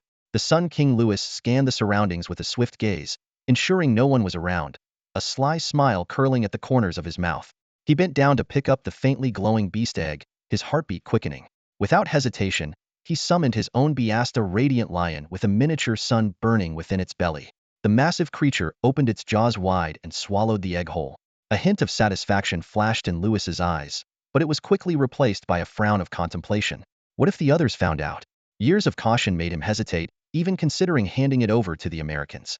But when he looked at his beast, ambition reignited within him. The title Sun King was nothing but a hollow moniker. True power came from the miniature sun within his beast. With the ability to harness this power, anyone could become the Sun King. The cost, however, was a significantly shortened lifespan. With this mythical beast egg, he could break free from this fate and become a true ruler. Louis leaped into the air, overlooking the residential area below. After a brief moment of contemplation, he ordered his radiant lion to unleash its fiery breath. In an instant, a vast area was engulfed in a sea of flames. The people of Fusang, who had survived the tsunami, now perished in this inferno, their agonized screams turning to ash in mere moments. This extraordinary heat was the work of the miniature sun's power. Now no one will know, Louis murmured as he swiftly departed to rejoin the others. How did it go? Any discoveries? His companions eagerly inquired. Louis maintained a composed demeanor as he replied. I encountered a strange bird on Fusang Island, but you know my strength. I couldn't catch it, so I came to find you all. No one doubted him, given the Sun King's renowned prowess. Without that miniature sun, he wouldn't pose much of a threat. Which direction did it go? John pressed. Louis casually pointed, and the group immediately set off in that direction. As they passed the scorched area, they assumed it was merely the aftermath of the Sun King's battle with the bird, thinking nothing more of it. Even the Night King showed no concern, and America, usually the protector of Fusang, said nothing, merely passing by. Amidst the smoldering ruins, a figure slowly emerged. It was Su Zhe, miraculously surviving. That guy really went all out, even trying to eliminate witnesses. Almost got myself killed, Su Zhe thought, grateful for the protection of his fire attribute beasts, the drought demon and the golden feathered phoenix, which kept him safe in the flames. Instead of returning, Su Zhe headed straight to the shadow anchor point. He remembered a secret base of Fusang's dark guards there, a formidable force. Last time, he had left in a hurry and missed the chance to loot. This time, he wouldn't miss out. With the help of the Shadow Moon Wolf King, Su Zhe easily entered the Shadow Realm. As soon as he stepped in, he noticed the beast world seemed even closer. In front of him were hundreds of black-clad dark guards, likely the last of their elite forces. Just as Su Zhe prepared to strike, the guards all bowed in unison. "Welcome, my lord."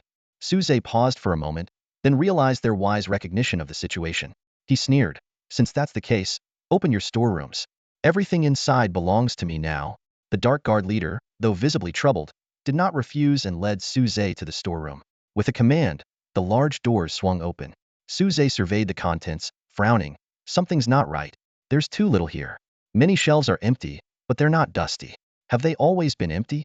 The leader quickly stepped forward to explain. "Please, my lord, we have hidden nothing. This is all the dark guards have left. Even the emperor's secret treasury has been emptied. Then why is there so little?" Su Zhe questioned sharply. The leader knelt and bowed his head. "My lord, before you arrived, Lord Xiao Su was here and took everything." "Xiao Su?" Su Zhe was taken aback.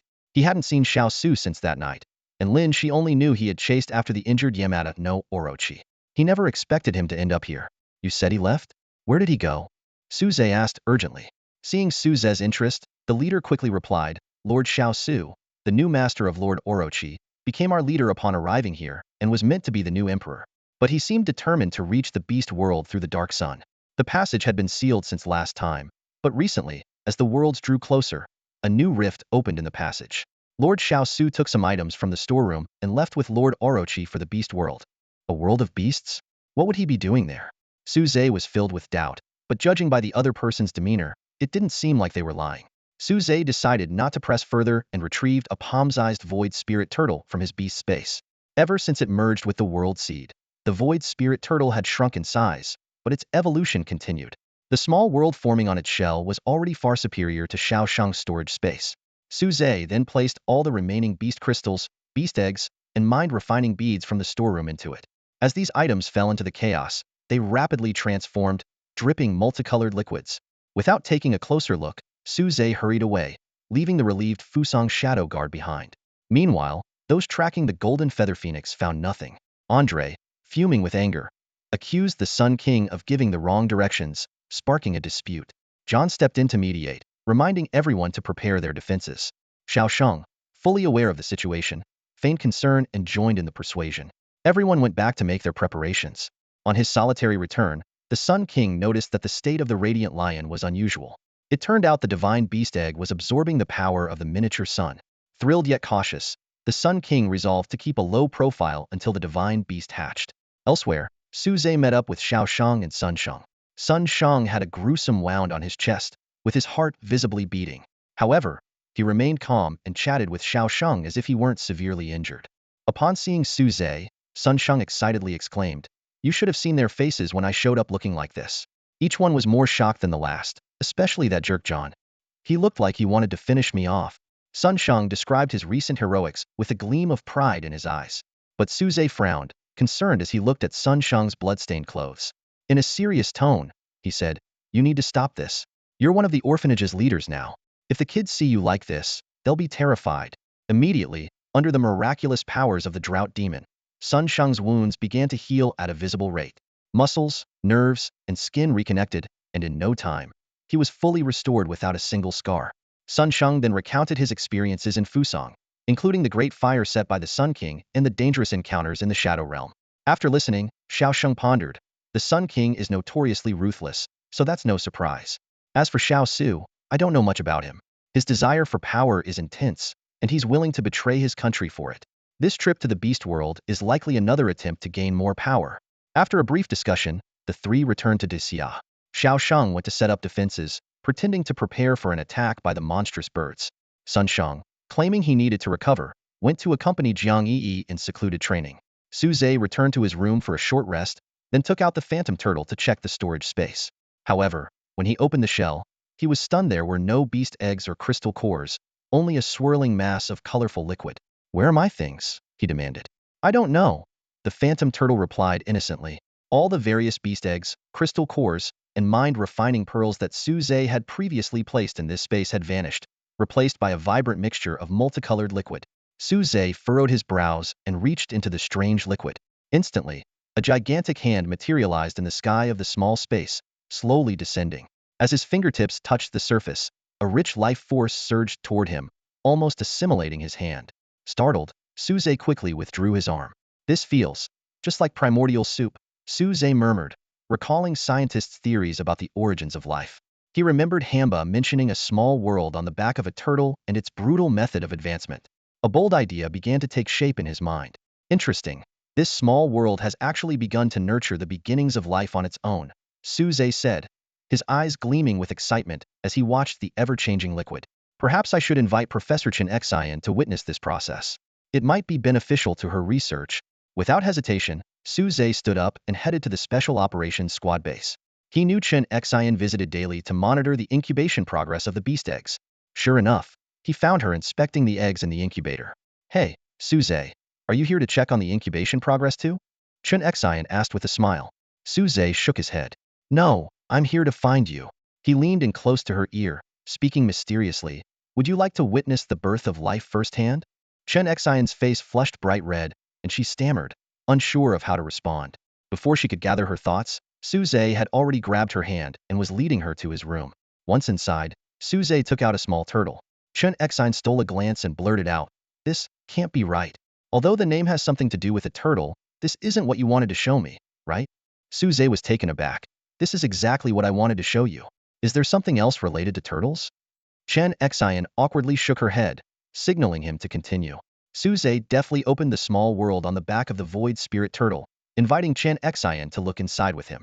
In the short time that Suze had been away, the primordial soup seemed to have changed again, with single-celled organisms now starting to appear.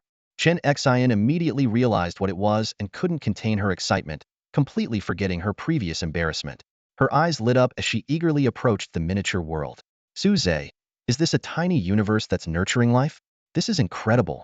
It holds immense significance for my research. She reached out to touch it, but Suze quickly pulled her back. With a serious expression, Suze shook his head. You can't get too close. The evolution of the Suling turtle isn't complete yet, and this world is still unstable. Look at the time flow. If you go in, you'll turn to bones in an instant. Realizing the danger, Chen Xian patted her chest, breaking into a cold sweat. But her curiosity remained undiminished, her eyes sparkling with a thirst for knowledge. Inspired, she summoned 2 platinum-level small beasts from her beast space. I've already formed a contract with these 2.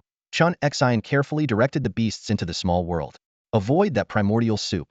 Don't disrupt the birth of life, she explained excitedly. They're still too young to reproduce. But in this accelerated time, they'll soon grow to a stage where we can experiment. Suze's eyes lit up. Does that mean the beasts we hatch can grow quickly here? Even the drought demon could? Chen Xian didn't say much, silently recalling the now noticeably larger beasts. Suze then realized that despite their increased size, their strength hadn't significantly improved. As a newborn world, the energy is too sparse to support powerful beast upgrades, Chen Xian explained. However, if you continuously supply high-energy materials like crystal cores, it might just work. Suze nodded thoughtfully, keeping her suggestion in mind. Chen Xian then immersed herself in her research, while Suze returned to his routine, waiting for the right moment for the beast invasion and the special operations team to act. Unexpectedly, a small incident occurred. What did you say? Gaul publicly declared that their Sun King betrayed them? Can a king really betray his own country? That's quite something. Suze exclaimed in surprise. Early in the morning, Xiao Shang came rushing in, bringing this explosive news. Although Suze had suspected it was related to the Jiuyao golden egg, he couldn't resist probing for more details. Xiao Shang explained with a smile. Although the Sun King is the ruler of Gaul, the real power lies with the council. Recently, the council ministers seemed to have noticed something unusual and decided to inspect the microsun within the Sun King's beast. They found that the sun's power had diminished significantly, and the culprit was that egg. He continued. The Gaul council was furious and decided to strip the Sun King's beast of the sun and appoint a new king. Naturally, they also intended to confiscate the egg. However, the Sun King had already fully mastered the sun and managed to detach it first, using the remaining power to fight the council. A flicker of excitement flashed in Xiao Shang's eyes. In the end, the Sun King went berserk, slaughtering half the council that had controlled him for so long, and fled with the Jiuyao golden egg and the microsun. Suze nodded thoughtfully after hearing this. The process was indeed thrilling, but he didn't care much, because as long as he successfully hatched it, the ultimate divine beast would belong to him. Meanwhile, on a vast and remote deserted island, Lewis was hiding underground. In front of him were the Jiuyao golden egg and the radiant microsun, standing side by side. This was the reason he hid underground. Such a bright light would be immediately noticed if exposed on the surface. To his right, his original beast, the glowing flame lion, was weakly licking his hand. This was the inevitable result of extracting the microsun from its body death. But Lewis had no choice. I'm sorry, Lionheart, Lewis whispered. Ever since those old bastards in the council implanted the microsun in you, they had a means to control you. To escape their grasp, I had to forcibly remove the sun. For me to survive, I believe you would be willing to do this. The glowing flame lion continued to lick his hand, not responding. Unlike other high-level beasts, its intelligence was only equivalent to that of a human child, extremely dependent on its master, and it didn't even realize it had been abandoned. Ignoring the dying lion's attempts for affection, Lewis stared fervently at the Joyao golden egg. After extracting the microsun from the lion and directly contacting the divine beast egg, the hatching speed had significantly accelerated, which was an unexpected delight for him. As for the glowing flame lion, it was already obsolete in Lewis's mind. With a divine beast in his possession, why fear not reclaiming Gaul? Lewis had already begun to envision his return to Gaul, being crowned as the true King Louis. By then, the once arrogant council would all bow at his feet. His ambitions didn't stop there. The Night King of Britannia, that blonde-haired, blue-eyed girl, is wasted as Britannia's enforcer. She should be my queen instead. Ha ha ha. And the Ice Princess Yekaterina of Kievan Rus, conquering her would be quite the experience too. As Lewis indulged in his wild fantasies, the glowing flame lion stopped licking his palm, lowered its head slowly, and finally lost its life. Lewis glanced down at it, and then kicked it aside with his foot. He hesitated for a second, considering whether he should dig a hole to bury the lion, but then realized he was underground. When he left, he could just collapse the tunnel. For now, he would have to endure it. These past few days, Su Zhe's house has been quite lively. Chen Xian threw herself into her research, even moving all her belongings over.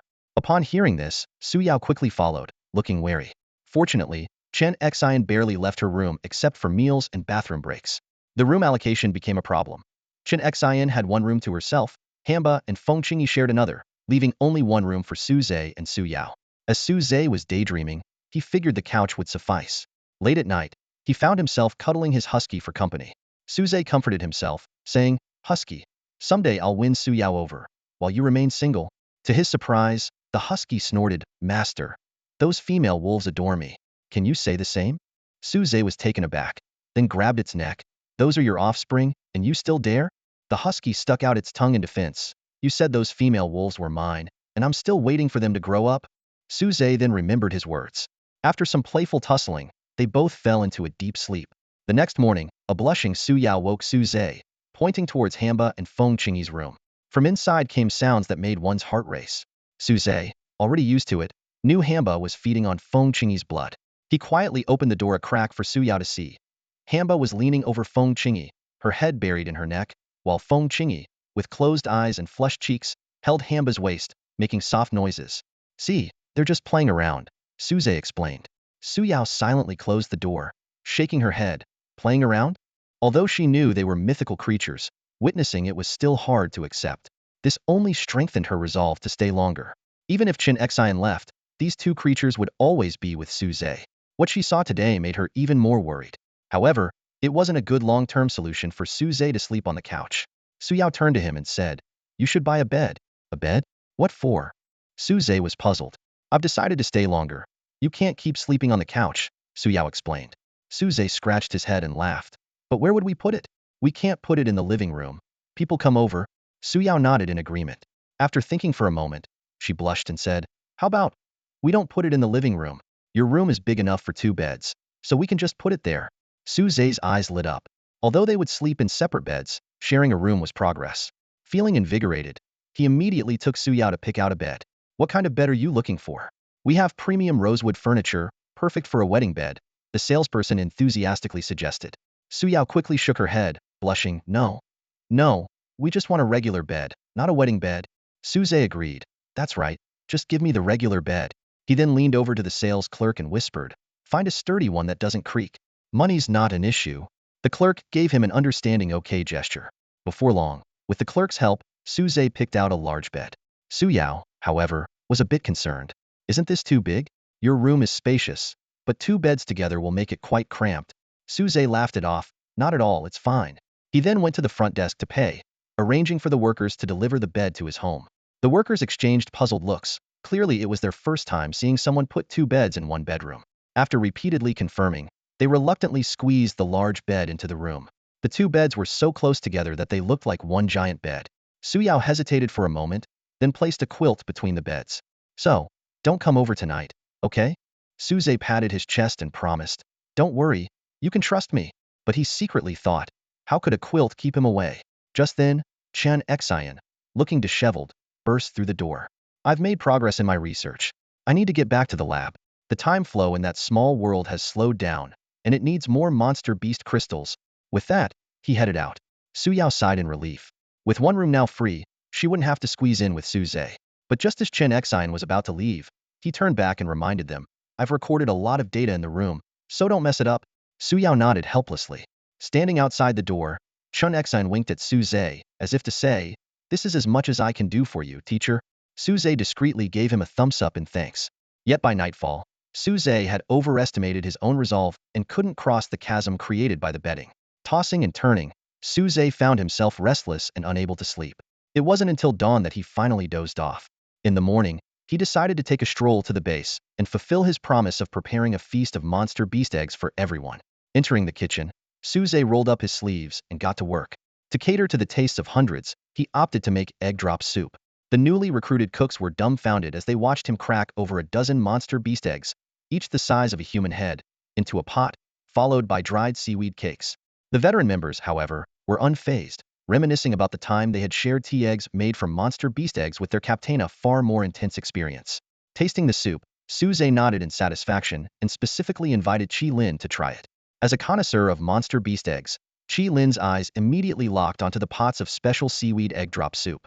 Captain, I can't believe you actually used monster beast eggs for everyone's meal, Qi Lin remarked with a smile. Seaweed egg drop soup? You're creative, but it's a bit of a waste. Feeling somewhat indignant, Suze recalled that he had once made tea eggs from monster beast eggs. Qi Lin continued to explain, monster beast eggs are extremely valuable, and ordinary ingredients can't compare. Most of the seaweed in the cafeteria is of lower quality, but only the first harvest seaweed is worthy of such eggs. What exactly is first harvest seaweed? Suze asked curiously. Qi Lin went on to describe the characteristics and production process of first harvest seaweed, emphasizing its tender and sweet flavor. He pointed out that the seaweed in the pot was of poor quality and suggested that first harvest seaweed would be a much better match. Suddenly enlightened, Suze realized his lack of knowledge about ingredient pairings. He patted Qi Lin on the shoulder and said, let's make do with this for now. Starting next week, you take over the cooking. Just let me know what ingredients you need. Qi Lin agreed readily. No problem. Cooking with monster beast eggs is my passion. I'd be thrilled. Lunchtime arrived quickly, and although Qi Lin thought the seaweed egg drop soup was a waste, the others, who hadn't grown up eating monster beast eggs, found it delightful. In the cafeteria, everyone was buzzing with conversation. I heard we might get an extra meal this weekend, someone said. A newcomer chimed in excitedly. The captain promised a mystery feast every week. I wonder what it will be. Who cares? Another person laughed. Even if the food is bad, I'm fine with it. As long as we line up, the captain always pulls something amazing. Just yesterday, I bonded with a golden grade beast. My talent might not be great, but I'm satisfied. This was something only captains used to get. Soon, today's dishes were brought out from the kitchen. Along with some familiar items, a few steaming soup barrels caught everyone's attention with their rich aroma. Smells amazing. What kind of soup is this? Smells like seafood soup. Everyone eagerly lined up. But when the lids were lifted, they were all stunned. It was just ordinary seaweed and egg drop soup. Just as disappointment spread through the crowd, a new kitchen staff member couldn't help but reveal, the seaweed might be normal. But do you know what kind of eggs these are? Beast eggs. The entire room was shocked. Beast eggs in a big pot of soup? While the newcomers were amazed, veterans like Sun Hao and Tao Lin were already rushing to get their share. Having tasted beast eggs multiple times with Suze, they wouldn't miss out. Hey, line up. Leave some for us. Don't worry, everyone will get a share. Suze watched with satisfaction as the crowd eagerly tasted the beast eggs. To him, these bronze and silver-level beast eggs were just delicious ingredients, but for the ordinary guards of Desya, they were rare opportunities. One meal was equivalent to several days of hard training, and enjoying it once a week could significantly improve their strength. Suze calculated in his mind that merely boosting the strength of the beast tamers wasn't enough. The level of the beasts also needed to keep up. He decided to request more beast cores from his superiors. With the small world of the void spirit turtle, as long as there were enough cores, he could rapidly cultivate beasts. This was like a divine tool to Suze, allowing him to quickly raise newly hatched beasts to adulthood, though they would still lack combat experience. However, this method was mostly effective for gold and platinum level beasts. Cultivating diamond-level beasts required level 100 cores, not to mention divine beasts. Suze shook his head and decided to take it one step at a time. He immediately contacted Xiaoshang to make his request. Given the frequent spatial rifts and constant beast uprisings, the Five Nations armies were busy exterminating beasts and collecting cores. Xiaoshang readily agreed and promptly allocated a large number of cores to Suze. Just as Suze was about to leave, Shui Yuha squeezed through the crowd and called out, "Captain, wait a moment." She had egg crumbs on the corner of her mouth, clearly tasting beast eggs for the first time. Suze pointed to the corner of his mouth to remind her, and she hurriedly wiped it away. "What's up?" Suze asked. Although Shui Yuha had a questionable past, she was now working hard to restore her family's honor, which had significantly improved Suze's opinion of her. "It's like this, my grandfather wants to see you," Shui Yuha explained. "Your grandfather? Minister Shui Yu wants to see me?"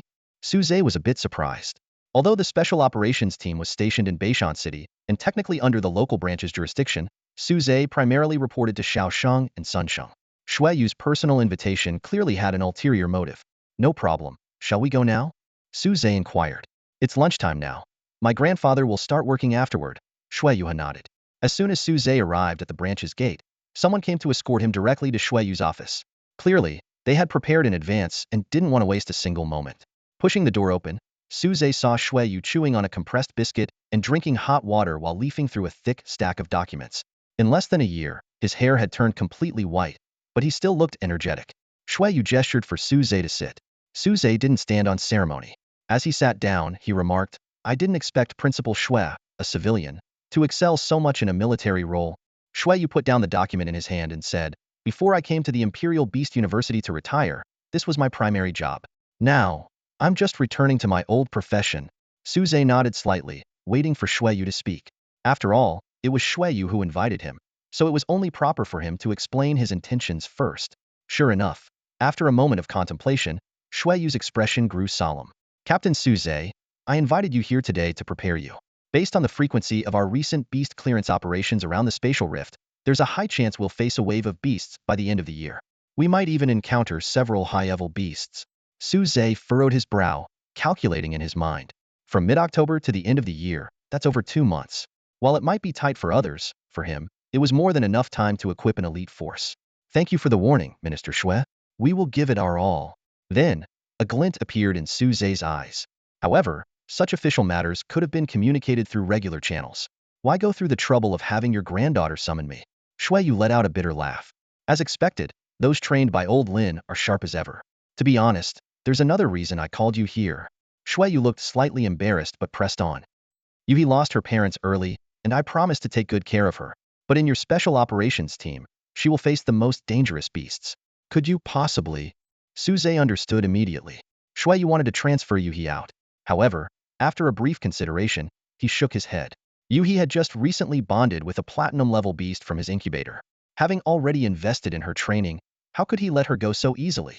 Seeing this, Shui Yu didn't insist, though he couldn't hide his disappointment. Suze spoke firmly, "Rest assured, Minister Shui, I will ensure the safety of everyone. Though they face the most dangerous beasts under my command, they fight the safest battles." Shui Yu, seeing the determination in Suze's eyes, could only nod in agreement. After leaving Shui Yu's place, Suze went straight home. To his surprise, Su Yao wasn't there. Frowning in thought for a moment, he realized something. With Qinglong Beast University suspending classes and Su Yao not joining the Daxia Spirit Guards, what was she doing every day? Shaking his head, Suze decided to ask her directly when she returned. Just as his thoughts were drifting, Xiaosheng burst in, excitement written all over his face. "Quick, let me see that world where time flows differently." Suze led him to the room where Chen Xian had stayed. Opening the door, they were greeted by a mess of calculation papers, causing them to frown. Suze shook his head in resignation and summoned the Void Spirit Turtle. Xiaosheng was speechless with shock at the sight of the space on the Void Spirit Turtle's shell. As a user of spatial storage tools, he knew how difficult it was to expand space. The complete miniature world before him shattered his understanding. What was even more astonishing was that in just 2 days, life had emerged in the small world. Primitive creatures swam in the ocean, showing faint signs of being mythical beasts. With Suze's permission, Xiaosheng eagerly tossed in a few high-grade beast cores. Instantly, the flow of time accelerated, and the primitive creatures evolved at a visible speed. Xiaosheng patted Suze's shoulder excitedly. "Junior brother, you're a real treasure. First, the divine beast egg, and now this small world for cultivating combat power. You're truly destined for greatness. With renewed enthusiasm, he said, I'll go hunt more beasts and bring back more cores for you. With that, he left in a hurry. By evening, Su Yao finally returned. Seeing Su Zhe, she smiled and said, I want to study with a teacher. Su Zhe was puzzled. Qinglong Beast University classes are suspended. What teacher? Su Yao gave a mysterious smile. Just watch, Su Zhe Gij. As soon as she finished speaking, a strong wave of drowsiness hit him. Fortunately, the contract power of the two divine beasts woke him up in time. He looked at Su Yao in astonishment. That was a powerful mental attack. Did you go to study with Lin Shi? Su Yao stuck out her tongue, a bit disappointed. Teacher Lin, she said I could hypnotize you. But it turns out that was a lie. Su Zhe suddenly looked up. Why did you want to hypnotize me? Blushing, Su Yao stammered. Nothing. Su Zhe noticed that Su Yao was reluctant to speak, so he didn't press further. Instead, he asked, where is Lin Shi now? I haven't seen him in a while. How did you find him? Su Yao smiled slightly, a hint of cunning in her eyes. Professor Lin Shi is at the ruins of Beast Taming University, in the shadows of the old breeding area. He's quite nostalgic. He's spent most of his life there and has returned again. Hearing this, Su Zhe's lips curved into a meaningful smile. He really is sentimental, isn't he? Su Yao blinked, testing the waters. Brother Su Zhe, are you planning to visit Professor Lin Shi? Su Zhe pondered for a moment, then gently shook his head without saying anything. The resentment he felt towards Lin Shi for using him had not yet dissipated. However, he did approve of Su Yao learning mental attacks from Lin Shi. After all, in the field of mental-type beasts, Lin Shi was undoubtedly the top expert. In increasingly dangerous times, having more strength meant more security. A few days later, the beast cores that Xiao Shang had arranged to be delivered started arriving. Truck after truck filled the warehouse, and Xiao Shang was still out leading the team to hunt more beasts, meaning even more cores would be coming in. Su Zhe realized that they had to use some of the cores. Otherwise, there wouldn't be enough space in the warehouse. He called Sun Hao and asked for a list of all the people who had received beasts from the incubator. Sun Hao quickly compiled the statistics. Su Zhe glanced at the list and was surprised. Wow, so many already? In just over a week, dozens of people had obtained beasts. Although most were gold level, a few exceptionally talented individuals had received platinum level beasts. Go and gather them all, Su Zhe instructed. Sun Hao immediately set to work, mobilizing people to search everywhere. Before long, nearly 100 people had gathered. Su Zhe had just returned from the incubation room and nodded in satisfaction when he saw everyone waiting. I've called you here to temporarily hand over the young beasts you've recently contracted, Su Zhe said straightforwardly. The crowd was taken aback, feeling anxious. Some speculated that there was an issue with the incubator, while others worried that there was something wrong with the beasts. However, those like Shui Yuhe, who were more knowledgeable, understood that beasts hatched from the incubator were usually healthier. Despite their doubts, everyone obediently summoned their young beasts. One by one, small, diverse beasts appeared in front of the crowd. Some of them have been promoted several levels in just a few days. Clearly, a lot of effort has been put into their training. Su Zhe noticed the worried expressions on everyone's faces and gave a reassuring smile. Don't worry, everyone. Just go back and wait. In a few days, I'll give you a big surprise. His words brought some relief, and the crowd began to disperse. Once the crowd had left, Su Zhe took the Void Spirit Turtle and the other young beasts to the Crystal Core warehouse. Carefully closing the door behind him, he instructed the Void Spirit Turtle to open its miniature world. In an instant, a dark vortex appeared, swallowing up most of the crystal cores in the warehouse. These cores were transferred to the miniature world, becoming the foundation of its power. Su Zhe pondered silently. When the miniature world was first created, the instability of space-time caused a time flow difference of billions of times. Although it had stabilized, time still flowed hundreds of times faster than in the outside world. He quickly directed the young beasts into the miniature world, where they began to grow at a visibly rapid pace. After some calculations, Su Zhe estimated that it would take 3 days to train the beasts to level 50, just over a week to reach level 60 and gain flight capabilities, and about half a month to achieve the golden level of 70. Considering the limitations of beast master levels, he decided to train them uniformly to level 50 first. However, Su Zhe had overlooked the bond between the beasts and their masters. The anxious team members suddenly sensed a rapid influx of upgrade notifications from their contracts, the frequency of which left them stunned. What is going on? Is my beast contract malfunctioning? 3 days passed, during which only those delivering beast cores were allowed into the warehouse. They unloaded their goods and left immediately. Over the course of these 3 days, the notifications for upgrading the beast contracts kept coming, albeit at a slower pace but never stopping. Initially, everyone thought it was a personal issue, but after some conversations, they realized it was happening to everyone. Shock turned into numbness. Someone calculated. I've received over 40 upgrade notifications in these 3 days. The baby beast I hatched has already reached level 50. Same here, another person chimed in. I just broke through to level 52 days ago, and now my beast has caught up? Veteran members Sun Hao and Tao Lin couldn't hold back and reminded them. You newcomers are underestimating the captain. With the captain, nothing is impossible. Just as the discussion was at its peak, the warehouse door opened. Suze squinted as he walked out and, seeing everyone, said, You're all here. Perfect timing to go retrieve your beasts. Before he could finish his sentence, various roars and thumping sounds came from behind the door. Nearly 100 large beasts, now significantly bigger, rushed out to find their respective masters. In an instant, dozens of people were knocked down, spitting blood. Suze observed this and thought to himself that although these beasts had reached level 50, they lacked combat experience. It was time to let them gain some. At the ruins of Qinglong Beast University, a black rift hung in midair, occasionally spitting out beasts from another world. Suze brought his newly trained beasts here for some practice. Initially, these level 50 beasts tried to run away, but under the threats and bribes of their masters, they reluctantly fought. Gradually regaining their confidence, they became overly arrogant, only to be taught a lesson by higher-level beasts, which made them learn the importance of teamwork. While observing, Suze noticed that Shueyu's team had excellent coordination, so he decided to ask Shueyu to help train his own team. Concerned for his granddaughter's safety, Shueyu agreed and personally guided them. With some free time on his hands, Suze decided to do a tentpole summon.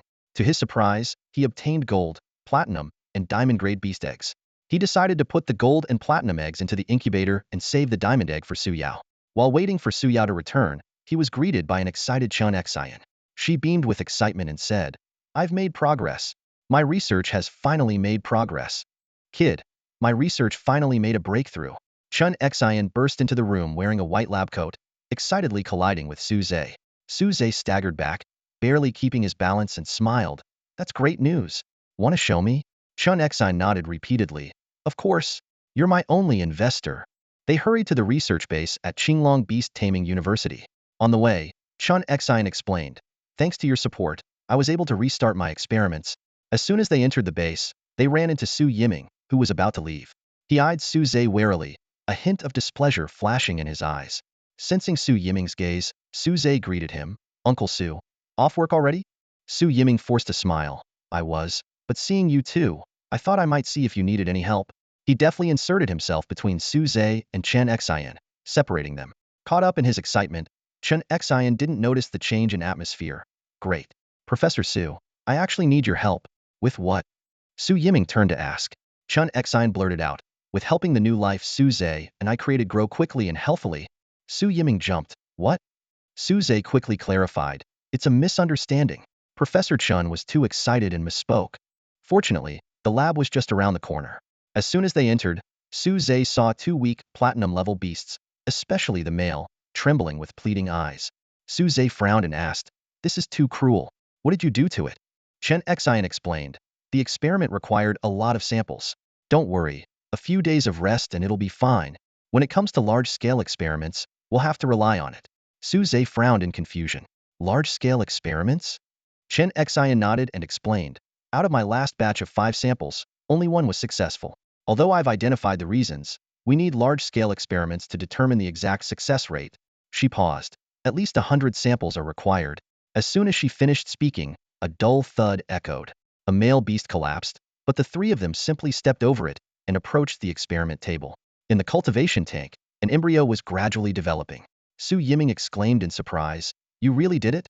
You managed to cultivate a high-level beast embryo outside the body? What grade is it? Can it be bonded with a beast contract? Chun Xian proudly responded, Platinum grade. This is a developed embryo. No need for further incubation.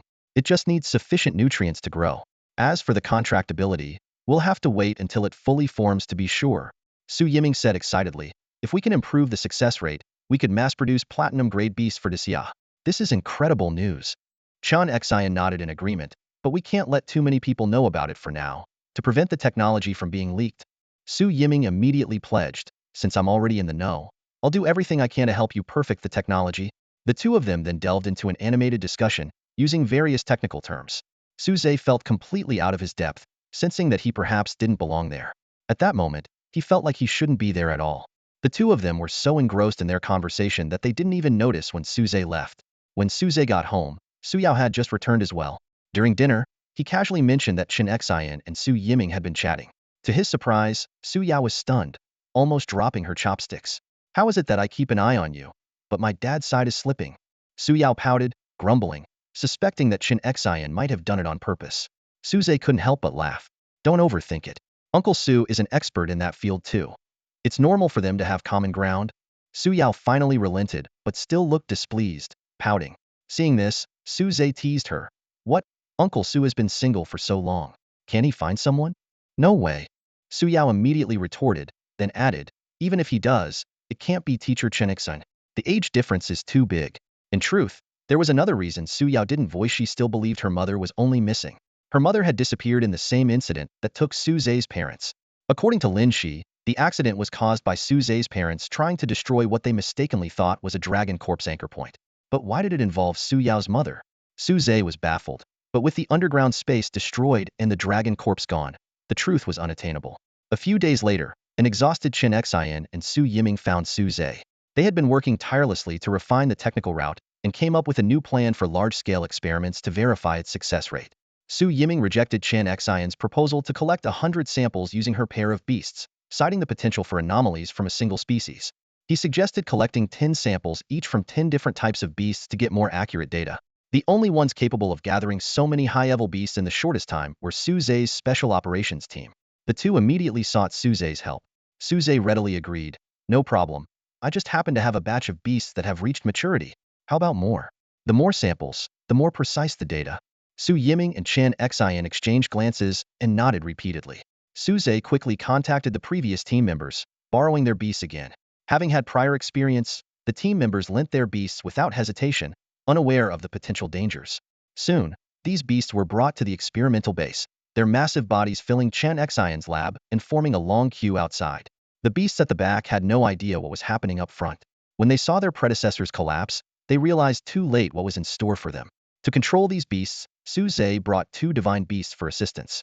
The mere presence of the divine beasts made the other beasts' legs go weak, preventing them from escaping and forcing them to wait obediently for Chen Xian to extract samples. However, a new problem arose. They were so scared that extracting samples became quite difficult. Only after collecting 10 samples would a beast, trembling, be sent out. This time, the shivering wasn't due to the divine beast's pressure. After a whole day, Chen Xian and Su Yiming had collected far more samples than expected. Su Zhe also managed to address his team's beast's excess energy, making it a win-win situation. He even handed over the Shadow Moon Wolf King, who fancied himself the idol of many female wolves, to Chen Xian for rehabilitation.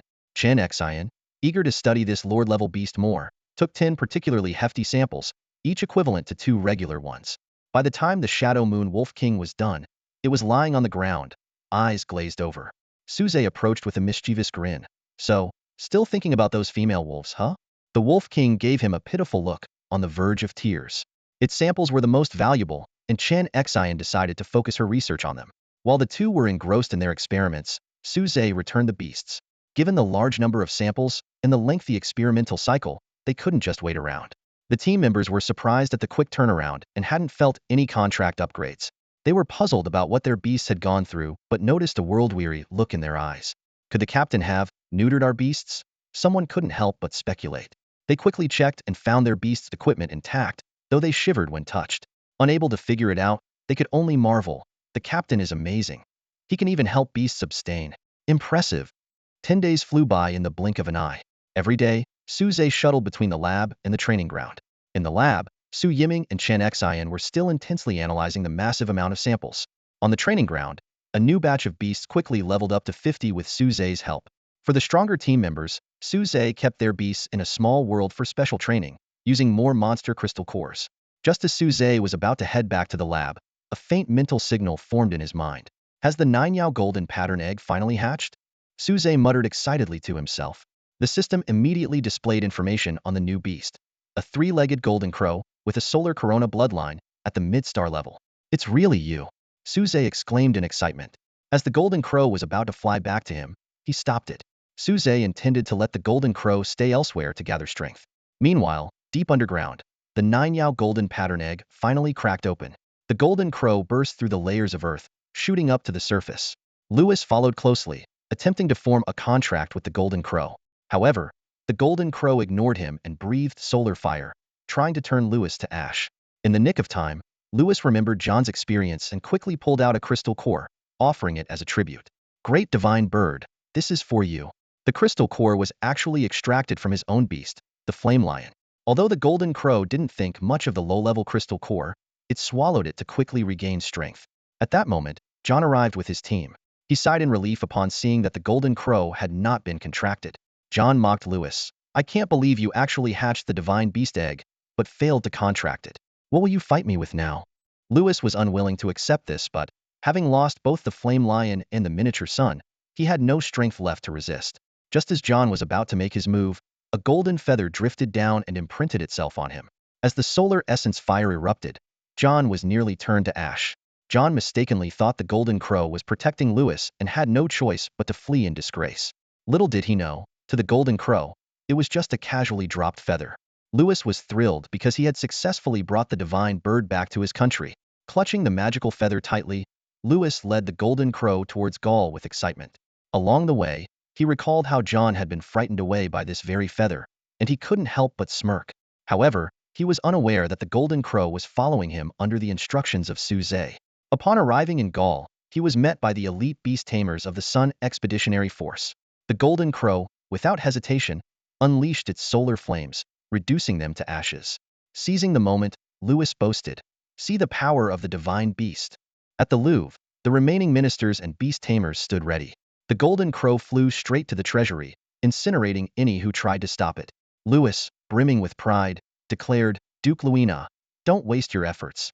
This is a divine beast." Trembling, Duke Luina asked, "Did you really hatch a divine beast? What about the sun?" Lewis casually tossed a cold shard of the sun towards him. "Right here," the Duke furiously retorted. "You destroyed the centuries-old sun for an uncontrollable beast?" Lewis shrugged. "As long as the divine bird stays in Gaul, we are invincible."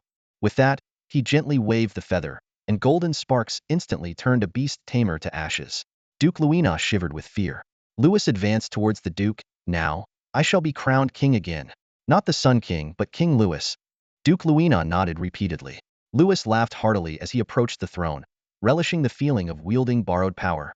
During the coronation, Lewis impatiently crowned himself. Then, with a sinister smile, he said, "Duke Luina, I've invented a new guillotine. Would you like to try it?" The Duke looked at him in terror, knowing his fate was sealed. A few days later, Suze listened in astonishment as Xiao Shang described Lewis's bloody suppression of the council. Xiao Shang remarked, "This kid has a real sinister streak." Suze pondered, feeling that this ruler named Lewis seemed oddly familiar. One has to admit, the idea of having others raise a beast for you is quite clever, albeit a bit underhanded. "Are these all the embryos we managed to cultivate?" Suze asked as he gazed at the hundreds of petri dishes before him. Su Yiming excitedly explained, "Don't underestimate these petri dishes. They will grow into gold, or even platinum-level beasts.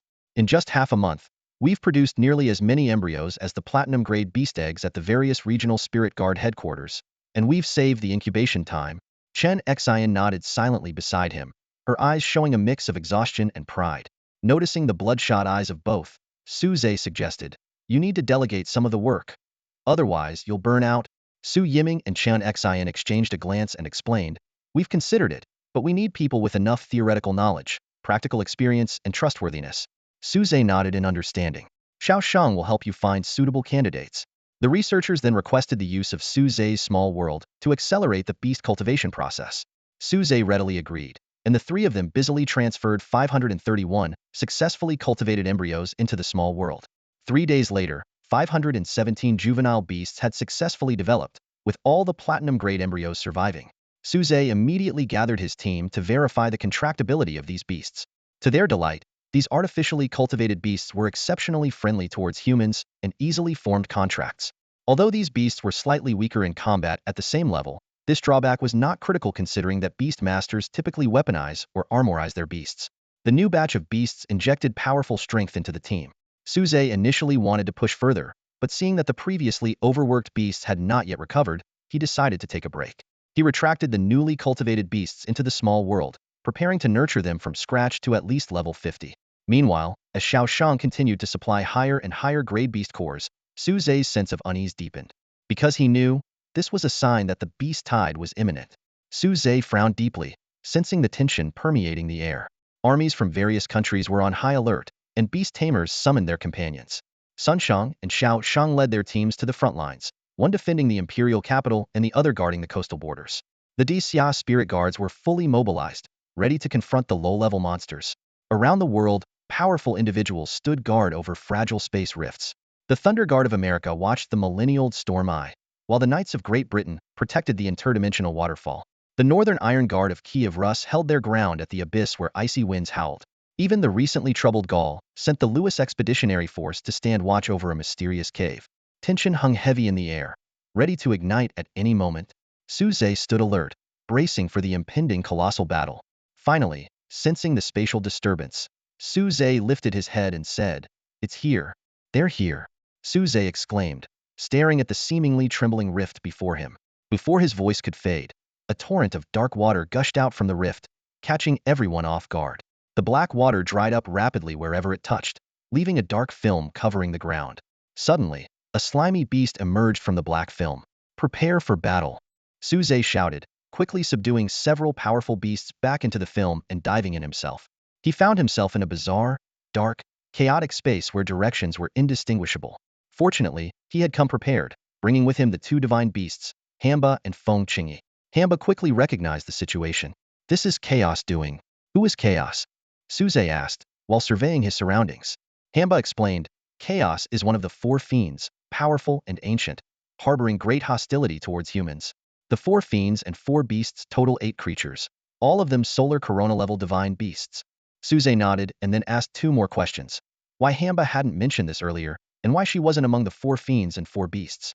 Hamba explained that her memory was hazy due to having died once. She also revealed that she had sided with the weaker faction during a period of upheaval, and now, being bound by a contract, her situation was awkward. Just as Su Zhe was about to offer comfort, a 4-tailed demon cat launched a sneak attack but was swatted away by Hamba. Spatial type? Su Zhe's eyes lit up. Just as he was about to make a move, another demon cat appeared and rescued the first one. A pair? Su Zhe grew excited and immediately commanded the 2 divine beasts, "Quickly, find that pair of demon beasts." He then silently hoped, "Please let them be a pair and not siblings. If they're a pair, they can live. If they're siblings, I'll have to take their course." "Don't be shy. Let me take a look," Su Zhe said softly, his gaze fixed intently on the 2 spirit cats before him. One male and one female. Space-type spirit beasts were notoriously difficult to handle, but with the assistance of 2 divine beasts, he had subdued them effortlessly. Eagerly, he flipped the spirit cats over to check their genders, prompting Feng Qingyi to frown and mutter in disgust, "Pervert." The male spirit cat struggled and roared angrily, "Despicable human. What do you intend to do?" Despite its spatial abilities being sealed by the drought demon, it refused to yield. A sly smile tugged at Su Zhe's lips. "Relax, as long as you cooperate. Nothing bad will happen." "Cooperate with what?" the spirit cat asked warily. "Just help me produce more offspring," Su Zhe said nonchalantly. "Of course, if you're not up to the task, I can assist." He was already calculating in his mind that instead of waiting for them to reproduce slowly, it would be faster to hand them over to Qin Xian for mass production. The male spirit cat froze for a moment, then cried out in terror, "Human? No, we are siblings." Su Zhe was taken aback, clearly not expecting this. He pretended not to hear and quickly knocked the 2 spirit cats unconscious. He then consoled himself, "They're just beasts. No need to worry about ethics." Leaving the chaotic space, Su Zhe noticed the battle outside was progressing smoothly. The Special Operations Team, after initial confusion, had quickly gained the upper hand over the beasts. He was preparing to withdraw when a shadow beneath his feet began to writhe, and Lin Shi emerged. "Kid, it's not over yet. They're attacking from the Shadow Realm. I'm holding them off with the nightmares, but you need to bring reinforcements," Lin Shi said urgently. Su Zhe immediately ordered, "Everyone, get ready. Use Dark Attribute Spirit Beasts to enter the Shadow Realm. There's still a tough battle ahead." Upon entering the Shadow Realm, Su Zhe was stunned by the sight before him. A dark sun poured out black water, transforming into countless spirit beasts, far more than those outside. "It seems the main attack is here, and the outside was just a feint," Su Zhe analyzed calmly. "But without the presence of divine beasts, it shouldn't be too problematic." He decisively commanded, "I'll handle the 2 level 100 spirit beasts. Old Lin, you direct the others to deal with the rest." Su Zhe chose to armor up with Feng Qingyi and wield the drought demon as a whip, his strongest form at the moment. Approaching the dark sun, he saw 2 men standing side by side. Aside from one having antlers and the other with leopard patterns on his face, they appeared human. Suze grinned and said cheerfully, "Don't worry, as long as you cooperate, everything will be fine. In that case, I'll just take your beast cores." As soon as Suze finished speaking, the beast with leopard spots on its face flew into a rage. Its eyes widened in fury, and it snarled, "Arrogant human. Let's see what you're capable of." To the beast, humans were nothing more than weak and insignificant ants, and now one dared to brazenly covet its core. However, the beast with antlers standing next to the spotted one didn't make a move right away. His brows were furrowed, and his expression was grave. Just moments before the drought demon's weapon had taken form, he thought he saw a familiar figure. That figure sent a shiver down his spine, and he couldn't help but mutter, "Could it be? That looks a bit like the missing Lord Hamba?" As an ordinary beast of level 100, the antlered beast's strength was not particularly notable in the world of beasts. He had only seen Hamba, the leader of the radicals, from afar once. Although he couldn't be sure if what he saw was indeed Hamba, that familiar feeling made him wary. "Forget it. Let's see how things play out and let this brainless leopard go first." The antlered beast calculated silently. While he was pondering, the spotted beast beside him could no longer hold back and lunged at Suze. With claws bared, it was determined to tear this insolent human to shreds. The antlered beast, however, stayed put and kept his guard up. Seeing this, Suze lightly flicked the whip in his hand towards the spotted beast. The beast scoffed, thinking the whip would be harmless, and raised its arm to catch it. The whip wrapped around its arm effortlessly, seemingly having no effect. Feeling triumphant, the spotted beast continued its charge towards Suze. Observing the scene, the antlered beast let out a sigh of relief. Maybe I was mistaken. Perhaps he really is just an ordinary human? But just as this thought crossed his mind, he sensed something was wrong. It was too quiet. With the leopard's personality, if the human's attack had failed, it would be mocking him loudly. So why was it so silent now? Looking closely, the antlered beast saw that the spotted beast's body had become shriveled, like an empty shell. It wasn't attacking. It was being pulled by the whip. Suze pulled the spotted beast towards him and, with a single punch, pierced through its chest, effortlessly extracting the core. It turned out that the moment the spotted beast had touched the whip, which was formed from Hamba, it had been drained dry. In an instant, the leopard was completely drained. There's no doubt about it. That must be the work of Lord Hamba. The deer-head figure lost its will to fight and transformed back into a radiant white divine deer, shimmering with multicolored light. With nimble steps, it dashed towards the dark sun spewing black water, attempting to escape. However, Suze was not about to let it slip away so easily. A blood-red whip sliced through the air, its tip piercing the deer's chest in an instant. The deer struggled to flee, but the whip unleashed a powerful suction force, draining all its blood in seconds. The deer lost consciousness, its body propelled towards the dark sun by sheer inertia, only to plummet down. Suze flicked his wrist, retrieving the deer's crystal core with a disdainful glance at its lifeless body. On the battlefield, she commanded with precision. Beasts of level 70 and 80 fell into a deep slumber under her hypnosis. Victory was just a matter of time. Meanwhile, in the imperial capital, Sun Shang wielded an iron rod, standing over a puddle of sludge, the remains of a level 100 giant serpent he had smashed with 3 strikes. Carefully, he extracted the intact crystal core from the mush, a gentle smile appearing on his blood-splattered face. "I'll bring this back for Yi. She's at a critical breakthrough moment." The smile, juxtaposed with his blood-streaked visage, was unsettling. Jiang Yi had absorbed the essence of countless beasts, finally reaching the cusp of breaking through to the stellar divine beast level. This was thanks to the Hamba blood within her and the significant amount of blood she had absorbed from Feng Qingyi. Now, Hamba had successfully advanced to the late stellar stage, with Jiang Yi following closely behind. Sun Shang's only regret was that the Wudong space had closed as quickly as it had opened, preventing him from breaking in and destroying the parasitic Wudong tree hosting Jiang Huiran. Gritting his teeth, he vowed, "Next time you show yourself, I'll smash you to pieces." In the imperial capital, other beasts were easily subdued by the Daxia spirit guards. Meanwhile, on the maritime battlefield, Xiao Shang used a trident formed from the Biyun flood dragon to skewer a giant octopus. Its 8 arms severed, and its bulbous head pierced, it was on the brink of death. Xiaoxing extracted its ink sac and crystal core, while Biyun reverted to her original form, clutching one of the massive arms excitedly. "Master, master, I want to eat grilled octopus."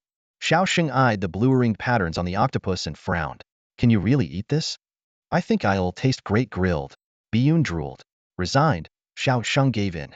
Soon after, more Daxia spirit guards emerged from the sea, having completed their underwater beast clearing mission. This unit, personally selected and trained by Xiaoxing, specialized in underwater combat, all bonded with water-type beasts. Simultaneously, reports from battles around the world poured in. In America, John and William led the Thunder Guard and Angel Guardian squads to swiftly quell two beast tides. In Britain, the 12 Knights of the Round Table joined forces to suppress level 100 beasts. The Night King single-handedly slaughtered nearly 1,000 beasts at a dark fissure, including two level 100s, standing firm and unyielding. In Kiev Rus, Yekaterina led the Northern Iron Guard, using their iron-hard bodies to block the beasts, sealing the exit with corpses and ice. Meanwhile, Andrei rampaged through the man-eating forest, killing and eating to replenish his strength. In Gaul, King Louis oversaw the battle, as the expeditionary force used their bodies to block a cave. Louis then waved his golden feather, incinerating both beasts and soldiers with the sun's fire. "What are you waiting for? Retrieve the crystal cores and offer them to the divine bird," he commanded smugly. In smaller nations, beast tides were also successfully resisted with the aid of peacekeeping forces from the 5 major countries. On the surface, it was a grand victory for humanity. But in reality, was it truly so? So these beasts aren't all that impressive after all. We were so tense for nothing, haha. Louis, abandoning his usual cautious demeanor, sat carelessly in his seat at the 5 Nations Council, his eyes gleaming with pride. He occasionally flicked his luxurious robe, revealing the golden feathers beneath. John glared at him but dared not make a move. The flames from those feathers had nearly turned him to ashes, a memory still fresh in his mind.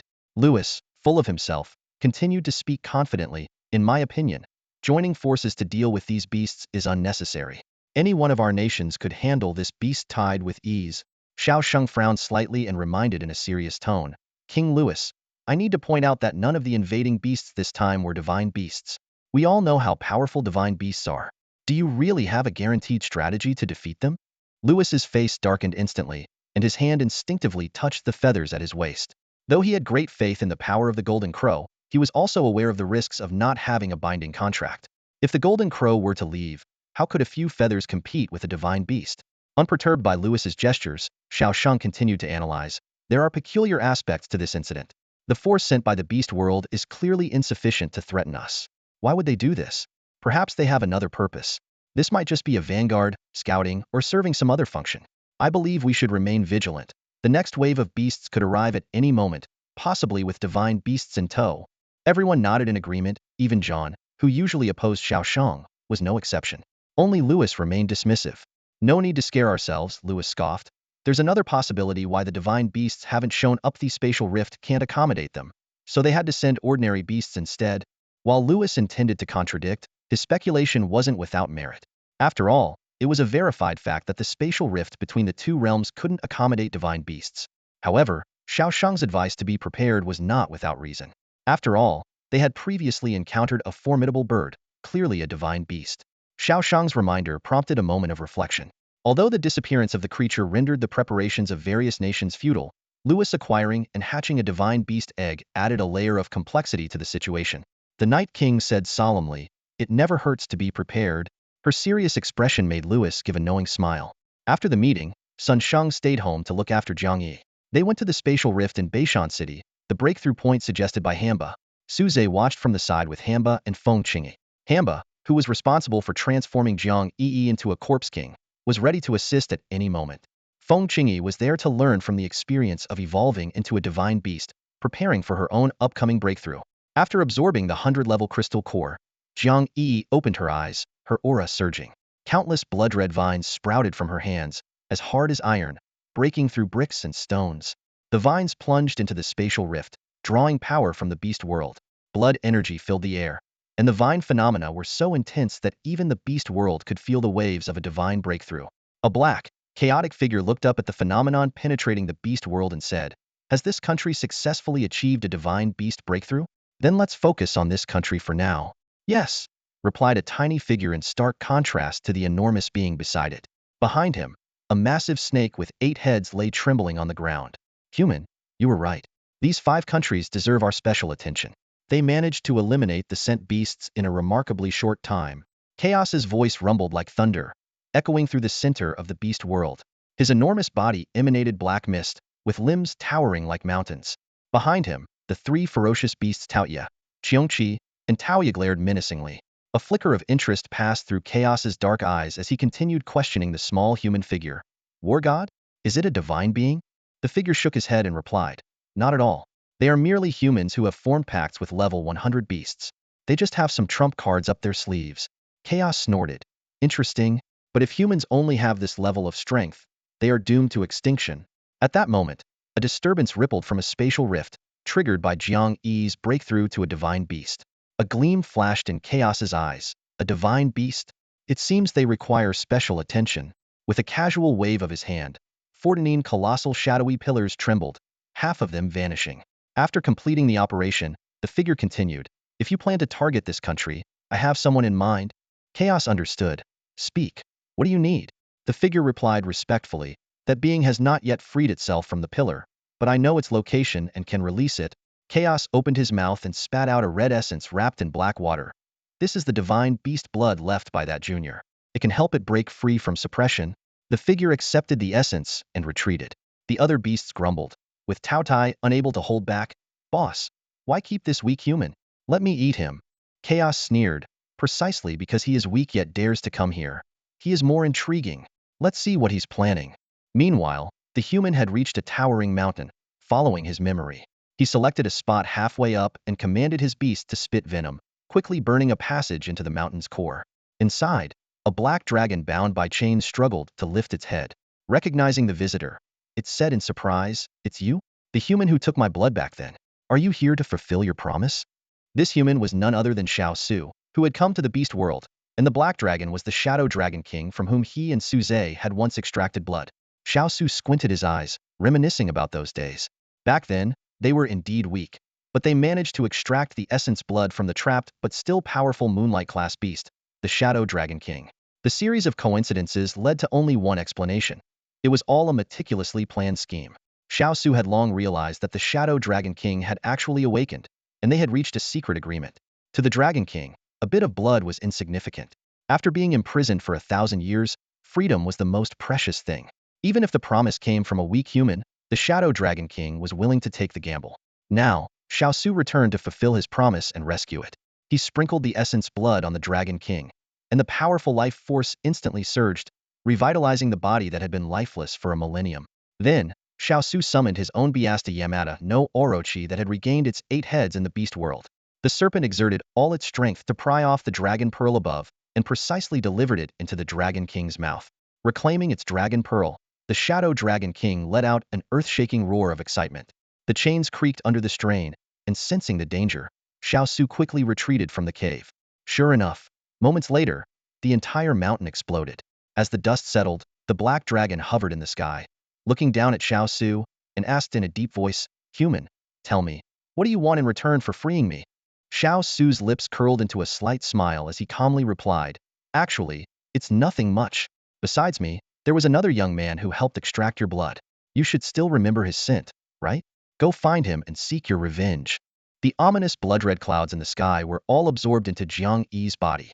Her aura surged dramatically, and blood-red vines appeared on her pale skin before gradually fading away. Feeling the powerful energy within her, Jiang Yi raised her arm slightly, and the blood-red vines manifested like eerie tattoos. With a mere thought, the vines solidified and coiled around her hand. A powerful suction force emanated from them, capable of draining the life from a high-level beast in an instant. However, she remained still, quietly sensing the changes within her. "How do you feel?" Sun Sheng asked anxiously. Jiang Yi nodded. "I feel great." Sun Sheng let out a sigh of relief, but worry still clouded his face. Jiang Yi had ascended to the level of a divine beast, while he remained a mere mortal. The gap between them was vast. He couldn't help but feel troubled, resolving to train harder and reach the divine level as soon as possible. Su Zhe felt a sense of relief seeing Jiang Yi's successful advancement. With Chen Xin and Su Yiming's advanced beast cultivation techniques, coupled with the support of the small world, the strength of the Daxia Spirit Guard army had increased significantly. With Jiang Yi and the Sunto Bu-graded Feng Qingyi, alongside the external Kuan Yo and Jin Wu, Daxia's power had reached an invincible level. However, at that moment, the ground suddenly cracked open, and a shadowy figure emerged in a sorry state. It was Lin Shi, shrouded in black smoke, his body weak and almost transparent, on the verge of dissipating. "Teacher, what happened to you?" Su Zhe rushed forward in alarm. Lin Shi shouted, "Don't worry about me, just run. A divine beast has invaded." Before he could finish speaking, a massive black hand reached out from the fissure, slamming down towards them. Su Zhe felt an overwhelming force, but he didn't hesitate to pull Lin Shi to safety. In the nick of time, Hamba appeared beside Su Zhe. Her small hand reached up to meet the giant black hand, embedding a searing heat into it. Seizing the opportunity, Suze pulled Lin Shi out of danger. The black hand let out a surprised sound before retracting in pain. While stabilizing Lin Shi's condition with his mental power, Suze urgently asked, "Teacher, what happened? What about that divine beast?" Lin Shi painfully explained that a divine beast had torn through the sky of the Shadow Realm from the beast world, wreaking havoc. The nightmares fought valiantly but were no match for the divine beast's immense power and mental attacks. By the time he escaped, all the nightmares had dissipated. A divine beast from the beast world? Suze was incredulous. They had confirmed multiple times that divine beasts couldn't currently enter the human world. How did it suddenly appear? Lin Shi, regaining some stability, continued, "I sensed the same aura from it as from the dragon corpse." Suze's eyes widened. "You mean, this creature was once one of the 14 pillars?" He finally realized what he had overlooked. The 14 pillars were not actual pillars, but represented 14 immensely powerful entities at the moonshine level. Many of them had been forced into becoming pillars, and centuries of torment had filled them with hatred toward humans. Worse yet, as pillars spanning both realms for millennia, they were acknowledged by the rules of the human world and not rejected by the heavenly Tao. Their prolonged existence in the interstices of the two realms had adapted them to spatial turbulence, allowing them to move freely between the two worlds. And there were 14 of such entities. This was truly troublesome. "Master, you don't need to worry too much," Hamba said softly, her eyes still fixed on the hand retreating into the shadows. Suze nodded in understanding, recalling the non-combative phoenix tree pillar in the capital that had become unpredictable after being parasitized by Jiang Huiran. He frowned and said, "Regardless of which side Jiang Huiran is on, Sun Sheng won't spare him." Hamba added, "Some of the beasts volunteered, so they shouldn't attack humans." Suze remained concerned. "But they are still moonlight-level divine beasts. Even a few of them would be difficult to handle. Are you confident?" He looked intently at Hamba, knowing that although she only had late Starshin-level strength, her solar-grade bloodline could make up the difference. Hamba nodded confidently. Ordinary moonlight-level divine beasts shouldn't be a problem. Besides, they've been pillars for 1,000 years. Their power has greatly diminished. Before she could finish speaking, two massive black hands emerged from the shadows, pushing against the ground to lift a colossal figure into the air. "Who dared to harm me?" A deep voice boomed, revealing a black one-eyed giant in the dust. The giant scanned the area and quickly locked eyes with Hamba. Bending down for a closer look, he suddenly recoiled in fear, falling back onto the ground. Is it Lord Hamba? Haven't you already?" Hamba's voice was icy. "If you've recognized me, then leave." The one-eyed giant didn't leave, but instead scrutinized Hamba closely. He glanced at the burn hole in his palm and chuckled. "Lord Hamba, you must have died once, right? You don't seem as strong as me now." Hamba laughed in anger. "You think you can take me down? Even now, I could blind you with ease." The one-eyed giant sneered and reached out with his massive hand. Hamba waved her sleeve, her eyes flashing fiercely as a red beam slashed through the giant's hand. Blood gushed out, forming a blood ring around Hamba. But this was just a feint. The real attack came from the giant's single eye. A black beam shot straight at Hamba. She frowned slightly, opting not to take it heed in. Using the blood ring to block the attack momentarily, she quickly retreated. The giant laughed triumphantly. "Hamba, to think you dodged my attack. Haha." Despite his arrogance, he cautiously healed his hand wound quickly to prevent his blood from being controlled by Hamba. Jiang Yi and Sun Sheng wanted to step in and help, but Suze stopped them. Sun Sheng was puzzled. "Why? We can help." Suze shook his head and showed the message from Xiao Sheng on his phone. "I know, but there are other places where you're needed. Mythical creatures have appeared simultaneously all over the world." The Five Nations Conference was abruptly halted, and representatives from each country hurried back to deal with emergencies. The imperial capital descended into chaos as a mythical beast rampaged through the city. The Daxia spirit guards fought valiantly to stop it, but their efforts were in vain. Even more shockingly, the beast turned out to be Jiang Huiran, whom Sun Sheng despised the most. Upon hearing the news, Sun Sheng immediately decided to head to the capital. Jiang Yi followed closely behind, fully aware that the parasitized Jiang Huiran now possessed power comparable to that of a mythical beast, making it difficult for Sun Sheng to handle alone. Meanwhile, Suze did not let Hamba fight alone. As a beast master, Hamba's strongest state was achieved through cooperation with its master. As usual, Suze transformed Hamba into a long whip, while Feng Qingyi turned into armor. The specialized long whip easily tore through the Cyclops' defenses, and although the armor formed by Feng Qingyi was slightly weaker in defense, it significantly boosted speed. With wings sprouting from his back, Suze effortlessly dodged the giant's attacks, provoking it to roar, "Hamba, I never expected you to form a pact with a human. What a disgrace to mythical beasts." In response to the taunt, Suze felt the whip in his hand move on its own, striking the giant's face hard, as if to shut its mouth. The intense pain nearly forced the Cyclops to close its single eye as it bellowed, "Damn you, Hamba! This is no longer your reign. Witness the power bestowed upon me by one of the four fiends." With that, the giant produced a drop of black blood from an unknown source and swallowed it. As soon as the one-eyed giant drank that single drop of black essence blood, his abdomen began to swell rapidly like a balloon. His stomach expanded to its limit, and a look of agony appeared on his face. With a deafening explosion, his abdomen burst open, spraying crimson blood in all directions. Strangely, the whip formed by Hamba twisted and dodged, avoiding all the flesh fragments. Suze was puzzled. As the blood mist settled, the scene before him left him stunned. Instead of a gaping wound, a massive mouth had appeared on the giant's abdomen. A long, crimson tongue extended from it, dragging along the ground in a grotesque manner. How did this guy end up like this? Suze frowned. Hamba's serious voice echoed in his mind. "Master, be careful. I sensed the presence of Tao Tai, one of the four fiends. It drank Tao Ye's essence blood." Upon hearing this, Suze became alert. At that moment, Sun Hao and his special operations team arrived, shouting, "Captain, we're here to help." Before he could finish speaking, the giant mouth on the one-eyed giant's abdomen unleashed a powerful suction force.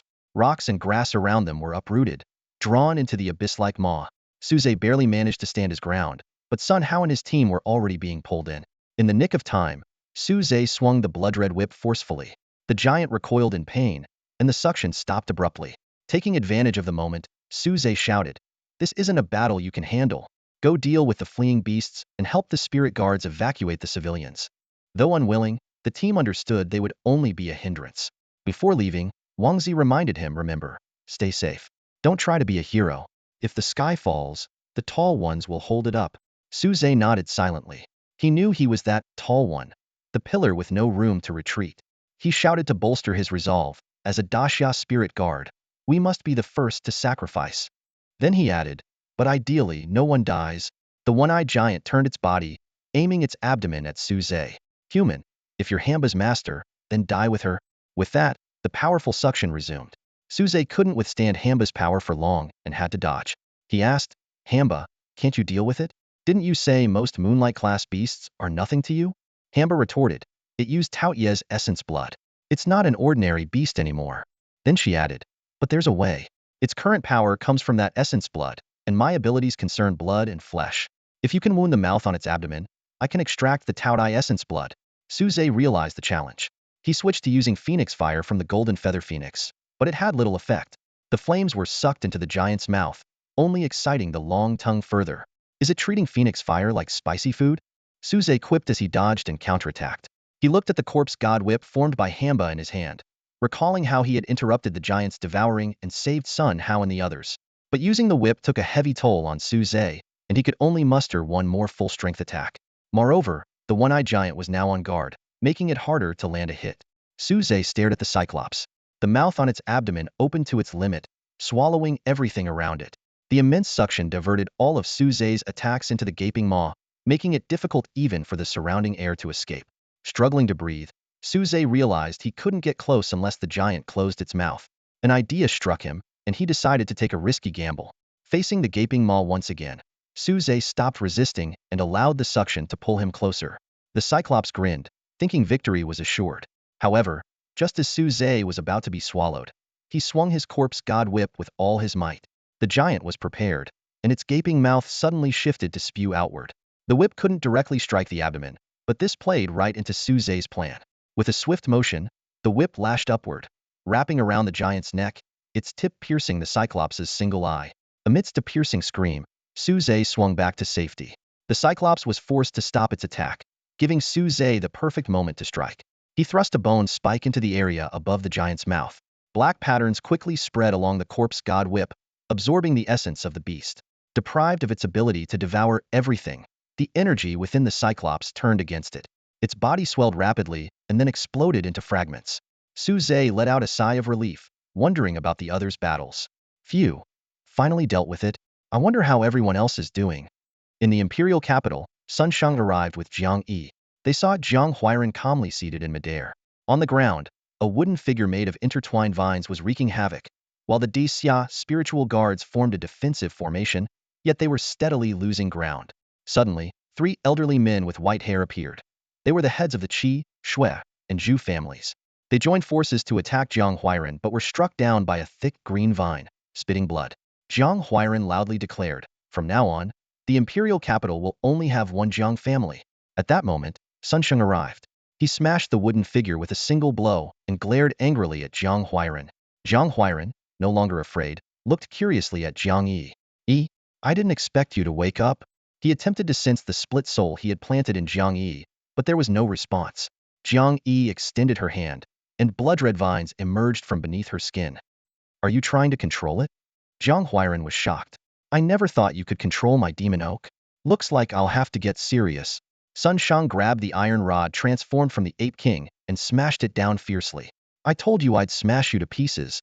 Jiang Huairan caught the rod with one hand, retreating as wooden textures appeared on his body. He exclaimed, "You're just one step away from becoming a god?" Sun Sheng sneered, "A god? It's nothing special." With a cold snort, Jiang Huairan transformed into a giant wooden figure, sending Sun Sheng flying hundreds of meters with a single palm strike. Just as he was about to press his advantage, Jiang Yi stepped in. The wooden figure swung its palm, but blood-red vines wrapped around its arm, beginning to drain its power. Jiang Huairan finally felt fear. How is this possible? This power? You're a god too. He should have sensed something was wrong earlier. Sun Sheng, who would never let Jiang Yi be in danger, how could he allow the defenseless girl to be on the front lines with him? Jiang Huairan narrowed his eyes, scrutinizing Jiang Yi in front of him with caution. Her calm demeanor and firm stance were a stark contrast to her usual fragility.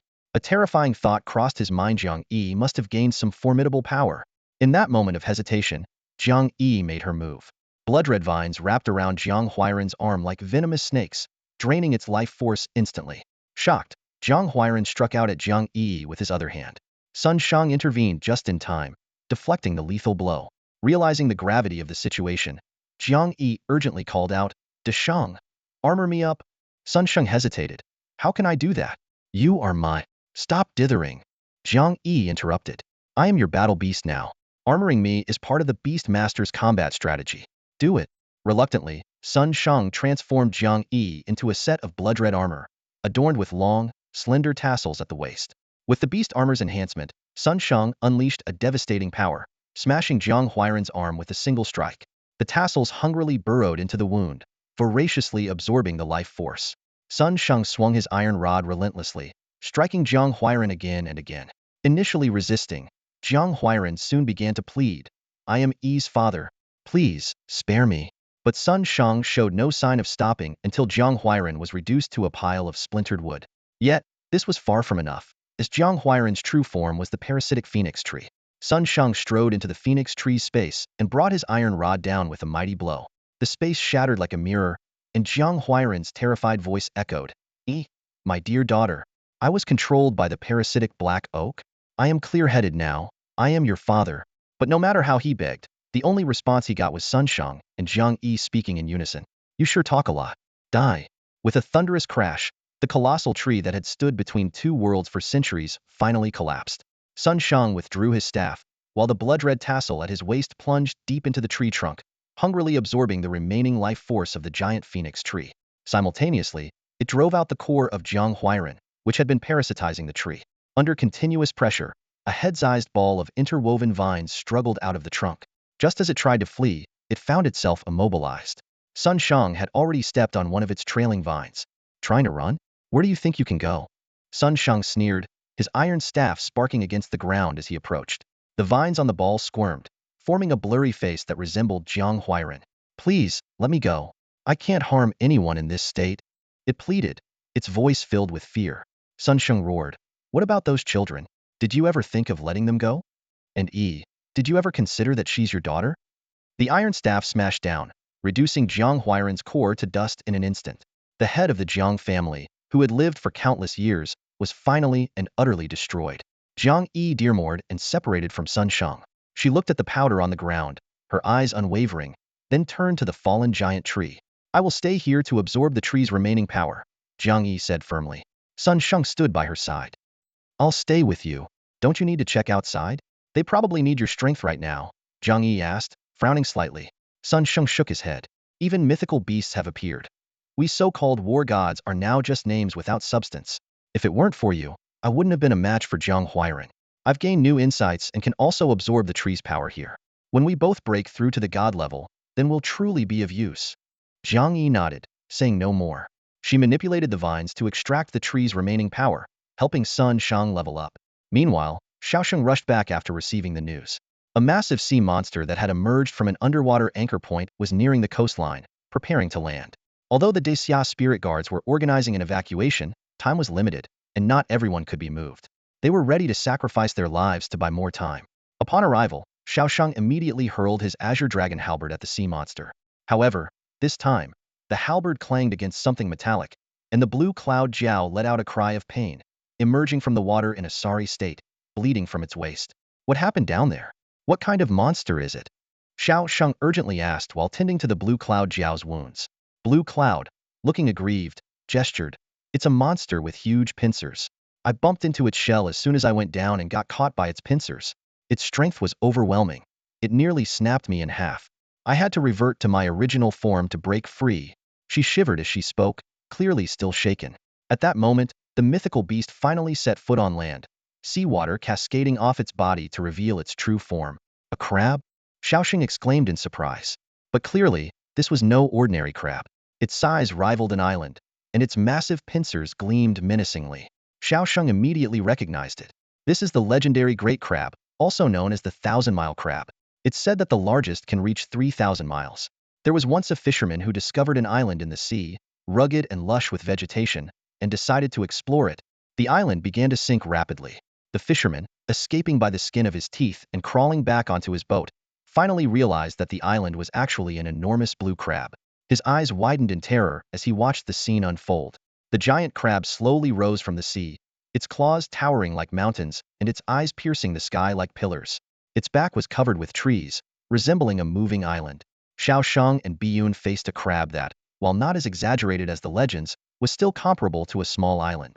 Its massive claws glinted menacingly, capable of easily snapping Biyun's azure dragon halberd. The crab brought its blood-stained claw to its mouth, savoring Biyun's blood. Descendant of the dragon clan. The crab's eyes shifted, and its voice rumbled like thunder. The dragon clan trapped me in the sea's abyss, making me endure a millennium of suffering. Now that I am free, I will start with you. Before the words had fully left its mouth, the crab charged with its claws swinging, shaking the earth and mountains. Xiaosheng thought, this is definitely a divine beast. We're no match for it. Luckily, I already ordered Kuinyo to return. It should be here soon. Meanwhile, John in America received the news and wielded Thor's hammer to confront another divine beast. It was a gigantic thunder eagle hidden within the storm clouds, and John's attack seemed almost ineffective against it. Thor's hammer had taken repeated damage, significantly reducing its power. In a critical moment, the thunder eagle suddenly halted its attack and looked warily into the distance. Following its gaze, John was astonished to see Kuinyo, the creature that had been freeloading off him all this time. Tears of excitement filled John's eyes. Oh God! Have I finally moved you? Come and form a contract with me, so we can fight this powerful enemy together. However, Kuinyo brushed past John without a second glance and said, move aside. You're in the way. After all the time you've spent serving me, how can you still be so clueless? With that, it soared through the clouds, heading swiftly towards Daxia. The Thunder Eagle, wary of Kuinyo's power, waited until it had departed before daring to move. John stood there in a daze, unsure if he had been struck by lightning or if his heart had just died. He was completely numb. After Kuinyo left, the Thunder Eagle launched another attack on Old John. Old John's heart was numb, but he still fought back fiercely. He swung the Thunder God's hammer towards the giant claws of the Thunder Eagle. At the moment of collision, a thunderous roar echoed for miles. John held his ground for just a moment before the Thunder Eagle's claws pressed down hard, shattering the weapon that had accompanied him for most of his life. John was filled with anguish, thinking of how Kuinyo had absorbed the hammer's power and then abandoned him. He couldn't help but cough up blood. The residual power from the shattered Thunder God's hammer briefly repelled the Thunder Eagle, but also severely injured John. The Thunder Eagle quickly recovered and lunged at John with its electrified beak. At the critical moment, a man in a black robe stepped in front of John, gripping the eagle's beak with one hand. As his robe tore, 6 pristine white wings and a holy visage were revealed. It was none other than the Archangel Michael. William and his angelic guards arrived shortly thereafter to provide protection. Although Michael was the Archangel, he only displayed the power of a lunar-level being. and his wings seemed almost ethereal. However, this was sufficient to fend off the average divine beast and save John in time. William hoisted the severely injured John and asked with a grin, "Old John, where's your thunder god's hammer?" John snorted and didn't respond, knowing William was asking on purpose. William wielded one of the 3 sacred treasures of Fusang, enough to make up for the power gap with John. On the other side, just as the giant crab was about to seize the azure dragon again, a sudden thunderclap sounded. A thick bolt of lightning descended from the clear sky, repelling the crab. Kueino finally arrived by Xiao Sheng's side. The contract took effect instantly, making Kueino Xiao Sheng's beast companion. Relieved, Biyun patted her chest and said, "With this old bull around, I won't be in such danger anymore." Eager to prove itself, Kueino asked, "Master, is this giant crab my opponent?" Xiao Sheng nodded. Thunder rumbled continuously from Kueino's abdomen. Dark clouds gathered, and lightning dragons roared. The giant crab sensed trouble. Although its power was comparable, it was at a disadvantage in terms of attributes. Kueino seemed to have the upper hand, and victory appeared to be just a matter of time. Additionally, divine beasts had also appeared in Britannia. With the help of the Knights of the Round Table, the Night King successfully lifted the intricate seals on the legendary sword, Excalibur. The immense power within the sword made her formidable enough to challenge mythical beasts. As Excalibur shone brilliantly in her hand, the Night King stood surrounded by her loyal knights, who formed a protective circle around her. With the final seal broken, a surge of overwhelming power flowed into her, granting her the strength to confront the beast. She gripped the sword's hilt tightly, feeling the power that could rival that of any mythical creature. Despite this newfound strength, the absence of the scabbard left the Night King somewhat anxious. Determined to take an offensive stance, she gritted her teeth and the knights seamlessly formed a human shield around her. The 10-meter-long light sword traced a graceful arc through the air as the Night King swung it towards the monster emerging from the waterfall. The blade's path parted the waters, and the enormous lake monster let out a thunderous roar. Unable to withstand the divine sword's edge, the light sword pierced through the beast's body, cleaving it in two. The Night King breathed a sigh of relief and scanned the surroundings to ensure the threat was neutralized. Meanwhile, Key of Rus faced its own crisis. The frozen eye of hell had been breached by demons, and terror bears emerged from the dark forest. Under the guidance of the Northern Iron Guards, the 2 mythical beasts converged and launched a ferocious assault on the city. In this critical moment, the Ice Princess Yekaterina wielded the Tsar's scepter. Radiant light burst forth from the scepter, and a biting cold wind howled. The flames on the demons were instantly extinguished, and the 2 beasts were transformed into lifelike ice sculptures in the freezing air. Exhausted after ensuring the crisis was over, Yekaterina collapsed. Her loyal protector, Andrei, braved the harsh cold to catch her, trembling as he said, "Your Highness, let me take you home."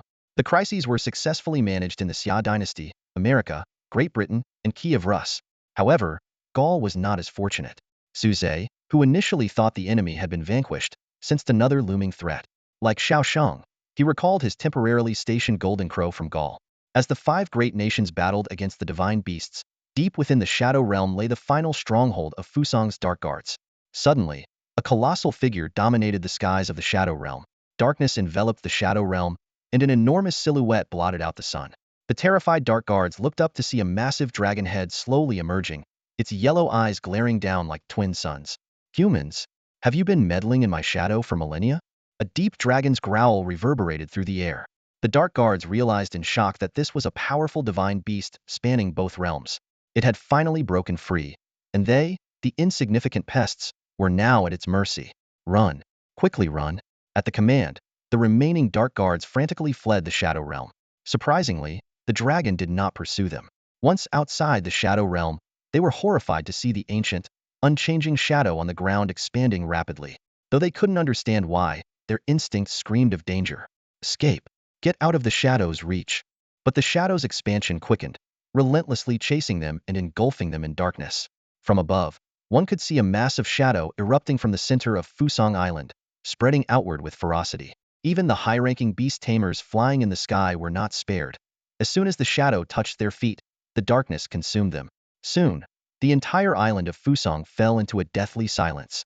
The people, enveloped by darkness, had their consciousness extinguished before they could even ponder their fate. After covering the entire island, the shadow swiftly contracted, transforming into an extraordinarily handsome man clad in black. Fusang Island had vanished from the world. The man in black raised his right hand, observing his now flesh-colored skin, and murmured, "I never thought such a small island would have so many humans. By devouring them, My power is finally restored.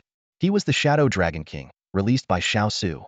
Using his innate skill, Shadow Devour, he had consumed the entire island of Fusong, returning to his peak state. The Shadow Dragon King closed his eyes to sense his surroundings, quickly locking onto Su Zhe's location and detecting the presence of Hamba. He licked his lips. I originally just wanted to complete the transaction, but it seems there's an unexpected bonus. Devouring Hamba, I might ascend to a solar corona-level divine beast, right? With that, he transformed into a shadow and sped towards Su Zhe. At that moment, Su Zhe had just defeated the Cyclops and was sitting on the ground, relieved. He contacted Sun Shang and Xiao Shang, learning that Sun Shang had successfully dealt with his enemies and Xiao Shang was gaining the upper hand. Believing the crisis to be over, Su Zhe relaxed completely. However, to his surprise, the Hamba beside him suddenly stood up, staring intently towards the east. What's wrong? Su Zhe asked, sensing something amiss. Hamba replied, Master, I sensed a very powerful presence just now spying on us. And now, it's heading straight for us. Upon hearing this, Su Zhe immediately stood up, his brow furrowed. How powerful? Can we handle it? Hamba shook her head, her expression grave. It's at the peak of the moonlight level, just a step away from the solar crown. It seems to be a dragon, far stronger than ordinary moonlight beasts. At my peak, I wouldn't fear it, but now, at best, I can protect you.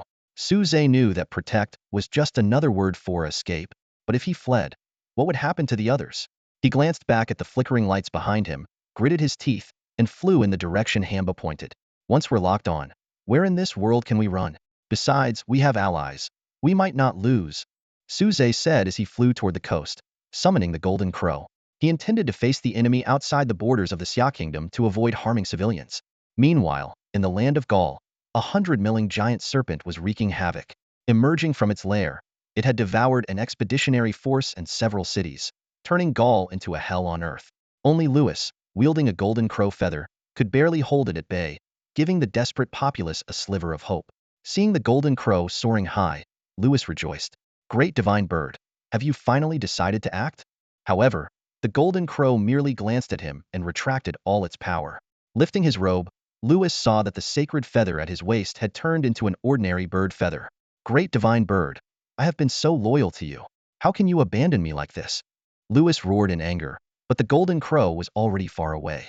Without its deterrence, the giant serpent resumed its rampage. Lewis took advantage of the chaos to flee, abandoning his people. The hope that had momentarily ignited in the hearts of the Gaulish people was instantly extinguished, swallowed by the serpent. Humans, long time no see. A shadow coalesced in front of Su Zhe, forming into a man in a black robe with dragon horns on his head. Su Zhe warily studied the moonlight peak-level beast, puzzled by his familiar tone. Noticing Su Zhe's confusion, the Shadow Dragon King reverted to his true form. Su Zhe suddenly understood. It's you. If they've released you too, then Fusong is likely in grave danger. The Shadow Dragon King sneered. That little island has already been devoured. Next, it's your turn. A powerful pressure made the sea surface as smooth as a mirror. The Shadow Dragon King's shadow opened its massive jaws and attacked from below. Drawing on his experience, Su Zhe swung his spirit whip just in time, narrowly dodging the attack. The sea surface, like a giant jelly, momentarily vanished before quickly being filled by surrounding water. The Shadow Dragon King's true form and shadow worked in perfect harmony, like two moonlight-level beasts attacking in tandem. Su Zhe soon found himself in a difficult struggle, his beast armor torn by dragon claws. Feng Qingyi let out a sorrowful cry but continued to protect him. Fortunately, the flames of Hamba and Feng Qingyi countered the dragon fire, preventing an even more dire situation. Just as Su Zhe was about to be torn apart, a golden light ripped through the night sky, separating them. The golden crow had arrived just in time. The Shadow Dragon King hesitated, watching Su Zhe form a pact with the golden crow. In Su Zhe's mental sea, the golden crow and Hamba communicated. Once enemies, they now serve the same master. Su Zhe interrupted their reunion, instructing Feng Qingyi to disengage the armor and opting for Hamba's armor and the golden crow's weaponization. All this happened in an instant. The Shadow Dragon King snapped out of his shock, cautiously observing. Although the golden crow and Hamba were both at the Starshine peak level, their solar coronation bloodlines compensated for the level difference. In the ensuing battle, Su Zhe no longer fell behind, even severing one of the Shadow Dragon King's claws. Although the Dragon King reattached the claw using his shadow, he kept his eyes fixed on Su Zhe, who now resembled a deity. With the Golden Crow's power, Su Zhe shone like a new sun, making it impossible for the Shadow Dragon King to discern his state hidden beneath the sunlight. Just as the Shadow Dragon King was about to retreat, It noticed a drop of blood silently slipping from Suzei's body and falling into the sea. Cracks spread across Suzei's body like a spider web, and blood gushed down his limbs, quickly covering him in a crimson hue. He gritted his teeth, enduring the excruciating pain, as the combined power of two supreme divine beasts was pushing him to his limits. Yet, he dared not deactivate his weapon and armor forms. Only by unifying the divine beast's power through his master form could he stand a chance against the Shadow Dragon King. Haha! Your body can't take it anymore. The Shadow Dragon King gleefully lunged forward, opening its massive jaws to devour Suzei. Taking a deep breath, Suzei's golden crow sun-cutting blade transformed into a brilliant sun in his hand. With a swift motion, for gleaming slashes severed the Shadow Dragon King's four claws. Ah! The Shadow Dragon King cried out in pain, writhing its now clawless body. Human, why do you fight so desperately? Don't you feel the pain? The sunlight on Suzei's body dimmed as he stood, drenched in blood, before the Shadow Dragon King. He spoke slowly. Of course it hurts, to the point where I've wanted to give up more than once. But I cannot die. For behind me lies the countless lights of Daxia. You may recover by devouring all of Fusang, but I will never let the people of Daxia become your prey. He raised his blade high, ready to use his last ounce of strength to decapitate the Dragon King. As the guardians of Daxia, we must stand for those who have fallen before us. Kill. However, the dizziness from excessive blood loss overwhelmed him, and Suzei blacked out, plummeting from the sky. Seeing this, the Shadow Dragon King, writhing with its clawless body, lunged at Suzei, intent on swallowing him and the two divine beasts whole. At that critical moment, a sword's resonant hum echoed from within Daxia. Die! The Shadow Dragon King twisted its mangled body, its face contorted with rage, as it lunged towards Suzei. Just as it bared its gaping maw, a blinding flash of sword light tore through the sky. The Xianyuan Xiaoyu sword sliced through the air, severing the dragon's head in a single strike. The ocean surface shattered like glass, revealing the seabed 1,000 meters below. In its final moments of consciousness, the Dragon King's mind was filled with disbelief. I've been beheaded? The golden eyes of the dragon slowly closed, and its massive body plummeted to the ground with a resounding crash. Feng Qingyi caught the falling Suzei just in time, while Hamba and Jinwu reverted to their true forms, warily eyeing the divine sword hovering above. Hamba muttered to herself, this sword. It feels so familiar, yet I can't remember. She instinctively felt a twinge of fear. Jinwu, on the other hand, analyzed, this sword is indeed powerful, but its energy has been accumulating for years. Once unleashed, it will quickly diminish. The Xianyuan Xiaoyu sword floated gracefully, its tip pointing toward the two beasts. It seemed to be scrutinizing something, lingering especially long in front of Hamba. Then, with a swift turn, it headed straight for the unconscious Suzei. What are you doing? Feng Qingyi exclaimed in alarm. But the divine sword had already made an incision on Suzei's back and embedded itself within him. Hamba and Jinwu rushed over, only to see the wound on Suzei's back healing rapidly. The sword was absorbing residual energy while simultaneously nourishing Suzei's body with its sword aura. Relieved, everyone let out a sigh of relief. Meanwhile, on the other side of the Great Xia coastline, Xiaosheng was locked in fierce combat with a giant crab. Thunder roared and lightning flashed. The seawater became a deadly weakness, with each strike causing the crab to shudder violently. Soon, the charred giant crab collapsed completely onto the beach, its massive claws hanging limply at its sides. The lighthouse-like eyes of the crab bulged out, unmoving, looking just like a dead crab. Xiaosheng watched the massive crab body warily, not daring to let his guard down. He summoned lightning once more, and thick bolts whipped against the crab's shell, blue arcs dancing for a long time before gradually dissipating. The charred shell emitted a tantalizing aroma of roasted meat. Exhausted, Xiaosheng slowly descended to the ground, wiping the blood from the corner of his mouth. He stared at the motionless crab, secretly breathing a sigh of relief. The dark clouds in the sky had mostly dispersed, and the power of the Kuei-Nyo was nearly depleted. At this moment, Biyun came hopping over to the giant crab, excitedly breaking off one of its massive claws. You pinched me so hard before, and even wanted to eat me. Now I'll eat you first. She couldn't wait to taste it but suddenly frowned. Strange. Why is there no meat in such a big claw? Xiaosheng was startled by her words and quickly checked. Indeed, not just the claw, but the entire crab body was empty. His face changed dramatically as he shouted, Run! This crab has molted. It's not dead yet. Before he could finish his sentence, the sea suddenly surged with towering waves. A similarly sized but much pinker crab emerged from the water. Although its defense was greatly reduced after molting, Xiaosheng and the Kuei-Nyo were already exhausted and could no longer unleash their previous power. Seeing the giant claw crashing down, the shadow enveloping Xiaoshang, a loud dragon roar echoed across the sky at the critical moment. A golden dragon soared into the air, its claws effortlessly disarming the giant crab, then spewed dragon flames to thoroughly roast it. Suspended in midair, the golden dragon looked down at the crab below, speaking calmly, "Giant crab, I've heard you harbor a deep grudge against my dragon clan." Its body displayed a strange color contrast, half deep gold and half light gold, like a newly reborn half-body. The giant crab, ignoring the pain of losing its massive claw, glared at the empty space where the golden dragon had been and roared, "Dragon clan, it's because of you that I've endured 1,000 years of suffering." With its remaining claw, it lunged at the golden dragon above, but forgot it was still in a weakened state after molting. The fragile new exoskeleton shattered instantly under the dragon's flames, causing its legs to fall off one by one. One crab leg landed right in front of Biyun. She licked her lips and eagerly picked it up, devouring it with gusto. The essence blood contained within the divine beast's limb caused Biyun's aura to surge, hinting at an imminent breakthrough. The golden dragon noticed and lowered its head to Xiaoshang, saying, "Human, long time no see." Xiaoshang was taken aback, then remembered the golden dragon he had encountered beneath Qinglong Beast Academy. He exclaimed, "It's you?" The golden dragon nodded in acknowledgement, and then looked at Biyun, saying, "Is this the child who inherited my essence blood? Let me give her an extra boost." With that, a drop of golden dragon blood fell onto Biyun.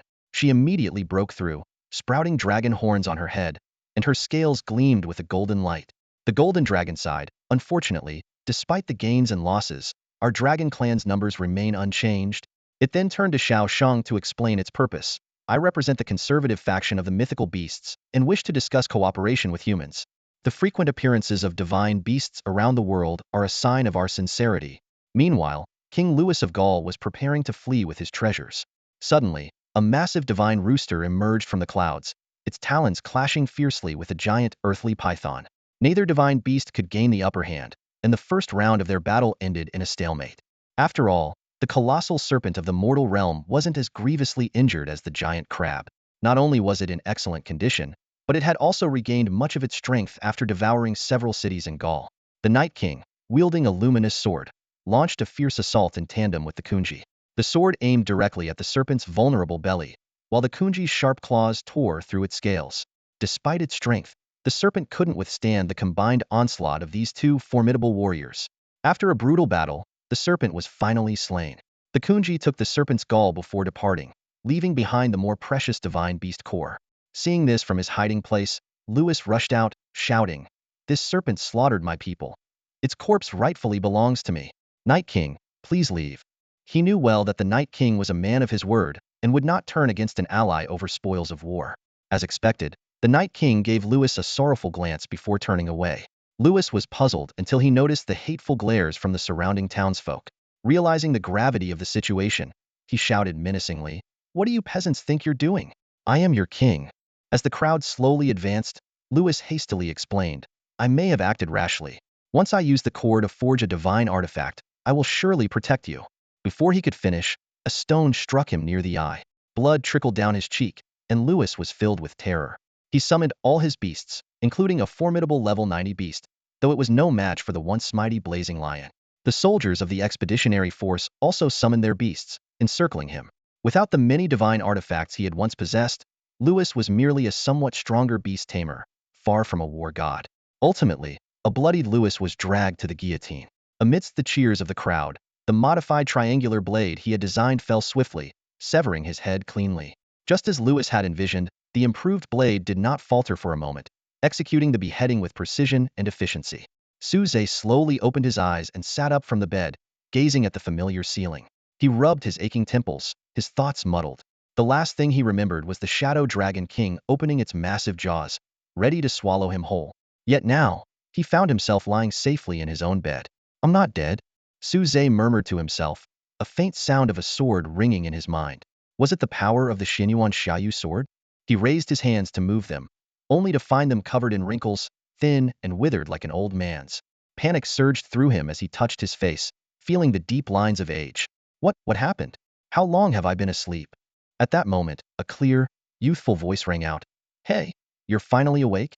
Suze turned his head warily to see a boy of about 12 or 13, with striking eyebrows and eyes, looking quite handsome. But Suze didn't recognize this child and had no idea why he was in his room. Where's Xiuyao? Hamba? Feng Qingyi? Where did they go? Suze clutched his forehead in pain. The boy's eyes twinkled as he suddenly shouted, Grandpa Suze, you're finally awake. Grandpa? Suze was stunned. I'm only in my early 20s. Whose kid are you? Grandma Xiuyao asked me to take care of you, the boy said earnestly. Grandma? Xiuyao? Suze's body swayed, and he fell back onto the bed. This can't be true. Who is your grandfather? How long have I been asleep? As Suze was on the verge of breaking down, hurried footsteps echoed from outside the door. Brother Suze, you're finally awake? Xiuyao burst through the door, her tired face marked by dark circles but filled with excitement. She threw herself into Suze's arms, and the weak Suze was immediately pressed back onto the bed. Suze was momentarily stunned but then hugged Xiuyao tightly, gently stroking her jet black hair. Seeing that Xiuyao was still young and beautiful, he felt a bit relieved. Yao Yao, how long have I been asleep? Suze asked softly. Since they brought you back covered in blood. It's been almost 10 days, Xiuyao replied. Only 10 days? Suze breathed a sigh of relief. The boy beside him pouted. Boring. I wanted to mess with you, but you figured it out so quickly.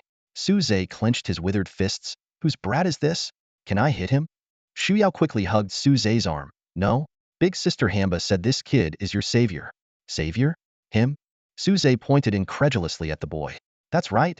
It's me, the boy said proudly, hands on his hips. If I hadn't chopped off that little dragon's head, you'd have been digested by now. Chopped off the dragon's head. Are you the Xinyuan Xiaoyu sword? Suze exclaimed. A white light flashed, and the boy transformed into an ancient, majestic bronze sword before quickly reverting to human form. You can just call me Yu Gu, he said arrogantly. You, Gu. Suze struggled to speak. I really appreciate you saving me. But weren't you always accumulating power? How do you have time to joke around with me now? Yu Gu shrugged. To save you. I used up the sword force I'd accumulated for thousands of years. There's no point in retreating to cultivate further. Then there's no need to stick around me all the time. Suze scratched his head. Your body endured far beyond its limits, and it's already in tatters, Yu Gu said irritably. If I hadn't used my essence to stabilize and regulate the power within you, do you think you could move around so soon? Used your essence? Suze was puzzled. That's right, my true form is now serving as your spine inside your body. What you're seeing is just an avatar, Yu Gu explained. Of course, there will be some side effects. Hearing this, Xiuyao looked at Suze's current state with concern.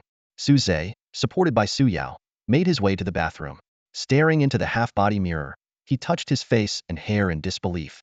The mirror reflected the face of an unfamiliar old man, with a wrinkled complexion and gray hair, which left Suze momentarily stunned. His trembling hands traced over his withered skin, unable to believe this was his current appearance. Suyao gently held his shaking body, her eyes filled with concern. What happened to me? Suze asked hoarsely, trying to suppress his inner panic. Suyao shook her head, unsure of how to respond. Over the past 10 days, she had witnessed Suze age at a visibly rapid pace, but at the same time, his horrific wounds were healing quickly. She was both frightened and confused, uncertain if this was a blessing or a curse. Your injuries have affected your life essence, said Xinyuan Xiaoyu Jian, leaning against the door. To heal you, we had to deplete your life force. Now, your physical state is equivalent to that of a 70-year-old man. Upon hearing this, Suze's body wavered, and Suyao hurriedly supported him. Brother Suze, it doesn't matter what you look like, she comforted him softly. But Suze couldn't accept his current state. With his appearance, it was uncertain how many years he had left, and he couldn't bear to burden Suyao. Seeing their tearful faces, Xinyuan Xiaoyu Jian frowned and said, Is it really that bad? Once you break through to the divine level, you can recover. Really? Suze asked, wiping away his tears. Just a moment ago, he thought it was the end for him. But if breaking through to the divine level was an option, there was hope. After all, he had the support of 3 divine beasts and a system. However, Xinyuan Xiaoyu Jian continued. The problem is, your life force is already very weak. In the human world, where such power is scarce, you might not survive long enough to reach the divine level. Suze immediately understood the implication. You mean, I need to go to the beast world? Xinyuan Jian nodded. That's right. Only in the beast world can you rapidly increase your level. Suze frowned. But the only way to travel between the 2 worlds is through those 14 pillars. Xinyuan Xiaoyu Jian patted his chest confidently. With me here, there's no need to worry about that. Brother Yu, are you also going to the beast world? Suze asked in surprise. After all, Xinyuan Jian was the strongest asset of Dixia, and taking him along seemed inappropriate. That's right, Xin Yuanjin replied. I've accumulated a sword force over thousands of years to deal with super strong divine beasts like the four evils. Now, to save you, I used this power against a mere moonlight-level divine beast. When the four evils eventually arrive, I might be depleted. It's better to take the initiative and hunt them down in the beast world. Despite his appearance as a 12 or 13-year-old boy, Shen Yuanjian spoke with a fierce determination. He had been observing Su Zhe's battle with the Shadow Dragon King, hesitant to intervene. Ideally, his power should be reserved for critical moments, not wasted on moonlight-level beasts. But seeing Su Zhe on the verge of being devoured by the dragon, he chose to act. There was a sense that this might be the right decision. Since Xin Yuan Xia Yujin had already made up his mind, Su Zhe couldn't refuse. With him by his side, even in the beast world dominated by divine beasts, he could hold his own. Yet, he still felt uneasy. Leaving would mean taking his beast with him. De Xia had just faced an attack from divine beasts, and calling back Kuei Nyo and Jinwu had already offended Meligian and Gaul. Gaul was not a threat, but Meligian required caution. The mysterious cloaked individual was a peak moonlight-level divine beast, and after experiencing a battle with the Shadow Dragon King, Su Zhe knew the terrifying power of such creatures. Without Xin Yuan Xia Yujian and himself, it would be tough for Sun Shang and Xiao Shang to defend against them. Xin Yuanjian seemed to notice Su Zhe's concerns and smiled maturely. Kid, don't worry too much. While you were unconscious, people from that country already visited. But I didn't need to intervene because a guest is currently protecting De Xia. And there's some news about you that I think will make you eager to go to the beast world. Su Zhe looked at Xin Yuan Xia Yujin's avatar in confusion, but he didn't press for more information. To be honest, I don't know much about the specifics either. It's been waiting for you to wake up to deliver the message personally. So, once you're ready, set off. Su Zhe slowly got up and pushed open the door. Outside, the mythical beasts Hamba, Jinwu, and Feng Qingyi had been waiting for a long time. Although the recent battle had left them severely weakened, the spoils were substantial. Hamba had obtained the Cyclops Crystal Core and Taodai Essence Blood, while Jinwu had acquired the Shadow Dragon King's Crystal Core. What delighted Su Zhe the most was that Feng Qingyi had advanced to the Starshine stage, becoming a true divine phoenix. With these three divine beasts and the Xinyuan Xiaoyu sword, Su Zhe felt confident enough to venture into the beast world. Supported by Su Yao, Su Zhe dragged his weakened body towards the ruins of Qinglong Royal Beast Academy. Along the way, special operations team members, old friends like Gua Linshan and Yu Shanghua, came to visit. Wang Zi approached and put an arm around Su Zhe's shoulders, only to receive a glare from Su Yao, making him awkwardly withdraw. More and more people gathered around, chanting Su Zhe's name and expressing their gratitude for his sacrifice. Struggling through the crowd, Su Zhe finally reached the ruins. In a simple shed, Lin Shi and a blonde youth had been waiting for a while. Su Zhe immediately recognized the youth and exclaimed in surprise, "It really is you, the golden dragon from underground?" That's right, the guest mentioned by the Xinyuan Xiaoyu sword is indeed the golden dragon. During Su Zhe's unconsciousness, the golden dragon led the conservative divine beasts to quell the situation. The radical divine beasts suffered heavy casualties, and the survivors fled back to the beast world. The other divine beasts also gradually returned, except for the golden dragon, who stayed behind to help Daxia repel the invading forces of Meligian. Zhan, furious, led the Thunder Guard in pursuit of the Kuei Nyo, but the actual leader was Archangel Michael. When he saw the Kuei Nyo enjoying roasted crab with Xiao Shang and the others, he finally lost his temper. Xiao Shang, how dare you deceive me? Using my Mjolnir to hatch a beast egg, was this your plan all along? Xiao Shang ignored Zhan's anger and instead looked gravely at Michael. The Kuei Nyo had already indicated through their contract that it was no match for the Archangel. Seeing this, Zhan grew even more agitated. I've treated you so well, and yet you betray me. What does he have that I don't? The Kuei Nyo snorted dismissively, while Xiao Sheng thought to himself, why does this feel like I stole his lover rather than a beast? A bolt of lightning streaked across the sky, and Zhan instinctively hid behind Michael. Michael, however, was focused on the hovering golden dragon. Aren't you leaving? He asked. The golden dragon retorted, I have unfinished business. But you, Michael, as the Archangel, you disappeared after using your 6 wings as the world's pillars. Did you come to the human world under this pretext? What is the angel's real agenda? Michael didn't answer, but instead ordered a retreat. Zhan was incredulous. You're just going to let this go? Michael gave him a cold look. If you don't want to leave, stay here yourself. With that, he turned and flew away. Zhan looked back at Xiao Shang's menacing smile and the poised Kuei Nyo, swallowing hard. Retreat. Everyone, retreat. He led the escape, with the Thunder Guard following closely behind. Xiao Shang chose not to pursue them. After that, the golden dragon found the shelter Lin Shi had built and waited for Su Zhe to wake up, while catching up with this old acquaintance who had kept him company underground for decades. The golden dragon paced into the shabby shelter, a complex look flashing in his eyes. Lin Shi, noticing this, instinctively shrank back, his fingers trembling slightly. The memories of those years underground were evidently unpleasant. Most of the time, Lin Shi was busy with research, and the golden dragon was the subject of that research. As the atmosphere grew tense, Suze slowly awoke and stumbled inside. Lin Shi, relieved, hurried to meet him and whispered urgently in his ear, "Suze, finally you're here. This guy has been hanging around, and I've been on edge these past few days, afraid he'd come seeking revenge. But he says he's here to see you. Did you do something to him behind my back?"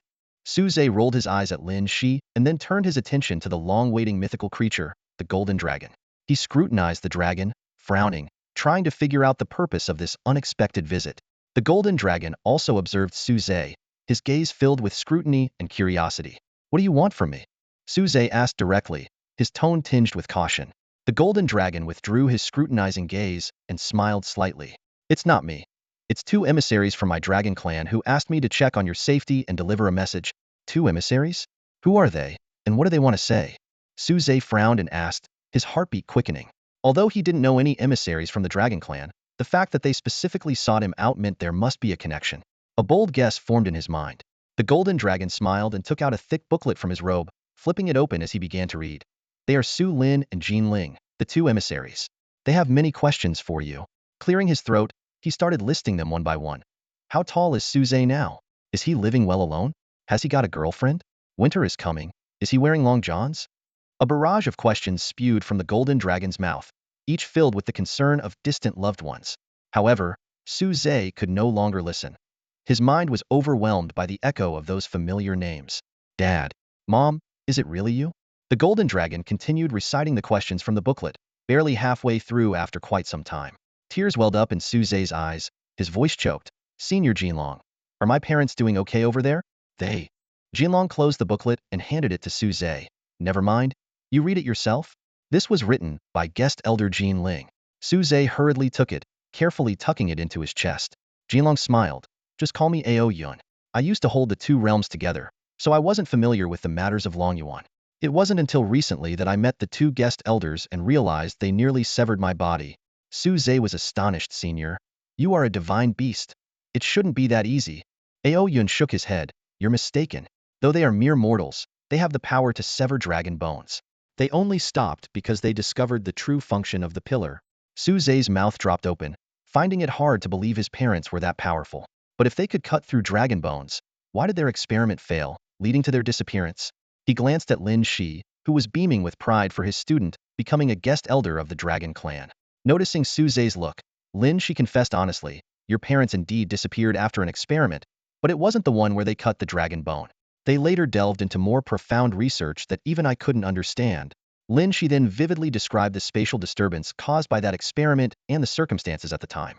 Suze was shocked, pointing at himself. "I was there?"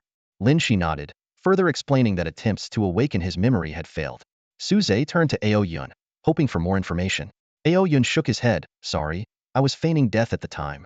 Otherwise, being dissected for experiments would have been unbearable." He glanced at Lin Shi, who quickly hid in Suze's shadow. Suze persisted. "Did you see my parents later? Did they say anything?" Ao Yun sighed. "Your parents were the most important guests of the dragon clan. Even the clan leader had to seek their advice. I was just an ordinary member, not qualified to interact much with them." Suze nodded helplessly.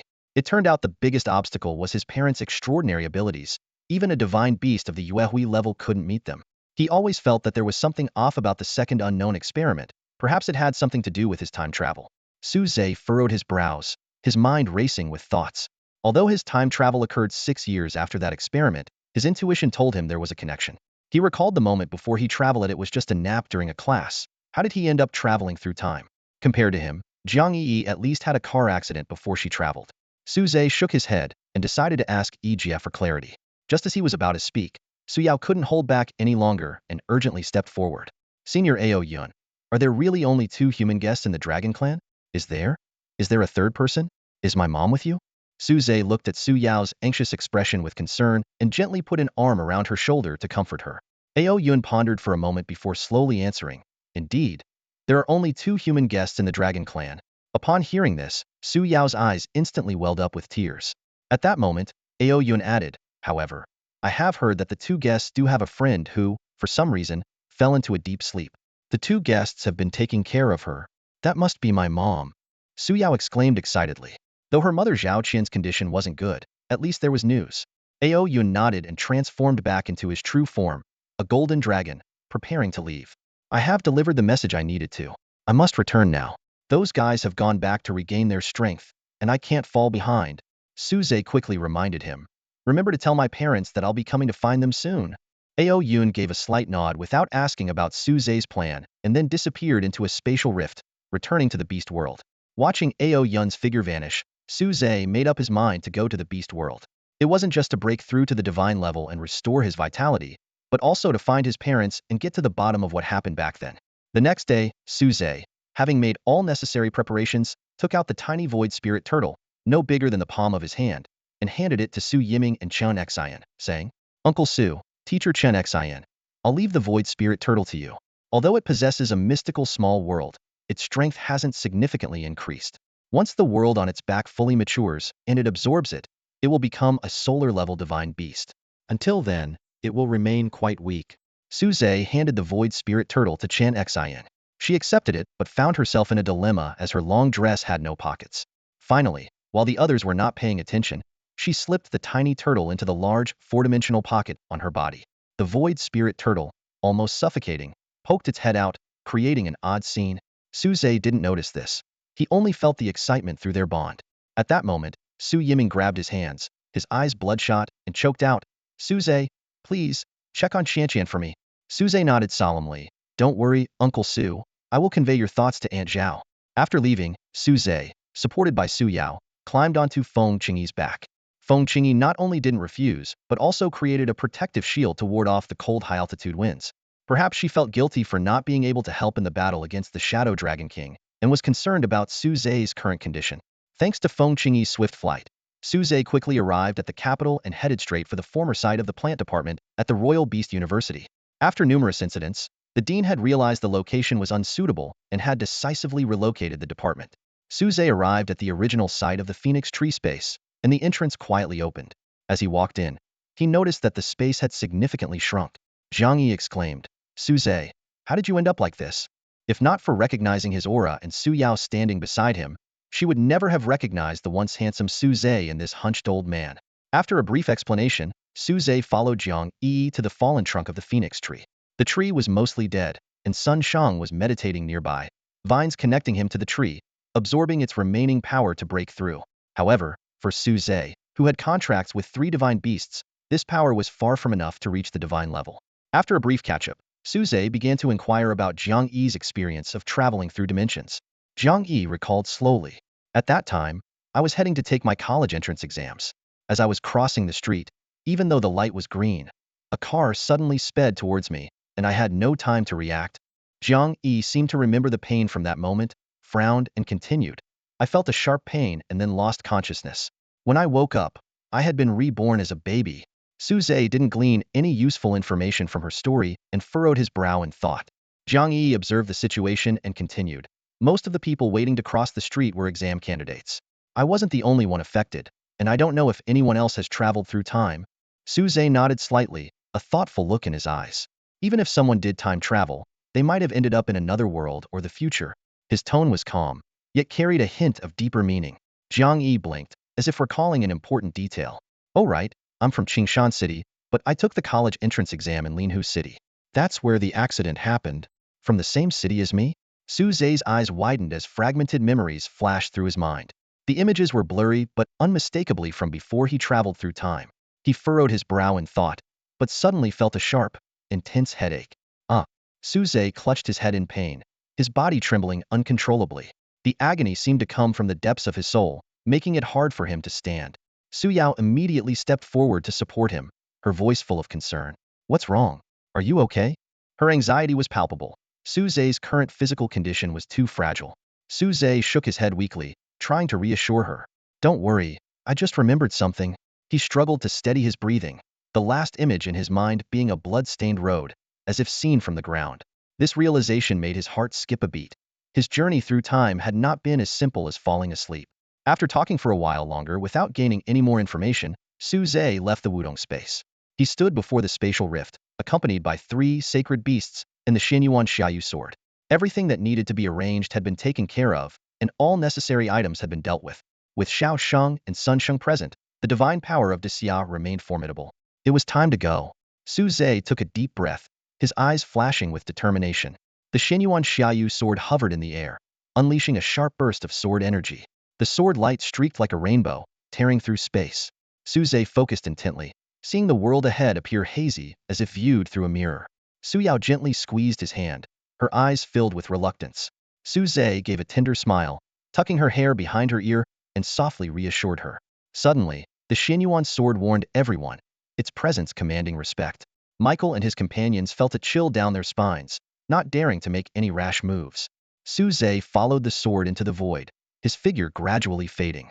Su Yiming joked with his daughter to lighten the mood. The Shadow Moon Wolf King nuzzled Su Yao, offering comfort. Before departing, Su Zhe made thorough arrangements. He left the beast egg with his team, entrusted the Void Spirit Turtle to Chan Xin, and assigned the Shadow Moon Wolf King to protect Su Yao. The group cheered and wished him well, watching the hero embark on his journey. Su Zhe glanced back one last time before stepping into the spatial rift. Urged forward by the Xianyuan sword, he quickly followed.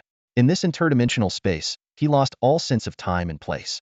They had no idea how long they had been walking or how far they had gone.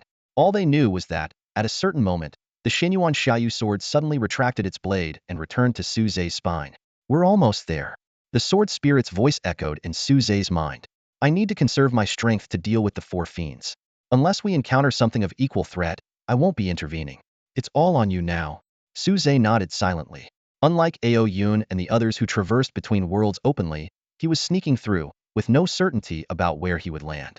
If he ended up directly in the lair of the 4 fiends, it would spell big trouble. Suddenly, the spatial barrier surged, and a wave of intense dizziness hit him. Su Zhe stumbled and fell to the ground. When he opened his eyes, he found himself in a dense forest, lying among low shrubs. His old, frail body couldn't handle such a strain. He felt the world spinning and was on the verge of passing out. Just then, he heard the rustling of footsteps nearby. Something was approaching. Su Zhe's mind went on high alert. A beast? But he didn't sense any danger or hostility.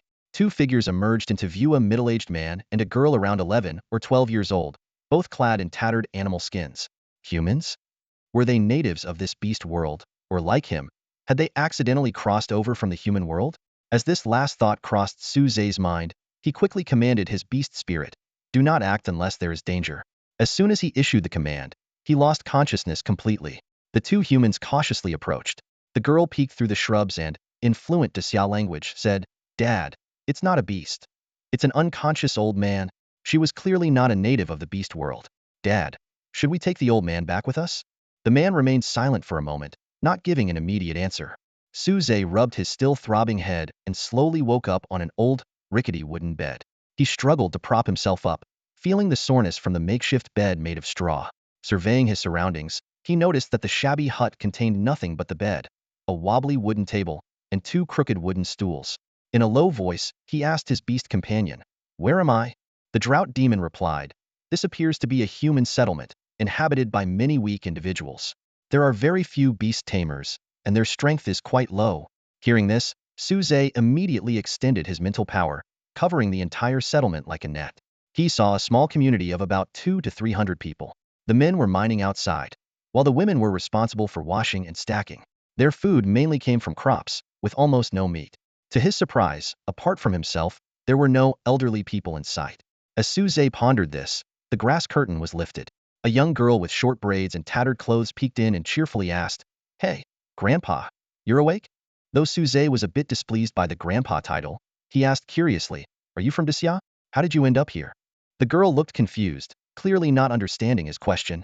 At that moment, a middle-aged man with a square face entered, sat by the bed, and explained, Yu was born here. She doesn't know about Xia. Our family crossed over from my father's generation. The man sighed and continued, You've come here at your age, and it's hard to say if it's a blessing or a curse. The good news is that the beasts might not be interested in you when they come to take people. The bad news is that the community might not accept an old man who can't work, and they might force you out to fend for yourself. Su Zhe caught the crucial detail. Take people?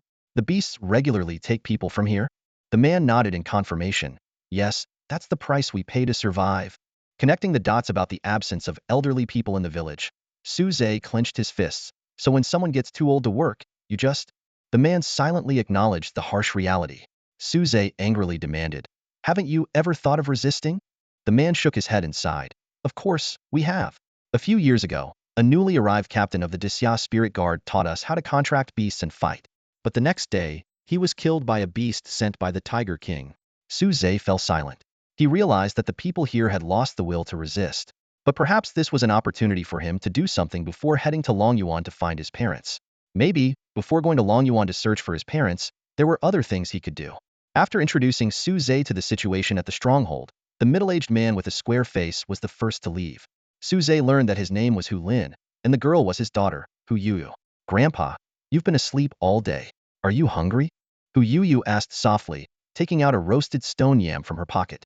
This was one of the few foods that ordinary people in the stronghold could eat. It looked like a sweet potato and was a result of countless trials and errors over hundreds of years. Suze took the stone yam, but after a couple of bites, he frowned. It was hard and tasteless, difficult to swallow. Just as he was about to force it down, he noticed the girl licking her lips. Is this your ration for today? Suze handed the stone yam back to her. Hu Yuyu shook her head in refusal. Suze then broke the stone yam in half. Watching the girl devour her portion hungrily, he couldn't help but feel a pang of sympathy for how precious this unappetizing food was to her. Are you full? Suze asked. Hu Yuyu nodded, still wanting more. Then come take a walk with me. Lifting the curtain of the thatched hut, Suze followed Hu Yuyu outside. Instantly, countless eyes were on him. The stronghold housed not only people from Disya but also foreigners with blonde hair and blue eyes, and some black-haired, yellow-skinned individuals who seemed to be servile. Whispers reached Suze's ears clearly. Is that the guy the Hu girl brought back? Ridiculous. He's too old and will just waste food. Well, he's eating the girl's ration, not ours. He looks new. Maybe he has something useful on him? Ignoring the stares, Suze turned to the girl in front of him and asked, you gave me your ration? Why? We've just met, and you were the one who found me. Hu Yuyu hesitated for a moment before speaking. Because Grandpa was very kind to me when I was little. She recounted how, at 5 years old, her tribe had abandoned her grandfather with 3 days' worth of food. Grandpa gave all the food to me and left alone, never to return. Her eyes welled up with tears as she spoke. When Grandpa left, he looked just like you, wearing the same tattered clothes. Hu Yuyu choked up. I just miss Grandpa. Suze felt both heartache and a bit of helplessness, silently noting that he wasn't old enough to be a grandfather.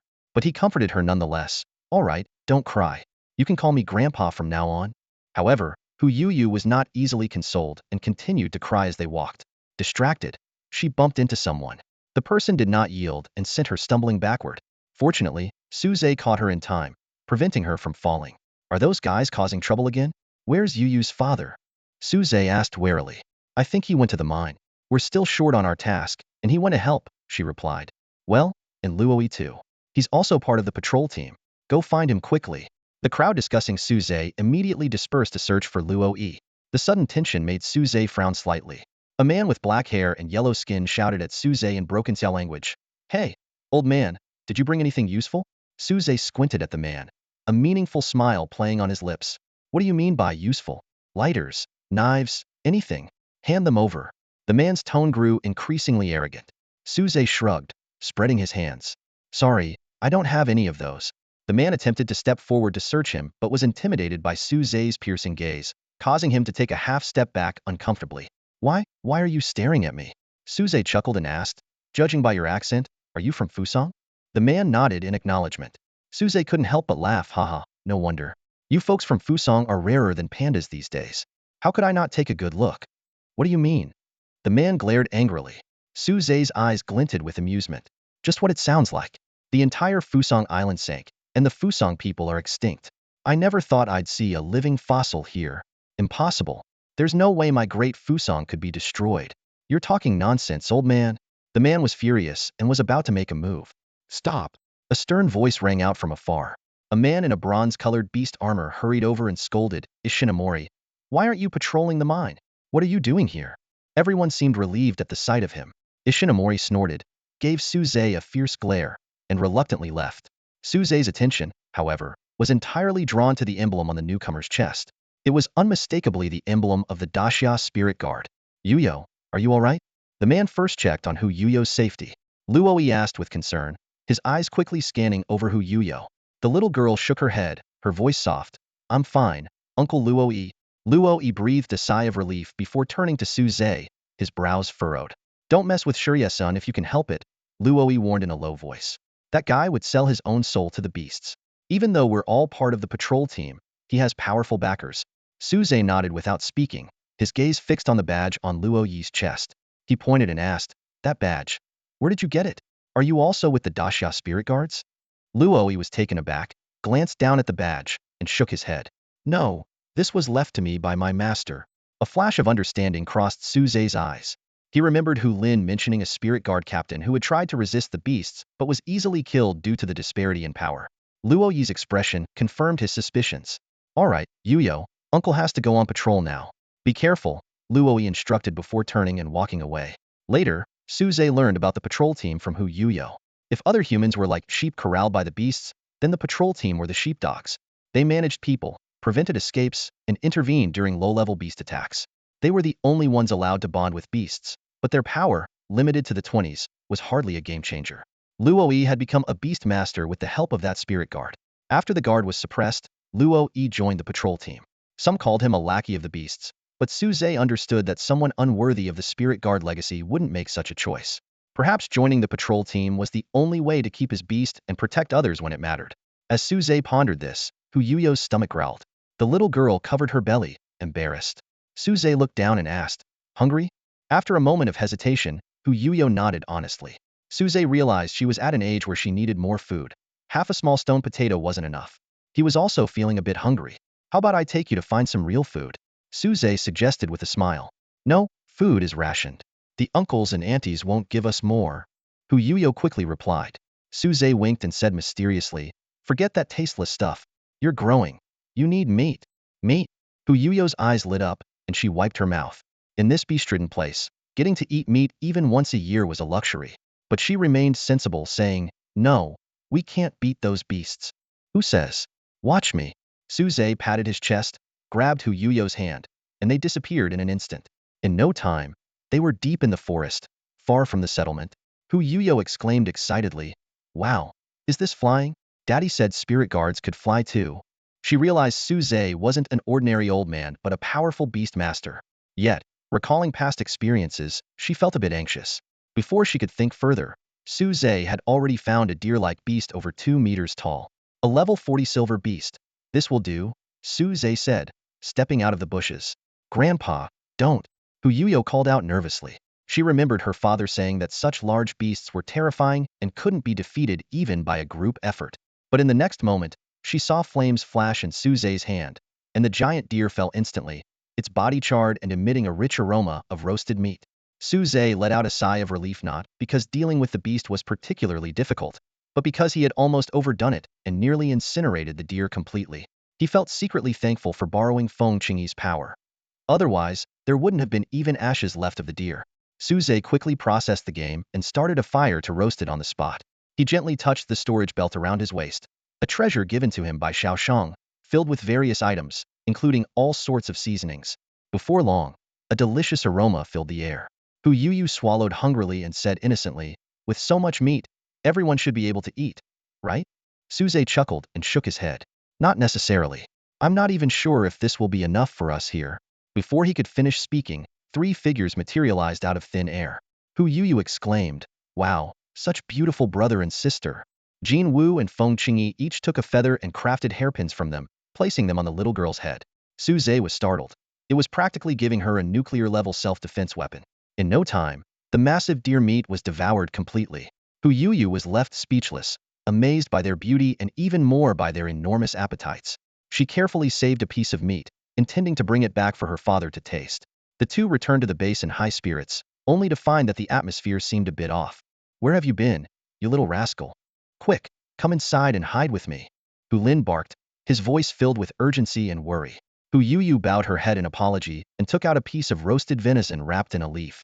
Luoyi sniffed the air in surprise, while Hu Lin's eyes widened in disbelief at the sizable chunk of meat his daughter had brought back. Hu Yuyu instinctively glanced at Suze, and the two understood immediately. Despite Suze's seemingly frail appearance, Hu Lin was well aware of the capabilities of a beast tamer. Unfortunately, In this territory dominated by monsters, even the strongest beast tamer had to tread carefully. Forcing himself to swallow his saliva, he handed the meat back to his daughter and urged her to hide in her room. Suze stayed put and asked Luoyi for an explanation. Luoyi cursed, "It's all because of that scumbag Yesin, who sold us out to the monsters. He's bringing them here to collect minerals and people." Pressed for details, Luoyi explained, "The monster is Yesin's backer. After he suffered a loss, he suggested Yu to the monster, saying that children's meat is tender. So, how did you handle this in the past?" Suze continued to inquire. Luoyi sighed. "We adults would draw lots and volunteer to be taken." Suze remained silent and stepped aside. At that moment, a monster with a pig's head and a human body barged in with its underlings, with Yesin nestled in its arms, being fondled. Suze was shocked to realize that selling out was quite literal. The pig monster roared for Tianqing ore. Luoyi directed the villagers to bring out several baskets of black stones that shimmered with starlight. Suze noticed that the stones contained abundant energy, which could enhance mental strength and significantly extend his lifespan. "What is this Tianqing ore?" Suze asked Jinwu and Hamba in his mind. Jinwu explained, "It's a substance used by low-level divine beasts to enhance their strength. It's useless to monsters above the Yuehui level. We can use it to restore our power." Suze then asked, "Can humans use it?" "Probably," came the reply. After all, even magical beasts can use the special spirit-refining beads to enhance their power. Essentially, there's no significant difference between them and humans. A glint of greed flashed in Suze's eyes. If he could claim this vein of ore, his power would surely increase significantly. As he contemplated how to organize the mining, Heizong finished inspecting the ore and nodded with satisfaction, saying, "Not bad, add 30% more next time." Hu Lin's face changed and he quickly said, "Sir, this is already the limit." Heizong sneered, a cold glint in his eyes. "The limit? You think I don't know about you secretly growing crops? Everyone, start mining." Everyone lowered their heads, their eyes full of despair. From Heizong's embrace, Yesin suddenly spoke in a coquettish voice, "Little Black, don't forget about that matter." Suze frowned, barely containing his discomfort. Heizong, however, wore a lecherous grin. "You'll see what a real beast is later." He then turned to Hu Lin. "Hand over that young girl." Hu Lin braced himself and said, "She was eaten by a magical beast." Heizong sniffed the air and sneered, "Who are you trying to fool? I can smell roasted meat." With that, he strode forward. Hu Lin hurriedly blocked his path, pulling a middle-aged woman to kneel down. "We will take her place." Heizong scoffed, "Your meat is too tough. It would break my teeth. Today, I must take a tender one."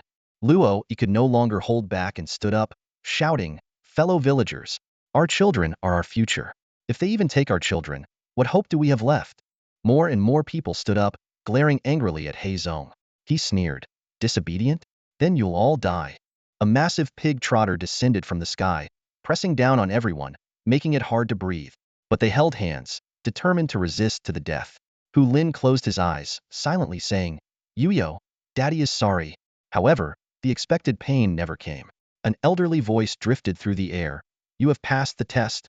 At first, Suze was very displeased when he heard from Hu Lin that they would drive the elderly out of the stronghold and regularly offer people to the beasts. Suze frowned deeply, struggling internally. He understood the desperate choices in times of food scarcity, but his moral compass resisted. It wasn't until Yo-Yo tearfully recounted how her grandfather left with 3 days' worth of rations, and Luoyi gravely explained that only adults voluntarily drew lots, that Suze began to waver. When he witnessed people facing death hand in hand with courage, Suze was deeply moved. This wasn't selfishness, it was a fearless sacrifice. As Heizong had said, these unyielding people of Disya were the hardest to deal with. Determination flashed in Suze's eyes as he spoke firmly, "You have proven yourselves. Every one of you deserves to be saved." He took out a badge and pinned it to his chest, his voice resolute, "As a Disya guardian, I will protect those who fell first. You are the bloodline of Disya, and as long as I live, none of you will die." Luoyi stood frozen, muttering to himself, "Those words. The teacher said them too." Memories flooded back, recalling the heavy losses from the last time. Would it be different this time? Heizong sneered, stomping the ground with his thick pig hooves. "Old man, the last guy who said those words, I tore off his limbs, and I killed a few people he wanted to protect right in front of him. This time, I won't let you have your way." With that, Heizong reverted to his true form, transforming into a massive black boar the size of a small mountain. As a level 90 lore-class beast, it wasn't as powerful as the Shadow Moon Wolf King, but it was enough to sweep through the human world. Its sharp tusks aimed straight at Suze, ready to repeat the previous carnage. Luoyi summoned a weak bronze-level beast and shouted, "Senior, get out of the way. This time, we'll handle it ourselves." Others stood beside him, ready to face death. However, Suze remained unmoved, a hint of disdain in his eyes. "It's just a level 90 pig." Just as the tusks were about to pierce Suze, a blazing flame suddenly erupted, enveloping He Zong entirely. The boar's prized black mane turned to ash instantly, and its tough skin began to crack. Despite this, its Lord-class vitality prevented it from dying immediately. Two more flames appeared in Suze's hands, one blood-red and the other golden. He spoke calmly, "That was a small fire. Here are a medium fire and a large fire. Which one would you like to try?" Everyone was stunned, especially Luoyi, unsure whether to keep his beast armor on or take it off. This situation was entirely different from before. Other beasts and Shuryesan, seeing the unfavorable situation, attempted to flee, but Suze waved his hand, and a wall of fire blocked their path. He coldly warned, "Anyone who tries to escape will be killed without mercy." The beasts, though not fully transformed, had developed intelligence and dared not act rashly. He Zong, panting heavily, begged for mercy. "Spare me, sir. The small fire is already roasting me alive. I don't need the medium or large fire." Suze nodded. "All right, I'll ask you a few questions. Answer well, and I'll spare your life." "No problem." He Zong quickly agreed. First question, where are we? This is Tiger King Mountain. The surrounding 3 mountains and 8 ridges are under the jurisdiction of Lord Tiger King. Suze consulted his 2 guardian beasts, but found they had no knowledge of this place. "And who is this Tiger King you speak of?" He Zong answered honestly, "Lord Tiger King is a gold-striped white tiger, a star-level divine beast, with 3 diamond-level commanders under him." Both the Drought Demon and the Golden Crow shook their heads, indicating they didn't recognize this Tiger King. Suze then decisively ended the life of the now useless and murderous He Zong. As he pondered how to handle the vast amount of pork that could feed the stronghold's residents for years, a mechanical female voice echoed in his mind. "Would you like to reclaim the bloodline of this beast?" Reclaim bloodlines? What's that feature? It didn't seem to exist before. Suze was taken aback, immediately recognizing the system's voice. He had only been in this world for a day, and hadn't used the system since passing out. As he encountered stronger and stronger beasts, the system's gacha machine had become less useful. Unless he could recycle a large number of beast eggs, drawing a divine beast egg was a rare occurrence. Most of the time, he ended up with bronze or silver beast eggs, occasionally gold or platinum ones, which were no longer of much help to him. It had been a while since he obtained a new beast from the system. Could the system have finally evolved? Suze wondered but suppressed his curiosity and didn't check immediately. After all, He Zong had brought a group of subordinates with him. Though they seemed weak to Suze, a single one of them was enough to deal with an ordinary person. He ordered not to touch He Zong's corpse for now, deciding to figure out the situation before deciding whether to reclaim the bloodline. Just as Suze was pondering how to deal with the dozen or so beasts, a bear-like beast suddenly moved. His sharp gaze immediately locked onto it. "What? Still not behaving?" The bear trembled and raised its paw. "Mercy, mercy, sir. I just saw someone trying to escape and stopped them for you." Suze then noticed a bloody figure lying under the bear's paw. It was the previously arrogant Shuryesan. Suze nodded approvingly. Well done. He appreciated the bear's sense of timing. He then decided on the fate of these beasts. "Ulin, take them to the mine to dig. It's time they start working for us." Of course, Suze knew these beasts wouldn't listen to ordinary people, so he had Feng Qingyi go along to keep them in line. "As for you," Suze said to the clever bear, "you'll be the leader of the mining team from now on." After giving his orders, Suze returned to the room where he had woken up, which was also where Hu Yuyu was hiding. The door was blocked, but it was no problem for him. He easily moved it aside. As soon as he entered, he saw Hu Yuyu looking at him with shining eyes. "Grandpa Su, you're amazing." The little girl bounced over, excited. Suze ruffled her hair. "You can be just as amazing one day. For now, help me keep watch outside the door." "Okay." Hu Yuyu instantly stood guard outside, looking around seriously. Suze was just teasing her. The real guardians were his 2 divine beasts, Jin Wu and Hanba. Closing his eyes, Suze entered the system space. Whether it was an illusion or not, the space seemed much larger than before. But the most noticeable thing was a small gacha machine next to the usual one, completely empty. What's this about? Did the gacha machine have a baby? Suze joked as he approached the small machine. Suddenly, a stream of information flooded his mind. The small gacha machine was also part of the system, created when Suze entered the beast world under different rules. It had been in a gray area between 2 worlds, hidden within a pillar during the shadow crossing, hence no changes had occurred. Now that he had truly set foot in the beast world, the system had evolved. The new gacha machine had two main functions. First, it could create gacha capsules by forcibly converting the bloodlines of deceased beasts into capsules, explaining the prompt to reclaim the beast's bloodline after killing Heizong. Second, it retained the daily gacha function. But unlike the large gacha machine, its empty state was influenced by its surroundings.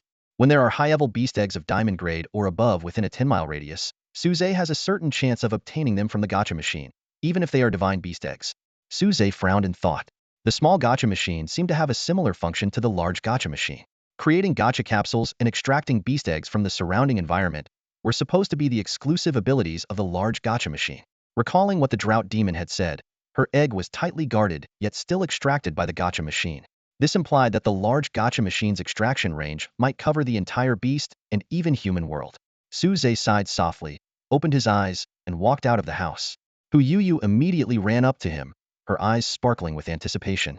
Grandpa Suze, I didn't let anyone into the house. I even stopped my parents. She lifted her little face, waiting for praise. Suze couldn't help but smile, gently patting her head. Good girl. You really are a lifesaver. Turning to the black man's corpse, Suze decided to test the system's new function. Would you like to extract the bloodline of this beast? He silently asked. Extract. Instantly, a strange suction force appeared, and an almost invisible blood mist floated from the black mane to Suze's palm, then vanished. Inside the system space, a platinum-colored gacha capsule was forming in the small gacha machine. With a clatter, the gacha capsule rolled out. Suze's eyes lit up, and he quickly retrieved the freshly minted egg from the system. However, the moment he saw the hatching conditions, the joy on his face froze. This egg, I don't want it anymore.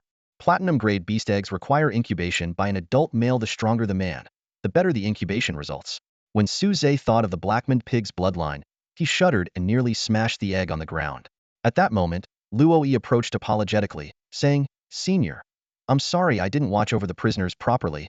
Suze responded indifferently. The beast escaped? It wasn't that powerful. It won't cause much trouble. Luoyi shook his head.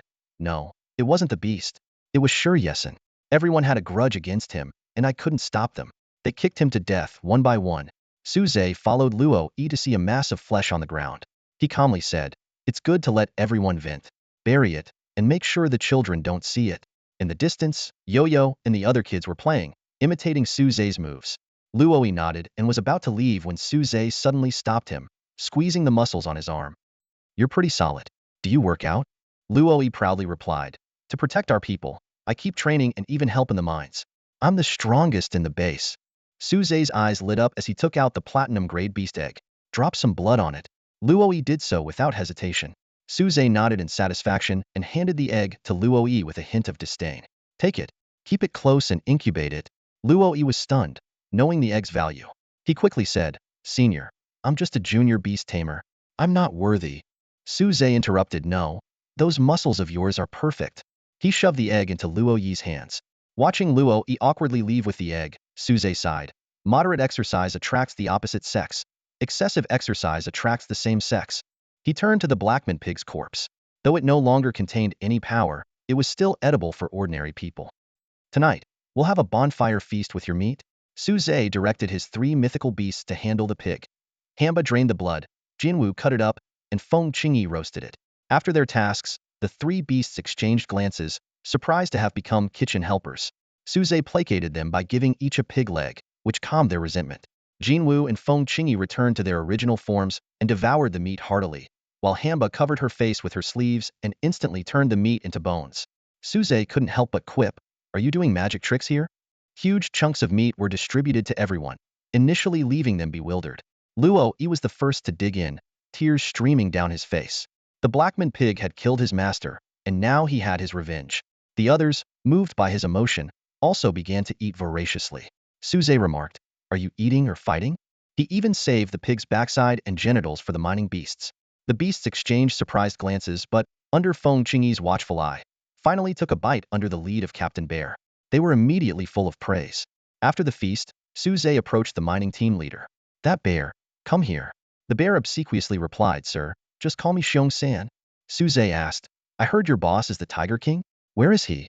Xiong-san nodded repeatedly, at the highest point of Tiger Head Peak. Suze decided, tomorrow, you'll take me to Tiger Head Peak to meet this Tiger King. That's all for today. Thank you so much for watching. I hope you guys enjoyed. If you wish to have another part of this recap, please give us at least 1,000 likes. Please don't forget to comment and subscribe to our channel for more content like this. Until next time.